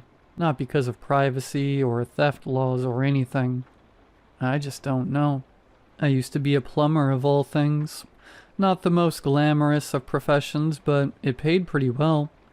Seeing how almost nobody wanted to do it. My dad trained me right out of high school, and pretty soon I'd saved enough to move to my own apartment. A few years later, I decided I may as well sell my soul and get locked into a mortgage, because at least then the rent money wouldn't be going to waste. The idea was to get a few roommates and have them pay for my house instead. But I'm a private person. It's not that I liked living alone per se, but I never had many friends growing up. I didn't know who to invite to the other rooms, and the idea of strangers moving in with me. I read. That's what you do when you're 26 and you don't have friends. You read books and pretend you do have friends. And when you finish one book and realize you're still alone, you pick up the next one. It's a bit like alcohol. You have to drink another glass in the morning to recover from the damage of the glass from the night before. Except, nobody ever applauds you for getting drunk as a hobby the way they do for reading. If that all sounds like a terribly depressed way to view life, well, it's probably because I was. However you want to say it. I was in what you might call a drought period, one of those times when you read something exceptional the month before and now you can't find anything that compares to it. I tried a few series, but nothing piqued my interest, and I'd all but given up. Resorted to watching Friends for the 30th time instead. That's when I found the basement. Basement is a strong word. Crawl space is more accurate. I was pulling up the carpeting in one of the guest rooms during some renovations, and there it was. The flat door with a brass handle on the closet floor. Like any new homeowner, I opened it and hopped down. Rot and mildew and something metallic, all bundled into one scent. Maybe a cat had died here. It was 4, possibly 4.5 feet tall. I had to stoop all the way over to shuffle forwards. I was barely 10 steps in when it appeared on the ground. A stack of papers. They weren't in any sort of an envelope. No rubber band holding them together or even a staple. About 20 sheets were stacked one on top of another, perfectly white as if they'd just come from the printer, even though nobody had been down there for years judging from the age of the carpet. The passage ended a little after that, so I grabbed the papers, climbed out, and closed the trap door. It wasn't until that night, when I'd finished tearing out the carpet and the emptiness of the house was getting to me, that I actually stopped to read the papers. The story on them. I was enthralled. I didn't move until I'd finished them, but each word, each sentence gripped me and dragged me in. It was real. That's what it felt like. The story on the paper was reality, and my life was the fake thing made of ink. If only I could keep reading, I could keep living, and... I turned the last page. The story stopped mid-sentence. I flipped through the pages over and over, hoping somehow I'd missed a page, that there was more. I reread the entire thing. Then again, then again. I didn't sleep that night. The next morning I called in sick. I paced the house. I tried watching TV. I tried reading, but nothing worked. I was obsessed. I had to finish the story, but the ending didn't even exist. After 2 days of this, I'd had enough. I'll bury it, I thought. I'll bury it, and my mind will accept it's over. Instead of digging a hole, though, I went back to the crawl space. I would leave it where I found it, and try to forget the story. When I went back down, a fresh stack of pages awaited me. That's how it started. New pages wouldn't appear until the old ones were read. But that was no problem. I read them with a savage hunger, chapter after chapter. I called in sick to work again, but when my dad tried to come visit, I told him not to, that he'd only get sick. I read for hours and hours, taking trips back down to the crawl space where new pages would await me each time, until finally it was finished. The end. I popped down one more time, just to see if there was some sort of an epilogue, but the crawl space was empty. The story was over.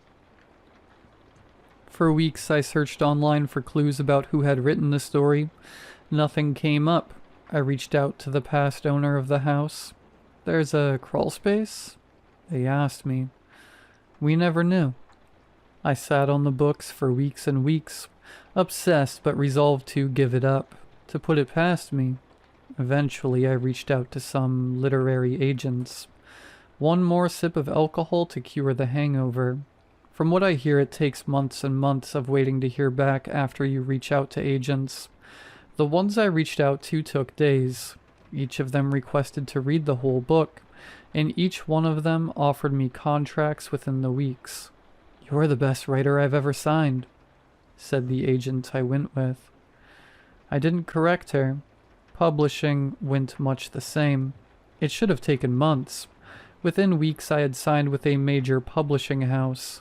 The editing process that should have taken months took days.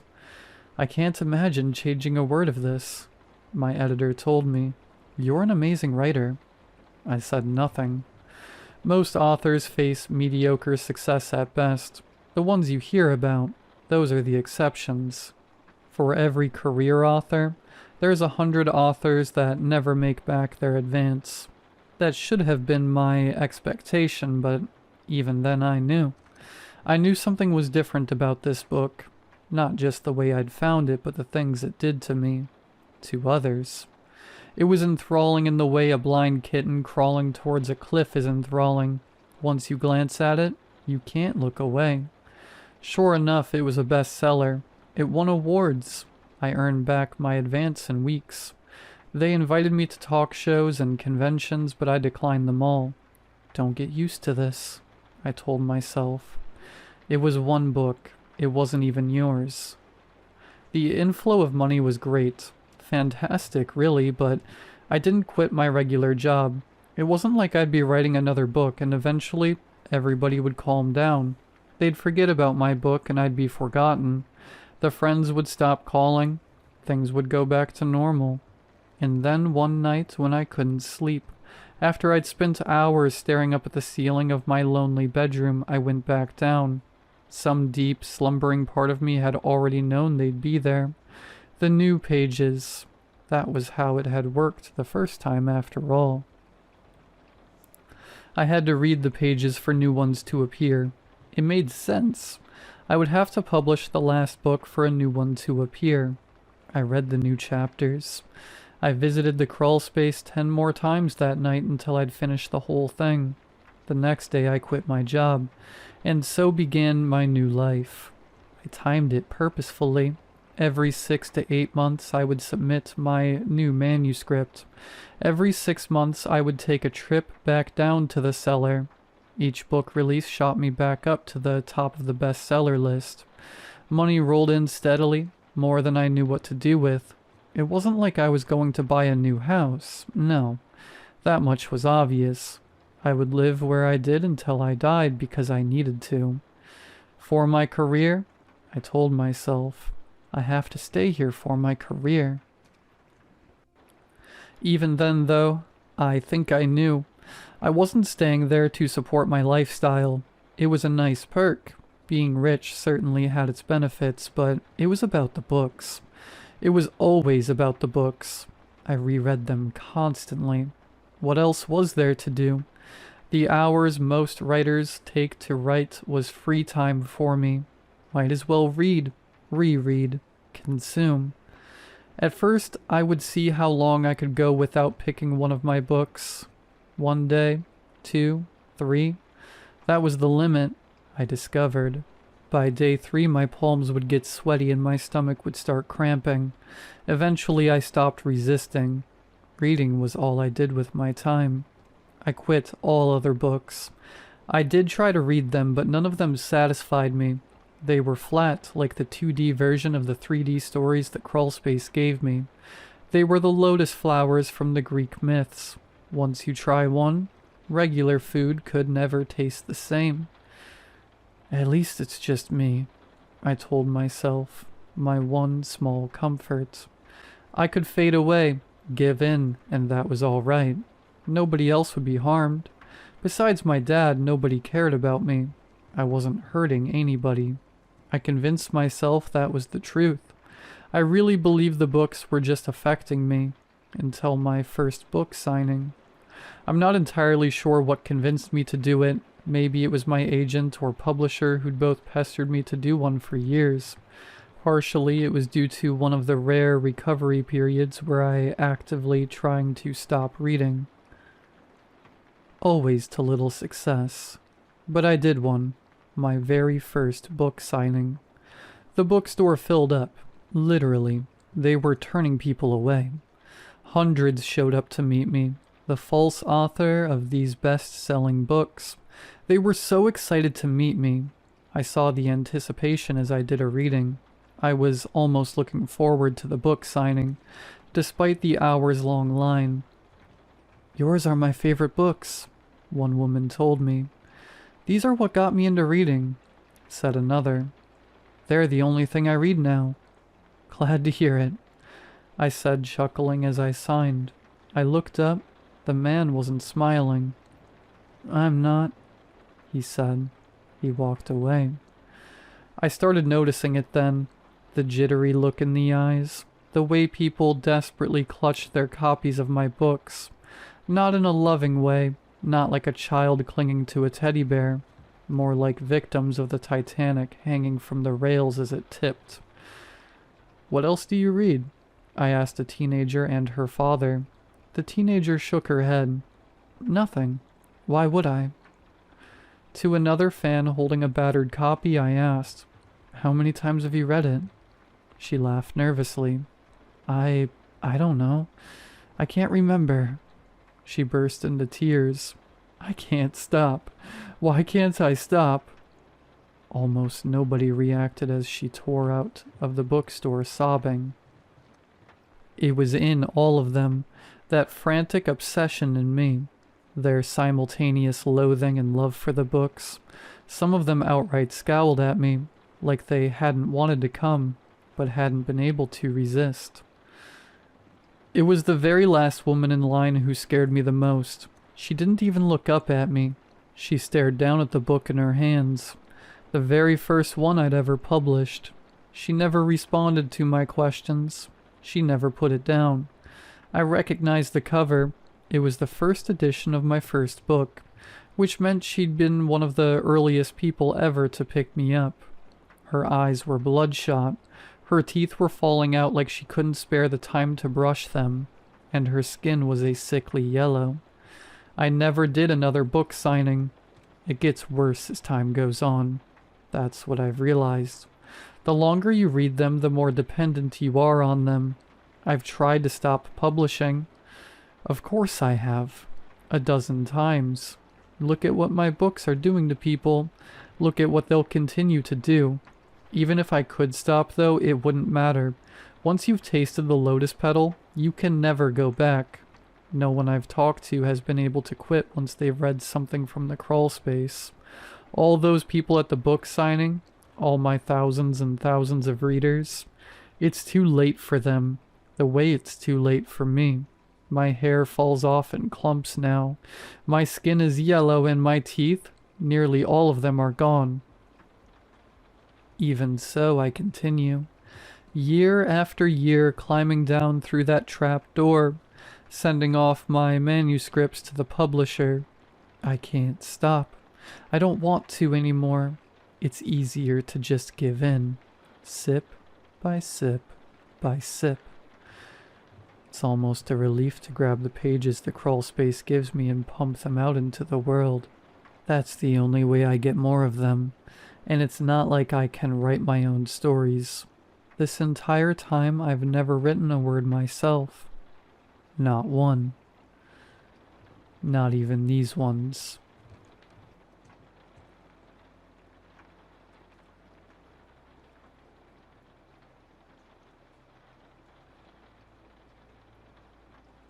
Airports make my skin crawl. Not anything about the building itself, but everything that comes with it. The constant squeaking of shoes against newly polished tile, the sound of crying babies, and the murmured apologies of their parents. And the smell, too. The airport in general was a mess of various scents, some pleasant, like freshly baked pretzels, and some not so pleasant, like the stench of body odor. It was a sensory nightmare, and I avoided it whenever I could. I was content with living the rest of my life in my little town, in the same country. However, fate had other plans. One of my friends, Julian, told my mom he was heading across the country for school. She saw it as the perfect opportunity to get me out of the house. I applied thinking my grades were too low to matter. But since God hates me, I got in. The plan was set. Julian would have already arrived at New York before I even left, meaning he would pick me up the moment my flight landed. Before I knew it, the day arrived and Mom was dropping me off at the airport. "It's time to grow up, Marin," Mom said, placing a hand on my shoulder. After one final hug and goodbye, she left, leaving me utterly alone, gazing up at the sterile edifice towering over me. Before I entered, the smell of sanitation spray and coffee wafted through the automatic doors. I checked my watch. 3:30 a.m. With a sigh, I entered the airport, my suitcase rolling behind me. I weaved through families, businessmen, and employees alike until I finally reached a respite, a large screen with some dated software, displaying flight times. Scanning the list, I found mine. Gate 5, 5 a.m., New York. I was granted a short amount of relief that was instantly dashed when I saw the flight below mine. Everything matched. Same gate, same flight, same time. Except for one thing. NWE, York. I frowned, squinting in the dim light. I couldn't be right. I knew the airport was old, but surely they wouldn't miss such an obvious mistake, right? It was something so trivial, but it bothered me to no end. I hobbled over to a worker and alerted her of the error. She just blinked twice before snorting. "First time?" she asked, and I nodded sheepishly. "Yeah, I thought so. Don't worry, I'm sure it's just a glitch. Nothing for you to worry about." Her tone was nonchalant, and I felt myself relax just a little bit. She was right. What was I worrying about?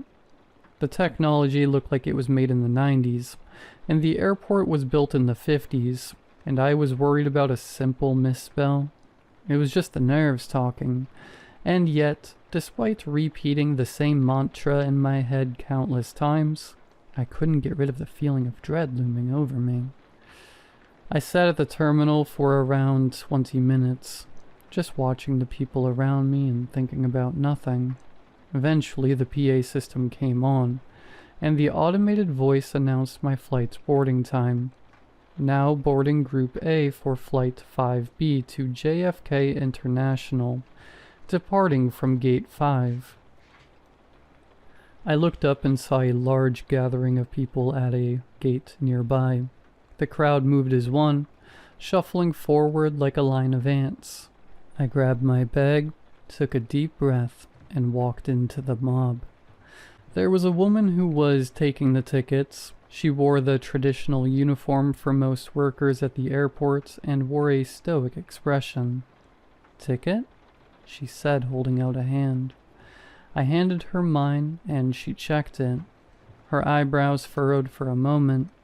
My heart stopped. Were there problems with my ticket? Was she going to ask me to step aside?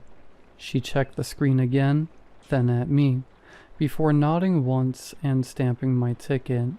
I breathed a sigh of relief. The line progressed slowly until finally I was on the plane. It was not what I was expecting. I've heard many stories from my friends about airplanes being noisy, with people chatting away, or the sound of children playing with toys. It was dead silent. Not in a peaceful way, though. It was a foreboding silence, like the kind you'd expect from a funeral home. I was sat beside an older woman who, from what I could tell by my peripheral vision, was staring directly at the back of the seat in front of her. I know this doesn't sound weird, but when I say staring ahead, I mean she didn't move at all, not even to blink. The entire time. And it wasn't just her. It was everyone on the plane, too. I couldn't see much because the seats were in the way, but I could tell that they were all just sitting there not moving a muscle. Out of fear of drawing attention, I sat just as stiffly, my shoulders hunched. My other neighbor, a businessman, settled into his seat with a sigh. He took out his laptop and opened it, the screen lighting up the area around us in an unnatural glow. Now being able to compare what a normal person looked like on the plane to everyone else, the oddities of the others were even more apparent. As I redirected my attention back to my surroundings, my heart stopped. The older woman was now glaring at the businessman. Her gaze was intense, as if she were trying to burn holes in the side of his head. The passengers in front had also turned around and were watching him work. My breath quickened as I glanced around the cabin. Everyone was doing the same thing, watching this man type away on his laptop, who was completely oblivious to the attention he was getting. When he lifted his head to stretch and saw the dozens of eyes staring at him, his face paled. He didn't say anything, but I could see the panic in his eyes. He shifted in his chair, head darting from one passenger to another, before finally settling on me. I could see the question in his gaze, the silent plea for help, but I had no answers. I didn't know the rules, but at that moment I knew he had broken one. I just shrank in my seat, clamping my eyes shut. I didn't dare open them again, not even when the man's typing had stopped. All I could hear was the soft hum of the engine, nothing that indicated there was anything living or breathing on this plane. When I did open my eyes, The seat to my left was empty, not even an indent of where he sat. Now, I wasn't really the superstitious type, nor was I the type to believe in the supernatural or paranormal, but I also couldn't deny what had just happened before my eyes. Whatever the explanation was, something was seriously wrong. My mind was racing with questions, but I couldn't focus on any of them. All I could do was try to keep calm and remain still, careful not to let my breath get too loud or uneven, as it seemed like the smallest disturbance could draw unwanted attention to myself. Suddenly, the screens that were embedded into each seat turned on, and I just barely managed to fight off the urge to gasp. However, I did flinch, prompting my neighbor to turn her head ever so slightly towards me. I froze, stared straight forward, and waited until she had returned her gaze back to the screen. Once she had done so, I let out the breath I was holding in. A safety video started playing, which was strange since we had already taken off, but this was far from the strangest thing about the plane, so I didn't question it. It was a rather standard video, the type that you would see on any other commercial airline, with gray animated characters showing how to fasten the seatbelt. I followed along with the animation and strapped myself in. Click. All at once, however many people were on this plane also strapped themselves in with a unified click. I was off by a few milliseconds, but either those things didn't notice, or were too distracted by the few stragglers who were off by several seconds. Others like me and the businessman, I assumed. Once again, the attention of the old woman and, assumedly, all the other passengers were focused on the latecomers. I didn't need to see to know that they too disappeared without a trace, just like the man next to me. The video continued and text appeared on the screen. I couldn't even read it on account of how many letters were mixed up.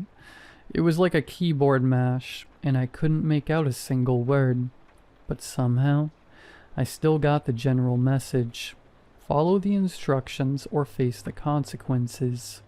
At that point, I was pretty sure the consequences were death, so for the rest of the video, I followed along with whatever it instructed, making sure I did everything exactly right, down to the second. But it just kept going, odd request after odd request, with no rhyme or reason. Press the call button 3 times. Hold your breath for 10 seconds. Close your eyes for 5. The list just went on. One by one, the remaining humans on the plane were picked off. A man coughed during the 10-second holding session.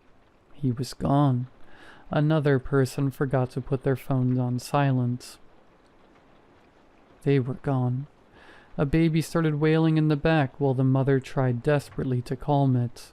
I shut my eyes and willed the tears forming in them to stay, the lump in my throat to go down, and my heart to stop its rapid thumping. No rhythm that might set me apart. The crying ceased instantly. They were gone. Soon I was the only human left on the plane. I like to think that maybe someone else was as good as me at following the instructions, and maybe they made it through unscathed, but I had no way of knowing. After around an hour, the video finally ended,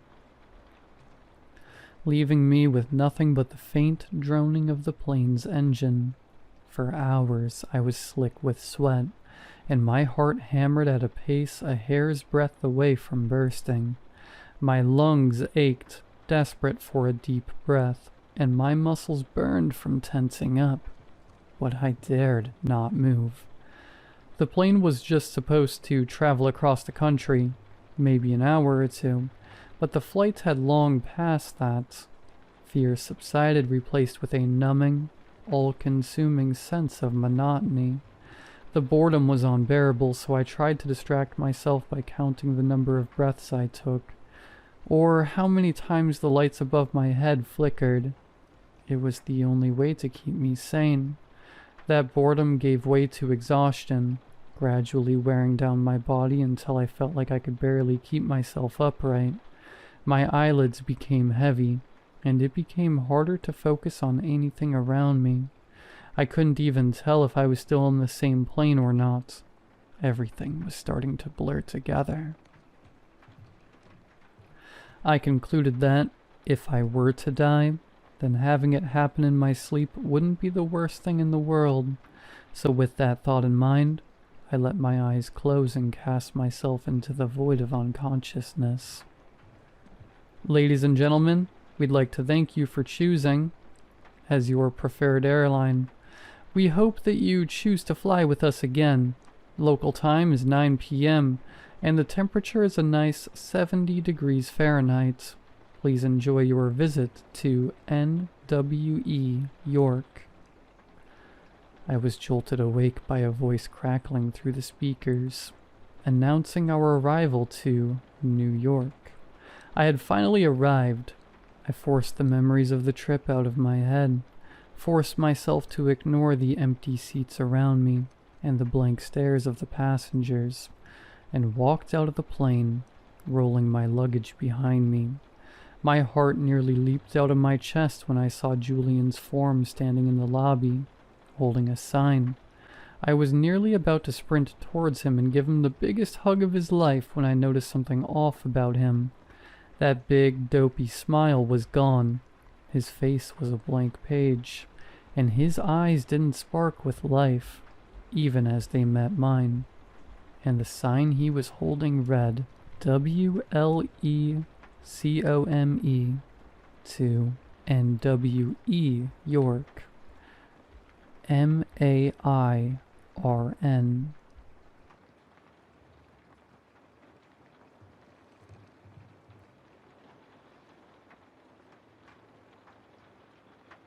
It started as a stupid accident. I was slicing chicken late at night, half watching some YouTube video when the knife slipped. A deep, clean slice across my left palm. I remember the sound before the pain, a sickening shk through skin and tendon. I swore, dropped the knife, and clutched my hand. Blood poured out fast. I wrapped it in a towel, called urgent care, and drove myself with one hand. They stitched it up, 10 tight black threads, and the doctor said it would heal fine. Come back in a week. Keep it clean. That was 3 weeks ago. It still hasn't closed. Worse, it's wider now. I kept it clean, washed it carefully, applied antibiotic cream, but every time I unwrapped the bandage, the wound looked wrong. Not infected, just open, like the skin had forgotten how to grow. I went back to urgent care. A different doctor this time. He looked at the wound, frowned. Strange. Did you reopen it? No, I said. It just won't close. He restitched it tighter this time and gave me stronger antibiotics. I followed every instruction. 5 days later, I woke up to my bed sheets sticky with blood. The stitches had burst. The wound looked hungry, the skin on either side pulling apart, like it wanted to gape open. The meat inside looked darker, not infected, different, like something was moving just below the surface. I didn't go back. Something about the way the doctors touched it, how quickly they backed away, how they exchanged glances, told me they didn't want to see it again either. Instead, I kept it covered, started filming it, watching it. Every night, same setup, lights off, infrared camera from my job. I do AV installs. Lens fixed on my hand while I slept. I didn't expect to catch anything. The first night, nothing happened. The second night, I twitched and turned, scratched at it in my sleep. The third night, something came out. It was just a frame or two. Had to go frame by frame to see it. A dark, thin shape almost like a spider leg poked out of the wound. Then another. Then they slipped back in. The video ended with me mumbling in my sleep and rolling over. I watched it 10 times. That wasn't a dream. The wound pulsed around the edges, like it welcomed whatever that was. I haven't been able to sleep since. I keep watching it, keep recording. Every night the thing comes out for longer. On Thursday, I saw what looked like a face, small, featureless, gray. No eyes press up against the inside of my hand, like it was testing the boundary. It stared up at me from the inside of my own flesh. I've started hearing whispers at night. They come from inside the walls at first, but eventually they settle around me, like static building inside my skull. It's always the same voice. Let it open. Let me out. Sometimes I dream I'm holding hands with myself, except the other me is hollow, and something is shifting behind his eyes. In the dream he says, "You split the veil. We never forgot." I don't know what that means. I'm not religious, not spiritual, not into weird rituals or anything like that. I just cut my hand. That's all. But I think whatever I cut into wasn't just me. Last night the wound reached my wrist. It didn't bleed, it just unzipped, smooth and silent, skin curled outward like pages peeling back. There's no pain anymore, just a low vibration like my hand is a tuning fork or something old and far away. I saw bones, mine, but they were moving, rearranging, making room. For what, I don't know. But it's getting closer to the elbow now. I can't go to a hospital. I know they'll cut the arm off, and I think it'll keep growing anyway. It doesn't want out of my arm. It wants out of here. If anyone reads this, listen to me. Don't cut too deep. Don't let your wound stay, because once it gets out, I don't think it'll go.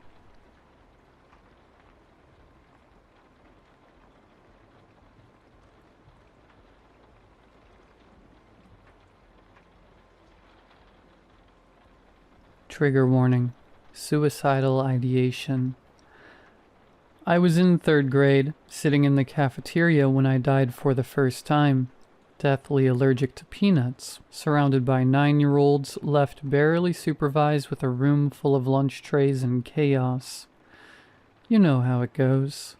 I don't remember eating it. I don't even remember what it tasted like. Just the sudden, awful stillness. I couldn't breathe. I hit the floor, people were screaming, and then nothing. It went silent in the room. My eyes were locked on the tiled ceiling, white, sterile, humming with flickering fluorescence. I couldn't look away, couldn't move, couldn't even blink. It felt like everyone else had disappeared. I lay there for what felt like hours, unable to make a sound other than low grunts and wheezes.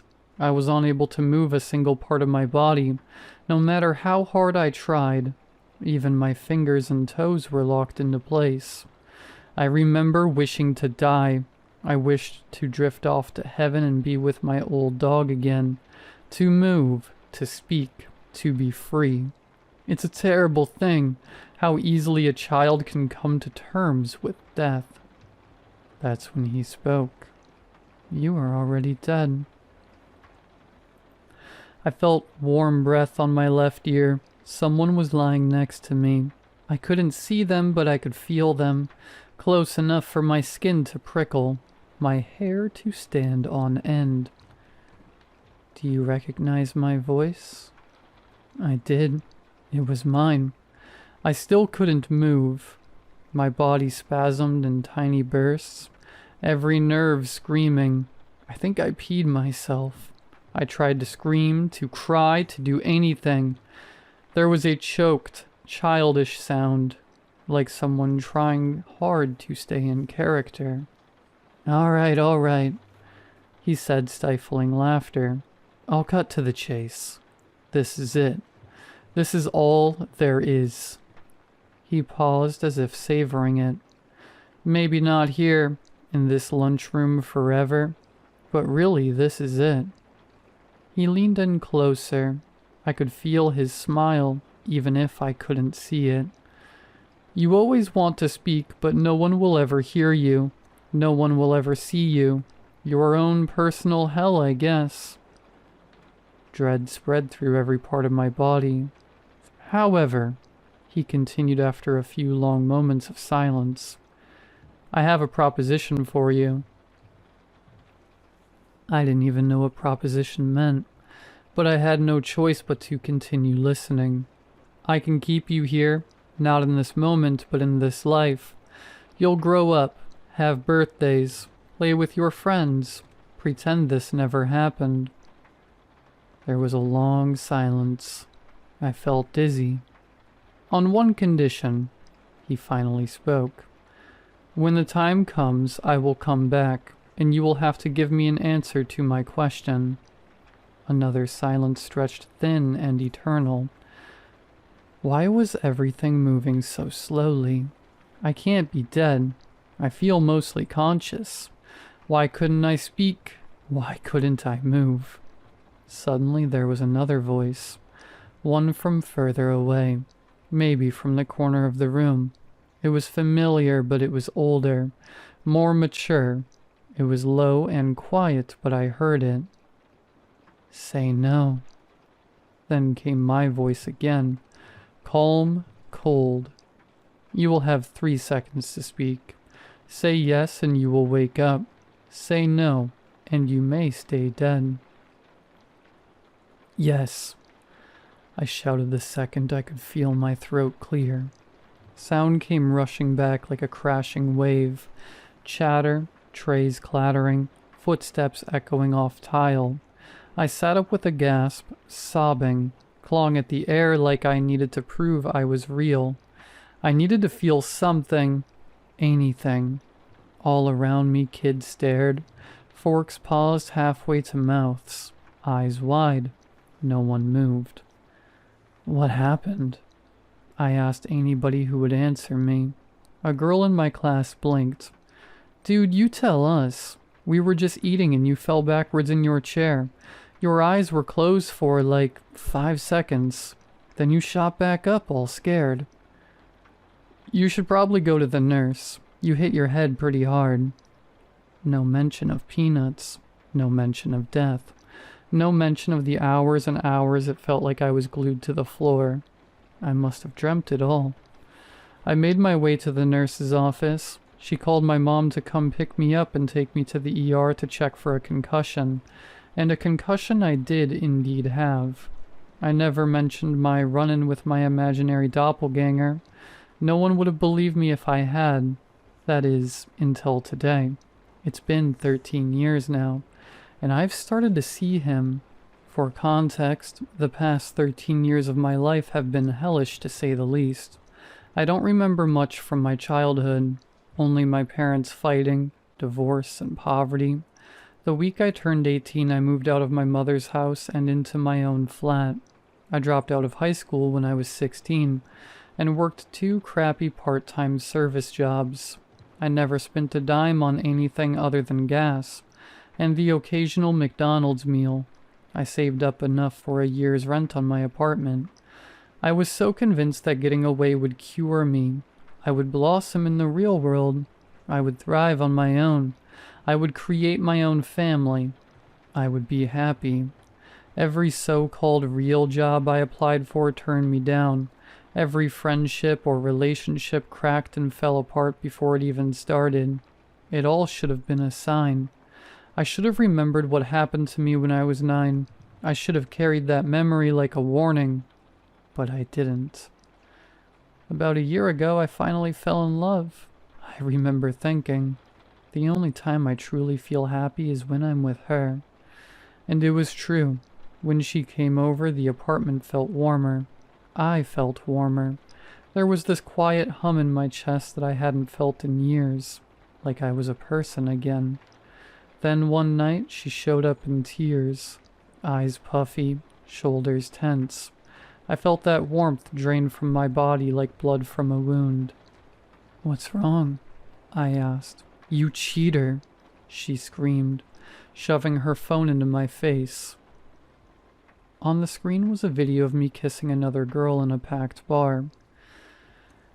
I grabbed the phone with shaking hands. I've never even been to this bar. I've never seen that girl in my life. I love you, I pleaded, desperate. She didn't blink. Are you really going to stand there and tell me that isn't you? She snapped, jabbing a finger at the video playing on her screen. There I was, same face, same hair, same clothes, same stupid little scar on my chin. It was me. But I had no memory of this. None. No, I wouldn't let myself spiral. I refused to gaslight myself. I may have been a heavy drinker, but not a blackout cheater. This wasn't me. It couldn't be. That's not me, I said softly. She stared at me like she was looking at a stranger. Fuck you. That was the last thing she ever said to me. She left, slammed the door so hard the frame rattled. She never came back for her stuff. Not the spare hoodie in my closet, not her pajamas in the hamper, not even her toothbrush, still drying quietly by the sink like it didn't know she was gone. I thought that was rock bottom, but it was only the beginning. After a few weeks of failing to pick myself up and get back to my life, I finally just got up and drove to my mom's. I didn't speak to her very often, to no fault of her own. I just didn't ever feel like talking to anyone. I felt like a burden on this world. My mom was happy to see me. She hugged me longer than usual and insisted I stay for a few nights. She made dinner every evening. We watched old movies, played cards like we used to, and for a brief moment it felt like something close to peace. We had a beautiful, quiet little weekend together. The night before I planned to head back to my apartment, she turned to me on the couch and smiled. I'm really glad we started doing this every month, she said. It's brought me so much peace. I blinked. That didn't make sense. This was the first time I'd visited her in over a year. Not because we were estranged, it was just hard, emotionally, financially, and I'd never brought anyone with me. Not once. My first instinct was worry. Maybe she was getting older. Maybe this was early dementia creeping in. What do you mean, Mom? I haven't been here in a long time. I tried to keep my voice gentle, but I think we should start doing this every month. She gave me a strange look, half confusion, half concern. What are you talking about? She said slowly. You were here just a few weeks ago, with that blonde girl. You invited her to dinner. You even showed me the ring you said you were going to propose with. She watched me closely now. There was no sarcasm in her voice, no trace of forgetfulness or confusion in her eyes. Just steady, maternal concern. Are you feeling okay? She asked. And I didn't know what to say. Oh, yeah, my bad, I said. I quickly got my stuff together and left. These coincidences have now been happening for 2 years. A Facebook account under my name filled with photos I've never taken. Pictures of me smiling with strangers I don't recognize. At restaurants I've never been to. In cities I've never visited. Captions written in my voice, but using words I'd never use. Inside jokes with people I've never met. Birthday posts from people I don't know. Calling me things I've never been called. And it's not just online. People at gas stations and grocery stores greet me like we've been friends for years. Hey, good to see you again. How was your trip? You and that girl still together?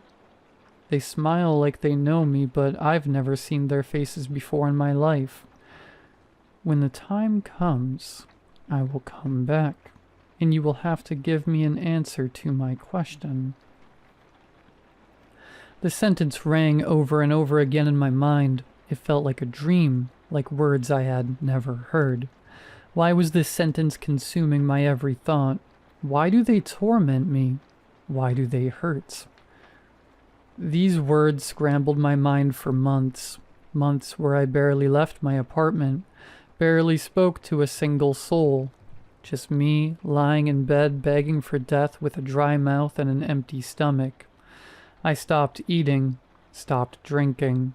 When I did go outside, I wouldn't look before crossing the road, hoping deep down that something would end it for me.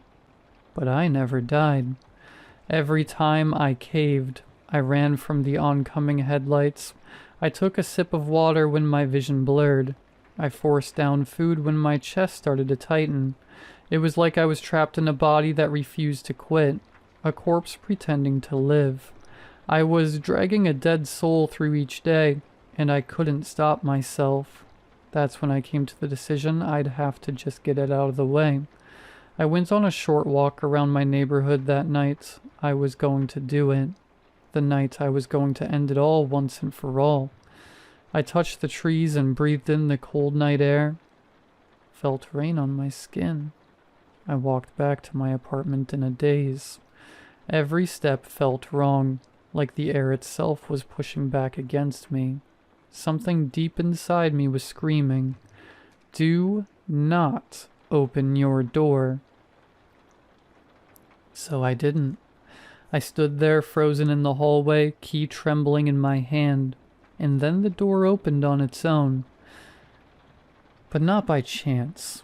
Someone was already inside. There I was standing in the doorway. Same face, same clothes, same expression I thought I was wearing. It was me staring out at me. From inside my apartment while I stood helplessly outside. Soft jazz music played from inside. It smelled like steak and red wine, like money, like luxury. Everything I had never had. The other me looked directly into my eyes with a smile spread across his face. I waited for him to speak as he waited for me to. I finally caved. "You," was all I got out before he cut me off suddenly. "I told you I'd come back for you, buddy," he said through a grin. "Are you ready to answer my question?" I was speechless. What was I supposed to say?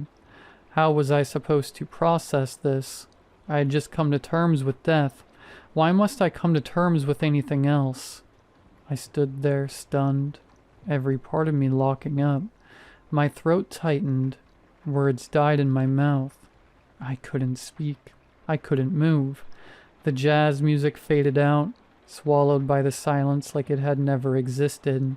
Only this time in the stillness I could see him, clear as day. "Let me repeat myself," he said. "Are you ready to answer my question?" I nodded my head to the best of my ability. I didn't want to. It just felt like I had to. Like there was no getting out of this. A slow smile crept across his face. He leaned in so close our noses almost touched. I could feel his breath against my lips. Was it worth it?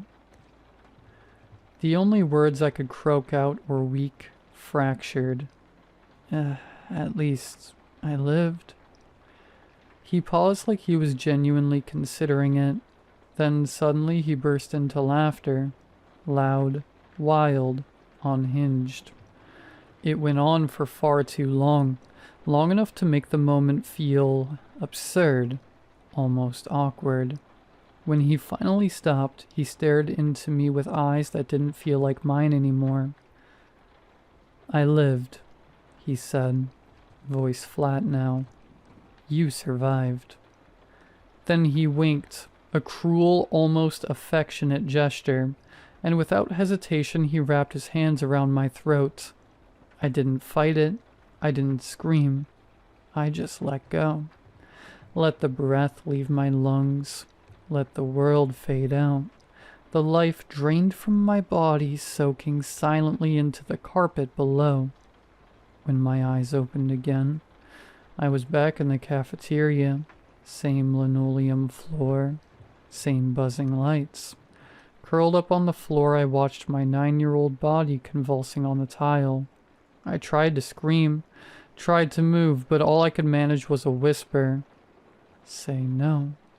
That's all I ever managed to say.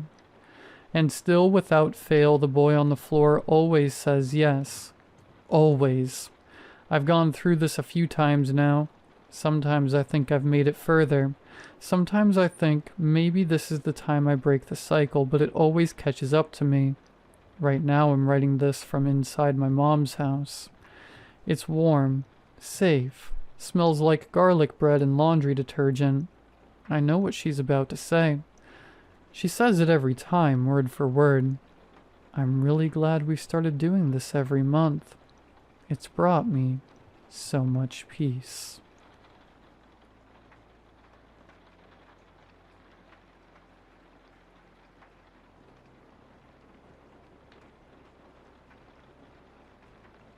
When my daughter started drawing pictures of me dead, I thought it was just a phase. Kids are weird, right? The first drawing showed up on the fridge a few weeks ago. I was half awake, grabbing some coffee, when I noticed a new crayon sketch next to her usual stick figure family doodles. But this one was different. The bright reds, yellows, and blues were gone, replaced by thick, messy black lines. It showed a stick figure with a crooked smile, labeled Daddy, impaled on a giant spike. Blood, or the crayon version of it, gushed from the top of my head in heavy red streaks. I just stood there, not sure how to feel. Jenny walked in, dragging her stuffed bunny, and climbed up on the kitchen stool. Hey, sweetie, I said. What's this one about? She glanced at me, completely calm. It's from my dream. Your dream? I laughed, a little uneasy. That's intense. She just nodded and poured herself some cereal like nothing was wrong. I took the drawing and tossed it in the trash. That should have been the end of it. 2 days later, I found the second one under my pillow. This time, the daddy stick figure was being ripped apart by what looked like wild dogs' round mouths full of teeth, red, angry eyes, all snarling. Again, way too much red crayon. Jenny, I said when she got home from school, these drawings, they're starting to get kind of scary. She gave me a little wink. He told me to draw them. Who? She shrugged. Just the man in the walls. My skin crawled. I told myself it was just her imagination again. Maybe something she picked up from a cartoon or a spooky kid in her class. Still, I emailed her teacher, Mrs. Carter, just to be sure. She replied the next morning. Jenny is a very imaginative child. Exceptionally talented, actually. Some kids just process the world differently. Yes, she talks a lot about her dreams, but they're only dreams. Let me know if you'd like any resources. Mrs. Carter. Only dreams. Right. A week later, something happened that I couldn't explain. I was out back chopping wood near the shed. One of the big branches, thick and old, suddenly broke loose above me. I heard it at the last second before it slammed into my shoulder. The pain was blinding, but I managed to crawl away. No major injuries. Just a bruised collarbone. I iced it and tried to shake it off. That night, Jenny left another drawing on the kitchen table. It showed me by the shed, crushed under a massive branch. Blood and all. But here's the part that made me stop cold. I was wearing the exact same hoodie as in the drawing. Same lettering, same boots. Even the same axe. Jenny? I said, my voice shaking. When did you draw this? She looked up from her juice box. Before school? No, I mean before or after I got hurt today. Before, she said, frowning a little. But I guess I messed up. You didn't die. Then she skipped away, humming to herself, leaving me alone with the picture. I checked the trash where I'd thrown the old drawings. They were all still there, Too specific, too real, impossible to ignore now. I started keeping a record. She made a new drawing every night, sometimes two. Always of me, always dying. One where I was electrocuted in the bathtub, one where I jumped off the roof, one where a plastic bag was pulled over my head, my fingers clawing at it. They were getting more detailed, more real. Sometimes I'd wake at 3 a.m. and hear her crayons scratching from across the hall. I stopped sleeping. Then on Tuesday, I found a drawing that chilled me to the bone. It showed me laying in bed, eyes wide open, mouth agape, blood pouring from my ears. Above me, something massive and black, faceless but shaped like a person. Its body was made of lines like frozen TV static caught mid-buzz. At the top, in red crayon, tomorrow. That night, I locked my bedroom door, unplugged everything, slept with a flashlight and a baseball bat. Every creak in the walls made me jump. At 4:10 a.m., the baby monitor, which I hadn't used in months, crackled to life. No voices, just static. I unplugged it, but when I woke in the morning, the picture was gone. In its place, a new one. Same bed, same body, same blood. Caption, "You got lucky." I confronted her. I know she's only 6. I know she's just a child, but I was falling apart. "What is this, Jenny? Tell me the truth." She looked up, and for the first time, her eyes filled with tears. "He says I have to." "Who?" "The man in the wall. He talks on the radio. He tells me how you're going to die. He says if I don't draw it, then it really happens."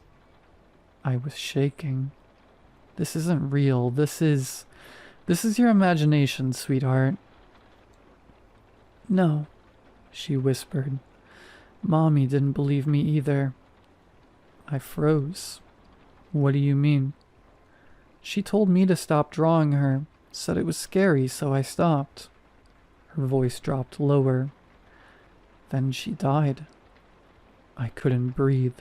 My wife, Evelyn, passed 6 months ago. Sudden aneurysm. No warning. Jenny had been home. She was the one who found her. I thought she'd blocked it out. Maybe she hadn't. Or maybe. I ran to the attic and pulled out her old sketchbooks, the ones we hadn't touched since the funeral. Buried deep between crayon scribbles was a single page. Mom lying in a hospital bed, bruised eyes, blood dripping from her nose, and behind her that same faceless, static man figure, dated 2 days before she died. That night, I tore every drawing off the walls, burned the sketchbooks in the fireplace. Jenny watched from the stairs, silent. "I'm sorry," she whispered, "but he's still here." We're in a diner now, holed up at a corner table with 2 backpacks and nothing else. She's sleeping beside me, clutching her bunny. And I'm writing this because I don't know what else to do. Maybe if someone reads it, they'll believe me. Maybe they'll find a way to stop it. The last drawing, it's still in the pocket of my coat. I haven't looked at it since we ran. I'm unfolding it now. It's not what I expected. It's me sitting at a table, writing. Jenny asleep beside me. And behind us, outside the window, is the Static Man. His face pressed against the glass, arms wide open, waiting. Written above in perfect red crayon letters. "You can't run." I didn't want to believe it, but that's when it hit me. I'm running from something I can't escape.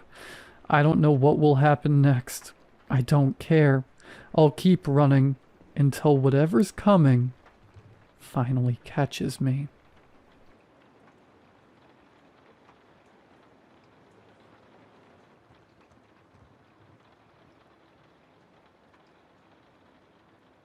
It was a peaceful Friday morning, 4 a.m.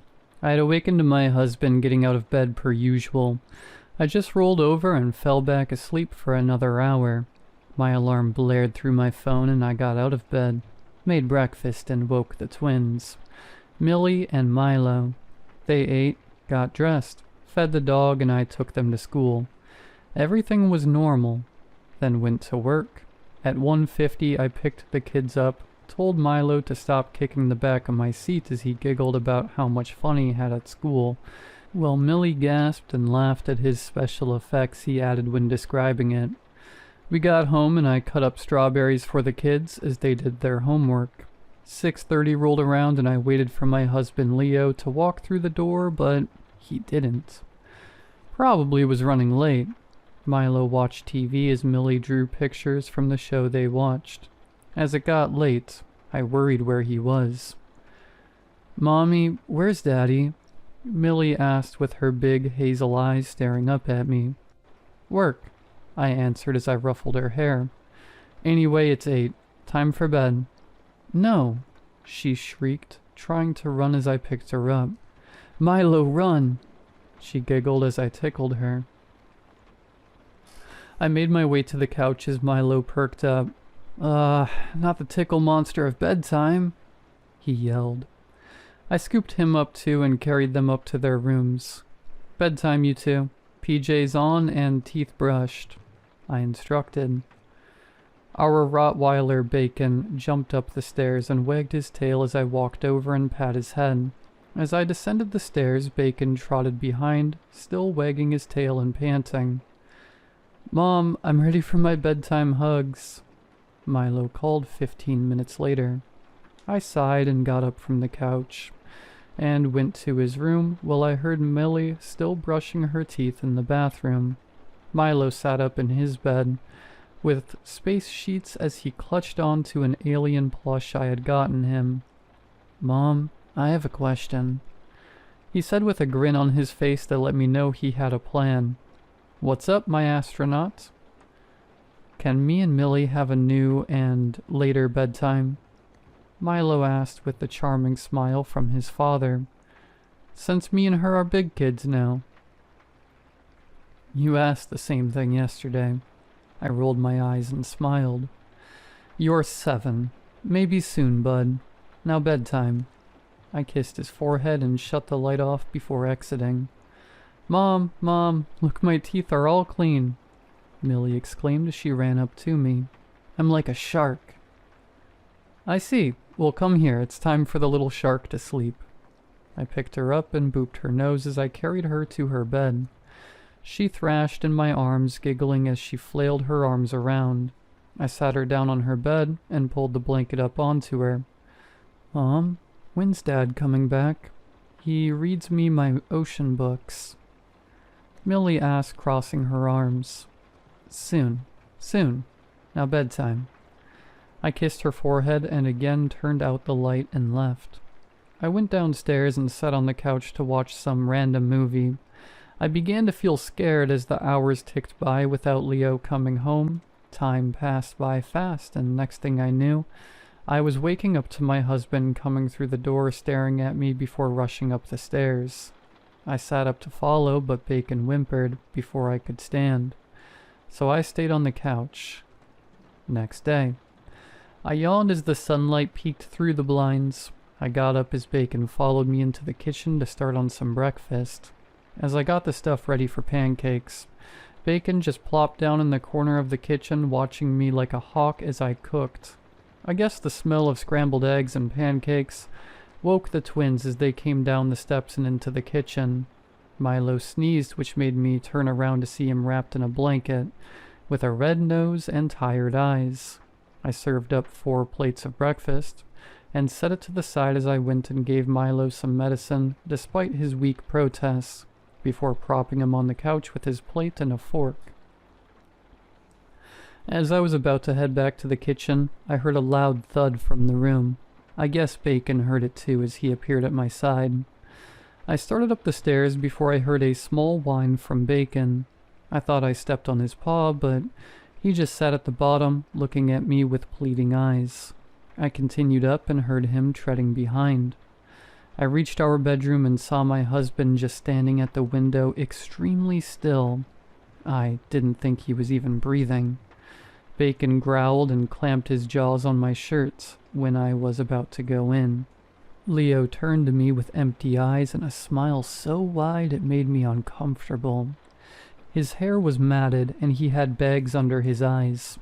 He walked stiffly and went down the stairs without acknowledging me or Bacon. I followed as I felt something off. "Mommy?" I heard Milo scream in unison with Millie. I rushed down and saw my husband pulling on Millie's arm as she fought him with fear in her eyes. "Leo!" I shouted. He turned with the same creepy smile, and if anything it was wider. I ran between him and Millie and tried to pry his hand off her arm. He pushed me to the floor, and then I heard that time-freezing pop that filled the room with silence, then screaming as Millie cried. I shoved Leo to the wall. Millie scrambled away and Bacon barked at Leo with an aggressive tone I had never heard before from him. I ran to the corner where Millie sat sobbing, holding her shoulder. "Millie, are you okay?" I asked, panicking as I tried to hold her shoulder. Dislocated. I only knew since the memory of when I had dislocated mine one summer when I was younger. "Oh, Millie."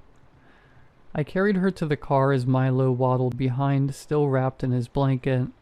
Bacon cried and followed behind and jumped into the car. I rushed to urgent care. It was closer than the ER. A woman, maybe late 30s, sat at the desk typing away before she raised her focus to us. "Yes?" she asked in this emotionless tone. "My daughter. She's dislocated her shoulder." I gasped slightly, holding Millie, who was still sobbing out. "All right, I guess Ramirez can take you." She said dismissively before returning to typing on her computer.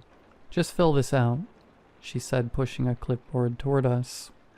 I filled it out, and a woman with gray hair pulled into a tight bun called for us. "So what happened?" she asked coldly. "My daughter, her shoulder, it's dislocated." I choked. She raised an eyebrow and examined Millie. "Nothing is wrong or out of order. She probably just fell. Kids are dramatic." "It's dislocated. Did you even check?" Ramirez rolled her eyes. "She's fine. I did check.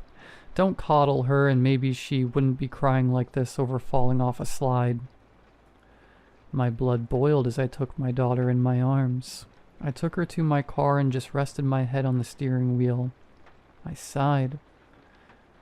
"I felt it," Millie mumbled. I didn't know how to reply, so I just drove home while the kids slept.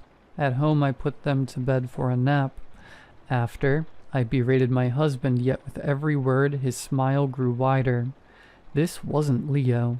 I grabbed a bag and packed my clothes. I need to stay at my mom's house, just for a little bit. While packing the kids' clothes, I heard a loud yelp from downstairs. Bacon came limping up the stairs and to my side trembling. A loud shriek boomed through the house as Bacon whimpered and pressed against my leg. I immediately threw the bag around my shoulder and grabbed the kids who carried their backpacks. As I crept down the stairs, I saw Leo on the floor, lying face down with a black goo spreading around his back. Bacon followed slowly.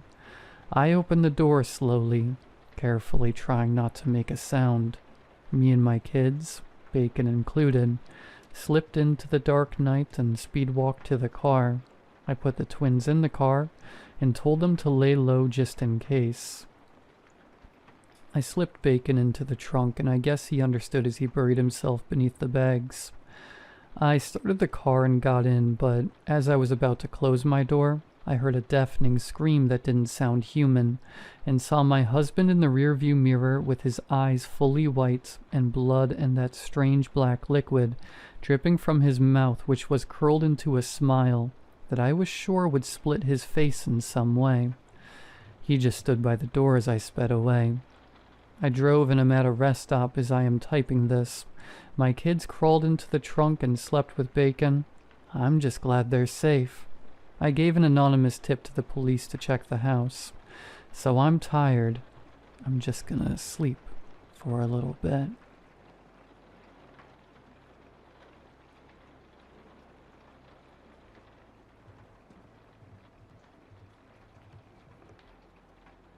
It started small. I'd turn off the TV and see my wife standing at the edge of the hallway, half in shadow. No phone, no water, no reason to be there. She wasn't doing anything, just standing, watching. I asked if she needed something. She didn't answer, just turned around and walked away. I figured she couldn't sleep. But it kept happening. I'd find her in different places, always in the dark. Standing in the bathroom doorway, crouched behind the kitchen counter, pressed into the corner of the guest room closet. She never said anything, never moved until I acknowledged her. Then she'd calmly walk away like nothing happened. One night I caught her staring into the turned-off television for nearly an hour, unmoving, barely blinking. I asked what she was doing. She just said, "I'm listening." I set up cameras, one in the hallway, one in the living room, one in the bedroom. First 2 nights, nothing. Third night, at 2:14 a.m., she stepped into the bedroom frame and stood at the foot of the bed, completely still. She didn't blink for 12 full minutes. Her mouth was slightly open. Then she left. I showed her the footage the next day. She stared at the screen in silence, then said, "I don't remember that." She didn't ask me to delete it. She just went into the bathroom and locked the door. Things escalated. I found blood on the hallway light switch, smears on the inside of the closet door, a towel soaked and folded under the sink. She claimed it wasn't hers. That was all she said. I woke up once to find her on the floor next to the bed, lying flat on her back, eyes wide open, staring at the ceiling. Another night, she was under the kitchen table with cotton stuffed in her mouth. Her hands were shaking, but she didn't speak. When I tried to touch her, she flinched and backed into the corner like I was someone else. She started recording me. I didn't realize until I noticed a blinking red light behind the mirror. There were cameras in the vents, one inside a cereal box, another behind the toilet, aimed at the door. I confronted her. She didn't deny it. She said, "You weren't looking. Someone has to." I left for 3 days. When I came back, every mirror in the house was gone. Not covered, smashed, pulled off the walls. I found dirt on the floor like someone had been walking barefoot in circles. The hallway walls were scratched, not with words, but with long, jagged gouges. The kind people make when they panic and can't speak. That night, I woke up to her straddling my chest, not moving, just staring down at me. Her eyes were unfocused. Her face was pale. There was dried blood on her jaw. I couldn't tell if it was hers or mine. Her hands hovered above my throat but never touched me. Then she leaned in, like she was trying to hear something inside my body. In the smallest voice, she whispered, "You have to keep watching me. If you look away, I forget how to stop." I blinked. She was gone. The back door was open. The driveway was empty. And there was a hammer sitting next to the front door. It was still warm, still wet. She hasn't come back. Now I wake up to sounds that aren't there. Soft footsteps on carpet, a breath outside the bedroom door, clicks in the hallway like someone testing the lock over and over. Last night I opened my phone and found 39 new videos I never took. They were all of me, eating, sleeping, brushing my teeth, all from behind, always just far enough away that I never noticed. In the final video, I'm standing in the living room, looking down at something on the floor. The camera tilts and I see her body. Her face is split open, her arms bent backward, her mouth smiling. She's mouthing something over and over. I slowed it down frame by frame. The words are clear. You blinked.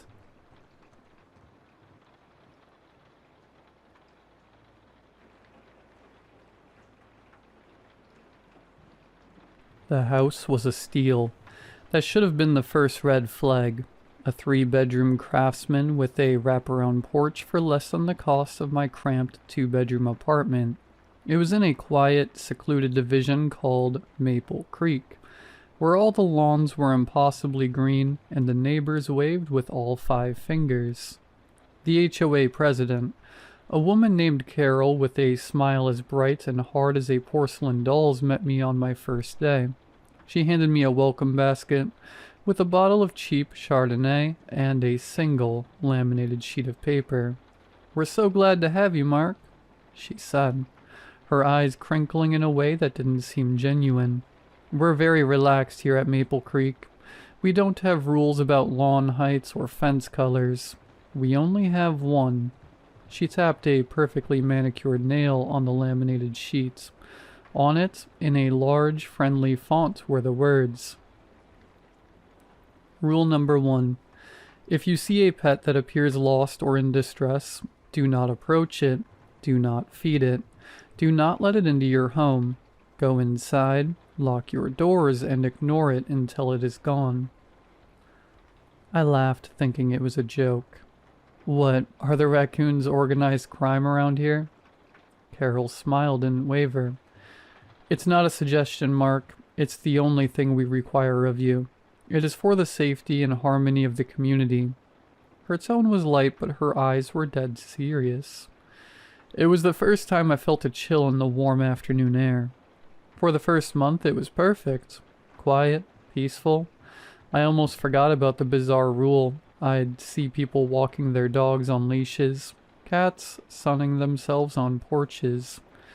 They were clearly owned, clearly where they were supposed to be. The rule seemed like a weird quirk from a bygone era. Then came the storm last night. It was a real gully washer, with thunder that shook the windows and rain that came down in sheets.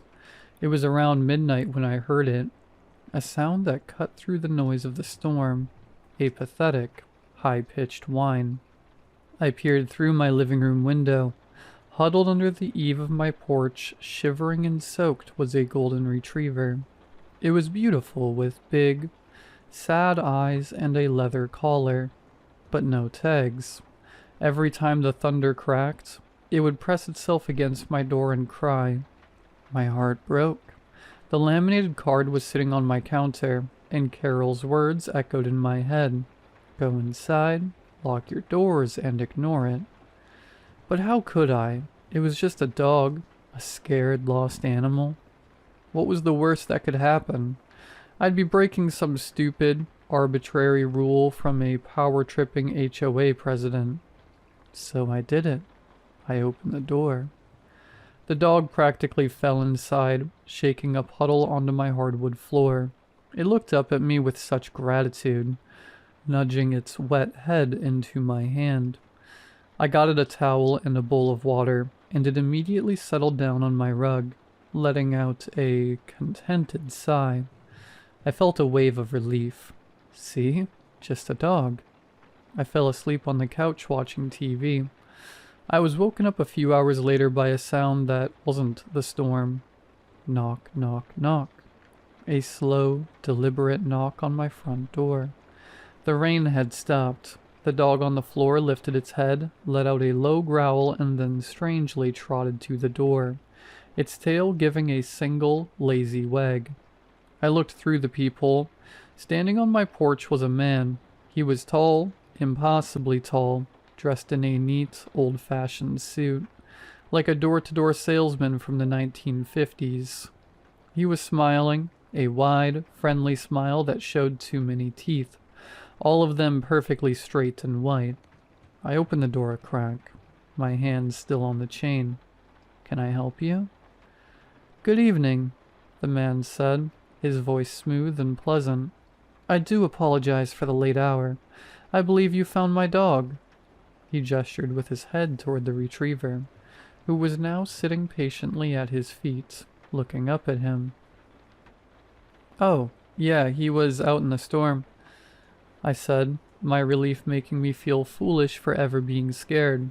"Glad you found him."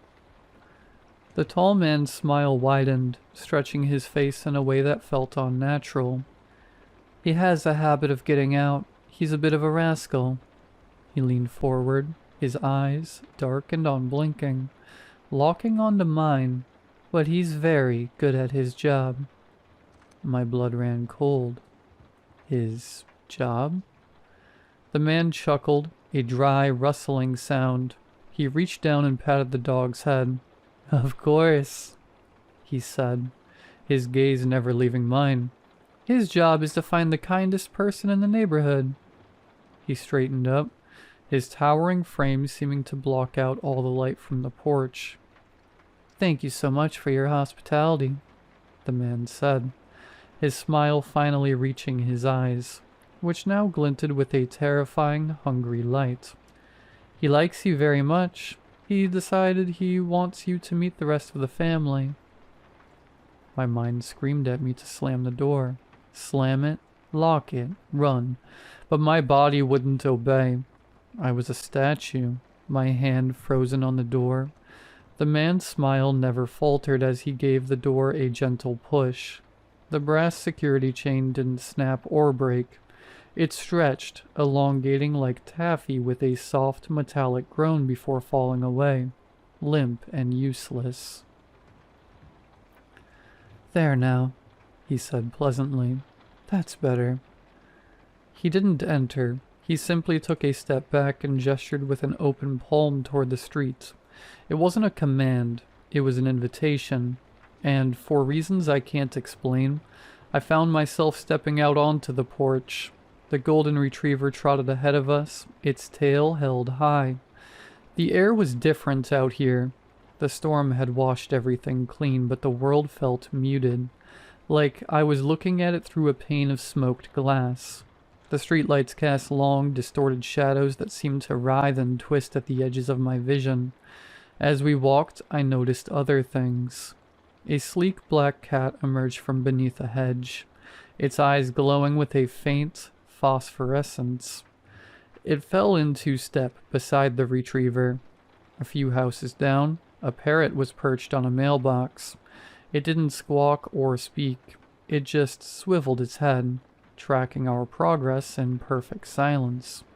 They were all moving with us, in honor guard of silent, watchful animals. I looked at the houses we passed. Through their big picture windows, I could see my neighbors. They were frozen in place like mannequins in elaborate dioramas.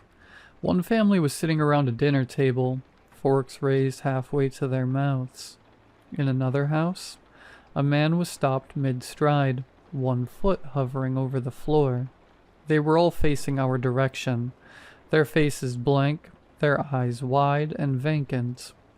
"Don't mind them," the tall man said, noticing my gaze. "They're very good at following the rules." We were heading toward the end of the cul-de-sac to the oldest house on the block, a large colonial that had been dark and seemingly empty since I'd moved in. As we got closer, I could feel a low vibration through the soles of my shoes, a deep hum that seemed to emanate from the house itself. The golden retriever led the procession up the walkway and sat patiently before the heavy oak door. The other animals formed a silent semicircle behind us, their eyes all fixed on me.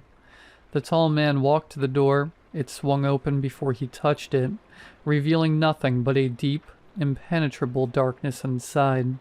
The low hum grew louder, resonating in my bones. It sounded like a purr, a gigantic, hungry purr. The man turned to me, his smile as wide and terrifying as ever. He gestured into the blackness. "After you," he said. They've been so looking forward to this.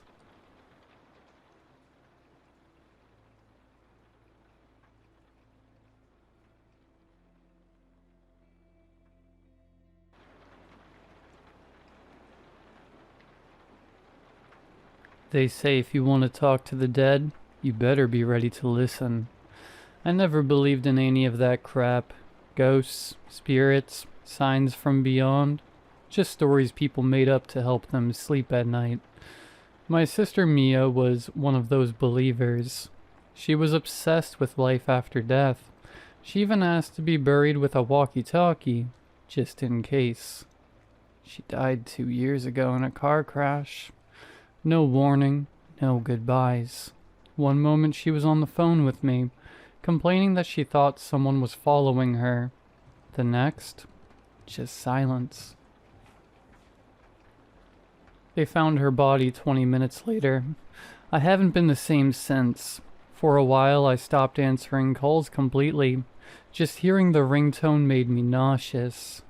But tonight, something made me pick up. Blocked flashed on my screen at 2:13 a.m. I let it ring once, twice, then answered. At first all I heard was static, faint like an old radio caught between two stations. Then a voice broke through. "Alex?" My chest tightened. It was Mia. Her voice was shaky. "Alex, listen to me. You need to get out of there. Don't trust the people in the house." I sat up so fast I almost dropped the phone. "What the hell are you talking about, Mia? How are you even—" "They're not real." Her voice grew rougher, strained. "They're not who you think they are. I didn't want to call, but I had to warn you. You're in danger." "There's no one here," I said. "I live alone." The call ended. I didn't sleep. I spent the next hour pacing around my apartment, checking every window, every lock. I opened every drawer in the wardrobe. I even looked under the bed like a 5-year-old after watching a scary movie. Nothing. No one was there. Eventually I chalked it all up to a sick prank. Or maybe a breakdown. Wouldn't be the first time my mind messed with me. Grief is a hell of a drug. Around 3:45 a.m. I went to the kitchen to pour myself a drink. Then I froze. There were 2 glasses in the sink. I'd only used one. Both were wet. I stared at them for a full minute before backing out of the kitchen. That's when I heard a sound behind me. The creak of a floorboard in the hallway. I spun around. No one was there. But the guest room door was open. I never opened that door. Since Mia died, her things have stayed in there. Her clothes, her books, the stuffed cat she'd had since she was 6. I always keep the room shut, locked. Now it was slightly open. I should have left right then, grabbed my keys and gotten the hell out, but I didn't. I stepped inside. The air was freezing. The curtains were swaying gently, though the window was shut, and on the bed sat her stuffed cat, sitting upright facing the door. It was supposed to be in a box. I knew it was in a box. Then my phone rang again. Blocked. I answered. This time her voice was barely a whisper. Urgent. Terrified. "They're watching you. Don't let them know you're scared." "Who's watching me?" I whispered. Silence. Then 3 knocks on my front door. Slow. Heavy. And then Mia said, "They're already inside." I dropped the phone and ran. Locked myself in the bathroom. I was gasping for air, trying to calm my breathing. Trying to be rational, but then I heard the front door creak open. No footsteps, just presence, like the air itself had thickened. I pressed my ear to the bathroom door. Nothing. Then something brushed against the other side. a whisper so soft I wasn't sure it was real. Alex. My name in Mia's voice, but something was wrong. Too quiet. Drawn out. Then I remembered what she'd said on the phone. Don't trust the people in your house. But I live alone. That's when I looked up and saw something in the bathroom mirror. A reflection standing behind me. I spun around. Nothing there. I looked back at the mirror, still there. A tall shape, standing perfectly still behind me in the reflection. No face, no eyes, just a presence. And then it leaned closer, its breath against the back of my neck, and whispered, in a flawless imitation of Mia's voice, I never died, Alex. I just came home. I don't remember unlocking the door. I don't remember leaving the room. All I know is I ended up in my car half-dressed, barefoot, shaking so hard I nearly snapped the key trying to start the engine. I didn't go back until morning, in broad daylight. Neighbors walking their dogs, kids riding bikes. Everything felt safe. I went back inside. Everything looked normal except for one thing. My phone, still on the bathroom floor. It was open to my call history. Last call, Mia. No blocked, just her name. Like she was still in my contacts, but I deleted her 2 years ago. I tapped the name. Her contact profile opened. The number was still saved. 911-666-0000. I didn't call it. I smashed the phone instead. I moved out. I'm staying in a hotel now. Bought a new phone. New number. Clean slate. But last night the landline rang. I didn't even know the room had a phone. I picked up. Static, then her voice. Alex? It was her again. You still don't get it, she said. It's not the house. Then she started to cry. I tried to warn you. I tried. What do you mean? I whispered. She sobbed harder, then choked out. You brought it with you. And the line went dead. I'm not posting for sympathy. I'm posting it as a warning. If someone you love has died and they call you, don't answer. Even if they're crying, even if it sounds like they need you. Because once you answer, they know how to find you.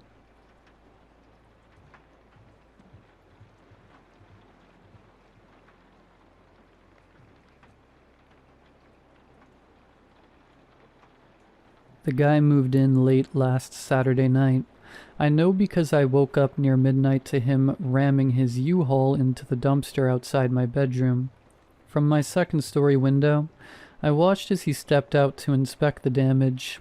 He was tall, almost as tall as the U-Haul, and when he put his hand on his hip, the gap between his arm and chest must have been big enough to fit a medicine ball. I considered going out to help him, but I really didn't want to open that can of worms. I went back to bed, reassuring myself that he'd probably appreciate my pretending I hadn't seen anything. There was a knock at my door early the next morning, and you can't imagine my surprise when I looked through the peephole to see that same man. Well, from the chest down. I only knew it was the same guy because I recognized the white button-down. What the hell was he doing at my door at 6 a.m. on a Sunday morning? Did he see me watching him? Was he mad that I hadn't come out to help? I almost didn't answer, but I knew I'd have to face him eventually. I prepared an excuse before opening the door. He stepped back and released a wide, toothless smile. He looked sick. His skin was gray and his lips were black. He extended his hand and said, "Let's hang out." No emotion, just the bare words. Like Google Translate, except high-pitched and excited. A happy cartoon character. As a 6-foot-tall man, I craned my neck to look up at him. As I met his gaze, something came over me. A strange pleasure of familiarity, like I was back at my parents' house and my mom was baking cookies. I felt the urge to say yes. Simultaneously, I could appreciate the oddness. I didn't know this guy, even if part of me did, somehow. I fought with myself, figuratively stepping in and out of the door as his smile never relented. "Not right now, Mikey," I said. I hesitated, then closed and locked the door. It wasn't until I was back in bed that I realized, how the hell did I know his name? But the memory faded like a dream. At first I was certain his name was Mikey, but by the time I fell asleep I was sure that I'd just thrown a random name out. Did I even know a Mikey? I woke up a few hours later and spent the day playing video games and watching Friends. I felt uneasy, but I've always had a bad taste in my mouth when it comes to Sundays. This weird feeling that it's going to be the last good day of my life, like the next day is the end of all happiness and the start of eternal torture. Maybe I just hate my job more than most people. Around 5:30 a.m. Monday morning, there was another knock. You gotta be kidding me. "Seriously, dude?" I said as I opened the door. He held both hands out, palms up as if presenting treasure. Atop them was the most beautiful pastry I've ever seen. It was fluffy like a cloud, but browned and crispy. It was drizzled with chocolate, peanut butter, and caramel. I reached for it and was bombarded with memories as I took the beauty into my hand. I was at Mikey's house. I was sitting at a wooden kitchen table as he frosted a beautiful cupcake decorated to look like a rose. My mouth watered as he delivered it to me like a present. I sunk my teeth into it and sighed with relief. He was my best friend. I'd known him since childhood. I wanted to give him a hug, but at the same time, my heart was rising in my throat, threatening to choke me as I had the feeling of people watching me from every angle. "Let's hang out," Mikey said, reaching for me.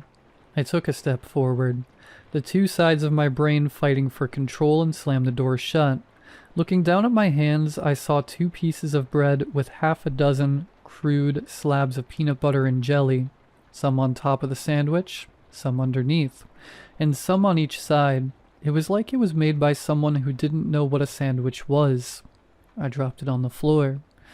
At work, I couldn't keep my mind off him. As I sat at my desk, vaguely trying to edit the introduction to some algebra textbook, I was sure that I had never seen him before, but I had the memories of memories, like once, in a dream within a dream from a different life centuries ago. We had been best friends. I fought my way through the day. I told myself I wasn't going to answer the door for him ever again. If I saw him, I'd run away. Under no circumstances would I look at him, talk to him, or touch him. I drove home. I wasn't 2 steps out of my car when he approached me. "Let's hang out," he said. I tried to turn away, but then my life was sunshine and rainbows. I couldn't help but smile. Without bending his back, he leaned his face down to mine. We locked eyes. I can't remember what they looked like, but I remember what they made me feel, what they made me remember. I was a toddler on a swing set. I was smiling and laughing. Behind me, the tall man, Mikey, was the one smiling as he pushed me again and again. Then it was my birthday. I watched as Mikey lit my candles. He sparked the lighter with his gray hands, his yellow nails longer than his fingers. On the baseball field, he was my coach. At school, he was my favorite teacher. I remembered me and Mikey sitting in the back seat of my car. There was butterflies in my chest. I leaned in and kissed his black, rotting lips. I felt disgust, but remembered love. "Let's hang out," he said. And then I was following him, because he was my everything. He was a very good thing I could remember. But no, I don't know him. I imagined walking into his apartment. I smiled, then screamed. I wanted to run away, but I'd miss him so much. We walked to his door as my mind was screaming for me to run. He was reaching for the knob when some animalistic part of my brain took hold of me. I ran to my apartment and locked the door behind me. When I heard a knock, I grabbed my phone and called the police. I told them there was a guy who kept knocking on my door and wouldn't stop no matter how many times I told him to go away. I watched from my bedroom window as the officer pulled up. I took a peek through my peephole and saw that Mikey was still there. I sat next to the door and waited. "Tommy, what's going on, man? Long time no see." "Let's hang out." "Of course, man. I can't really thank you enough for last time." I looked through the peephole to see them walking away. A door opened and closed. Then I heard screams. I called out of work the next day and a couple of police officers came by. I told them the truth, minus all the weird stuff. They knocked on every apartment, but nothing ever came of it. I'm pretty sure I heard some happy laughter and sounds of reunion when they knocked on Mikey's door. It's been a week since then, and I haven't left my apartment. I got fired, and I'm starting to run out of food. I know I'll have to leave eventually, but what happens if I run into him? Right now, I'm certain he's dangerous. But what will I think if I see him again? What will I say when he asks me to hang out? What will I remember? What will I do?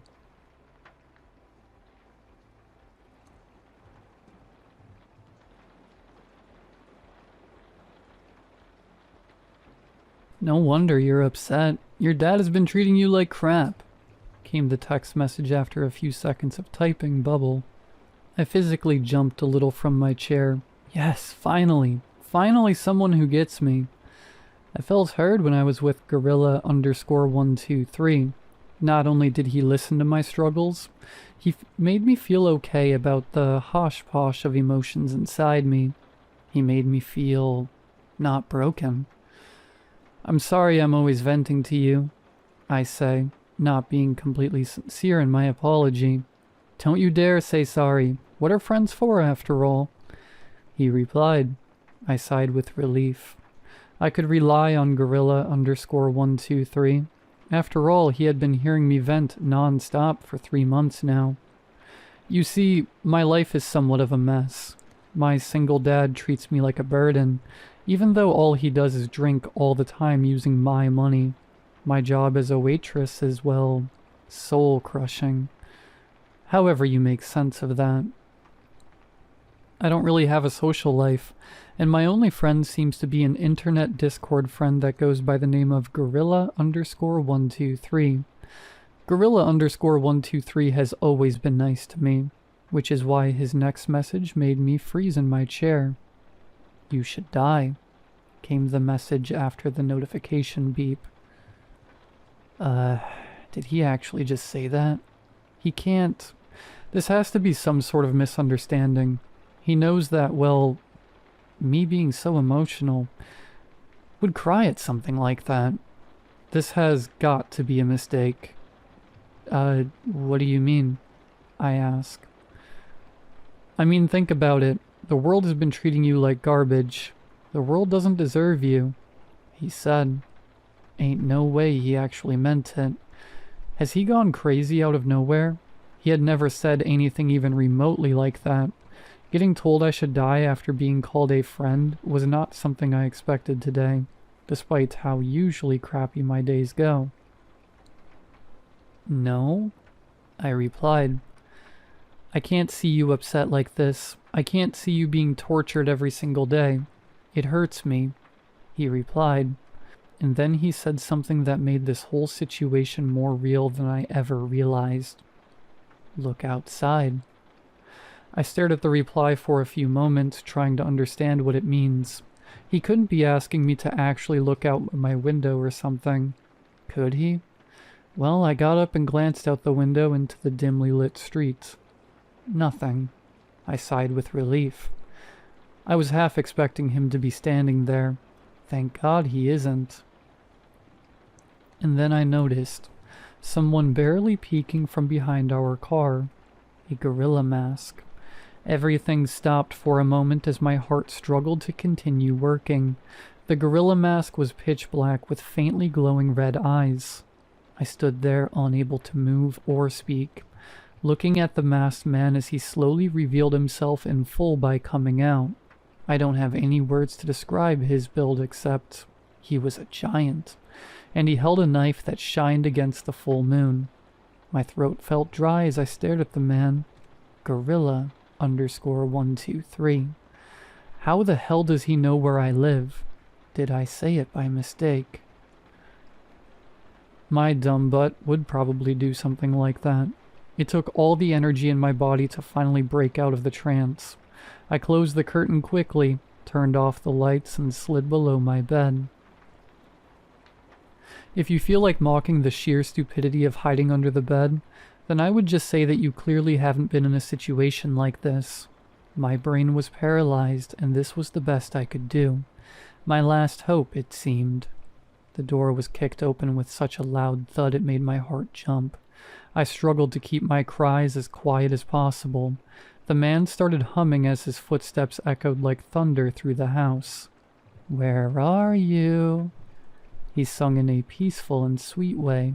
It made my stomach churn. I was going to die. Why did I even start venting to him? What was I thinking? I should have started repenting, I guess, but all I could think of was how dumb I am. The footsteps ran through the whole house. I hope my dad doesn't wake up. I hope he stays hidden, fallen on the floor behind the sofa after drinking more than he could handle. I know he sucks, but he has his own problems. He wasn't always like that. He was the most caring dad, always cheerful. And then Mom died. And who he was died with her, being replaced by an empty shell that just drinks and shouts. He is just grieving, though, isn't he? I hope he stays safe. Knock, knock, knock. The knocks on my door were so sudden and loud that I couldn't stop myself from bursting into tears. I shouted and cried, begging the man to leave me alone, begging him to let me live, shouting that I still had much to live for. "Please go away," I screamed, my body slowly accepting the fact that I will die in a few minutes. And then, ding ding, a notification. The knocking stopped. I slowly slid out the bed, still whimpering, and walked to the screen. "I was just messing with you. Get pranked. Anyways, I got you, friendo. Killed your dad for you. Now, no need to thank me. I'll go now. Gotta sleep."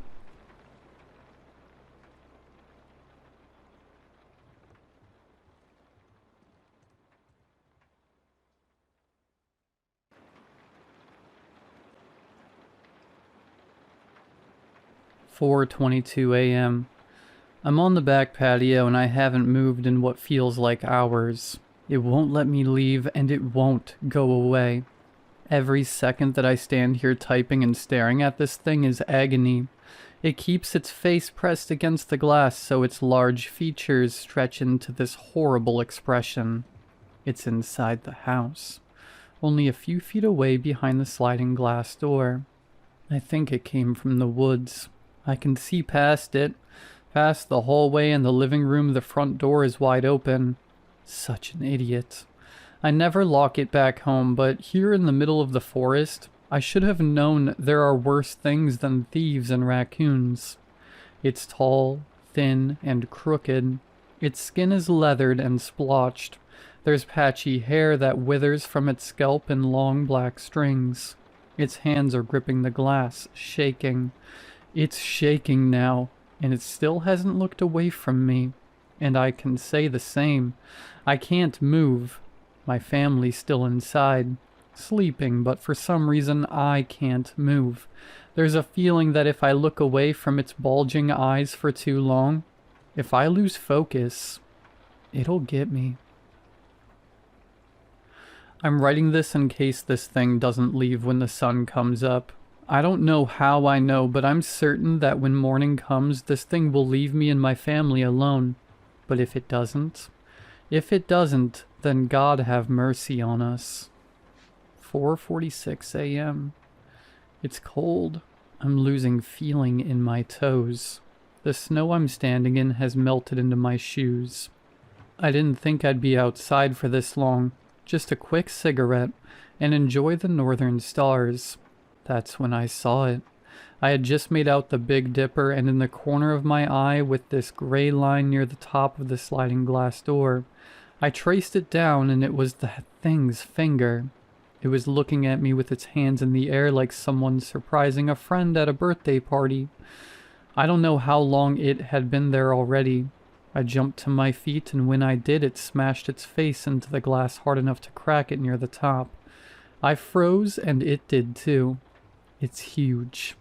My body's telling me that I'm in danger, and the best thing I can do is stay as perfectly still as possible.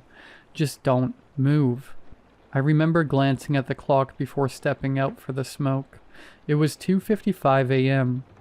I don't know how much longer I can last.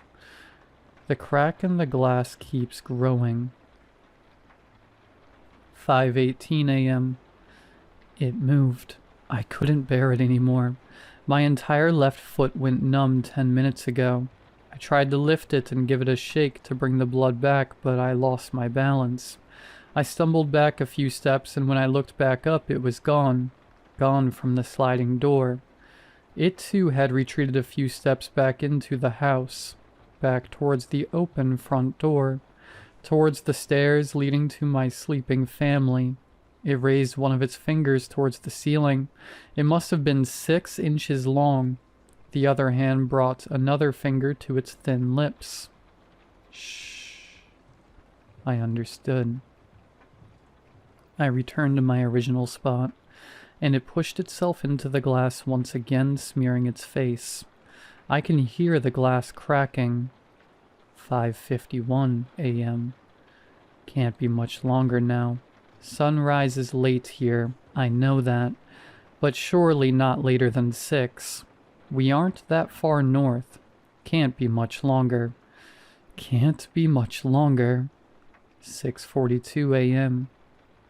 It's taking ages just to type the time. My fingers don't move well.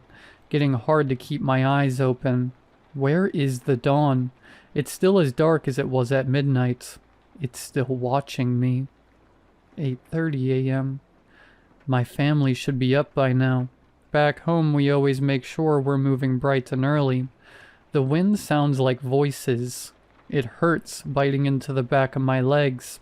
Is it horrible that I'm comforted by the fact that I won't feel it when my whole body goes numb? I don't think the sun will ever rise. I think this thing knows that too, because it keeps breaking into these violent shaking fits. Laughing. It's laughing at me. I'm laughing too. I can't stop laughing. I don't know what time it is. I just jolted awake.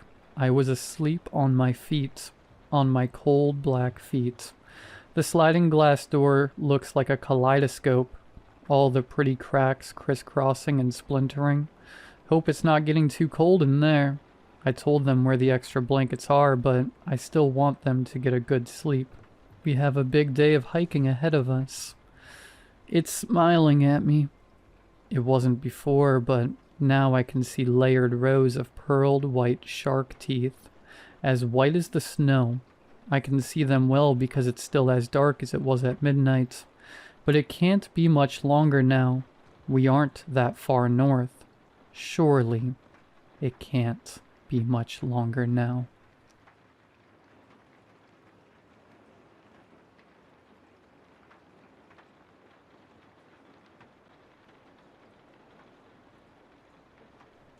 I met Andrew through a Facebook post. I needed a roommate fast, and he messaged me 5 minutes after I posted in the local housing group.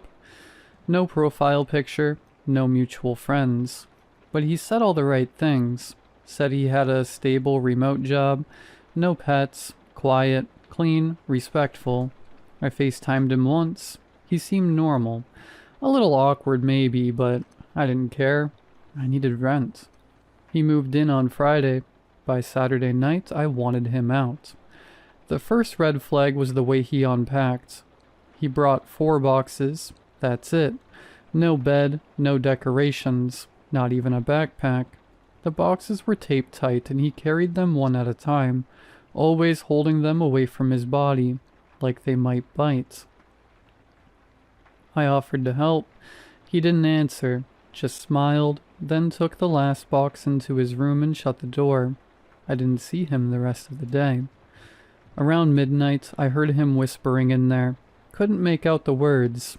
It sounded like a prayer or maybe a list. He didn't stop until 3 a.m. The next morning, I went to make coffee. The kitchen was spotless. My cereal box was in the fridge. My coffee beans had been alphabetized, and there was a note on the counter in blocky, perfect handwriting. I replaced your sponge. The old one had too many eyes. I stood there staring at it for a full minute. Then I opened the cupboard. New sponge, bright yellow. And on the floor beneath the sink, the old one, soaked, covered in black mold I swear wasn't there the day before. The middle was ripped open, like it had teeth. That night I locked my bedroom door. Around 2:11 a.m. I heard footsteps outside it. Slow, barefoot, careful. Then a knock. Not loud, not aggressive. Just 2 soft taps. I didn't move. Another knock. 3 this time. Slightly faster. "Andrew?" I asked. No reply. I checked the peephole. No one there. When I opened the door, the hallway was empty, but another note was taped to the wall. Don't answer until the 3rd knock. She gets impatient. I didn't sleep after that. I confronted him the next day. He was sitting in the living room facing the blank TV screen. When I asked what the notes were about, he blinked slowly and said, "You heard her, didn't you?" "Heard who?" "She doesn't like being seen too soon. It ruins her." Then he turned back to the blank TV, smiling. I backed into my room and locked the door. That night I heard him whispering again. Not to himself this time. I could hear the difference. He was answering someone, listening, nodding between each line. I pressed my ear to the wall. His voice came through clearer. "She wants to know your name," he said. "She wants to wear it." I stopped sleeping in the apartment after that. I stayed at a friend's for a night. No calls, no messages from Andrew. But I got a voicemail. No number, just unknown. 30 seconds of breathing. Then whispering. Then, right before it ended, my own voice saying, "Let me back in." I hadn't said that. I came home the next day planning to kick him out. Tell him to pack up his 4 boxes and leave. But the boxes were gone. All that was left in his room was a circle of salt around the bed. Symbols drawn in the carpet. Charcoal, I think, or blood, and one last note. "Don't break the circle. She likes you. She might not stop at your name." I called the police. They found the room empty. No Andrew, no salt, no symbols. Just an empty room with bare walls and cold air. They asked if I'd been drinking. That night the knocking came again. 2:14 a.m. 3 soft knocks. I didn't move. Then I heard a voice right outside the door. High-pitched, childlike, trying too hard to sound friendly. "I have your name." It scratched at the wood. "I want to give it back." I didn't answer. At 3 a.m. on the dot, it stopped. The next morning the hallway was covered in fingerprints, tiny like a child's, burned into the paint. There was another note slipped under my door. "She's inside now. Don't let her out. She wears new faces. You won't recognize them until they smile." I haven't seen Andrew since. I don't think I ever really met him, but I hear the knocking every night. Always the same time, and always one knock closer.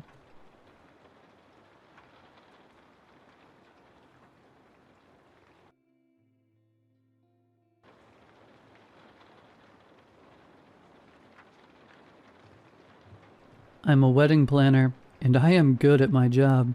If a client wants something, I go above and beyond. I get them what they want, especially big clients. And Miss Laura was a big client. Her family had wealth that went back to the first colonies, and it didn't look like they'd lost any of it in the intervening 400 years. I remember touching up my lipstick in the vanity mirror above the driver's seat and thinking to myself that this was it. I was on the cusp of 40, and I was about to break into the event planner upon echelon of 1%er weddings. It would be Miss Laura's wedding, but it would be my coronation. Sweet little Laura ushered me into her home, and we spoke at lengths. Her expectations were very reasonable, and she knew what she was talking about.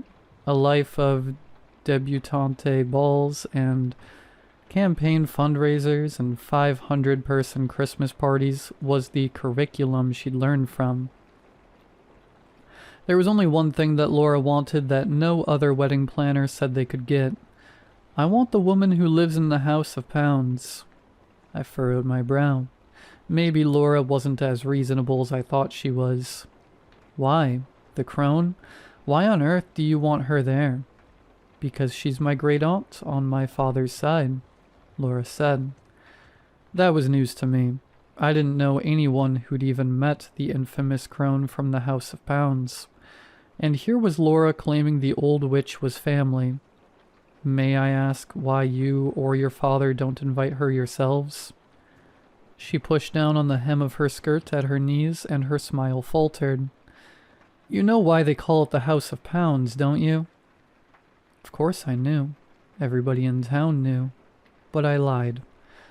I don't pay attention to that sort of thing. But you know, Laura added more bite to her voice. I'll bet you even know the words. I involuntarily scanned for escape routes. What words? Say them, Laura said. Say the words or I will find someone else to plan my wedding. Women from inherited wealth have the luxury of following through with threats.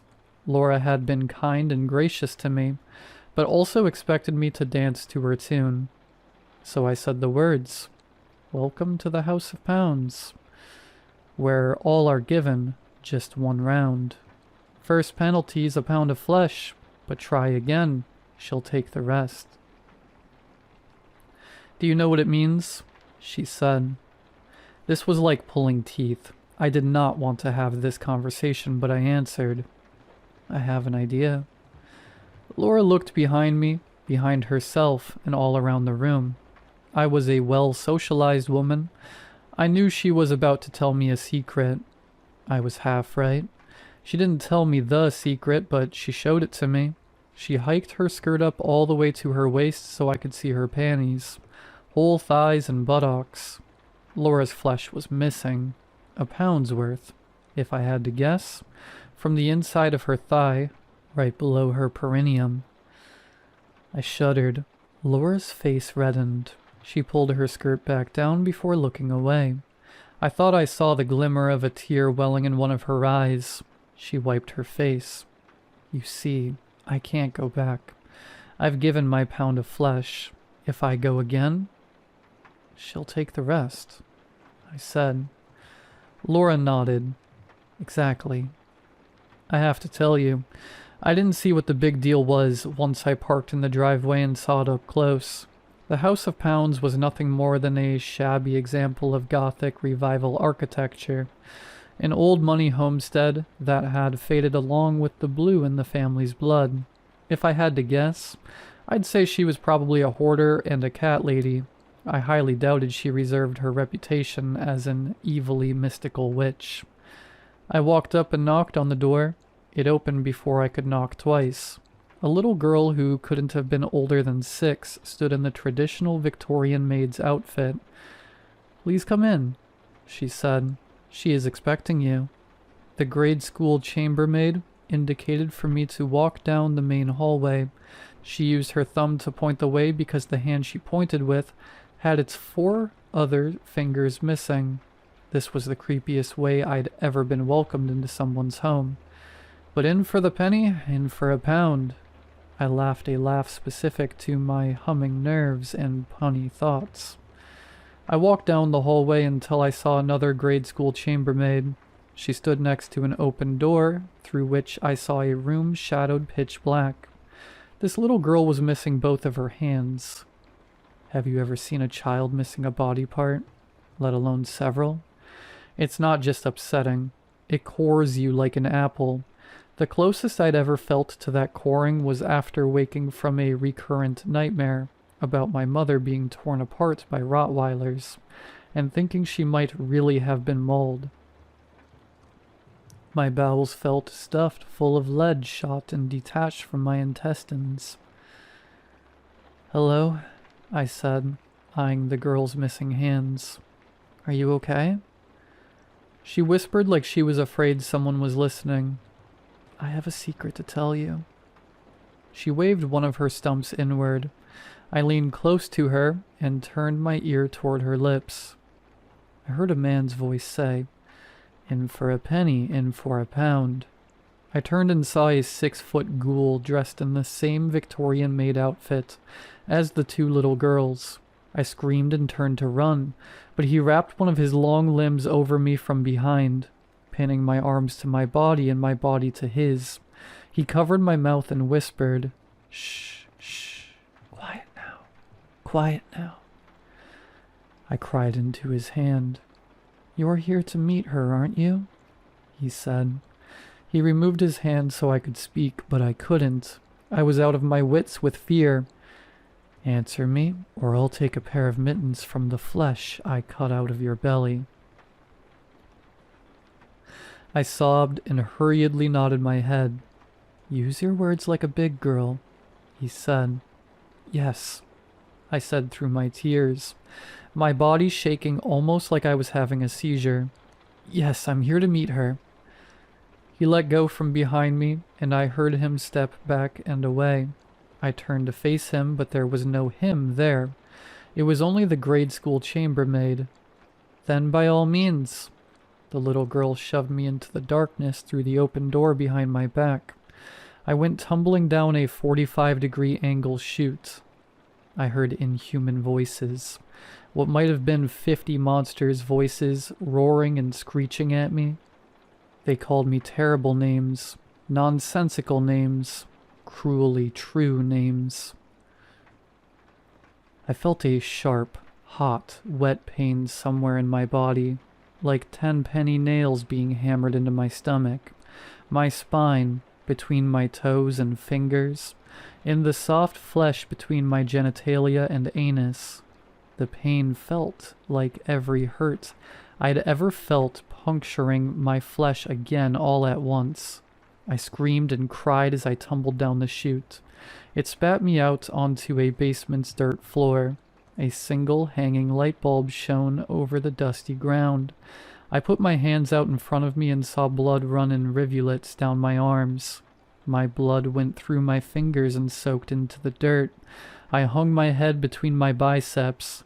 How was I going to escape? She stepped into the light, far enough to silhouette her face but not show it. I wasn't looking at her directly, but through my peripheral vision. I thought if I looked up, I could see the face of 100 monsters, see malformed lips defame and degrade me. "Look at me," she said. I shook my head no, watching my blood dribble. From behind her, I heard the low, ticking rumble of a crocodile. Then I heard 2, then 3, then 100 reptilian groans bellowing at once, threatening to rupture my eardrums. I screamed, "Okay." The crocodilian bellows stopped. I looked up. I saw a woman in a widow's black mourning dress. It covered her arms up to her wrists and her neck up to her chin. Her face was obscured by a lace-black mourning veil, but even through the veil, I could see outlines of missing pieces.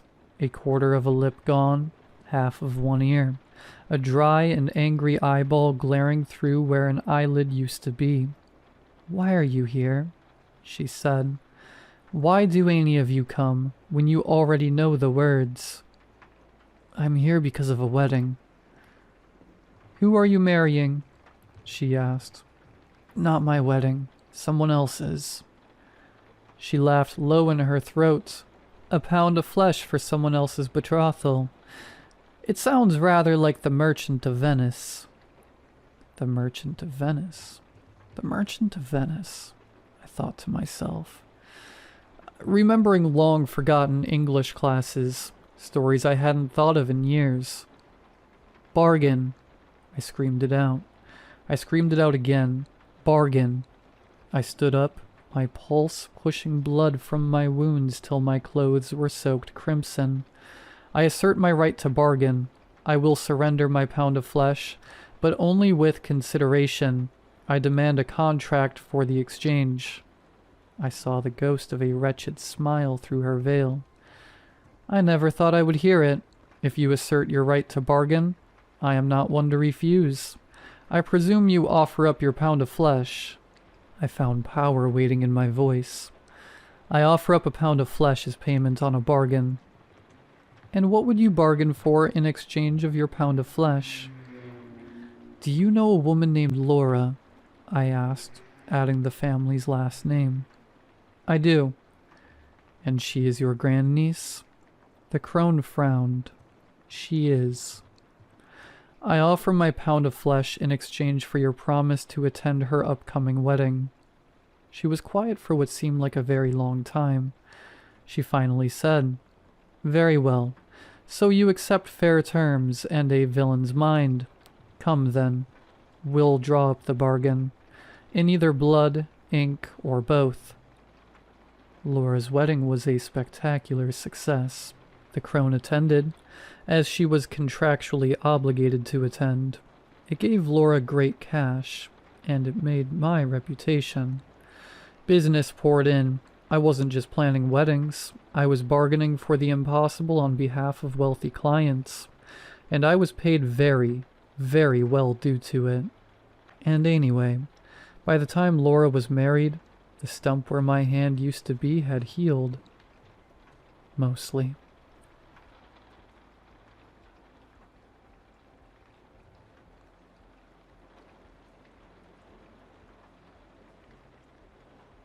At dinner, my sister Lindsay excitedly told us about the angel in the attic.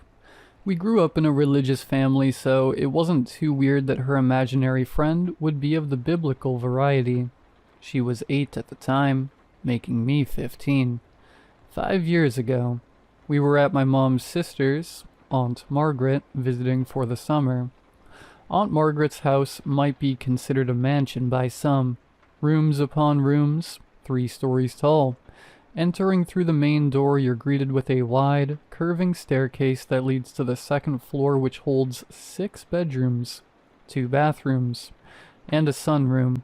Behind the staircase, the main floor, a kitchen, 2 sitting rooms, a game room, dining room, and yet another sunroom. The third floor, accessed by a tight, almost vertical staircase, was basically just the attic. One expansive open room above the rest of the house. Lindsay had been spending her days exploring the house, her favorite room being the attic. At dinner, though, I remember her saying, I thought angels were supposed to be pretty, and Mom replied, Do you remember Zechariah? He was terrified when he saw an angel. My sister nodded knowingly at that. It was very scary at first, but only for a little bit. Mom and Aunt Margaret smiled at her, but I thought it was so odd. Why would a kid purposely make up scary things? The next day she disappeared again to explore. We didn't think much of it until it was dinner, and she still hadn't turned up. We began looking through the rooms, calling out for her. Eventually we ended up at the attic stairs, and there she was, curled up at the bottom, silently crying.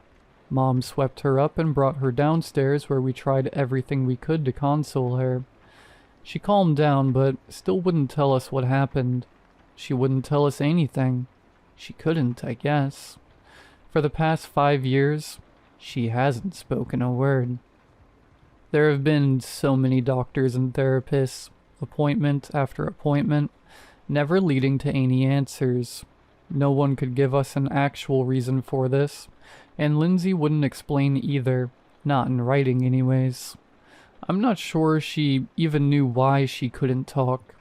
The 3 of us made an unspoken agreement to never return to Aunt Margaret's, though. Until Aunt Margaret died last week, and Mom somehow ended up being the one in charge of her estate. So back we went. Just Mom and I. Lindsay refused to go, and who could blame her?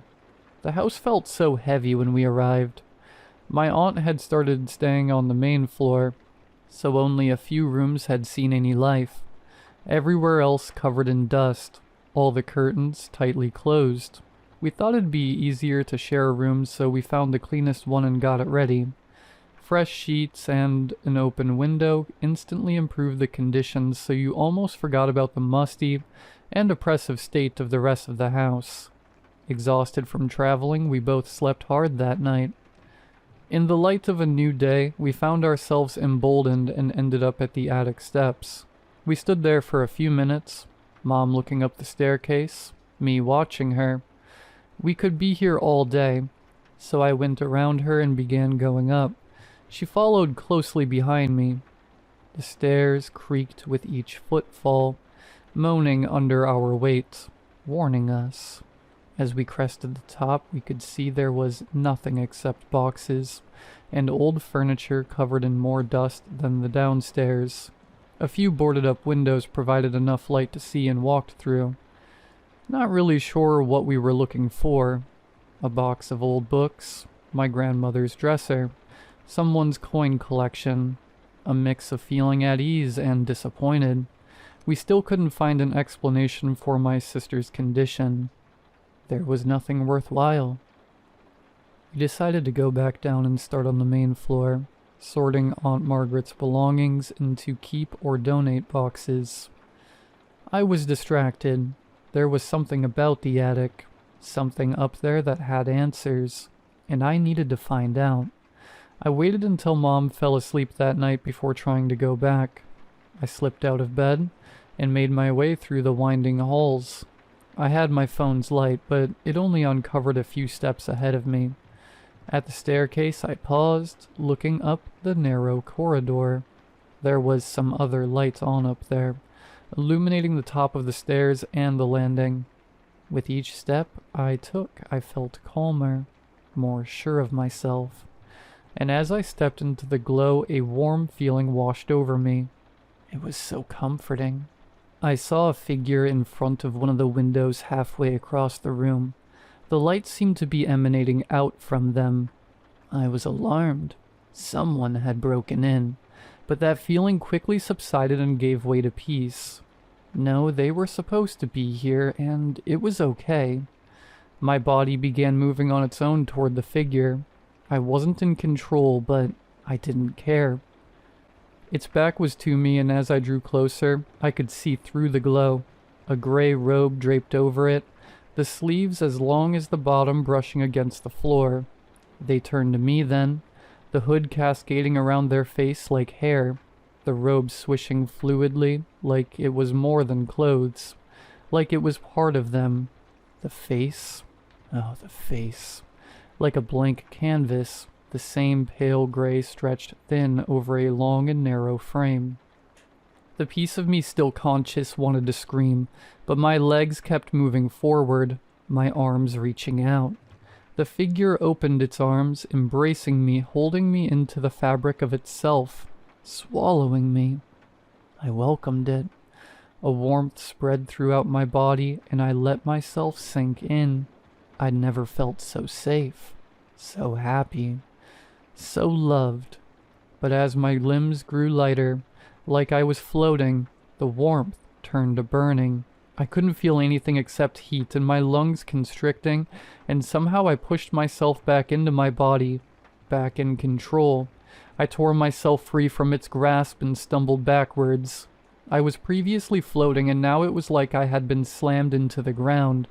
I was clumsy and struggling to make myself move how I wanted. Every step, every breath hurt, and my vision was blacking out. I thought I was at the stairs, and I reached out to grab the wall, but there was nothing except air. I lost my balance and began falling for real, crashing down the stairs and landing hard on my back. Then darkness, and floating again. When I woke back up, Mom was standing over me, stroking my hair. I realized we were in the hospital. When she saw my eyes open, she cried out, and tears began falling down her face, landing on my own. I tried saying something. I wanted to ask what was happening, but my throat tightened. Nothing came out. I couldn't speak.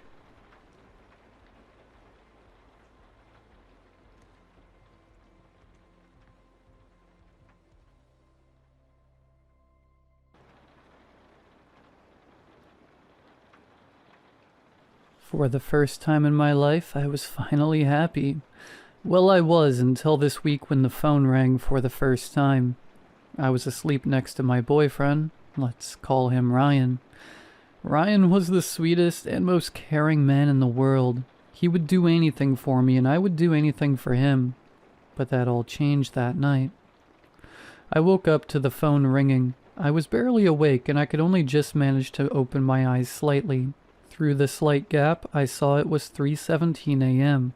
Who the hell is calling me at this time of night? It must be something bad, I thought, whilst I reached over for my phone.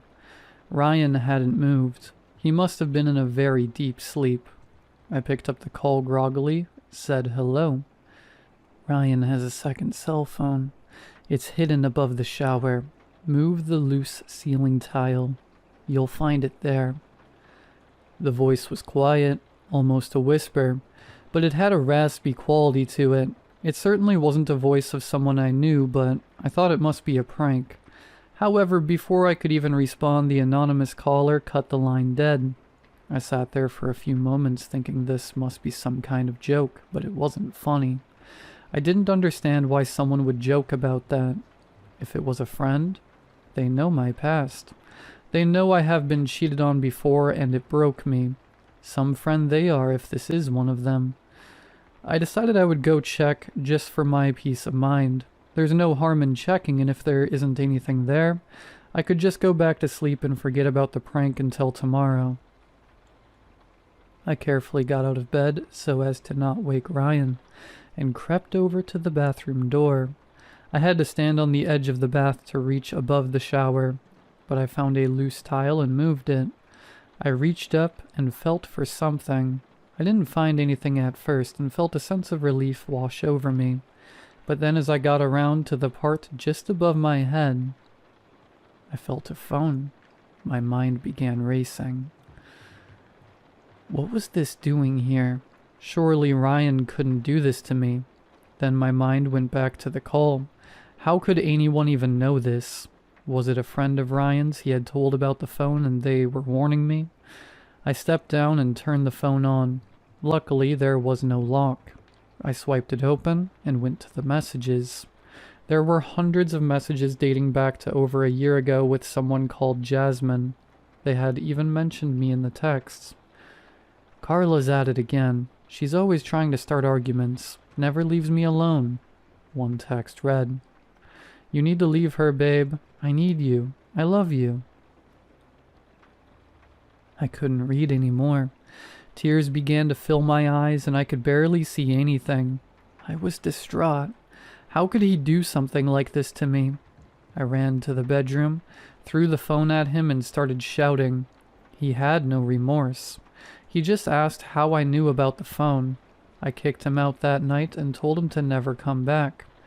He took what he could and said he would come back for the rest later.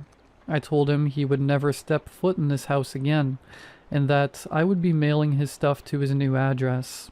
I called my sister, crying down the phone to her. She said she would come and stay with me a few nights in the guest bedroom. She came over, and we watched a few films, drank some wine, and ordered takeout. It made me feel a bit better, but I was still devastated. I told Lauren that I was going to head up to bed around 11 p.m. I fell asleep quickly, probably the wine's doing. Then again, I was awoken by the sound of my phone ringing on the bedside table. I was still a little drunk and had almost forgotten about the call the previous day. I told Lauren about it, but she was convinced that it was one of Ryan's friends who felt guilty about knowing he was cheating. I picked up the phone and read the time. 3:17 a.m. shown on the screen in big, bold white letters. The same time as yesterday. I started to shake slightly and I could feel my heart beating out of my chest. After what seemed like forever, I finally built up the courage to answer the call. Hello? I said, stammering. For a second the line was silent. Then, in that quiet, raspy voice, the caller said, "He left something behind, under the floorboard, the third one from the wardrobe." The call ended. I called out to Lauren, but there was no answer. She must have fallen asleep on the couch downstairs.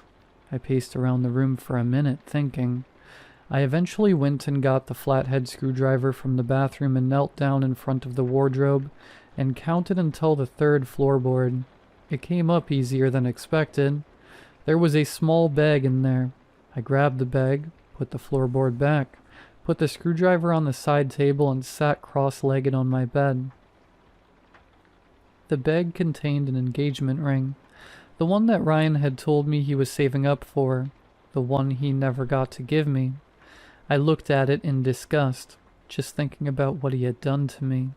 I was in the middle of cursing him out in my mind when a small USB flash drive fell out of the bag. I hadn't noticed it before. It was one of those mini ones. It read, SanDisk 64 GB. On the side, not that I really knew what that meant. I was curious about what could be on it. I thought it must be videos of him cheating on me with that girl he was texting. I loaded up my laptop and plugged the flash drive in. On it there were folders with multiple girls' names on them. I opened the first one. What I found there horrified me. I can barely even write this without feeling the urge to vomit. It started off with pictures of the girls sleeping. In a few of them he was holding a knife near their necks while they slept. There were hundreds of these photos of multiple different women, but the last photo of each of the folders was the same. The woman was laid naked on the bed with her throat slit, covered in blood. In the corner, Ryan was standing there with a sinister grin on his face, holding the knife. Every single one of these folders were the same, except mine. I felt nauseous. My head was pounding, and I felt like I was about to pass out. The man I loved was some kind of psychotic killer, and he was planning on doing the same to me. There were pictures of me sleeping and him holding the knife near me, just like all the rest of them. I was about to get out of bed and rush downstairs to Lauren, but I was stopped by the sound of my phone ringing. I looked at my phone bewildered. It read 3:17 a.m., and an unknown number was calling me. It made no sense how I checked the time before and it said 3:17 a.m. I answered, still confused, and the same voice spoke to me again. "He's here. Ryan is downstairs. He's about to come up." The line cut off and I dropped my phone. I heard the creak of the stairs with each of his footsteps. I panicked, not knowing what to do. I looked around and realized I still had the screwdriver, so I grabbed it and hid behind the door. Ryan crept slowly and opened my door as quietly as he could. As he entered, I drove the screwdriver as hard as I could into his shoulder. He yelped in pain but didn't go down like I thought he would. He grabbed me by the hair and threw me to the floor. I looked at his right hand and saw the long blade that would be the cause of my death. "You stupid. Look what you've done. I should have killed you before." Before he could continue on, Lauren had woken up from all the commotion.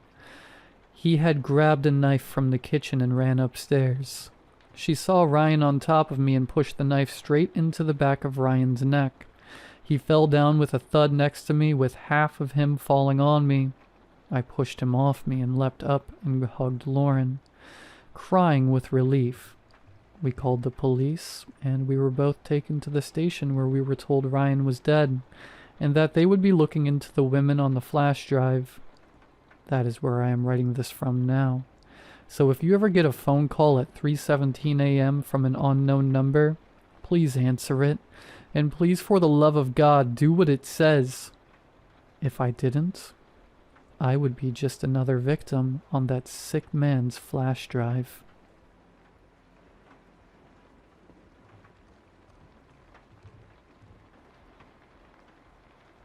Have a good night. Stay safe. My last passenger exits the car and slams the door, ignoring my goodbye. engrossed in her phone. Alrighty then. I mumble, rating her and opening my map back up. I check the time and I still have time for one last ride before I should head home for some sleep. I set my signal to available and just wait. My last drop-off was for the college dorms, so if I wait a little bit, I'm sure I'll get another. It's Friday night. Everyone's out. I'm tapping my red painted fingers on my wheel when I see her. A teenage girl standing on the sidewalk under a streetlight. She's small, maybe 5 feet. Large brown eyes with a thick dark lash. Blonde hair pulled back in a braid, and a cardigan covering her shoulders. She has a small brown purse in her hands. She looks like a doll, and she looked anxious. I pull up a little and roll down my window. "Hey, hun, you okay?" I ask. "Oh, yes, I am. I'm just..."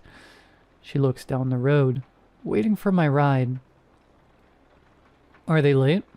I ask her. She's quiet as she stares down the empty streets. "Yes, I suppose they are," she whispers. She seems scared, and I can't decide if she's scared because of the person or because of their absence.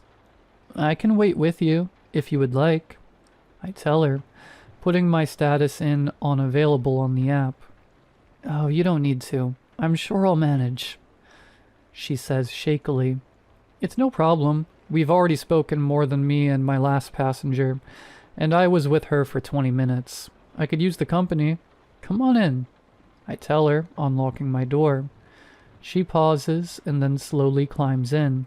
She seems familiar to me.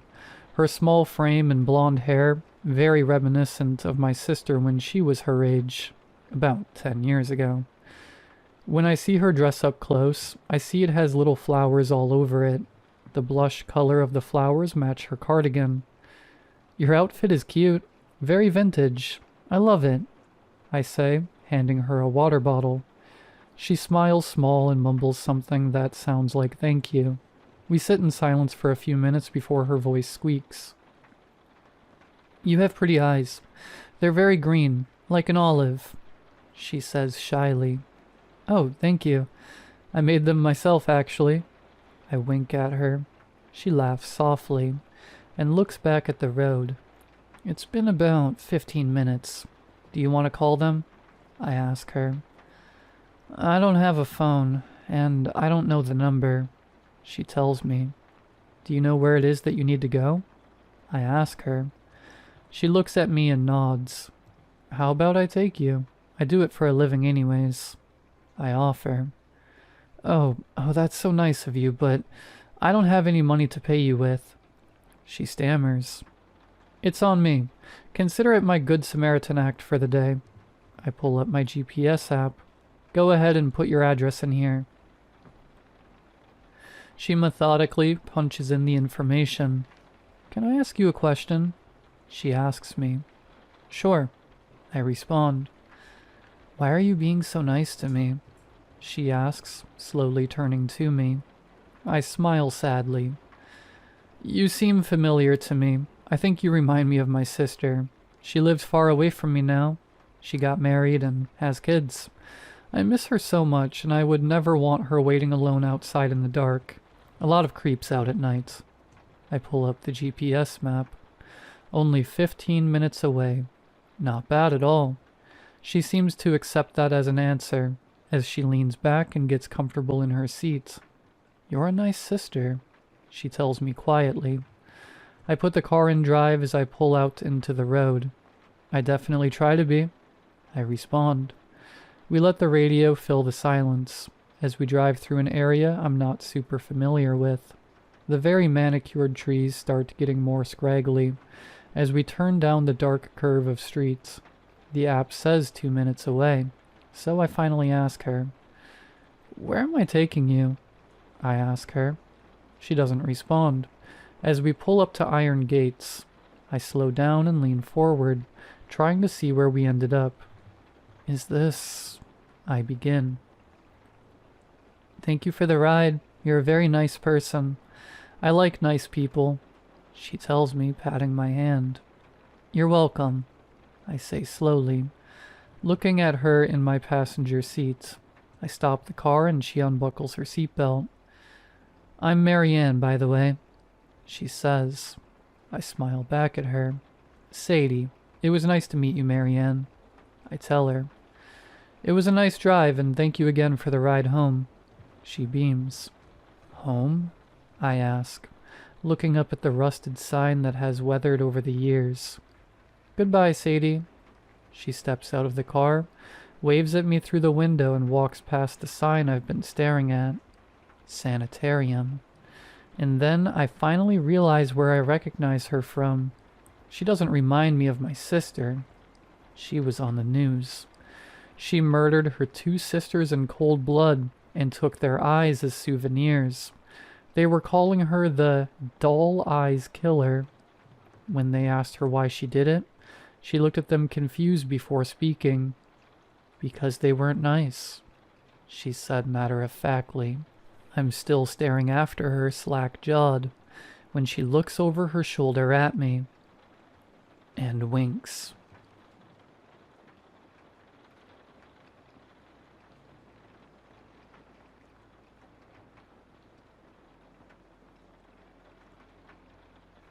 I was hired as a boom operator on a low-budget drama shooting in rural Pennsylvania. 4-person crew, 6 actors, 1 week of filming. The director, Ben, was one of those serious indie guys who spoke softly and used the word cinema without irony. We shot at a small farmhouse that belonged to one of Ben's relatives. Isolated, quiet, barely any signal. It still had power and running water, though, so it worked. The film was a character drama about 2 brothers arguing over what to do with their late father's home. It was simple and intimate. No horror, nothing supernatural. The first strange thing happened on day 2. I was reviewing audio that night alone in the kitchen. Most of it sounded normal, but in take 3 of scene 14, I heard something odd. After one of the actors finishes his line, there's a pause. Then I heard a voice I didn't recognize say, "You shouldn't be here." It wasn't one of the actors. I rewatched the footage. Both of them were in the shot, and neither one spoke. The voice was low, muttered, like it was meant to be heard only by someone listening closely. I asked Ben about it the next morning. He brushed it off and said it was probably me breathing too close to the boom mic. That wasn't it. I know what my breathing sounds like. I let it go. Then the script changed. Not officially. There were no new drafts or revisions emailed to us. But that night, one of the actresses, Mallory, asked me if she had been supposed to say something about the basement. I didn't remember any line about a basement. She showed me her printed copy, page 23. There was a handwritten line in the margins that said, "He's still down there. I heard him moving again." It didn't match her handwriting or pen. I checked my own script. That line wasn't there. We weren't even filming near the basement. Nothing in the story involved anyone being down there. I showed it to Ben. He laughed and said Mallory was probably just playing a prank. The next night, we lost power during a thunderstorm. Everything shut off. No lights, no cameras. But the old cassette deck in the living room clicked on. It played static for a few seconds. Then a voice, that same low voice from before, said, "We're not done filming." We had never used that cassette deck. Nobody knew it even worked. Nobody had touched it. Mallory left the next morning. She didn't say goodbye. She just got in her car and drove off. Ben insisted we finish. He said the weirdness was feeding the atmosphere of the shoot. At that point, I was too tired to argue. We only had a couple of days left. On the 5th day, we filmed a quiet scene with the lead sitting in a bedroom. It was just one shot, pushing slowly toward the door from the hallway. No dialogue, natural light. When we reviewed the footage, we saw something we hadn't seen in the room. There was already someone sitting in the chair when the shot started. Just a silhouette, faint and blurry. But there. The actor walks into the room near the end of the shot, And by the time he gets there, the chair is empty. No cuts, no tricks, just gone. Ben said we should keep it, said it adds mystery. That was when I decided to leave. I packed my gear and walked off set that night. Didn't get paid, didn't care. A few days ago, a link showed up in my inbox from one of the PAs. She found a rough cut of the movie uploaded to Vimeo. It was under a different title. He's Still Down There. That was never the name of the project. I didn't watch it, but the thumbnail is just a black frame, maybe from a night scene. In the corner, barely visible, there's a shape. Someone sitting, just watching. Not one of the actors. Not anyone I recognize. I closed the tab. I haven't opened it again, but sometimes when I'm alone and things are quiet, I think I can still hear that voice. We're not done filming.